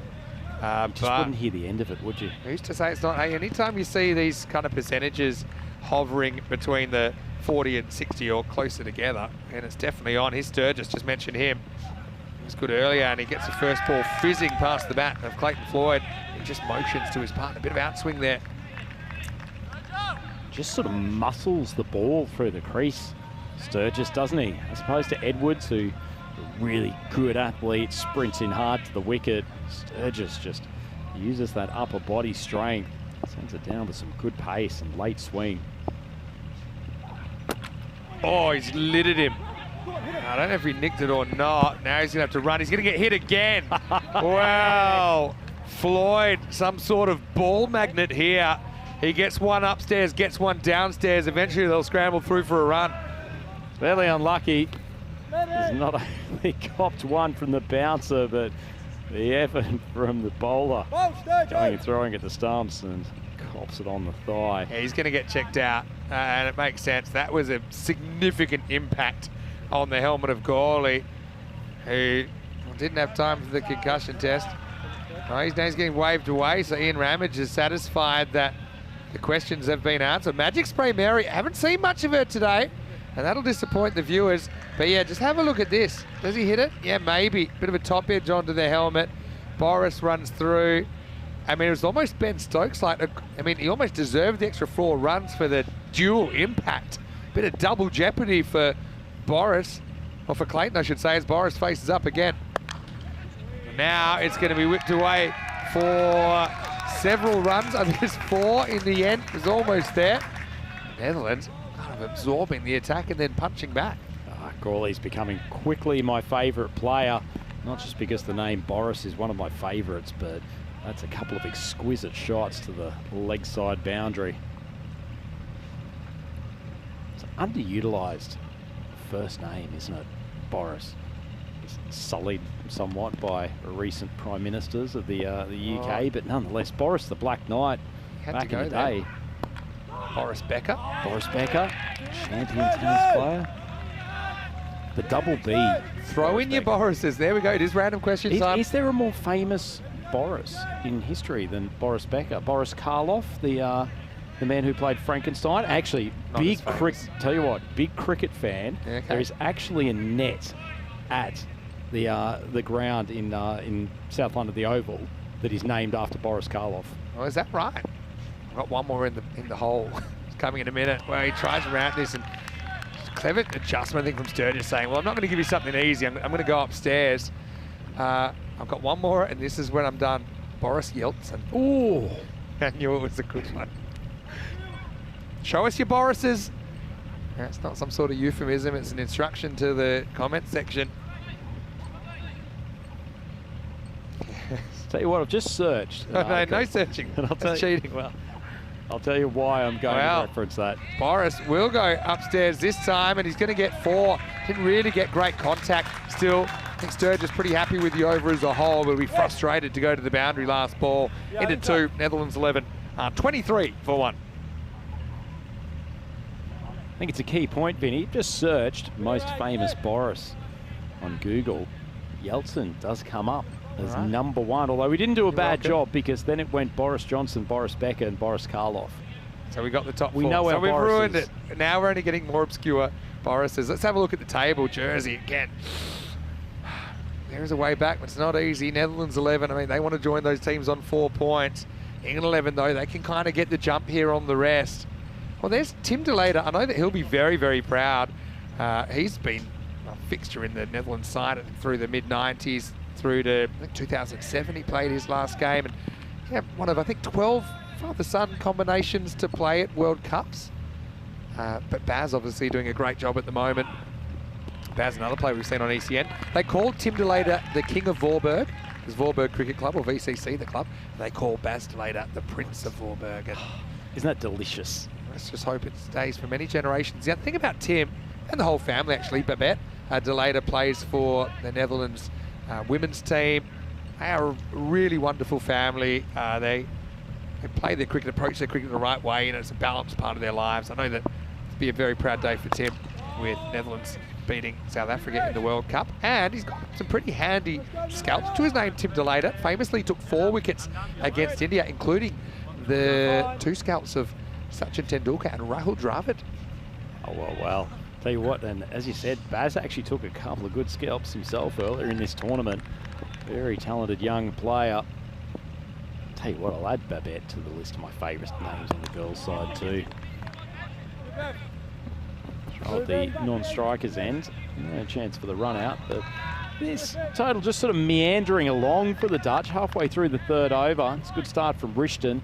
Man who's got some good variations and knows how to hit the base of the stumps. They reached 25 for 1, but I wouldn't say they've dug themselves into a hole, but Floyd 4 off 6. Putting the handbrake on. He's got on Lance Richton normally. Whoa, that's really showing the furniture, but Floyd not only does he get away with it, he gets something for it. What a shot, 4 runs. And Richton, he'll take that gamble every time, but somehow Clayton dabs down on what became an ultra low full toss and gets it to the fence. That is some shot, particularly for a man who'd struggled to find the middle of the bat up until that point. Clearly had a mind on what Richton was trying to do. It wasn't a bad delivery at all. Splits the gap. All right. Jules has a good one, but we'll wait. Oh, there's the York again. This time it's missed. Jules has an obscure one, and this shows me that we're getting obscure. Boris Grishenko from GoldenEye, as played by Alan Cumming. Is that in your list? No, it certainly was. I have the feeling there's a big drop-off after Boris Karloff. These ones come in. I can't say I've heard of too many. Boris the Blade, Boris the Spider. Through Boris the Spider. I haven't missed that. No idea. Okay. It says well bowled by Richton again. Not too spooked by at kind of high-risk shot from Floyd, and he gets out of the over with just 7 conceded. So this game's very much in the balance, 30 for 1 after 3. Good look inside the Hospitality 10 where there's some pensive fans from both teams. You can hear that it's almost like it's a nervous ground at the moment. How important was the stop from the Netherlands in the last over? It looked like there would be 130-ish or maybe 130 plus. Keeping it to 1-2-2, the target. What else have we got? Boris and Natasha from Rocky and Bullwinkle. Ladies and gentlemen, the Boris chat is now adjourned. Let's get back to the action. It's going to be Hindley. It's hit its peak, and I don't think it's going to get any further. It certainly was all downhill from where we started. Hindley's great to watch. And he pitches up straight away. This is an opportunity. And held eventually. Well, it wasn't super convincing from Hemp, but he does hold on to it. Bit of an ice cream cone, assisted by the shoulder. And so that's a fantastic start from Hindley. Now, he's had a pretty good day all in all, this time making a difference with the ball. And it's Floyd that goes for 9. And Netherlands 11 are 30 for 2. Oh, in a way, putting Floyd out of his misery. Hasn't been his best innings. That ball just only sitting in the edge of the fingers, but a catch is a catch in the scorebook. So Cameron Hemp won't care. And Clayton Floyd, 9 off 10. Really, really challenging stuff from the Netherlands top order batter. Yeah, it's frustrating, Clayton. I mean, he played actually one of the best shots of the day, I think, in there. But it gives someone else an opportunity. Now, Levitt, big raps on him, and I can see why. You know, he's a guy, hasn't played a lot of the 10 over format, but yeah, we've seen him at times during the year. Actually, was watching him a little bit playing for the Dutch A side. They had some series during the year. I remember watching him bat against Italy. Class player. Also, they showed some of the Dutch high-level cricket on the stream this year. I've been keeping abreast of, and yeah, Levitt's good. And you know what? Oh, they could have almost got an overthrow there, but only one batter was watching. Anyway, Hindley, he bowls a mixture of kind of over the wrist and some orthodox deliveries, more finger spinners, so yeah, he's quite interesting to watch. He's one of those wrist spinners. Gives a bit of air. Really finding it difficult to reach the boundary here, the Dutch. It's probably feels like the longest period we've gone without a boundary, or certainly without a maximo for the entire day. Thank you to Kitty for informing me on what I missed as an attempted reverse goes wrong and it bounced off the keeper for a dot. Apparently Boris the Spider is a song by The Who. Maybe before my time, John Entwistle sang it. All right, thanks everyone. Thanks to Nigel as well. Good to see you in there, Nigel. 2 to come in the 4th. All right, reverse didn't work, so let's go orthodox. And Gawley gets plenty of it. Maximo, or maybe knocked into action. The Netherlands need a boost here because that rate has slowly but steadily crept up. It was up in the 14s, started at 12.2, but this is a good strike. It's feeling like 2020 T10 cricket at the moment, Maximo. Just the one big shot per over. Got him so used to 18 and 20 runs coming off every single over that this is quite a war of attrition in relative terms. While we're searching for that new ball, I want to say to those that haven't let the Boris discussion go, that's no problem. Carol has one and Nigel has one. So, yeah, Carol says Boris Pasternak, author of Dr. Zhivago. So that's one there. Now it goes a bit more touch, but they're still unattended. So, I mean, with Boris, if you do your homework on him, it probably is a gap you normally have to fill, isn't it? And again, premeditates. He wants that at all costs, doesn't he? But that will be the end of the 4th over. It's 41 for 2. He's making his way up the charts of starring Borises at the moment. And sort of holding this Netherlands innings together. Run rate still quite a decent bit below the target, but so long as they've got wickets in hand, they don't allow it to get too far out. They'll still greatly confident of chasing this, but just a touch above 10 and over at the moment. A bit of 1-2-2, a bit new to the crease. It looks like Connor Haddo's coming on for his first appearance in this game. Certainly either at the bowling or batting crease. All right, Henley finishes his over. And so we're going to continue with something similar with Connor Haddo here in the 5th. I quite like this on the chat, Vinny. So Jack Woods has asked if Boris Johnson is Bojo, does that make Boris Gawley Bogo? And he shall forever be known as Bogo. Well, he might Bogo a few out of the ground. That's very good. Who's that, Jack? I guess that makes what he's holding the Bogo stick. Well, he'd be J-Woo, wouldn't he, Jack Woods? Anyway, steps across, nails it. Well, I mean, Boris, like I said, he's not all touch and deflections. He can crack them as well. And he's certainly after some runs, and Netherlands could use him here. Again, this game is swinging every single ball. Yeah, well, the Bogo stick can do some damage, particularly powerful over that leg side. Lovely shot from the young Dutch superstar. He's genuinely holding this innings together. 30 off 11. Dutch still haven't reached 50. Yeah, I mean, Haddo is not quite the same kind of bowler as Henley. Probably less variation, but he's more kind of to a plan of trying to get it up and outside the off stump. You can see Gawley not thinking too many of these hitting the stumps. He wants to jump across, does it again. See, takes it on, and this time he just gets one. But I mean, that's the thing. Unless it's a classic, all-time long con from Haddo, I don't think any of his 12 deliveries are hitting the sticks. So as a batter, you can put yourself wherever you like. And Gawley's obviously taking that on at the moment.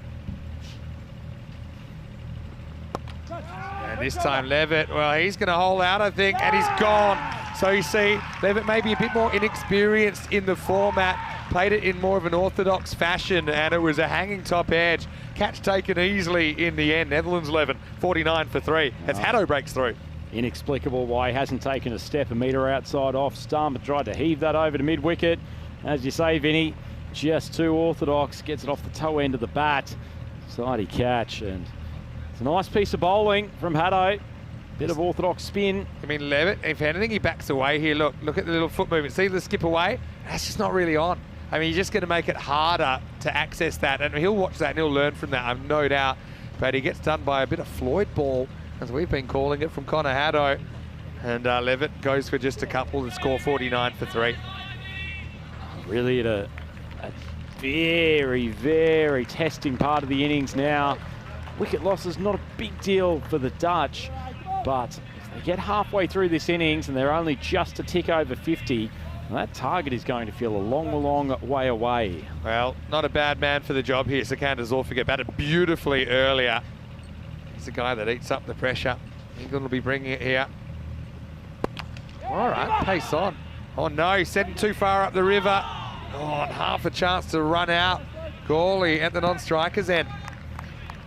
Oh, Bogo didn't hear the call of no, no, no. Had to make his way back quickly. Yeah, Bogo's been Bogoed around a little bit himself. The upstairs, downstairs now. Dives for his crease direct hit, I think was definitely out. Even if the bowler took it, maybe a chance. He actually did a little pat on the stumps attempt, didn't he there, Haddo? Now walks, hits. Now this is hanging. It's a big moment, and it's been caught, and Hemp does it, and he throws it back in. Zulfiger's gone for a duck, and Haddo's got 2.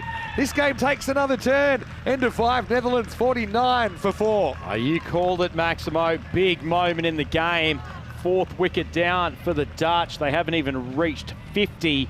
And a cracking catch in the circumstances. Not easy to take those high balls under lights, but fielded very well this evening, this England 11.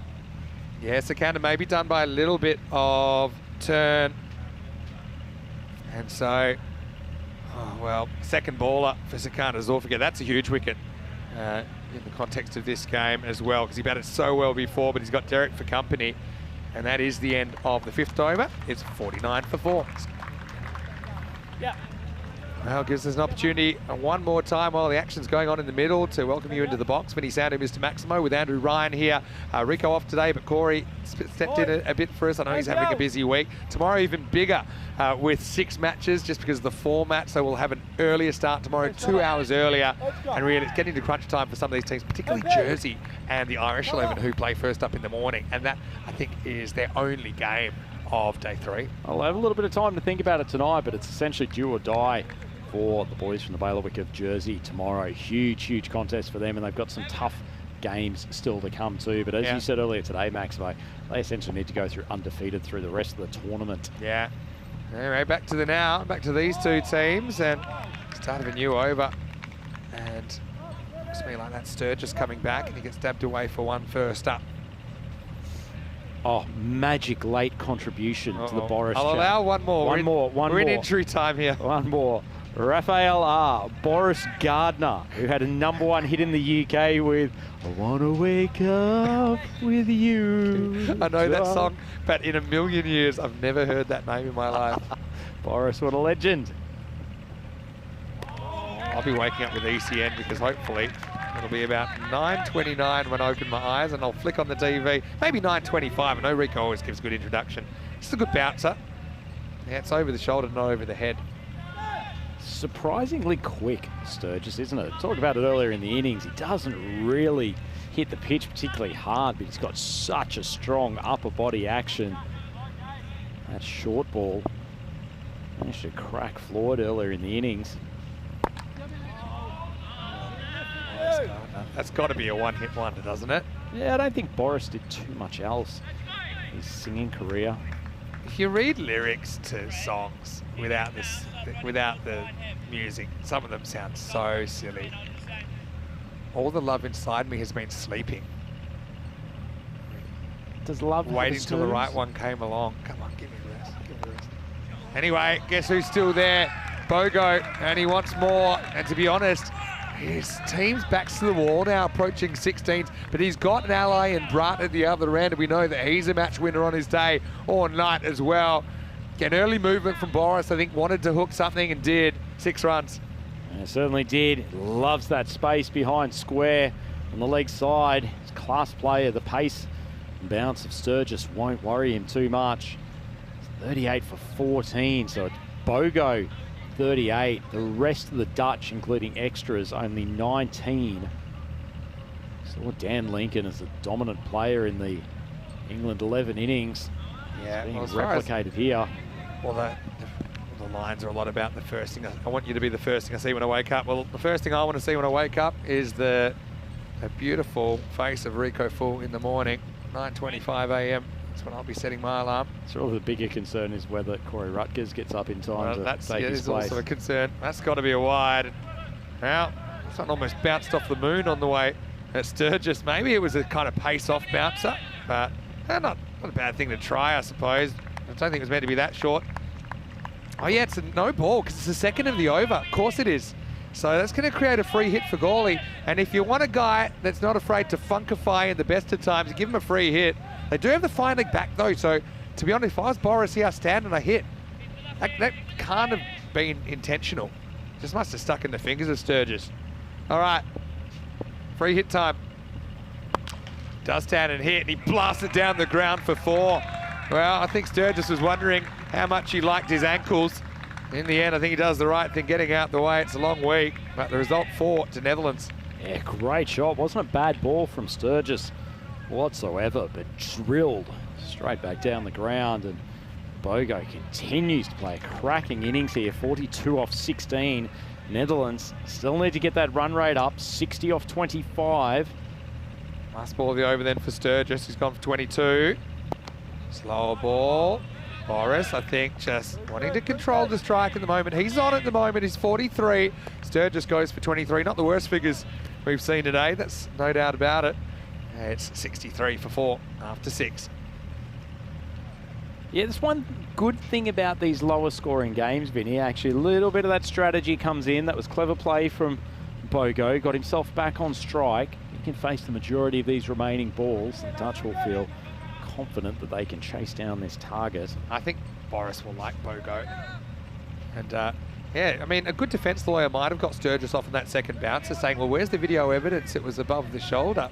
Because the ball never appears on the screen. I would have got him off on a technicality. But yeah, Rishton, I mean, he's normally a Yorker merchant, and he's going to come on in the 7th. So, I mean, games in the balance, 15's not easy under lights, but Boris is kind of, he's taken everything that's come his way. Again, they've got the fine leg back, and so I think Boris often does this shot to try and open up a gap somewhere else in the outfield as well by forcing him to put the fine leg back. Oh, what a shot. Get out of town. Boris Gawley goes the reverse deflection. And this guy is fearless, isn't he? 47 for Boris. And that has to be one of the shots of the day. Oh, I love it. Put that shot on your Instagram reels, Bogo.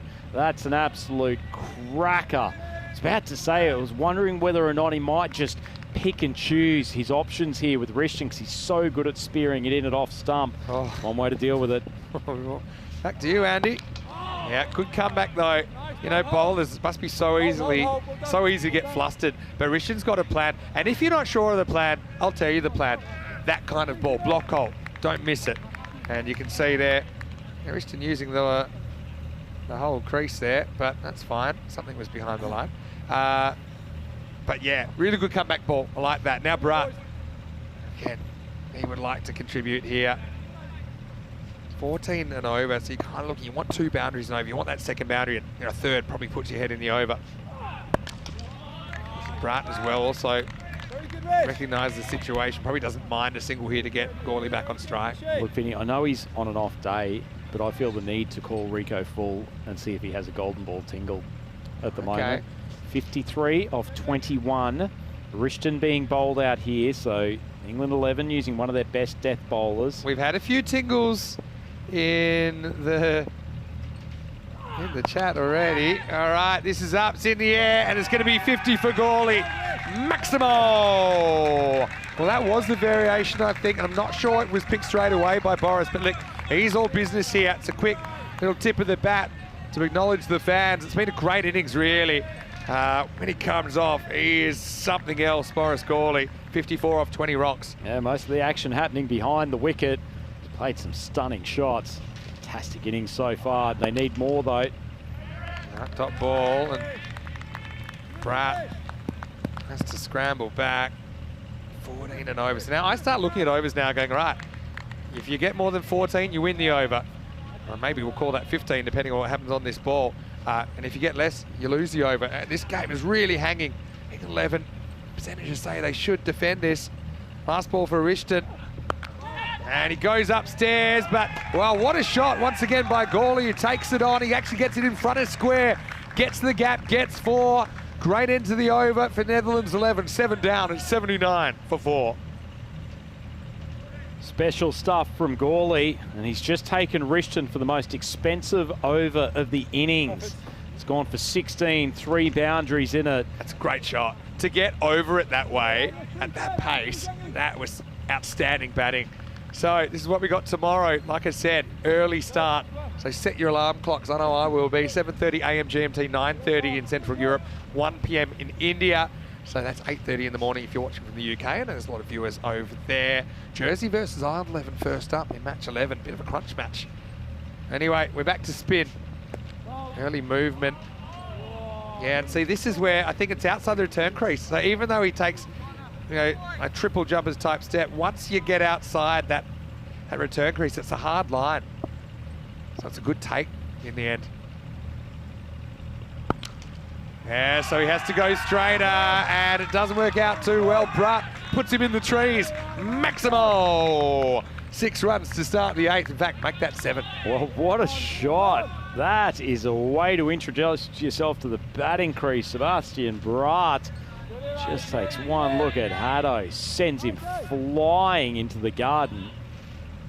Yeah, I've heard this clarified before. So, you know, yeah, you can move the line, but once you have a ball that's passing the popping crease, cutting the return crease or outside, it's a wide, unless somehow the batter was further outside the pitch. But I don't know, maybe these guys could do that, but I think that's well umpired. All right, ball's in your court. And, well, it's pitched up and it's hammered again. Well, what a match this is. Every time one team seems to be on top, the other team fights back. 2 on the spin from Sebastian Brat. Oh, this is the cracker we've been waiting for, Vinny. And the Netherlands feel like they may have their nose in front. Those 2 Maximos from Brat sent them deep, deep over the long on boundary. Haddo just tossing the ball up, almost just hoping for an error on that line. Flip the percentages in the space of 2 balls, but it can change just as quickly back. That's the thing. So, yeah, Haddo, it's what I call kind of a challenge length, saying, look, here, you're probably not going to get to the pitch of it, but have a go anyway. Brutt says, yes, please. And eyebrow raises in the Dutch dressing room, feeling a touch confident. Pierce Fletcher says, thank you. And so now hits a point, and it will be a single, even though Lincoln gets airmailed with the throw. Yeah, I mean, England 11, they've played some really good cricket. Look, every game, it's not everything's going to go your way. And I think particularly in Championship Week, no matter who wins or loses this, you'd feel that both teams are still big contenders for that trophy and the final on Friday night. Tell you what though, they've still got one trump card to play here.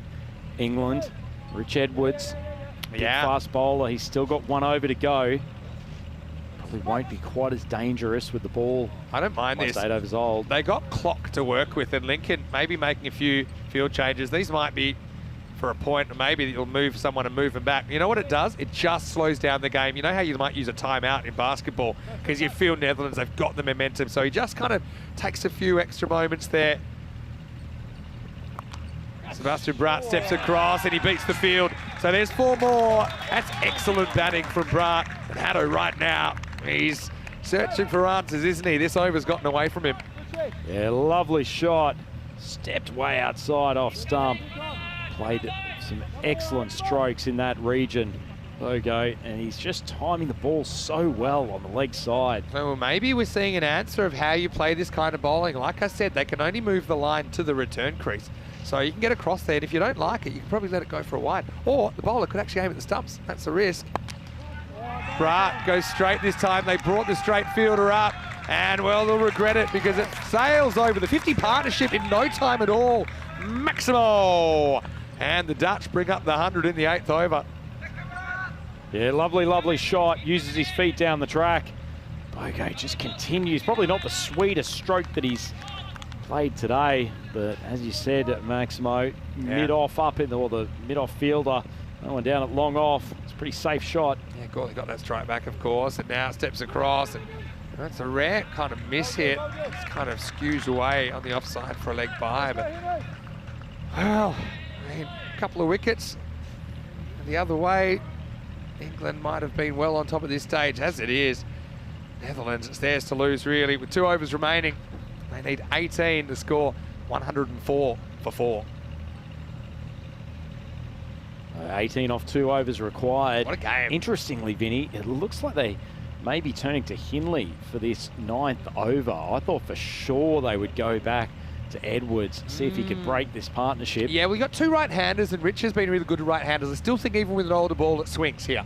It's never that old. It's funny, back in the day of normal cricket, if the ball was 8 overs old, you would still be thinking this is a new pill to work with. I don't think batters are leaving many, so I think our 8 over balls have a few more knocks on them, but yeah, it's interesting they stick with spin. Hindley's a different kind of left-arm spinner, to be fair. But anyway, let's see how it works out. This is still winnable, but you need to have the over of your life here if you're England 11. You need to take every chance that comes your way, if they come your way. Gawley on 68. He reverses and he's just on tonight. He's in the 70s, a reverse. It's an audacious stroke from an audacious player, but Boris, has he been the difference between the 2 teams here tonight? He certainly has. It's the innings of the game from a very talented young cricketer. Picked it early. Knew Hindley was going to feed it outside off stump. Beautifully timed. Netherlands is a big hockey country, so you know these guys are pretty comfortable kind of wielding the bat in these ways, which are a little bit postmodern. 14 off 11 now. Now it's the orthodox wrist spinner and it's going to disappear. Well, surely now the Netherlands have to do this. It's down in single digits. Maximo!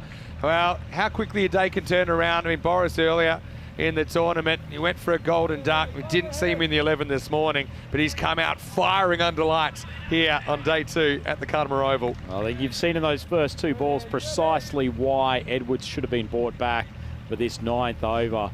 Give it to your spearhead, see if you can get 2 fresh batters at the crease to face the last. As it is, Hindley's being pumped. Well, this one hits him in front of the stumps and probably climbing over. Boris has to hustle, but he'll get there. And yeah, just a leg by signaled. So 7 to win off 9. I mean, really, you're down to last chance saloon here. Run of dots, maybe.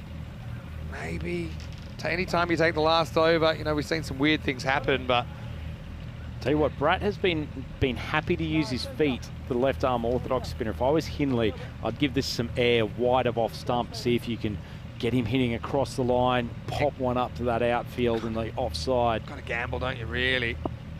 Hindley to Sebastian Bratt. And this hits straight and it ties the scores. Well, Bratt's played his part as well. That one busts into the sight screen. And Netherlands 11 just need one more run to win. A memorable contest under lights, and really, the sequel has lived up to the original, hasn't it, so far, Rhino, tonight? Certainly has. Reminiscent of Scream 2. It's really got some of its high points that has kept the fans happy. Hindley, fortunately, has been given the responsibility for this 9th over. It all has happened in the 9, but it's all happened at the batting end of things. Gawley and Bratt continuing a fantastic partnership, 72-23. Bratt try to finish it with a Maximo. And that'll do it. They'll finish it with a 4. And so Netherlands 11. Bit of an off day yesterday, but they really make their presence felt today in that 2022 final rematch. The Netherlands, they get home, and they get home with 7 balls to spare. And they set it up by kind of quietening the English batting lineup to an extent. I mean, some players buck the trend, but Bratt gets the winning runs. And what a partnership to take it home. They came together at the 5 over mark at 49 for 4, but they walk off 125 for 4. 76 run, unbroken partnership. And the Oranje have done themselves proud, and they can say it. They've beaten 3 full members in a day. That's what they were saying. Ireland and England here, and also on a big day for Dutch cricket where they beat South Africa at the 50 over World Cup. It's triple delight for the Dutch fans. Highly entertaining game. I mean, for England, it's not the end of the world either. They played some very good cricket. That was a very good cricket match. Both teams will be back tomorrow playing 2 games. The Netherlands will play the Ireland 11. The Netherlands will play Germany and Spain, whereas the England 11 will play Italy and Spain tomorrow. So that's coming your way. Just quickly, we might show you those fixtures. In fact, we might just wait until we've seen the highlights. We don't want to excite you too quickly, but what a moment for Boris Gawley as he walks off. He's going to get a very, very good ovation from this crowd. And, well, time to show these highlights. And look, Musa looked on early, didn't he? But he skied one in his innings before it really got going. And England, really, they felt like they were in the box seat, and they had good reason to think that way with a few early ones. Yeah, they were. It was probably just Gawley who stood between them and a famous victory here. But he's played one of the innings of championship week so far. Make no mistake of it. England had plenty of notes on their opposition, but didn't have any plans that could stop this talented young man. That was a cracking shot from Floyd, who really didn't get going at all in his innings before holing out. In fact, it wasn't a bad thing that he was eventually dismissed. Sure, we'll see better of him in this tournament, but Gawley, particularly behind square, played some amazing shots. Yeah, and you know what's so interesting about the evolution of this game, as that one disappeared forever, is the evolution of tactics and counter tactics. So we've seen a lot of these left arm spinners getting a long way across, finding it really, the batters find it really difficult to deal with. But we've seen, you know, with a super confident big step, I mean, there's a limit to where you can move the line, and it puts the ball back in the bowler's court where they want to go at the stumps. I mean, a ball at the stumps, it's hard to reach, actually. They're taking such big steps, a quick one at the stumps, but then you have to have the kind of fortitude to actually bowl at them. But, I mean, let's have a look at some of these shots. He's confident playing these, but some of them, honestly, they were out of this world. And Boris Gawley, well, take a bow. This was a match-winning innings for the Dutch. Well, don't discount what Sebastian Bratt did coming in, joining Gawley. He was the only other Dutch batter to find the boundary with ease. Played a couple of fantastic shots. Really took responsibility against the spinners too. Used his feet well, lofted the ball. Some fantastic strokes for him, and he certainly got himself some confidence and did a great job with the ball earlier tonight too. But hadn't it been such a good final over from him, they could have been chasing an extra 15 runs. Yeah, Corey was asking me how to counter. I said, yeah, if you've got players that can play the reverse, that's another counter. We saw that used to good effect, and that was the moment the Dutch got over the line. So they continue their wood on the English under lights here at the Cardsmore Oval. And England handed their first loss of championship week. Looking at the scorecard, 78 not out of 28. in the end from Boris Gorley. Remember, he didn't have it all his own way. He had that upstairs-downstairs moment early on, but he certainly was knocked into action. And yeah, you're absolutely spot on about the contribution from Sebastian Bratt, just kind of turning the game with 2 Maximos there when it looked like England were creeping ahead. And although Haddo chipped in with 2 wickets, 1 each for Hindley and Rich Edwards, of course, Edwards never got the chance to bowl again after he bowled the first. And look, no one really disgraced themselves there. No kind of magical economy rates or anything like that. Just I think the fact that Netherlands were able to hold the English batting lineup a little bit more quiet than their opponents. Yeah, indeed, and that's probably the match of championship week so far, Vinny. Yeah. 2 really evenly matched teams. As you said, just the tactics going on there, the fact that it was a slightly lower total, questions for the Dutch, do they go full on attack? Probably started a little bit slowly, and the loss of those early wickets really put them behind the 8 ball. 30 in the power play, so they had to play a bit of catch up, but they had the batting to do that. England 11, though, they're a very smart team. They'll go back, they'll kind of pick apart what happened then.